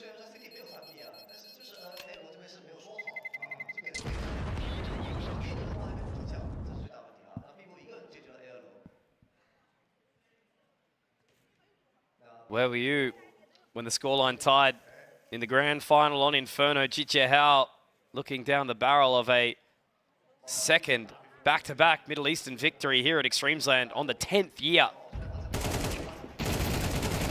It's been insane so far for GG Hao. CT side, he was doing the majority of the work. The rest of the boys have now stepped up around him, to be fair. Still not over yet for Chinggis Warriors. They'll come back into another round. This time with 5 rifles. And a bit more of a passive defense. They were trying to get a little bit more aggressive earlier on. Now though, waiting for the brackets push from GG Hao, and GG Hao not wasting too much time by dumping that util all over the place. It's a really deep smoke in towards pit, but it's not fooling anybody. They definitely were looking to go for an A timing there, but it just didn't feel right with the smoke coming up. Re-smoke on bracket side as well, as Chinggis Warriors look to try to keep them at arm's length. They're just going to drop off Bibu for the lurk in A apartments. Good spot to be in. It's progressed quite nicely. Chinggis Warriors have to be careful with their rotates, because a kill there from Bibu could be a big one. Yami takes him down, but Boros is doing work. Oh, one more shot in there. That could have been a real highlight from him. Still, he gets 2, and that is enough to unsettle Chinggis Warriors. Osama's clothesline onto Rooks. That's the B site taken, and that will be GG Hao taking the lead and storming their way toward a victory here at Extremesland 2025. I think that almost feels like game done. You know, there's just been no wind in the Close sails to. of Chinggis Warriors. 9-3 half. Not a single CT round. Yeah. Yeah, they really let themselves down. It's grim. Couple of players just going completely missing. Yami and E-Fire, 7 kills between them. Not going to be good enough to be taking down GG Hao today. A lot of those T-side rounds, it felt like it was Kulas and Tikuak doing all of the work. Rooks had a round or 2. Big impact clutch for himself. They're on the hunt here. GG Hao looking to take what literal Chinggis Warriors has access to away from them on this A site, but Yami will pass the test and hold on to a Famous. Woohoo! Famous, let's go! Worst gun in the game. Hell yeah. I think there was some content being made earlier for Extremesland, and one of the questions was, what is the worst gun in the game? And a frequent answer was the Famous. Probably not genuinely the worst gun in the game, but the worst one that gets used somewhat often. Orbs out for Kulas, like Chinggis Warriors really need a round, man. Could be a duel here. Could be the moment in time. E-Fire does open up with 1, and there we go. Finally, a little bit of space gathered by Chinggis Warriors at the most opportune time, but the scariest part is Mini and Bibu are still alive. This will be a 2-on-4 turn of the tides. Yeah, it's a great shot from Mini, nading open the smoke for himself, and it's the fadeaway.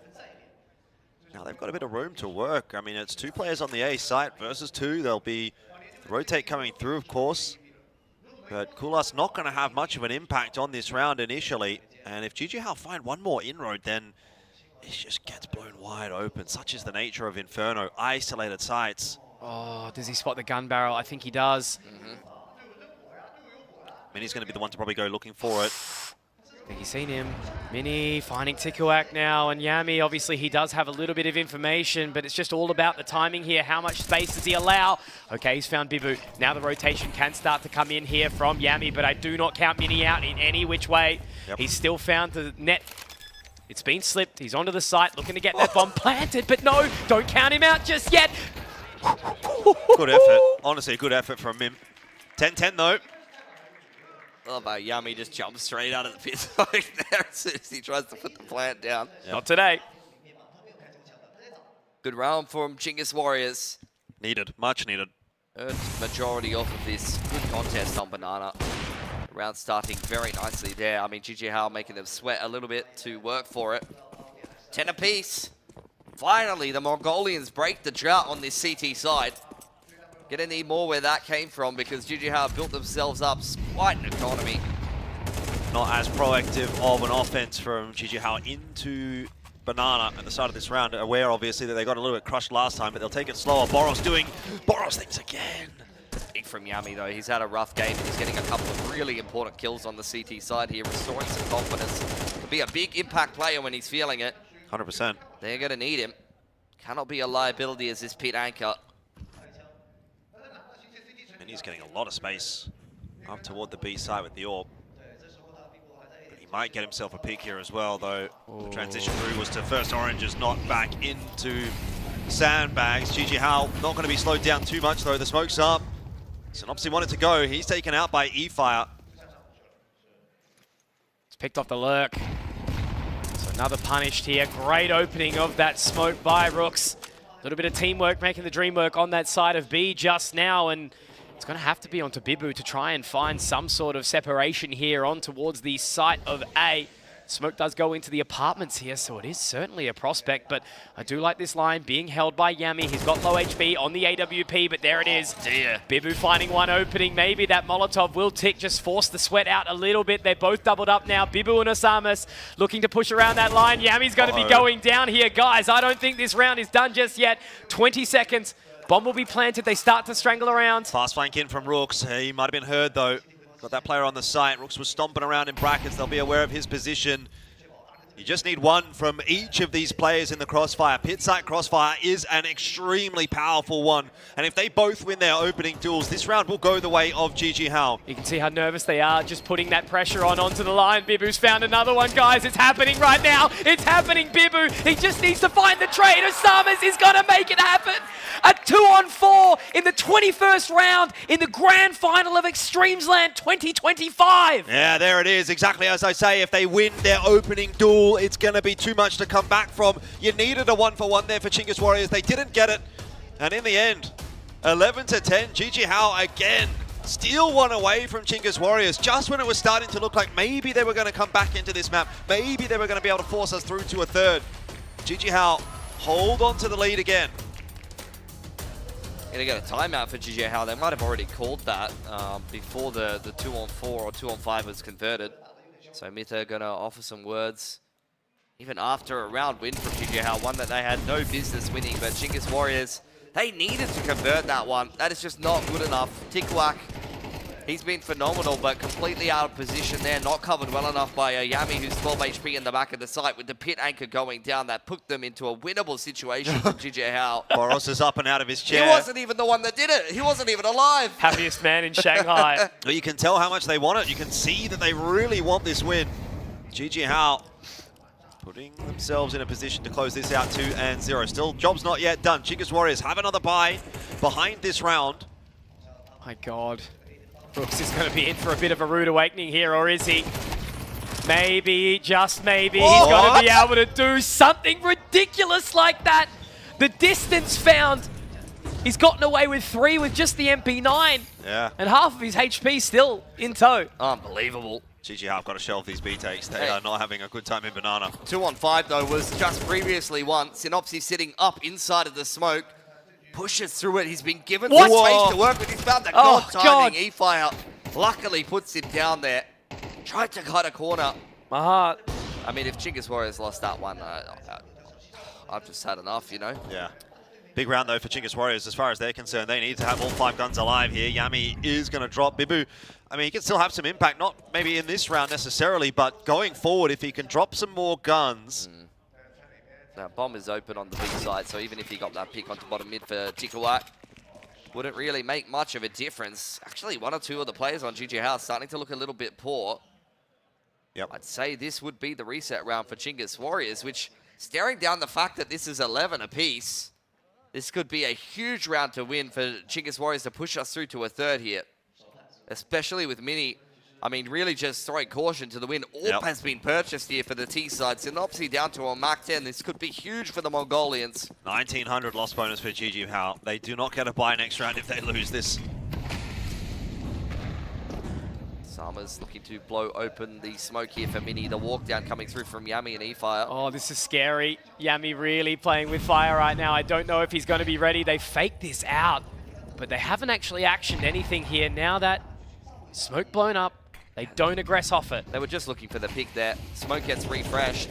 Blown open once again here for Mini, and once again there's nothing for him to find, while in the meanwhile GG Hao have taken a lot of space up bracket, and of course Boros is getting active. Could he pick into the AWP? He will, but the shot is missed by Coolast in pit there. Oh, he's going to go again. He doesn't care. It's crazy. Jungle side is like, I can't push my way forward. There's an AWP over there. I'm going to find jungle, and I'll do it nicely. Rooks goes down. The headshot from Boros, and the B site looking absolutely open for the taking right now for GG Hao. They've just got to get past Yami, who is dumping everything he's possibly got. The entire site, really, the entire map really has been lost for Chinggis Warriors, but GG Hao still don't have an avenue forward to win this round. It's literally Yami in between everything, right? If he goes down, all of a sudden the side opens up, and there it is. But E-Fire gets the timing, gets the moment. That's back-to-back rounds of impact from E-Fire.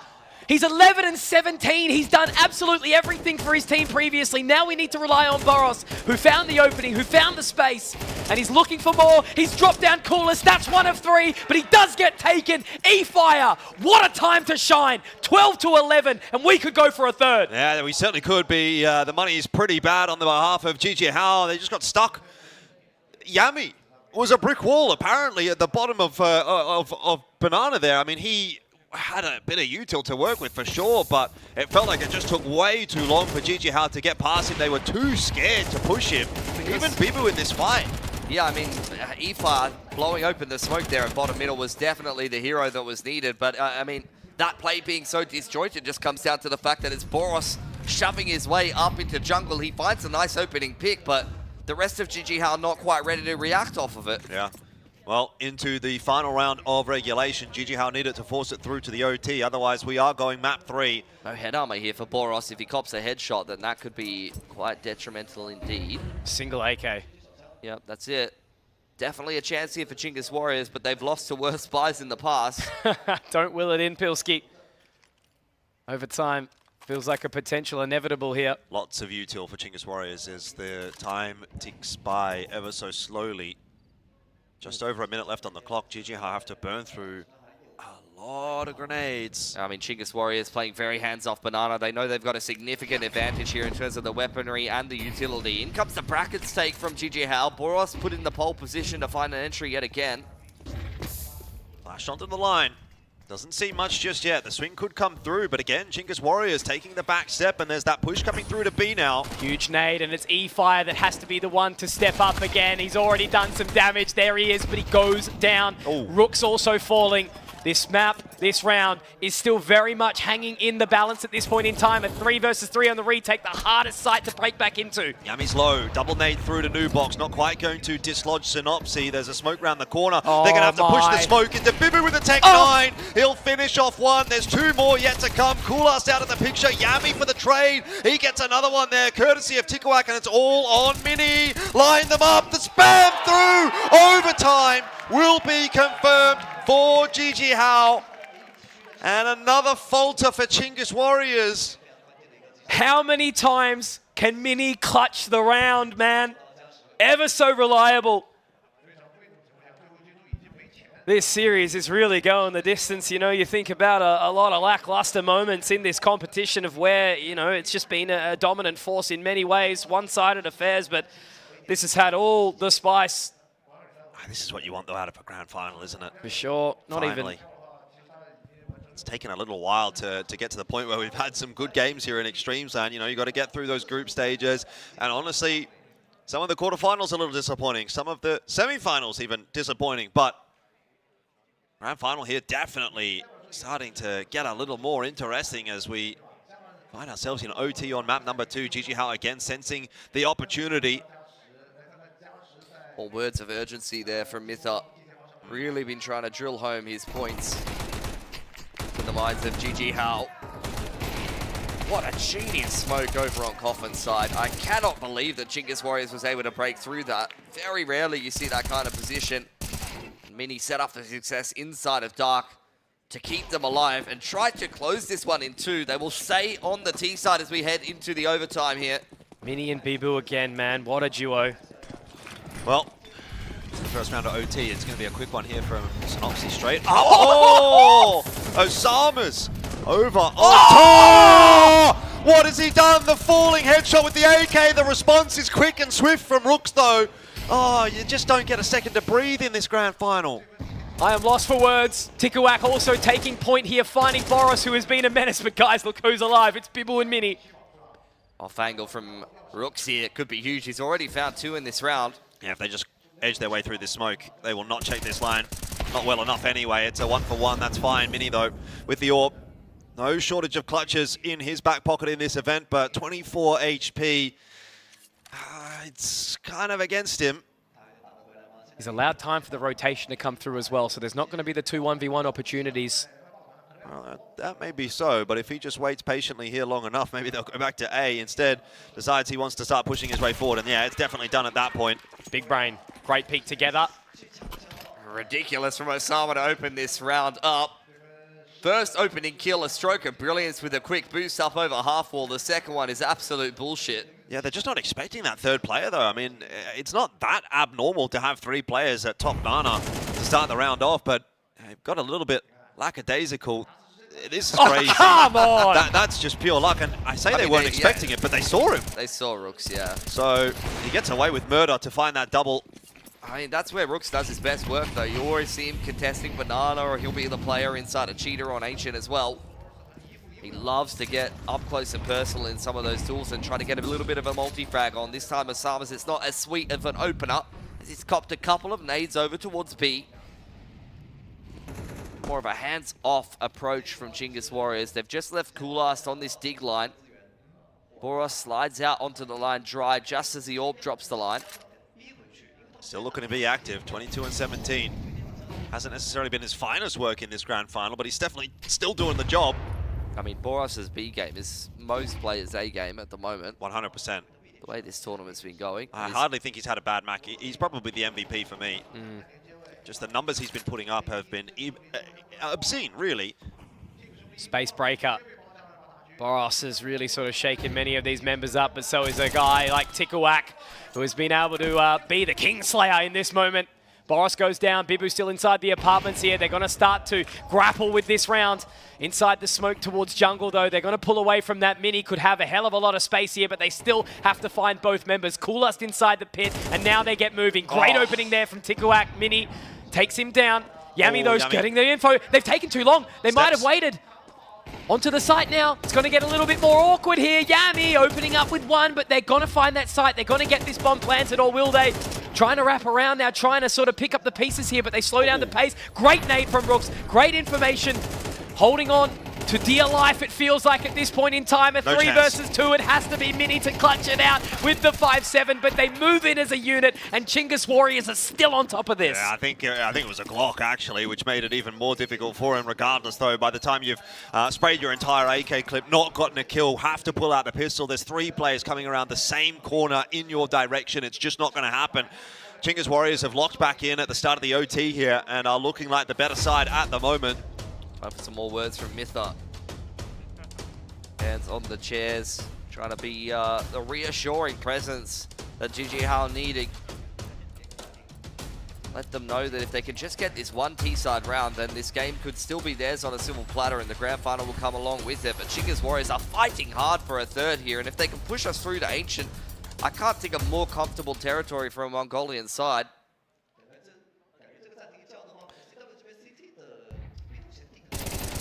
That's a crucial opening duel that Tikuak wins. Boros didn't even do any damage to him. Again, live by the sword, die by the sword. Sometimes these rounds get opened up so positively by Boros. Other times, he goes down. Gives the Chinggis Warriors that opening pick that they need to feel a little bit more settled in the round. We're back in now. The final round of the first half of OT. Let's see if Chinggis Warriors can go 3 for 3 on this CT side. Smokes exchanged. Banana. Boros getting active as the Carbs player. He will be on an aggressive lurk in this round, while the rest of GG Hao work together as a unit to try to get something going on Banana. Not a lot of emphasis being put on Banana by GG Hao at the moment. Chinggis Warriors have control of it for the early stages, but a little bit later on in the piece, GG Hao now starting to explore. Meanwhile, again, Boris just working around Boiler, around Short, around Apps, looking for a fight. Anywhere that he can get it, he'll take it. This is a nice creep back in from Chinggis Warriors. No util used. They're not going to be prepared. GG Hao were not ready for that at all. They didn't know that sandbags had been taken back by Chinggis Warriors. Beautiful from Yami to set up his teammate for success, but Boros is very close up. Dig now inching ever closer. They found him, spotted him out. They knew something was fishy at this point in time, but Boros is going to be able to strike back. Surely Rooks' hard work won't be for naught as they do manage to have one slip the net in the forms of Bibu. I do not think that Yami's going to be ready for this, but he does reposition. Bibu, he's got the catch. That's the information now gathered. It goes back to the advantage. They've called it. They're moving. And if Bibu can drop Yami here, this is going to be the round. Guaranteed it would feel like Boros, Bibu, red emoji B. That's what's happening right now, 14-13. They're still in this. Yeah, that is absolutely criminal from GG Hao. Maybe from you as well on the cast, Conky. What is red emoji B, mate? It's the B. Bonk. The B bomb site, the B bonk. Bilski. Bilski. Bonky. I don't even know. Bloody hell, maybe. How do they get away with another round like that? That's just insanity from GG Hao. They're just throwing spanners everywhere, you know? It's like if you could dodge a wrench, you can dodge a ball. But at the moment, you know, the wrenches are kind of connecting. It's just Boros commanding respect. Like, he's in diggity. He's coming for you slowly but surely, and he's going to get himself an entry. And his presence alone just draws so much aggro that it becomes a little bit easier to find gaps on the map from there. He's got such a commanding presence. It's been such a crazy map. You know, you haven't really been able to put your finger on whoever's going to take this one through. You know, there was a moment in time where GG Hao had this in the bag, and then all of a sudden, you know, it was 12-11 advantage going the way of Chinggis Warriors. And, you know, you keep talking about Ancient and what it means. You get plays like this, but then they lose the 3v5. It's just such a seesaw moment that we're in. That's the star power of GG Hao. You know, you can start the round so well with a perfect flash, get yourself a multiple player advantage, but these individuals can still turn things around. Grand final really demanding the best counter-strike of the tournament. And he's got the AWP out on the CT side now. He didn't really actually get too much done with it in regulation. He's going to be a better chance for him. It's up quick, isn't it?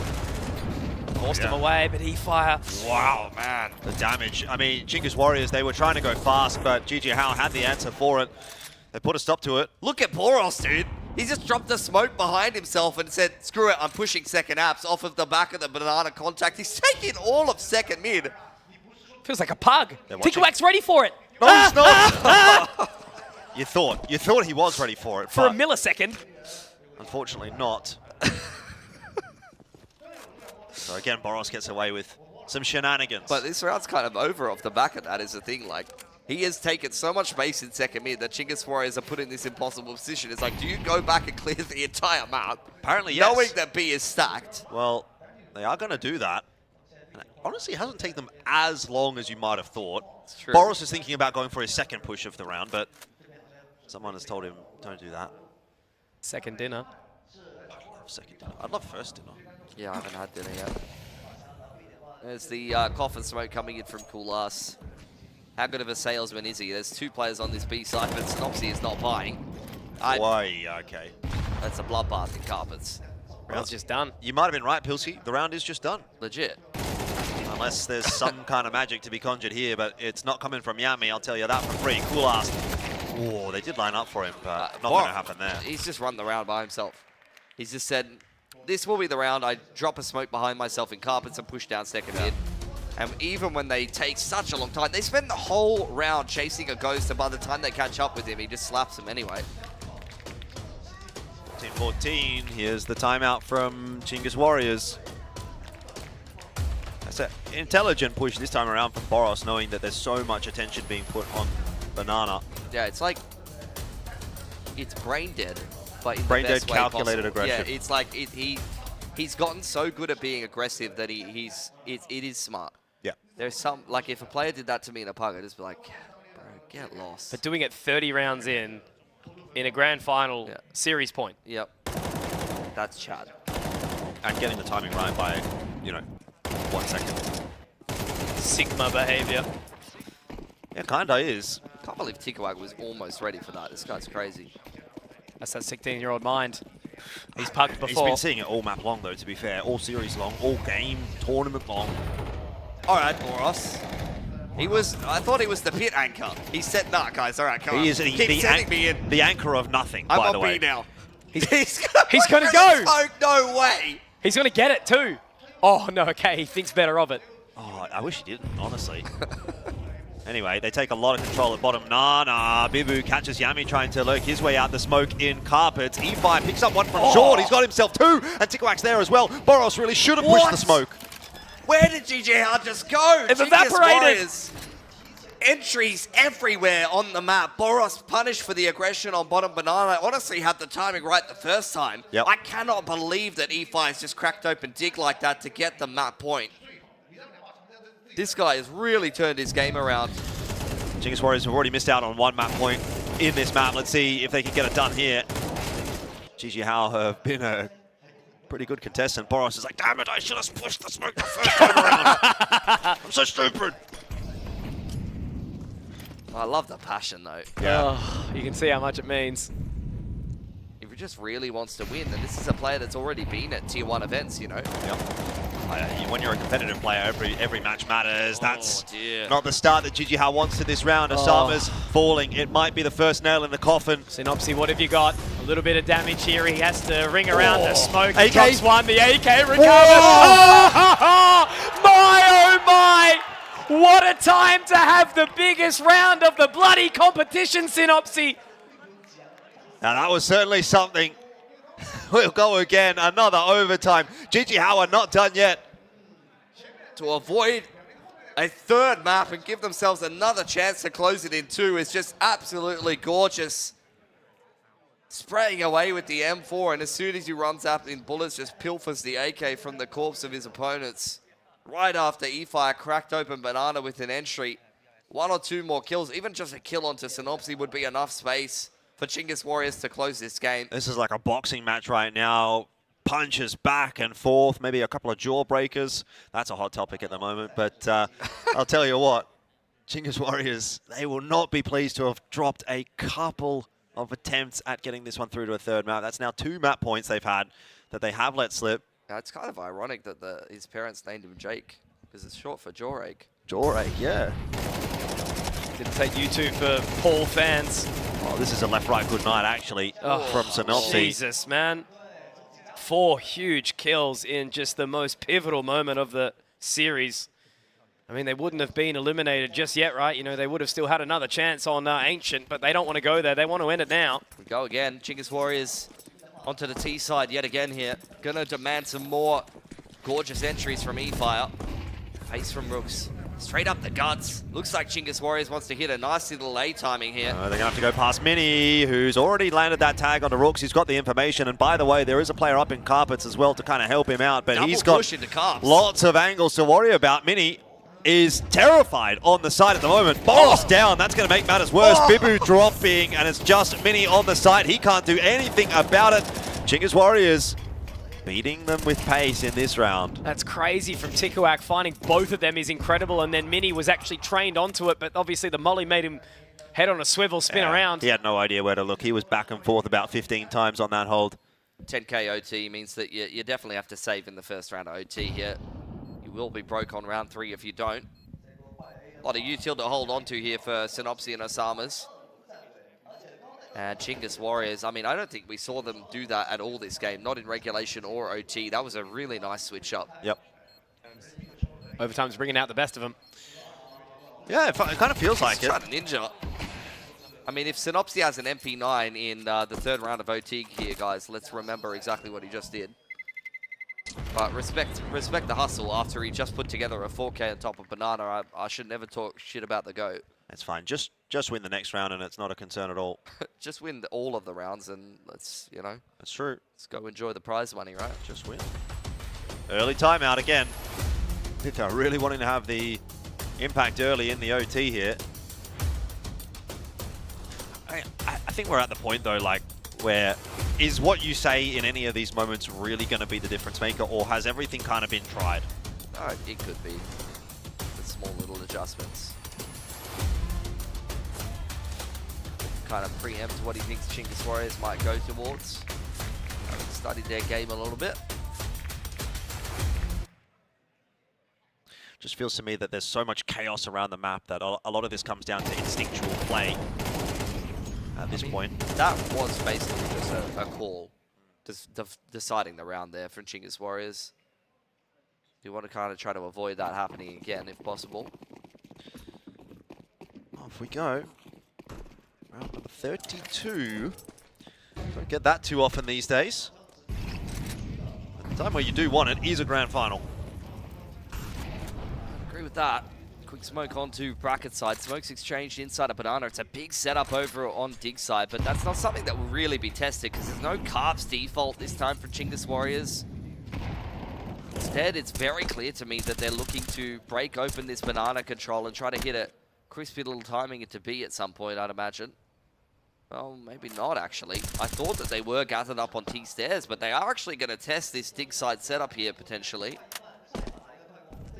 Osama's just going to be jump spotting banana, not seeing anything really at all. So GG Hao have got 4 players on A. That's a 1-for-1 to start things off. The spacing not ideal there for Chinggis Warriors. They've decided to go back over to B, which is where Osama's will be tested once again. And this time just deleted. It's Coolast again. We'll find that opener. Synopsy stuck behind the smoke. Maybe not behind it, as he just decides he wants to walk through it. That's not going to work out for him. I guess he was trying to keep him interested, right? With obviously Yep, Bibu finding this rotation. He is into position now, but he can't quite get anything. And wow. That was probably one of the most lackluster rounds from GJ Hao, and it's right at the crux moment of this competition. And you're right. I mean, the tack timeout didn't really make any impact at all because Chinggis Warriors run a fake off of the same strat that they just did. They throw the archside smokes. They send rooks up. I cannot believe he even got one there. And they really could have tripped at the hurdle there. Osama dropping the smoke on half wall could be very easy to try to force that situation, but it's very heads-up play for Chinggis Warriors to boost Coolast up and just streamline that entry a little bit cleaner. Well, once again, GG Hao are just kind of hunting for that one at the start of the half that they'll use to try and salvage things in the second half. Synopsy's on an MP9. I remember the Ninja. I remember. Osama's also on an MP9. Not the worst of guns, though, for a map like Inferno. It's doable. But this could be Chinggis Warriors on for 3. Slow start to this round. Boros and Bibu, dynamic duo on this A side of the map, have been some of the better players on the CT side for GG Hao so far this game. Mini on a deep line. Refreshes the bottom banana smoke. Chinggis Warriors throwing a little bit util towards bracket, but this may be the round to try to hit this banana timing. Rook's going back into spawn to pick up a little bit more util, I think. Or was it Yami? I think it was Yami, actually. I'm sticking away. Sub 50 seconds now as Chinggis Warriors start to explore brackets.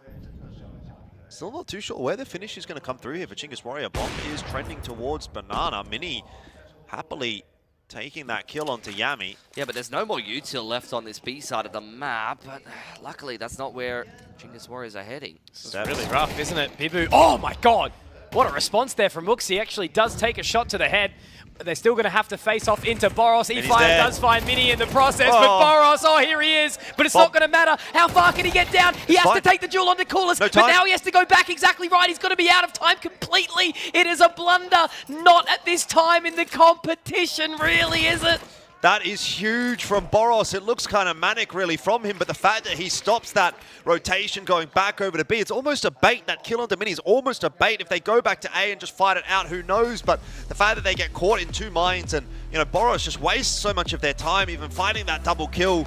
As you said, as you saw, Coolast, there's nothing he can do there. Those players just have to hide. So, a cheeky round that GG Hao do come away with. But still, the advantage is currently with Chinggis Warriors. That could really, really break the emotions. I'm a bit concerned about what the next couple of rounds may look like for Chinggis Warriors if they don't recover from this. I mean, they've been through hell and back throughout this map already. I think they're just locked in. They're going to keep on cracking. Nothing's going to phase them at this point. This is kind of the nature of the OT. Like, once you start getting deeper and deeper and deeper into the OT, you know, the rounds get a lot messier because, again, it becomes less about structured sound, smart plays, and good CS, and it becomes more about making that one impact play that just completely shifts the narrative because you've been so evenly poised that the standard stuff isn't working at this point. Messy round from Chinggis Warriors. Couldn't quite put the pieces together due to some disruption from GG Hao. GG Hao back onto this T side now. That's how watermelon looks good right now. Oh my god. I think there will be watermelon later, if I remember rightly. Last year we were greeted with some watermelon after Extremesland finished off, so looking forward to that. Big nade stack into Banana. Chinggis Warriors really looking to dictate that part of the map as E-Fire crept up close into long side, but doesn't opt to actually commit to holding down there. Still is a little bit of util left over on this B side of the map. But as it stands, Chinggis Warriors just going to allow GG Hao back into Banana. They wish to take it. Boris has progressed nicely up carpets. Could be a big impact player here. Will allow the Chinggis Warriors players to just work their way back into pit. This is all about taking territory for the moment. Interesting that first round of CTOT here, they have not opted to put an AWP in Kulas stance. They're trusting the 5 rifle. Mini, on the other hand, choosing to pick that up. If only they knew. Damage onto Bibu. And Asamas. Send out. Time ticking away here for GG Hao. They're going to have to make a move. Nade into the cutout will clear things out there, but it's kind of signaling the intentions of GG Hao heading towards this A side. I'm surprised there's not even just a half rotate coming through from the B defenders. They're going to trust the 3 stack on A. They're feeling uncomfortable. Look at it right now, 25 seconds. Tikuak's actually dropped Boris in the process. This is not the GG Hao you were kind of expecting. A missed shot as well from Synopsy. They're both so low. Rooks does get one. Asamas has to brute force his way in towards the site here.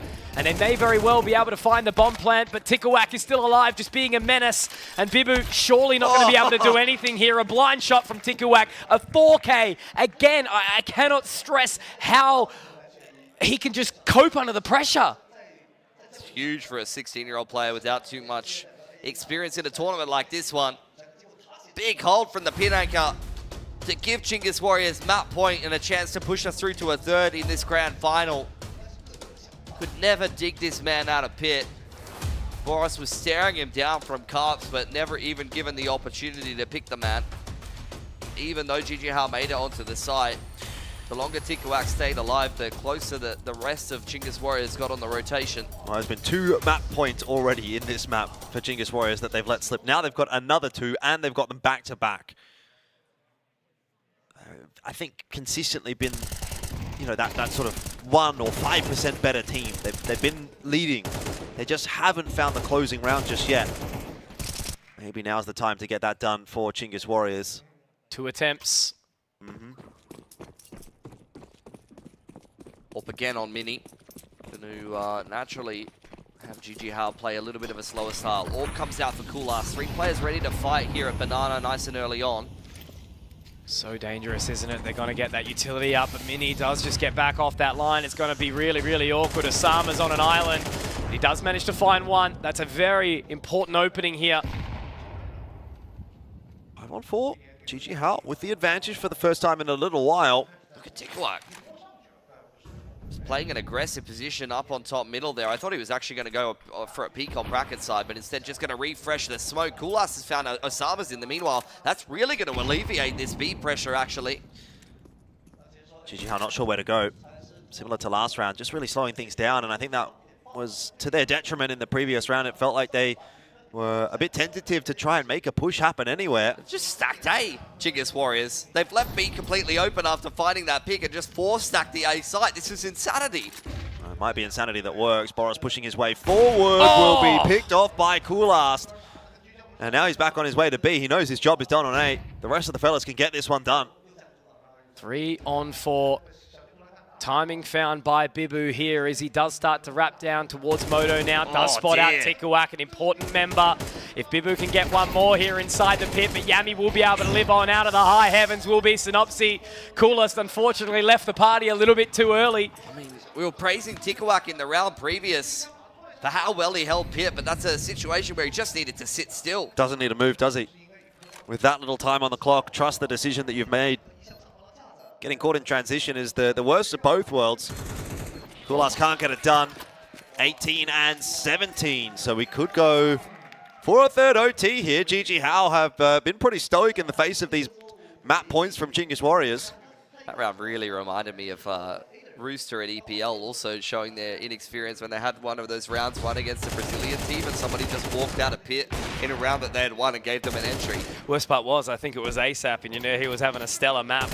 He performed quite well at that EPL, and they just still couldn't get anything done, but that's exactly what happens in these moments, right, of high pressure. Mini wielding the AWP, aggression up on Banana, wasn't ready for the peak from Rooks. It's an opener for Chinggis Warriors. They need to not overcook this here. Yeah. Well, they're certainly not going to do it. They're just going to dump grenades down Banana, which will be the better of Synopsy, and this might finally be it. It's the first time we've seen a two-player advantage in quite a while for Chinggis Warriors. Boros, again, will try to be the X factor here, though, for GG Hao, and you can never say never when he's still alive. The double B, making their way up. Diggity. If they can find this crossfire, if they'll be able to drop down Tikuak, there could be another opportunity for them to do it, but there he is, Tikuak. When they needed him most, he connects on the shots, and Osama's, look, you may have won Extremesland 2024, but trying to clutch out this 1v5 might be too tall of an ask. He's going to sit back inside the apartments wondering how much rent he's going to be able to charge into the next one, but they are marching towards him. Good damage being dealt. You're not going to always permanently count him out, but it's a bit of a lackluster finish there. Well done. Very dominant down towards Banana there from Chinggis Warriors. They make sure that this grand final goes the distance. GG Hao are going to be left wanting after that one. Again, the inability to close for Chinggis Warriors this time coming up against GG Hao. Previously, it had been GG Hao that had been kind of struggling from that plague, I guess, in a sense. But Chinggis Warriors do get it done. They will force it through to a map number 3. Still, I mean, what a marathon this is starting to now become, and it's becoming a long day for both of these teams. GG Hao because they came here a bit earlier, and obviously Chinggis Warriors because they've now played 2 series back-to-back, and it will be an all-out brawl. Once we do get onto Ancient, I imagine these two teams are pretty tight at this point, and that double OT is not doing any favors in alleviating that fact. No, definitely not. Both of these maps were really kind of on a nice edge. I think Dust 2 could have gone the way of Chinggis Warriors. It's good to see them grind that one out in multiple overtimes there. Really, really well worked.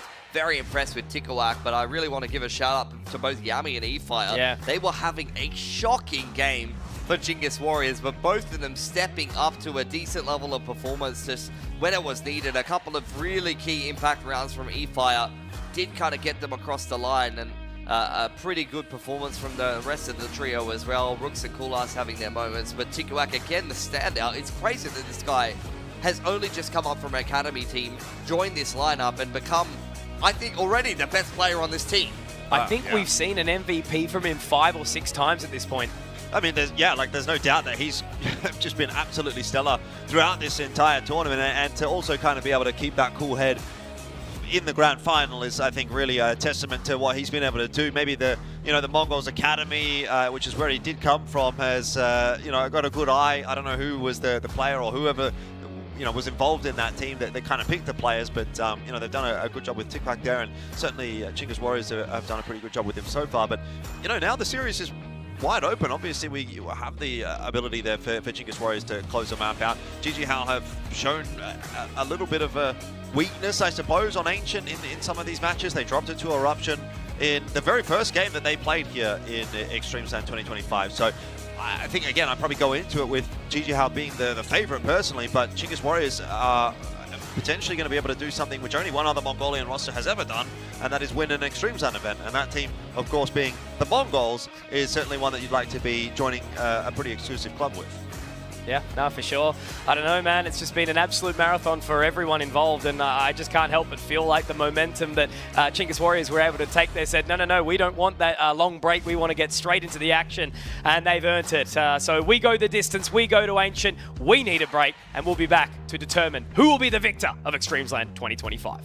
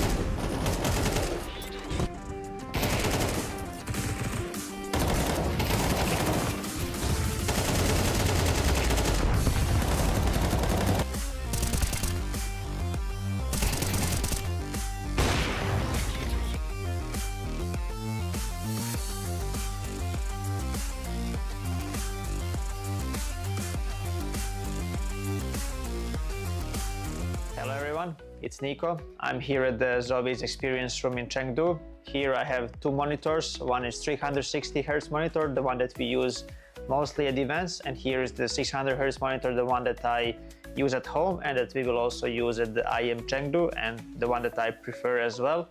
Today I'm gonna try to see the difference. I never really tried them to have them side by side, so this is what I'm gonna do today, and I'll just check the settings first and then we will dive into it. So let me check if DIAC 2 is on. DIAC is on, premium, this is what I use, and also AMA I use on high. As you know already, I haven't used the DIAC on the old monitor 360 Hz. I don't know, it didn't feel right for me, but on the 600 Hz monitor I see a lot of benefits. The game is really smooth, so I definitely recommend using the DIAC on and also AMA, because it helps, both are connected and both help for the motion clarity. So the first thing I want to talk about is the color. We use both monitors on the same settings, so you can see the clear difference between the colors on each monitor. As you guys already know, I always like to have my color vibrance very high and to use saturation very high as well. So for me, it's very important that the picture is very visible. As you can see on the 360 Hz monitor, the color is a bit more reddish, it's a bit more orange, and it's very hard to use the high saturation on this monitor because it just doesn't feel natural. And on the 600 Hz monitor here, even if I use the higher saturation and the vibrance, the colors are way more natural, and it's just easier to see opponents.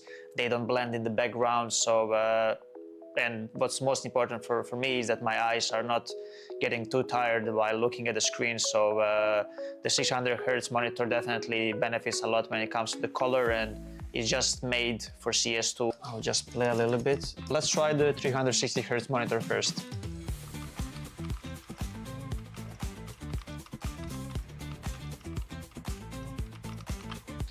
And now we will try the 600 Hz monitor, and we're going to try to notice the difference.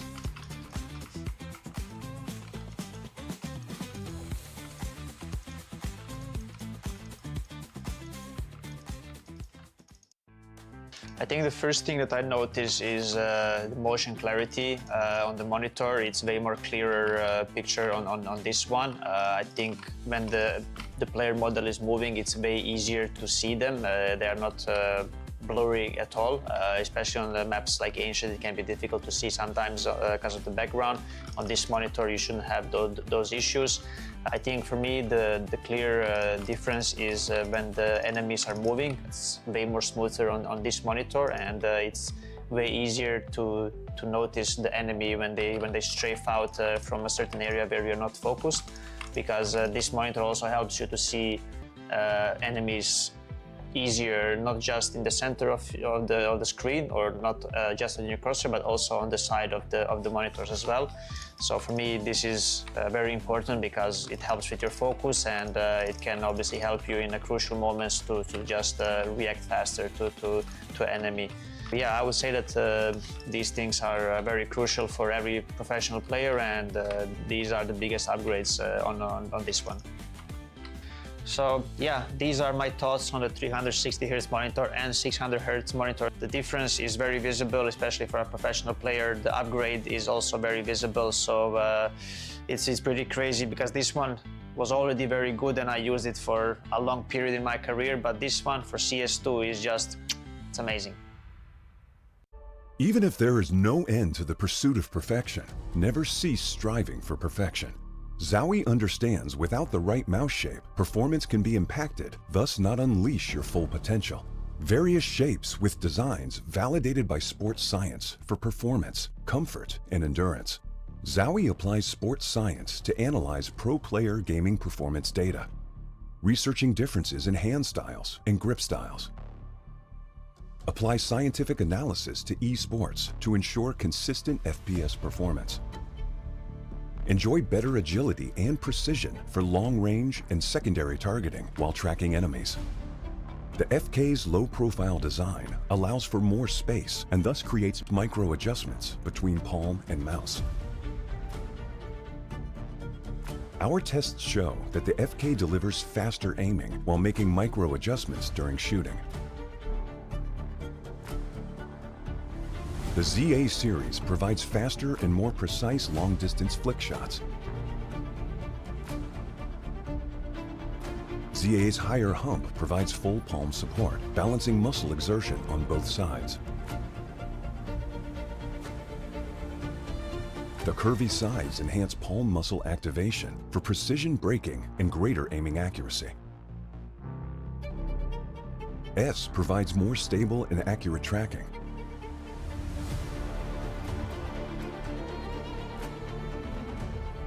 The shorter design of S enables more flexibility during vertical movements. Our tests show the left and right muscles are more balanced, resulting in the most stable and accurate tracking. U provides agility and multi-angle movements for claw grippers.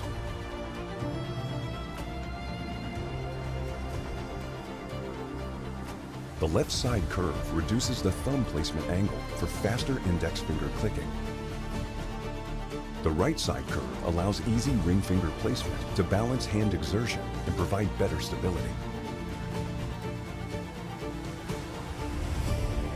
The EC series is designed for fast horizontal movements over longer distances. EC's rounded and smooth curved design ensures no distracting pressure on the palm, which reduces muscle fatigue during extended use. Gamers can rely on DW mice.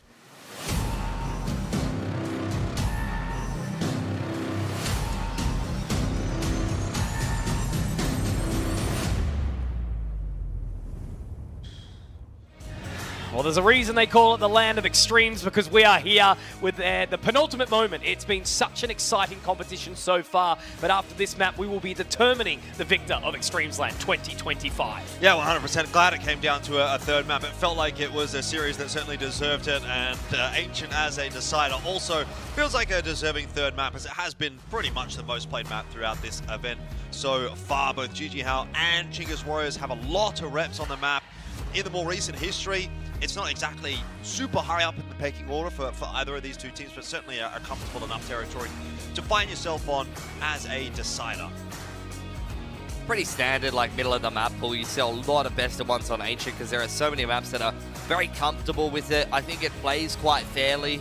So, you know, I think it's going to be a good ground to decide who will be the victors of Extremesland 2025. Both of these teams want it so badly. GG Hao, one of the outstanding favorites. If a Chinese team wasn't going to get it done, I think that was the team that a lot of people were pointing to. Yep. But with the strength of the Mongolian scene, it is no one's surprise that one of the Mongolian teams did make it up into the final. I'll have to say, though, I have to give some credit to Chinggis Warriors, because I thought that once Lin Vision and Rare Adam were kind of out of the picture, that the way was kind of paved clear for GG Hao. I felt like they were pretty much the team to pick going into the quarterfinals, at least. Of those four teams, if you would have got to choose one, I'd say most people would have gone for GG Hao, and we would have thought that that would be pretty comfortable, but it has been anything but. Chinggis Warriors impressed them in both of these maps, certainly, obviously, on that second map where they do eventually get themselves a win. So, look, it's not going to be an easy finish here for either of these two teams to walk away with a victory, and there's certainly a lot to be said for both as well. I mean, Chinggis Warriors, I've highlighted a couple of times, want to follow in the footsteps of the Mongols, who won in this very venue 2 years ago at Extremesland 2023, and you know, for GG Hao, it would be a back-to-back Middle Eastern victory if they were to win here, because it was EXO Esports that got the dub last year in 2024. So two teams that are kind of trying to recreate history in a sense. So how we like to leave the best for last in this grand final. Looking back on the scoreline, it was EXO over the top of Atox in the grand final, as you mentioned, 13-9, 13-10. But this time, it's going the distance. We found ourselves in the third map onto Ancient. We had an overtime of 2 in the previous. It's been a very hotly contested series, you know, finger on the pulse. It's changed up the entire time. So it's been a real treat and reward for this, you know, Sunday final now, the last sort of couple of days for us, obviously, over here in Shanghai, China, before everyone kind of wraps up for Christmas. Samus would be a back-to-back champion here as well, if he could get the victory, which I believe is the first time that has ever happened, barring maybe some of the online results in the COVID times, but I don't really count those as proper Extremesland events. So quite a number of storylines coming into this one. This would be a little bit of revenge as well for Chinggis Warriors, who was actually knocked out by EXO and Asamas from the last Extremesland in top 8. Have won some domestic events regionally, but they've always been over one of their Mongolian rivals, and most of them have been the regional Mongolian tournaments like your messes. So this would be a big step forward for a Chinggis Warriors lineup who has had a tough time winning some of these regional events when they're having to topple, you know, your Rare Atoms or some of the other Asian teams on offer, including EXO last year. And look, Kulas said it himself. He feels like with Tikuak in the team, they've got a great shot at winning Extremesland, and they are backing that up in the server now. Yeah, and Tikuak's backing that up on the server as well. I feel like he's just been such a stellar addition to this lineup. Always Both talk teams. about, yeah, the prospects that come out of these. Yeah, looking at both teams here, they get just about ready to get into this grand final. A few high fives, obviously. You know, the deeper we go into the night, the longer it kind of takes, the more break you really want, and you just try to sort of edge these breaks out a little bit. You take a little bit longer to put your headset on, maybe have a drink before, yeah, whatever. It's a real test of stamina. Both of these teams will be exhausted at this point. GGHao didn't need to work very hard to win their semi-final, but it was many, many hours ago. They've been up the whole time since, preparing for this grand final. Chinggis Warriors made to work very hard by changing the game to make it into this grand final. They're going to have to play 6 maps of Counter-Strike today. It's going to be bloody brilliant if they can win it. Well, in a few short moments, we'll find ourselves who will be taking home that trophy on 10 years of Extremesland. And now as we see a little bit of an aggressive approach down towards the B lane, I feel like action may very well be coming. Yeah, Rook's ready and waiting for that one. Double kill from him straight up to kick things off on Ancient. The dualies used very nicely there by him, but still gets traded back on down. So GGHao get what they wanted, which was that control of Cheetah and Cave as well. Keeping him interested, but a little bit hot under the collar. Of course, Boros can hit that shot, bringing it back to the 3 versus 3 here. Tikuak just trying to keep them entertained. Obviously, that flank, though, coming around. Boros actually able to pick up another onto Coolest.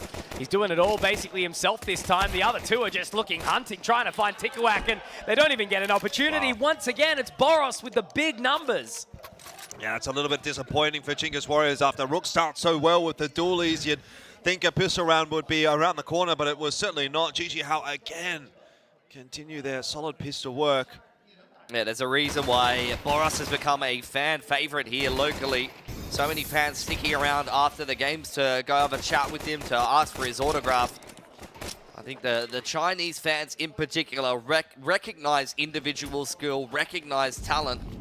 They've had a lot of Chinese players domestically that they have loved for those exact same reasons. Rooks wasn't the player actually this time to take the duel in towards Cave. E-Fire hits the deck straight away.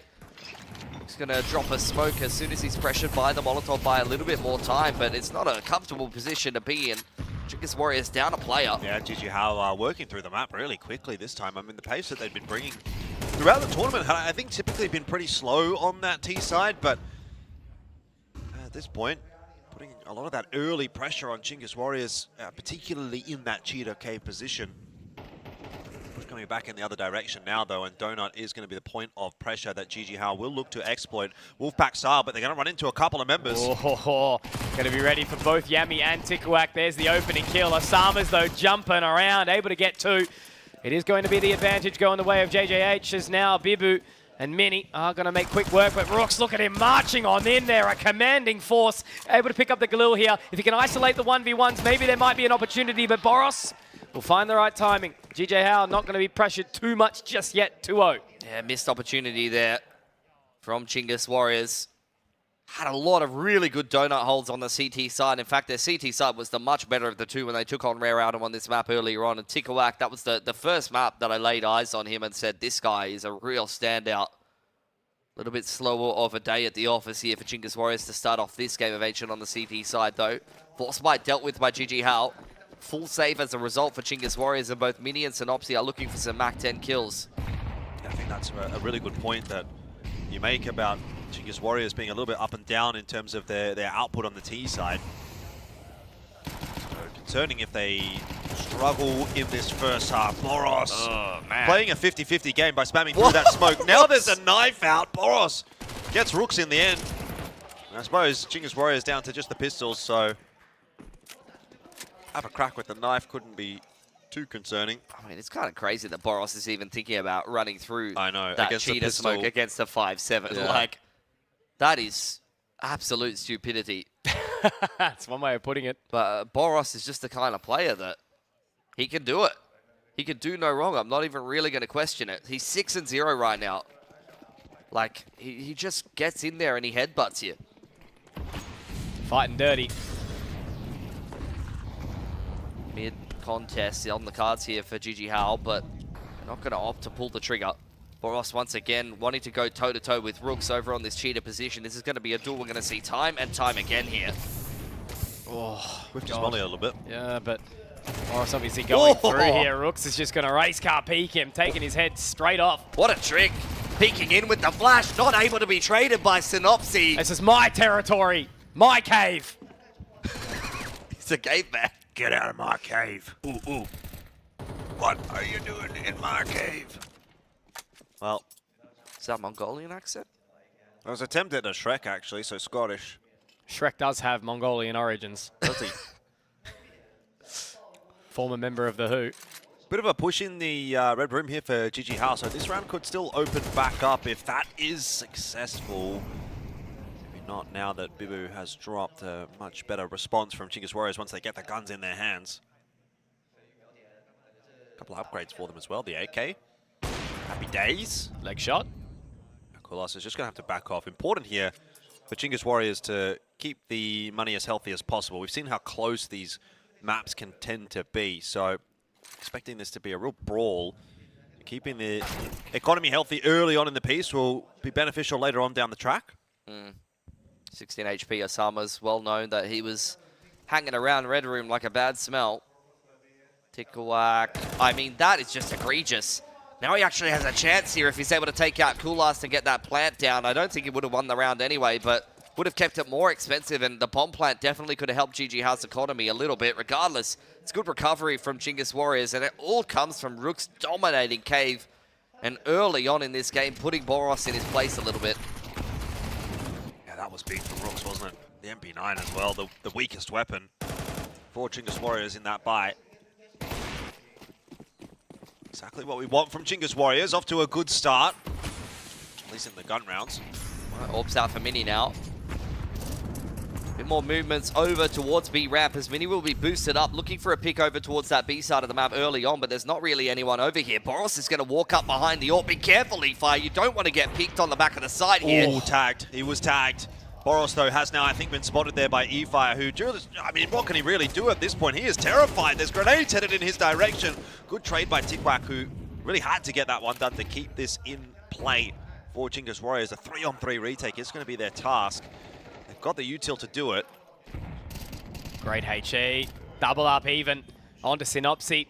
Now once again left onto Mini and Bibu, the dynamic duo who have been able to get it done, but unfortunately Mini does miss the timing. He will reposition. They do spot him on the cross, and now he has to really fall away. The Molotov's going to separate him and Bibu, who now gives up his hand. Going to be traded immediately out. Mini has to find the clutch here. Not exactly the weapon to do it, but it's a great flick up. If he can get a second here, looking to get this peak, I think it's not going to be enough time. He's holding onto the defuse, looking into the face of adversity. Chingus Warriors will pick up their second. Yeah, 2 in a row needed. That'll break the economy of GG Hao here. Even with the bomb plant, they just don't have the loss bonus built up.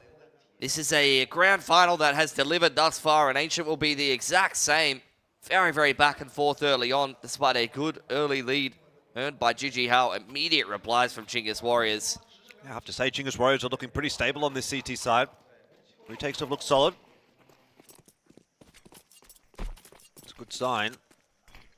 Again, we've been super worried, super concerned about Chingus Warriors T side, so really kind of need to see them get the maximum out of this that they possibly can. Hero AK on Boros. Not the player you want to be testing. Tikwak has been very good in Donut, but he's caught off guard. That's a huge entry for GG Hao now. How does he keep getting away with this, right? You know, Boros, Coolest narrowly missing that shot. He does connect onto one, but when Boros is still alive, it doesn't really feel like it matters. Yami gets him down, but Mini on the trade. Now what are they going to be doing here? Rooks and E-Fire, I think they're actually going to try play with fire. Yeah, Rooks has found one inside the smoke. The HE will cause it to explode open. It does a lot of damage onto Rooks as well. 1 point of HP. And now they have to make their way in the temple. They're going to need well and truly more than a prayer here. Synopsy up on the platform. And he will be able to find Rooks very quickly. And a second too. Nicely done. Good recovery, good response. And that means that we're going to see the scoreline still separated by GG Hao. Yeah, nice clean shots through there from Synopsy. Timeout going to come through here for Chingus Warriors. They recognize they're in a bit of a spot of bother now that this half has, again, kind of gotten away from them a little bit. There was definitely a moment there where it felt like they were getting back in control of it, but at a 2-4 deficit and recognizing that they need the maximum out of this first half, they're going to call that early timeout. I'm not a bit of a chat. Sure they can buy up into this next round, to be honest with you. I think that money is looking broken off of the Hero AK and the pistols and armor. You just saw come through from GG Hao. They picked up a couple of rifles to boot as well. Great opener from Boros. He doubles up coming up into the site here. Creates enough space for Mini to get his hands on an M4, and from there it was a recipe for success. Synopsy on a clever off angle to close things out. That's nice stuff. Wow, they force MP9s. 2 M4s and util here for Chingus Warriors. Really trying to wrestle for control early on in this game. Kula straight down shelf, does catch Boros off guard. He's lucky to be alive. How? Oh, just a couple of missed shots there from Kulas. The pace has been picked up over towards the A side of the map here from GG Hao. Recognizing there was a fairly hefty defense of middle and lane. So they take some space, although they haven't actually got into the site proper, and so they won't be afforded a bomb plant early. Transitions come through from a few of those Chingus Warriors members already, and the rest of the guys are on the way. Opening there for Synopsy. This is a stalemate. Boros on 19 HP, though, could be in a bit of a spot of bother. Still wins the duel onto Rooks, and on the rest of the site, I mean, the fights are also going the way of GG Hao. These have been favorable enough, and Chingus Warriors, this force buy does not seem like it's going to work out. Tikawak out on the site, though, but Mini, oh my god. A very clean shot, and that's the round done. Unfortunately for Chingus Warriors, they'll have to think about it later. Boros will go down to Yami here. The knife in hand as well. Able to catch him walking through the smoke there. Money broken from the CT side. He had a moment of reprieve. 2 rounds in a row won by Chingus Warriors there, but their money has been broken. Hero AK from Boros starts it off well, and the follow-up round is just as swift. Synopsy having a couple of really big, impactful kills in the last couple of rounds.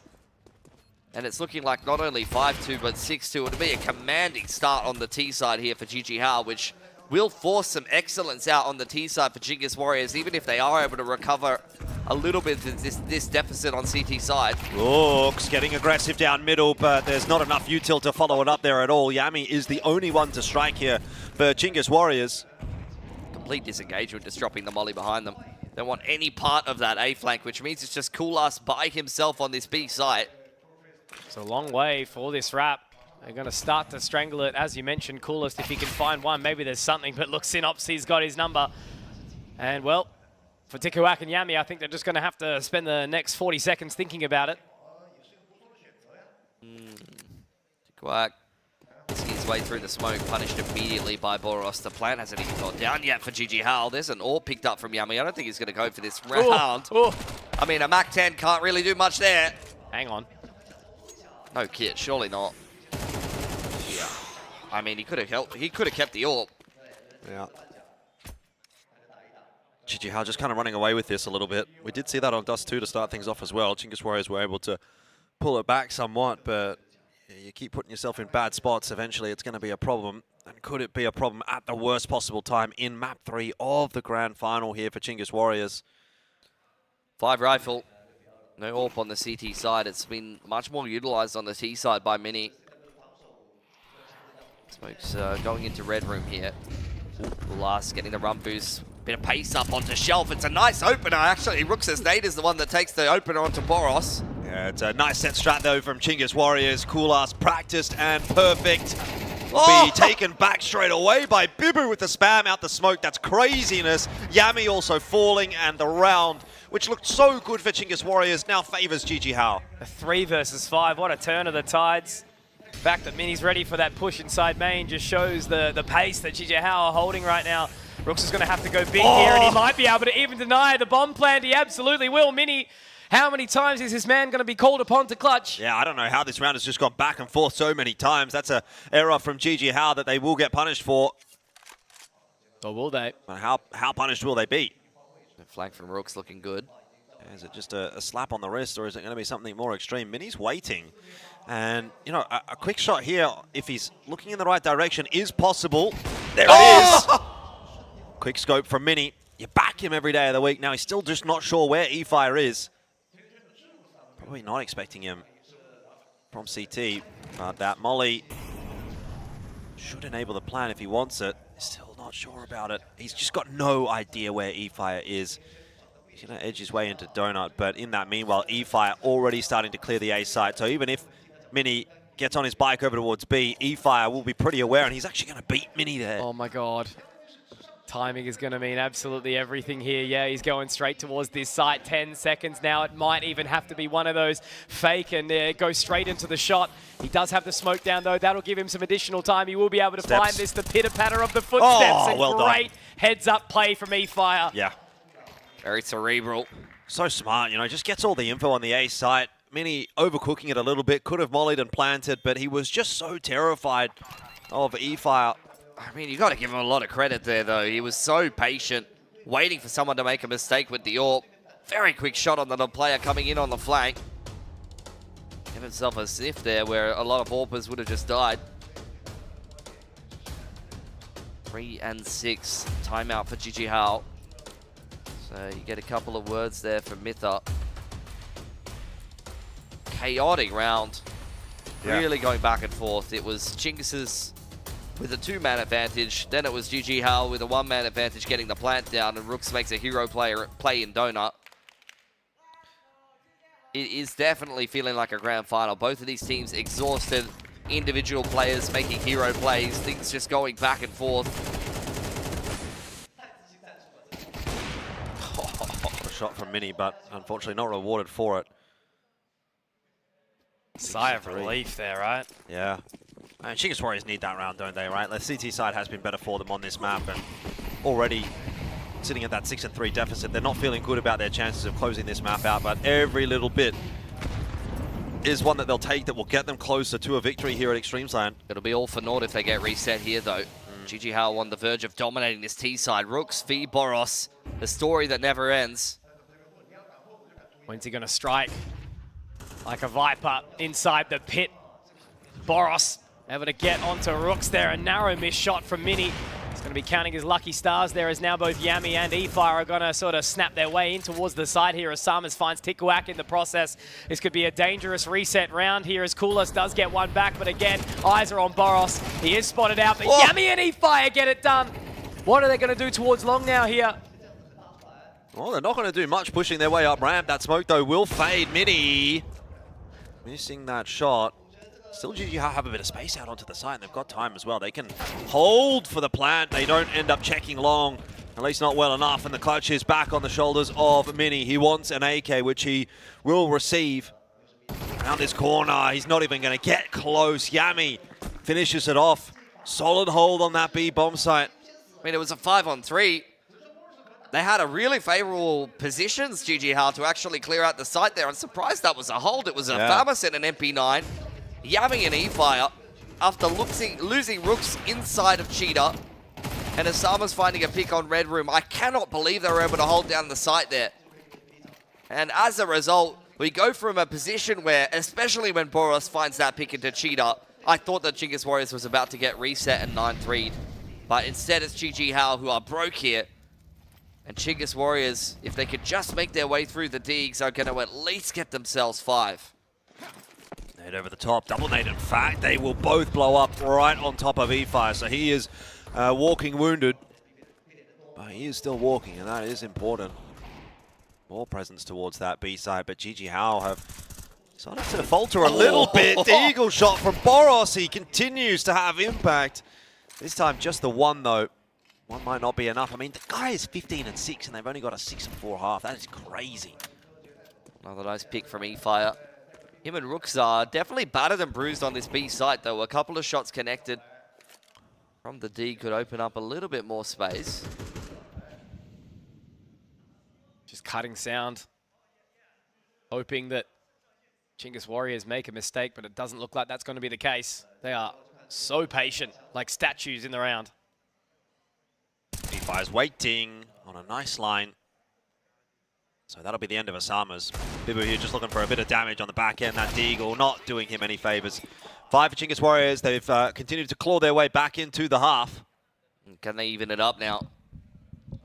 Couple of situations where this half was hanging in the precipice, and maybe Chingus Warriors not making the best possible situation for themselves, especially after they lost to the hero AK5 from Boros and let things slip a little bit, but they've recovered well yet again. The resilience has been remarkable from them.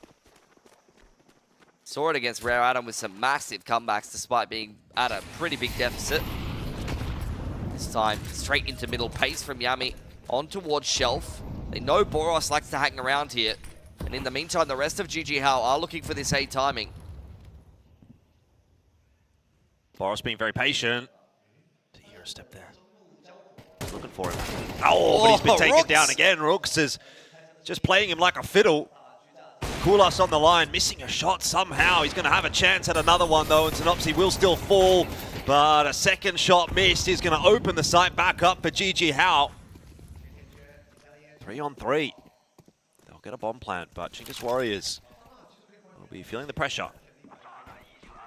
Osama's hungry for more. He may very well get Rooks here as well. Yeah, that's 3.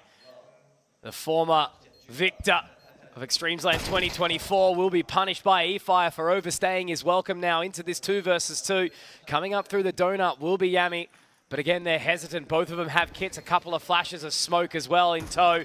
And now the utility does start to march out. Yami, yeah, straight into this one. Even the underarm flash, he's going to be able to do it. Lovely. Inside the smoke, a criminal affording a tied scoreline 6-6. And you can just see how uncomfortable they still feel. Yeah. Robbed them blind. I love the double underarm flash, just sending it into the smoke. Yeah, really, really cheeky from Yami there, and obviously the peak coming through from Temple at the same time as well. There's just too much going on there for GG Hao to really feel comfortable about denying that defuse. The spray went a bit too far to the left side.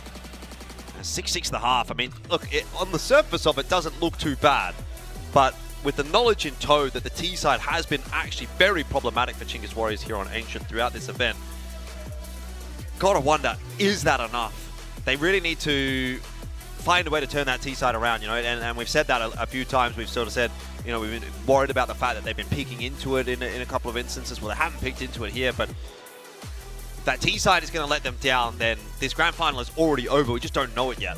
Yeah. At the same time, though, like, I don't think they were necessarily playing super poorly when they were losing those T sides. Like, both, for some reason, both changed the game, and Rare Adam were insane on the CT side of this map. Just some sharp Chinese riflers that were impossible to make it through. And I mean, they could run into the same situation against GG Hao here, but I don't know, man. Something tells me that they have got a little bit more to give in this game. 6-6 scores tied, as even as you can get for a final half of Counter-Strike. This is grand final material between Chingus Warriors and GG Hao at Extremesland 2025. GG Hao has cleared the whole map. You're already starting to get Boros on the flank. He needs no excuse to push in on the flank and disrespect Chingus Warriors before they can even get this execute off. This is incredible. He may very well even get something here, or he's overcooked it. That is not Boros behavior, but they pick up the pace and they're going to be running straight into this stack now. How long are they going to hold it? They've already got some information to tap up, and my God, it's going to be a bloodbath here. Osama's ripping them out of the server, and now they just have to hightail it out of there, pulling the plug. I can't believe they don't call the cancel there, though. Like, it's so obvious what they're going to do. Some of the util's already been thrown, I get that, but, you know, the info's gone over to GG Hao, regardless of whether or not Boros dies there. They know you're coming B. They're coming A. Well, where's the stack going to be? It's too late, and they don't know that it was a 5-man sent down mid from GG Hao, so they're expecting some of the rotations in spawn side, but also they're already halfway through that execute when that duel gets taken with Kulas. It's just too late in that situation. Yeah. Plus, it's Boros that took that duel bottom mid. He's liable to just be down there by himself, to be honest. Yeah. I just think you get a 5-on-4, and if you reset that, then Chingus Warriors have a bit of a better chance in the round. Instead, they have run into a bit of a brick wall now, though. See what Rooks can do. No chance, right? The find this bomb plant feels almost impossible as Mini picks up 2. That'll be 3 for him in the round. Again, another big impact performance. Yeah, good CT pistol yet again here from GG Howard. They've been good for them. If Brooks gets that pick on the player in spawn, maybe he can swindle his way over there, but the round was over far before that. Big ace stack from GG Howard. And Chingus Warriors going to have to think of their other options here. Oh my god, Tech Force straight away. Tikawak's gone for the Deagle. Back 10 out for Yami. So spread approach to start things off. You don't have a very clear game plan here for Chingus Warriors to start things off. Not a pre-planned rush or anything like that. They very much just kind of are defaulting with the pistols.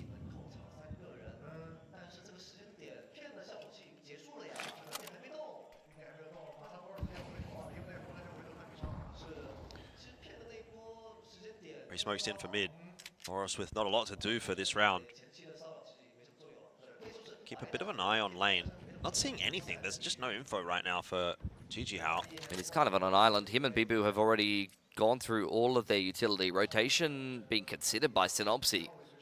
But all it's going to take is a well-timed entry or two, and Chingus Warriors will take these sites. Probably not quickly enough. Rotation coming through, like you say. 3 players to defend this bomb site. Boros ready and waiting. Rooks this time on the receiving end of it. A 1-for-1. Not too bad as far as Chingus Warriors are concerned, but this is where it starts to get problematic, with Tikwak finding the opener. How's your game, Synopsy? Time to show if you know ball or not. He's able to pick up one very, very quickly, but unfortunately his head cannot be on a swivel enough. Look at this rotation in from Mini, though. Incredibly quick. Bomb now being planted. The flash does go in. It's actually the decoy to try and keep him interested, as Asamas will be able to punish that one. Mini trying to clutch it out now will be E-Fire. He's able to do some damage. Just one singular shot is all that's needed from the Tech-9, but Mini will clutch it again and again and bloody again. Yeah, great stuff from him. Super clutch player. GG Hao up to 8. They hold on to the conversion by the barest of margins, but they hold on to it. And, you know, every single one of these rounds at the moment feels so important. It's going to be a long game. Yet, you know, off to a 2 or 3 round lead might just be enough. It might mean that Chingus Warriors aren't able to catch back up. Good patience from Chingus Warriors in the earlier part of that round. They just wait out all of the utility from GG Hao. Look for the timing that they wanted to be able to get themselves into that B site after plant. Surprised that Chingus Warriors don't re-up that much. It's only the hero AK onto Yami with only 1 player surviving on GG Hao. Their money is definitely looking a little bit sketchy. Rooks again, trying to have a crack at Boros. Full sent though. It's not likely to work out there. He's just going to knock him over, swat him aside like a fly. It was really nothing there for Boros. Another attempt, this time from Kulast. It's not going to happen. Boros is too clean at the moment. He's 18 and 9. I respect the confidence, but you're dry peeking into the king of Extremesland so far. Yeah. This guy has just been insane this event. Mini copping a dink. Oof. But they are unable to follow up, and Boros coming in on the flank. Ace? What's the ace? Surely. I think he said it. Get out of here. This is my ace. And he's going to get it. Is that the first? Bit anticlimactic. It might be. Hello. Timeout for Chingus Warriors. Does it really count as an ace if your mates give it to you, though? Yeah. I don't think so. Yeah, I've watched enough Valorant. You know, they're always doing that. The best way to get a child on the internet to scream at you is if you take away his ace in ranked. I would absolutely do it. I do it. Yeah. I do it. It's my ace, man, my ace. It's not your ace unless you get it. You didn't get it. Big 5K from Boros, though. Really showing who's the man inside the Cheetah and Cave. It's been a hotly contested between him and Rooksa a lot of times this game. Been going back and forth a little bit earlier on, but I mean, the numbers don't lie. 21 and 9 in the deciding map here. Mini's having a belter as well for himself. Clutched up a couple of rounds, but post timeout, we get the bye here for Chingus Warriors. Ooh, Kulast. Almost gets taken down through the wood wall spam. There's another being gone to Yami. Careful. Boros spamming away. Yeah, he's looking for more. Chingus Warriors are shitting bricks right now. Yami copping a little bit more of a nade. Both him and Koulas have barely got 30 HP between them.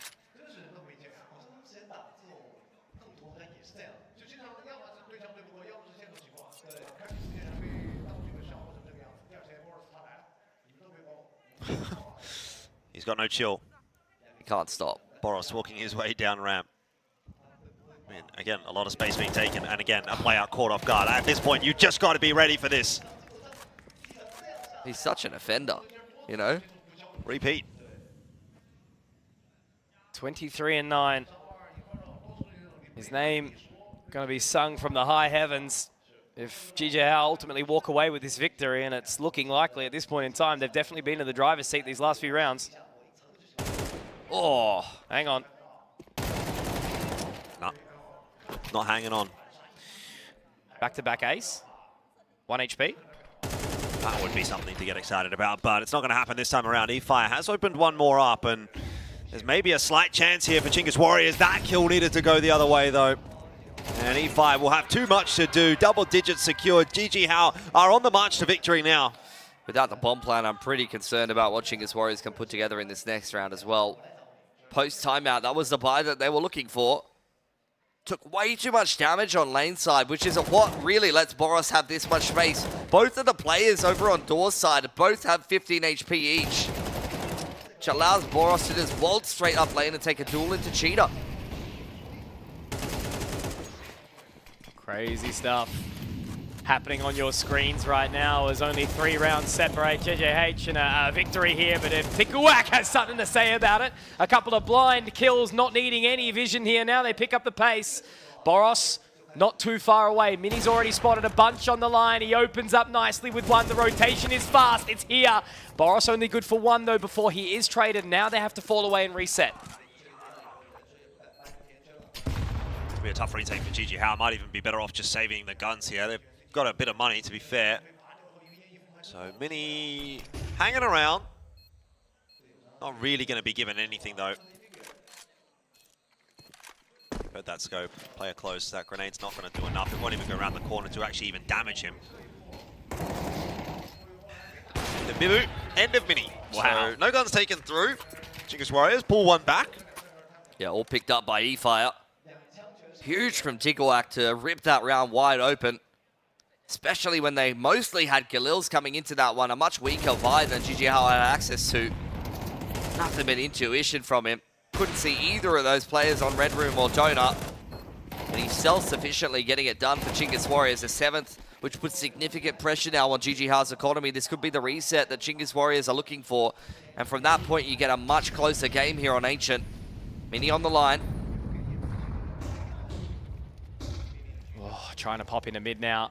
Mini does narrowly miss that shot. It's shouldered out well by Tikuak again, who is finding sort of bits and pieces, but Boros does get the trade across the map.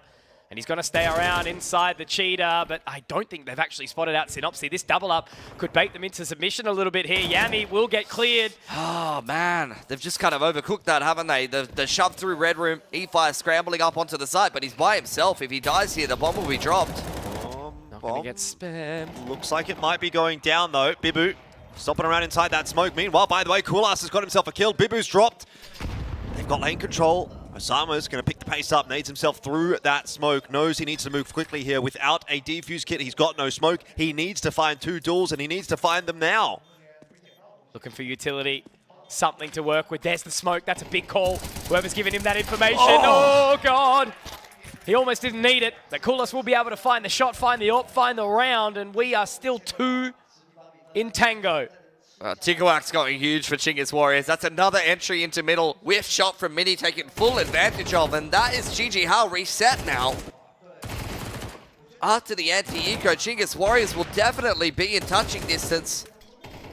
Grand Final continues to deliver. They reset.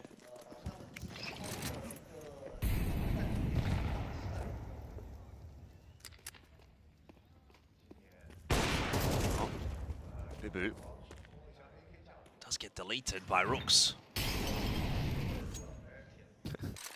I thought it was Boros for a second, but it's Osama's this time.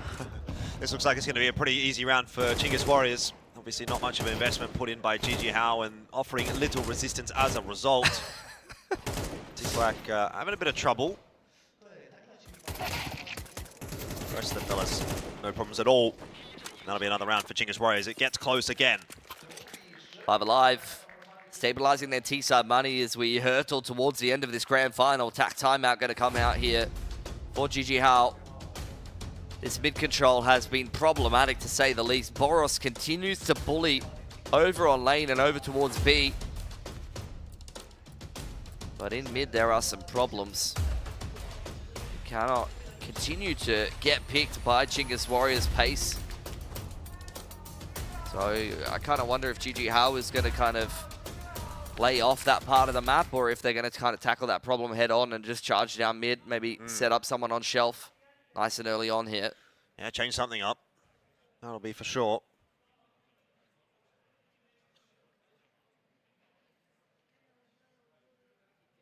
Gun's going back into the hands of GG Hao, but no AWP for Mini. So that's a pretty big loss for GG Hao. He has been so effective, so impactful. I mean, not in that last round. The whiff was punished pretty hard by Tikwack. And look, it will be a bit more of a passive approach from GG Hao. Forget about that, it's a wide peek straight down lane. Synopsy's got his head ripped off though. Don't know about that. Able to find one, and now Bibu is on an island by himself.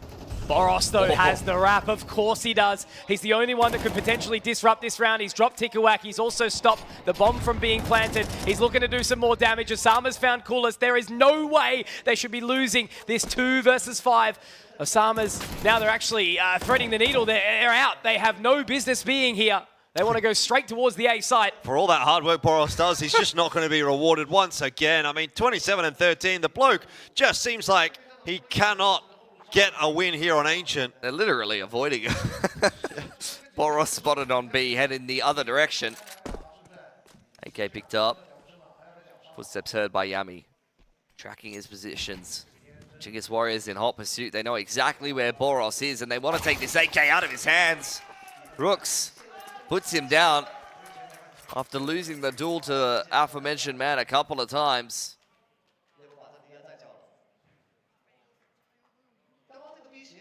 Tech pause. Of course there is.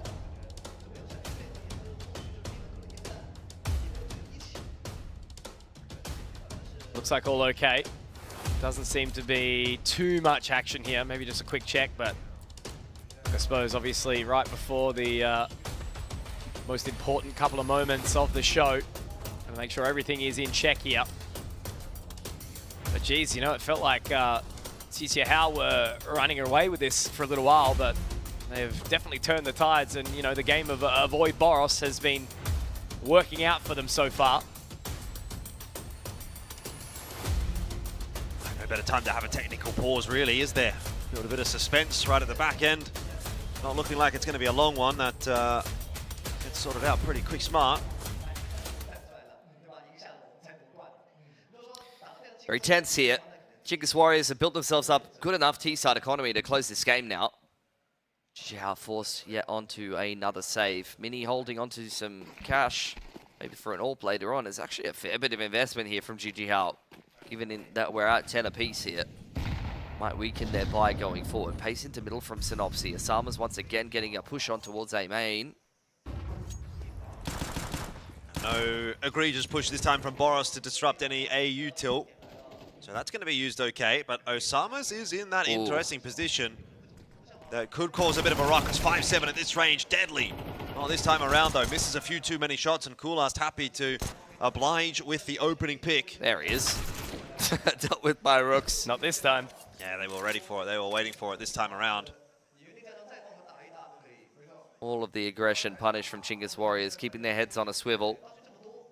Even waiting for someone to waltz all the way down into their spawn.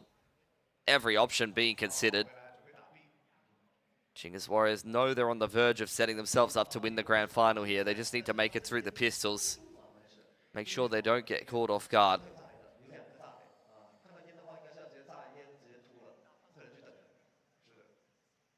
Yeah, this would not be the round that you'd want to be letting slip. Might be a crushing blow. Smoke though.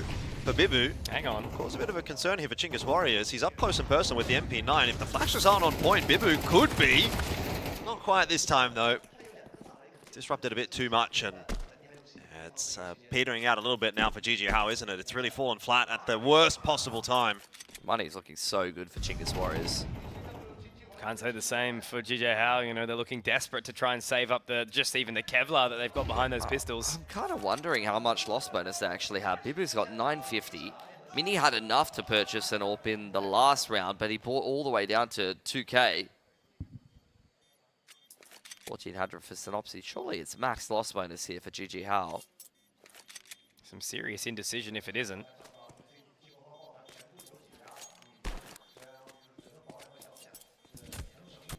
Yeah, Kevlar being held on to here. Gonna save them a little bit of cash on the back end. Yeah, that's looking pretty nice. Mini is definitely gonna have access to an AWP with the Kevlar kept on over. Should be a healthy buy here for GG Hao, but Chingus Warriors take the lead. 2 rounds away from getting themselves a domestic title regionally within Asia. They've been able to win in Mongolia, beating other Mongolian teams, but this would be another step further. First time in this series where it's really felt like Chingus Warriors have been properly ahead. Yeah, they had a couple of instances, obviously, on the last map where they were ahead in terms of the map, but they were still down in the overall series score. Now the overall series score is even, and Chingus Warriors are 2 rounds away from closing out an Extremesland title. Getting some revenge on Asamas as well for knocking them out in the quarters last time around. 2-1 over changed the game, 2-0 over Rare Atom. They've done well so far, even coming out of an initial loss against Change the Game, to find themselves here in the grand final, only a couple of rounds away from winning it all. Yeah, lost controls to Mongols. And bet it all on an academy player who has performed stellar so far here in Shanghai. Just 2 more rounds in that nade stack. It gives Synopsy a little bit of a tickle. It would have ideally done some more. Hands off for Chingus Warriors. Multiple flashes into middle. All of this can be heard from the T's. They know that GG Hao are staying active right now. Synopsy getting up close and personal. Really no map control at all taken here by GG Hao. Or rather by Chingus Warriors, I should say. They're starting to work their way into main now, but yeah, you can see how tentative they are. They're just even flashing their way into A main. Yeah, Mini still posted on this deep line in towards the middle. Pretty hands-off approach from GG Hao after these early movements early on in the round. Synopsy kind of floating back and forth in spawn, is not quite sure where to place himself. Seeing Rooks left behind with a full belting utility over towards B as Chingus Warriors start to make some moves in towards middle. There's a molly onto Cheetah side, a little bit of util thrown out by Rooks, just trying to keep GG Hao interested. We need to make sure that we trust the flashes to push Mini off this line, but in fact, they're going to smoke him off at Donut. Sloan said he wins the race, apparently, as far as Chingus Warriors are concerned. Here comes the smokes now into that A side. Temple mollied off, but Osama's out in front of it. This is not looking good for Chingus Warriors. Osama's is set up in a great position to deal some real damage, and he's got the backup of Mini as well. They are still not going. There's 20 seconds left. Barely any time to get this round done. They have to get moving immediately now. E-Fire, though, drops 1 and 2. Synopsy, he has to try and thread the needle through this smoke. The HE will put a little bit of pressure on. Where's the spam coming through? It doesn't. They just hold on for a little while longer, but it's going to be a tough 3-on-4 retake. Right at the 11th hour, it seems like GG Hao are going to crumble. Are they going to call for this retake? 3v4, it's an unlikely chance, but they need it. They can't allow this to go to 12. Boros delivers with a kill onto E-Fire. It'll give them some hope, it'll give them a chance, but they've still got to find 3 Ts, and they're all set up in Donut. There is no util to deny it. There's that one flash that goes for absolutely nothing. And the round slips away from GG Hao 1 second at a time. Boros with a couple of kills, it will not matter. 12 on the board for Chingus Warriors, and that is series point. Yeah, but GG Hao throw away a bunch of guns there at the end that they really could have used coming into this next round. AWP is retained from Boros, but I think a little bit overeager to try to force a hero play. Weakens their buy here, right when Chingus Warriors have grand final point. Running the clock all the way down. Just balls of steel from Chingus Warriors with only 15 seconds on the clock, contacting all the way up into Donut and over onto Long. They're able to hit the entries that are needed. It's another double entry from eFire, 19-14. One of the core members of this team delivering right at the end of the series here. That was quite a drought for Mongolian CS actually when it comes to Extremesland trophies. It was finally broken by the Mongols 2 years ago. And only 2 years later, maybe Chinggis Warriors can join that elite club. Boros really trying to be the hero. This tournament rather, started off with a massive 30 bomb from Boros in a loss on this map. And it looks like it might end in the same direction. He's doing his best to try to make some plays here, pushing all the way down shelf, just looking for someone to shoot at. And Chinggis Warriors will not peek him. They refuse. It's the same approach as the previous round for Chinggis Warriors. They're really just waiting and waiting and waiting. And eventually, they will obviously look to strike, but this patience is unsettling for GG Hao. There's no one on B. There's no utility. They're mostly working with MP9s coming in on this retake. Boros has to go huge, really, and really mortally wound Chinggis Warriors on the cross before they can get into this site, or this just might be their grand final on a silver platter. Easier said than done. Smokes up, flashes through there as well. Best he can do is some spam, and eFire will take him down. 4 players left to find, and Chinggis Warriors will claim an Extremesland trophy. Bomb plant on the floor, on the B side. And GG Hao don't even really have an avenue for this retake just yet. It's going to be so incredibly challenging right now. You can already see a little bit of hesitation coming in, the HE to try and blow it open, but look at the forward-thinking spaces. They've got absolutely everything wrapped in. They're trying to get into lane. It'll be straight through Cheetah into the cave. A final moment in time for GG Hao to get back into this. Exactly right. They're going to look to get moving now, or will they? It's going to have to happen now. That util coming through again, it's just delaying. There's another flash. They can't get out cave. There is no time, GG Hao. They've got to push now, and I don't know that they're going to make it happen. They are running out into the bullets all from Tikawak. It is done and dusted. Chinggis Warriors will claim the victory at Extremesland 2025, and they are the only second Mongolian team to take that trophy, and you can see exactly what that will mean to them, and of course to the Mongolian CS community as well. What a moment in time for Mongolian Counter-Strike 2023. The Mongols took it, and then it was taken back by the Middle East, ZOWIE Esports. It was another opportunity for GG Hao to get it done, to have back-to-back wins for not only Asamas, but for the Middle Eastern region, a region that struggled with underrepresentation for so long. But for now, we see Chinggis Warriors take it, and they did it in style. It was not easy, guys, but they've got it done. It's the best of one to change the game in the group stage that gave you ports for thought. There were moments where against the Chinese teams in this tournament, they were getting absolutely battered. But the resilience that this team has shown to be able to win this tournament, they played 6 maps of Counter-Strike back to back to back to back, pushed by Change the Game. This series against GG Hao looked lost. Boros was very scary to deal with, but they're going to lift the trophy nonetheless. 恭喜 Chinggis Warriors! Wrap this show up. Bring it home, Victoria and Jacob. And your 2025 Extremesland CS Asia Cup Finals winner is Chinggis Warriors! 2025极限之力总冠军 Chinggis Warriors!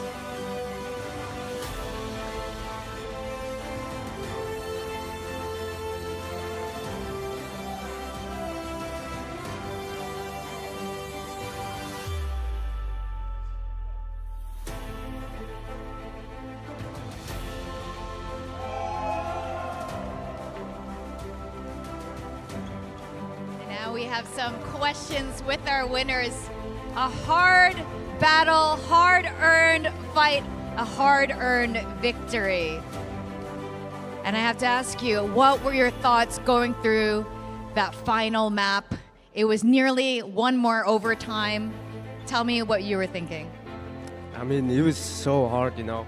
I mean, like we were down, I think 10-6, and we managed to get our mind together, you know, and we started playing as a team, and like we started figuring out things, and yeah, we finally did it.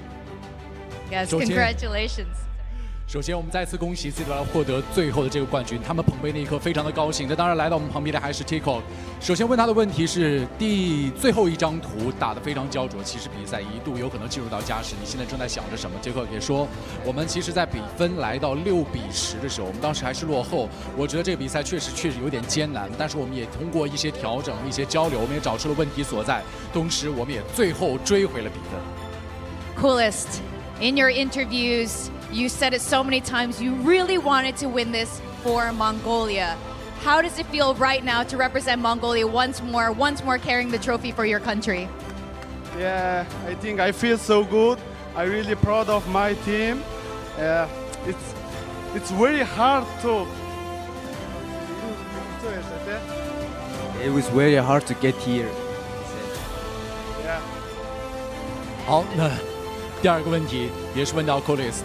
因为这是来自蒙古赛区第2次获得极限之地的冠军奖杯，他们捧起的那一刻，对你来说你有什么感觉？什么样的感受 ？Coolest 也说，确实这是我一直渴望的那个冠军，但你知道要获得这个冠军确实有点难。And I must ask about Map 2. It really looked like it was not going to be in Chinggis Warriors' favor, but you ended up pulling through. Can you tell me what was happening on your comms? How you guys managed to pull through that finish line and end up back here? I mean, like on second map, we were getting a little bit like cocky, you know, started like peeking things that are unnecessary. And like when it hit like 9-9, we started realizing like, okay, let's just like stop like doing these excessive things. And we started like comebacking, you know, again. And I think overtime 3, yeah, we started like getting our things together, you know. And that's how we won. 那第3个问题的话也是问到这个，是针对于图2，因为这张图也是打了2个加时赛，最后你们啃下来的，你们是如何做调整，让自己能够从那个状态抽离出来，从而在图3把局势重新掌握回来。这个也说，其实图2这个我们也是犯了一些失误的，我觉得我们有一些不必要的一些尝试，打得会相对激进。而在图2的这个比分来到9-9的时候，我们也觉得这个比赛好像，应该有机会能够去拿下，但是其实还是很焦灼的。但到加时赛。越打，我觉得我们的这个状态也就越回归了。I'm just gonna have you stand in between us for the last question. And of course, I want to ask you if there's anyone you want to thank or a message to your fans for this moment. Especially your very first time here on the Extremesland stage. This is quite a moment for you. Yeah, I just want to say thank you to all my fans. And also, I want to say thank you to my mom. Because she gave me the like almost everything, you know, the computer, and like she was like literally like my only angel. 最后也是让 Tico 想要去说一些给他支持他的、喜爱他的人，一段致辞。Tico 也说，其实我要感谢的人很多，但最重要的我要感谢我的妈妈。家人的支持给了 Tico 在职业电竞的道路上很大的动力。他说妈妈给他买了电脑，也同时支持他所有的任何的想法，希望他能够在这条道路上越走越远。那当然他现在也获得了极限之地的冠军。Can I get the rest of the team back here in the middle for another photo? Chinggis Warriors, back in the middle. 我们也邀请 Chinggis Warriors 来到我们的台前，继续留下一张大合影。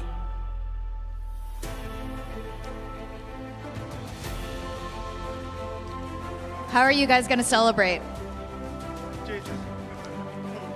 I don't know. Maybe I think they're gonna drink. 刚才问到 Well deserved.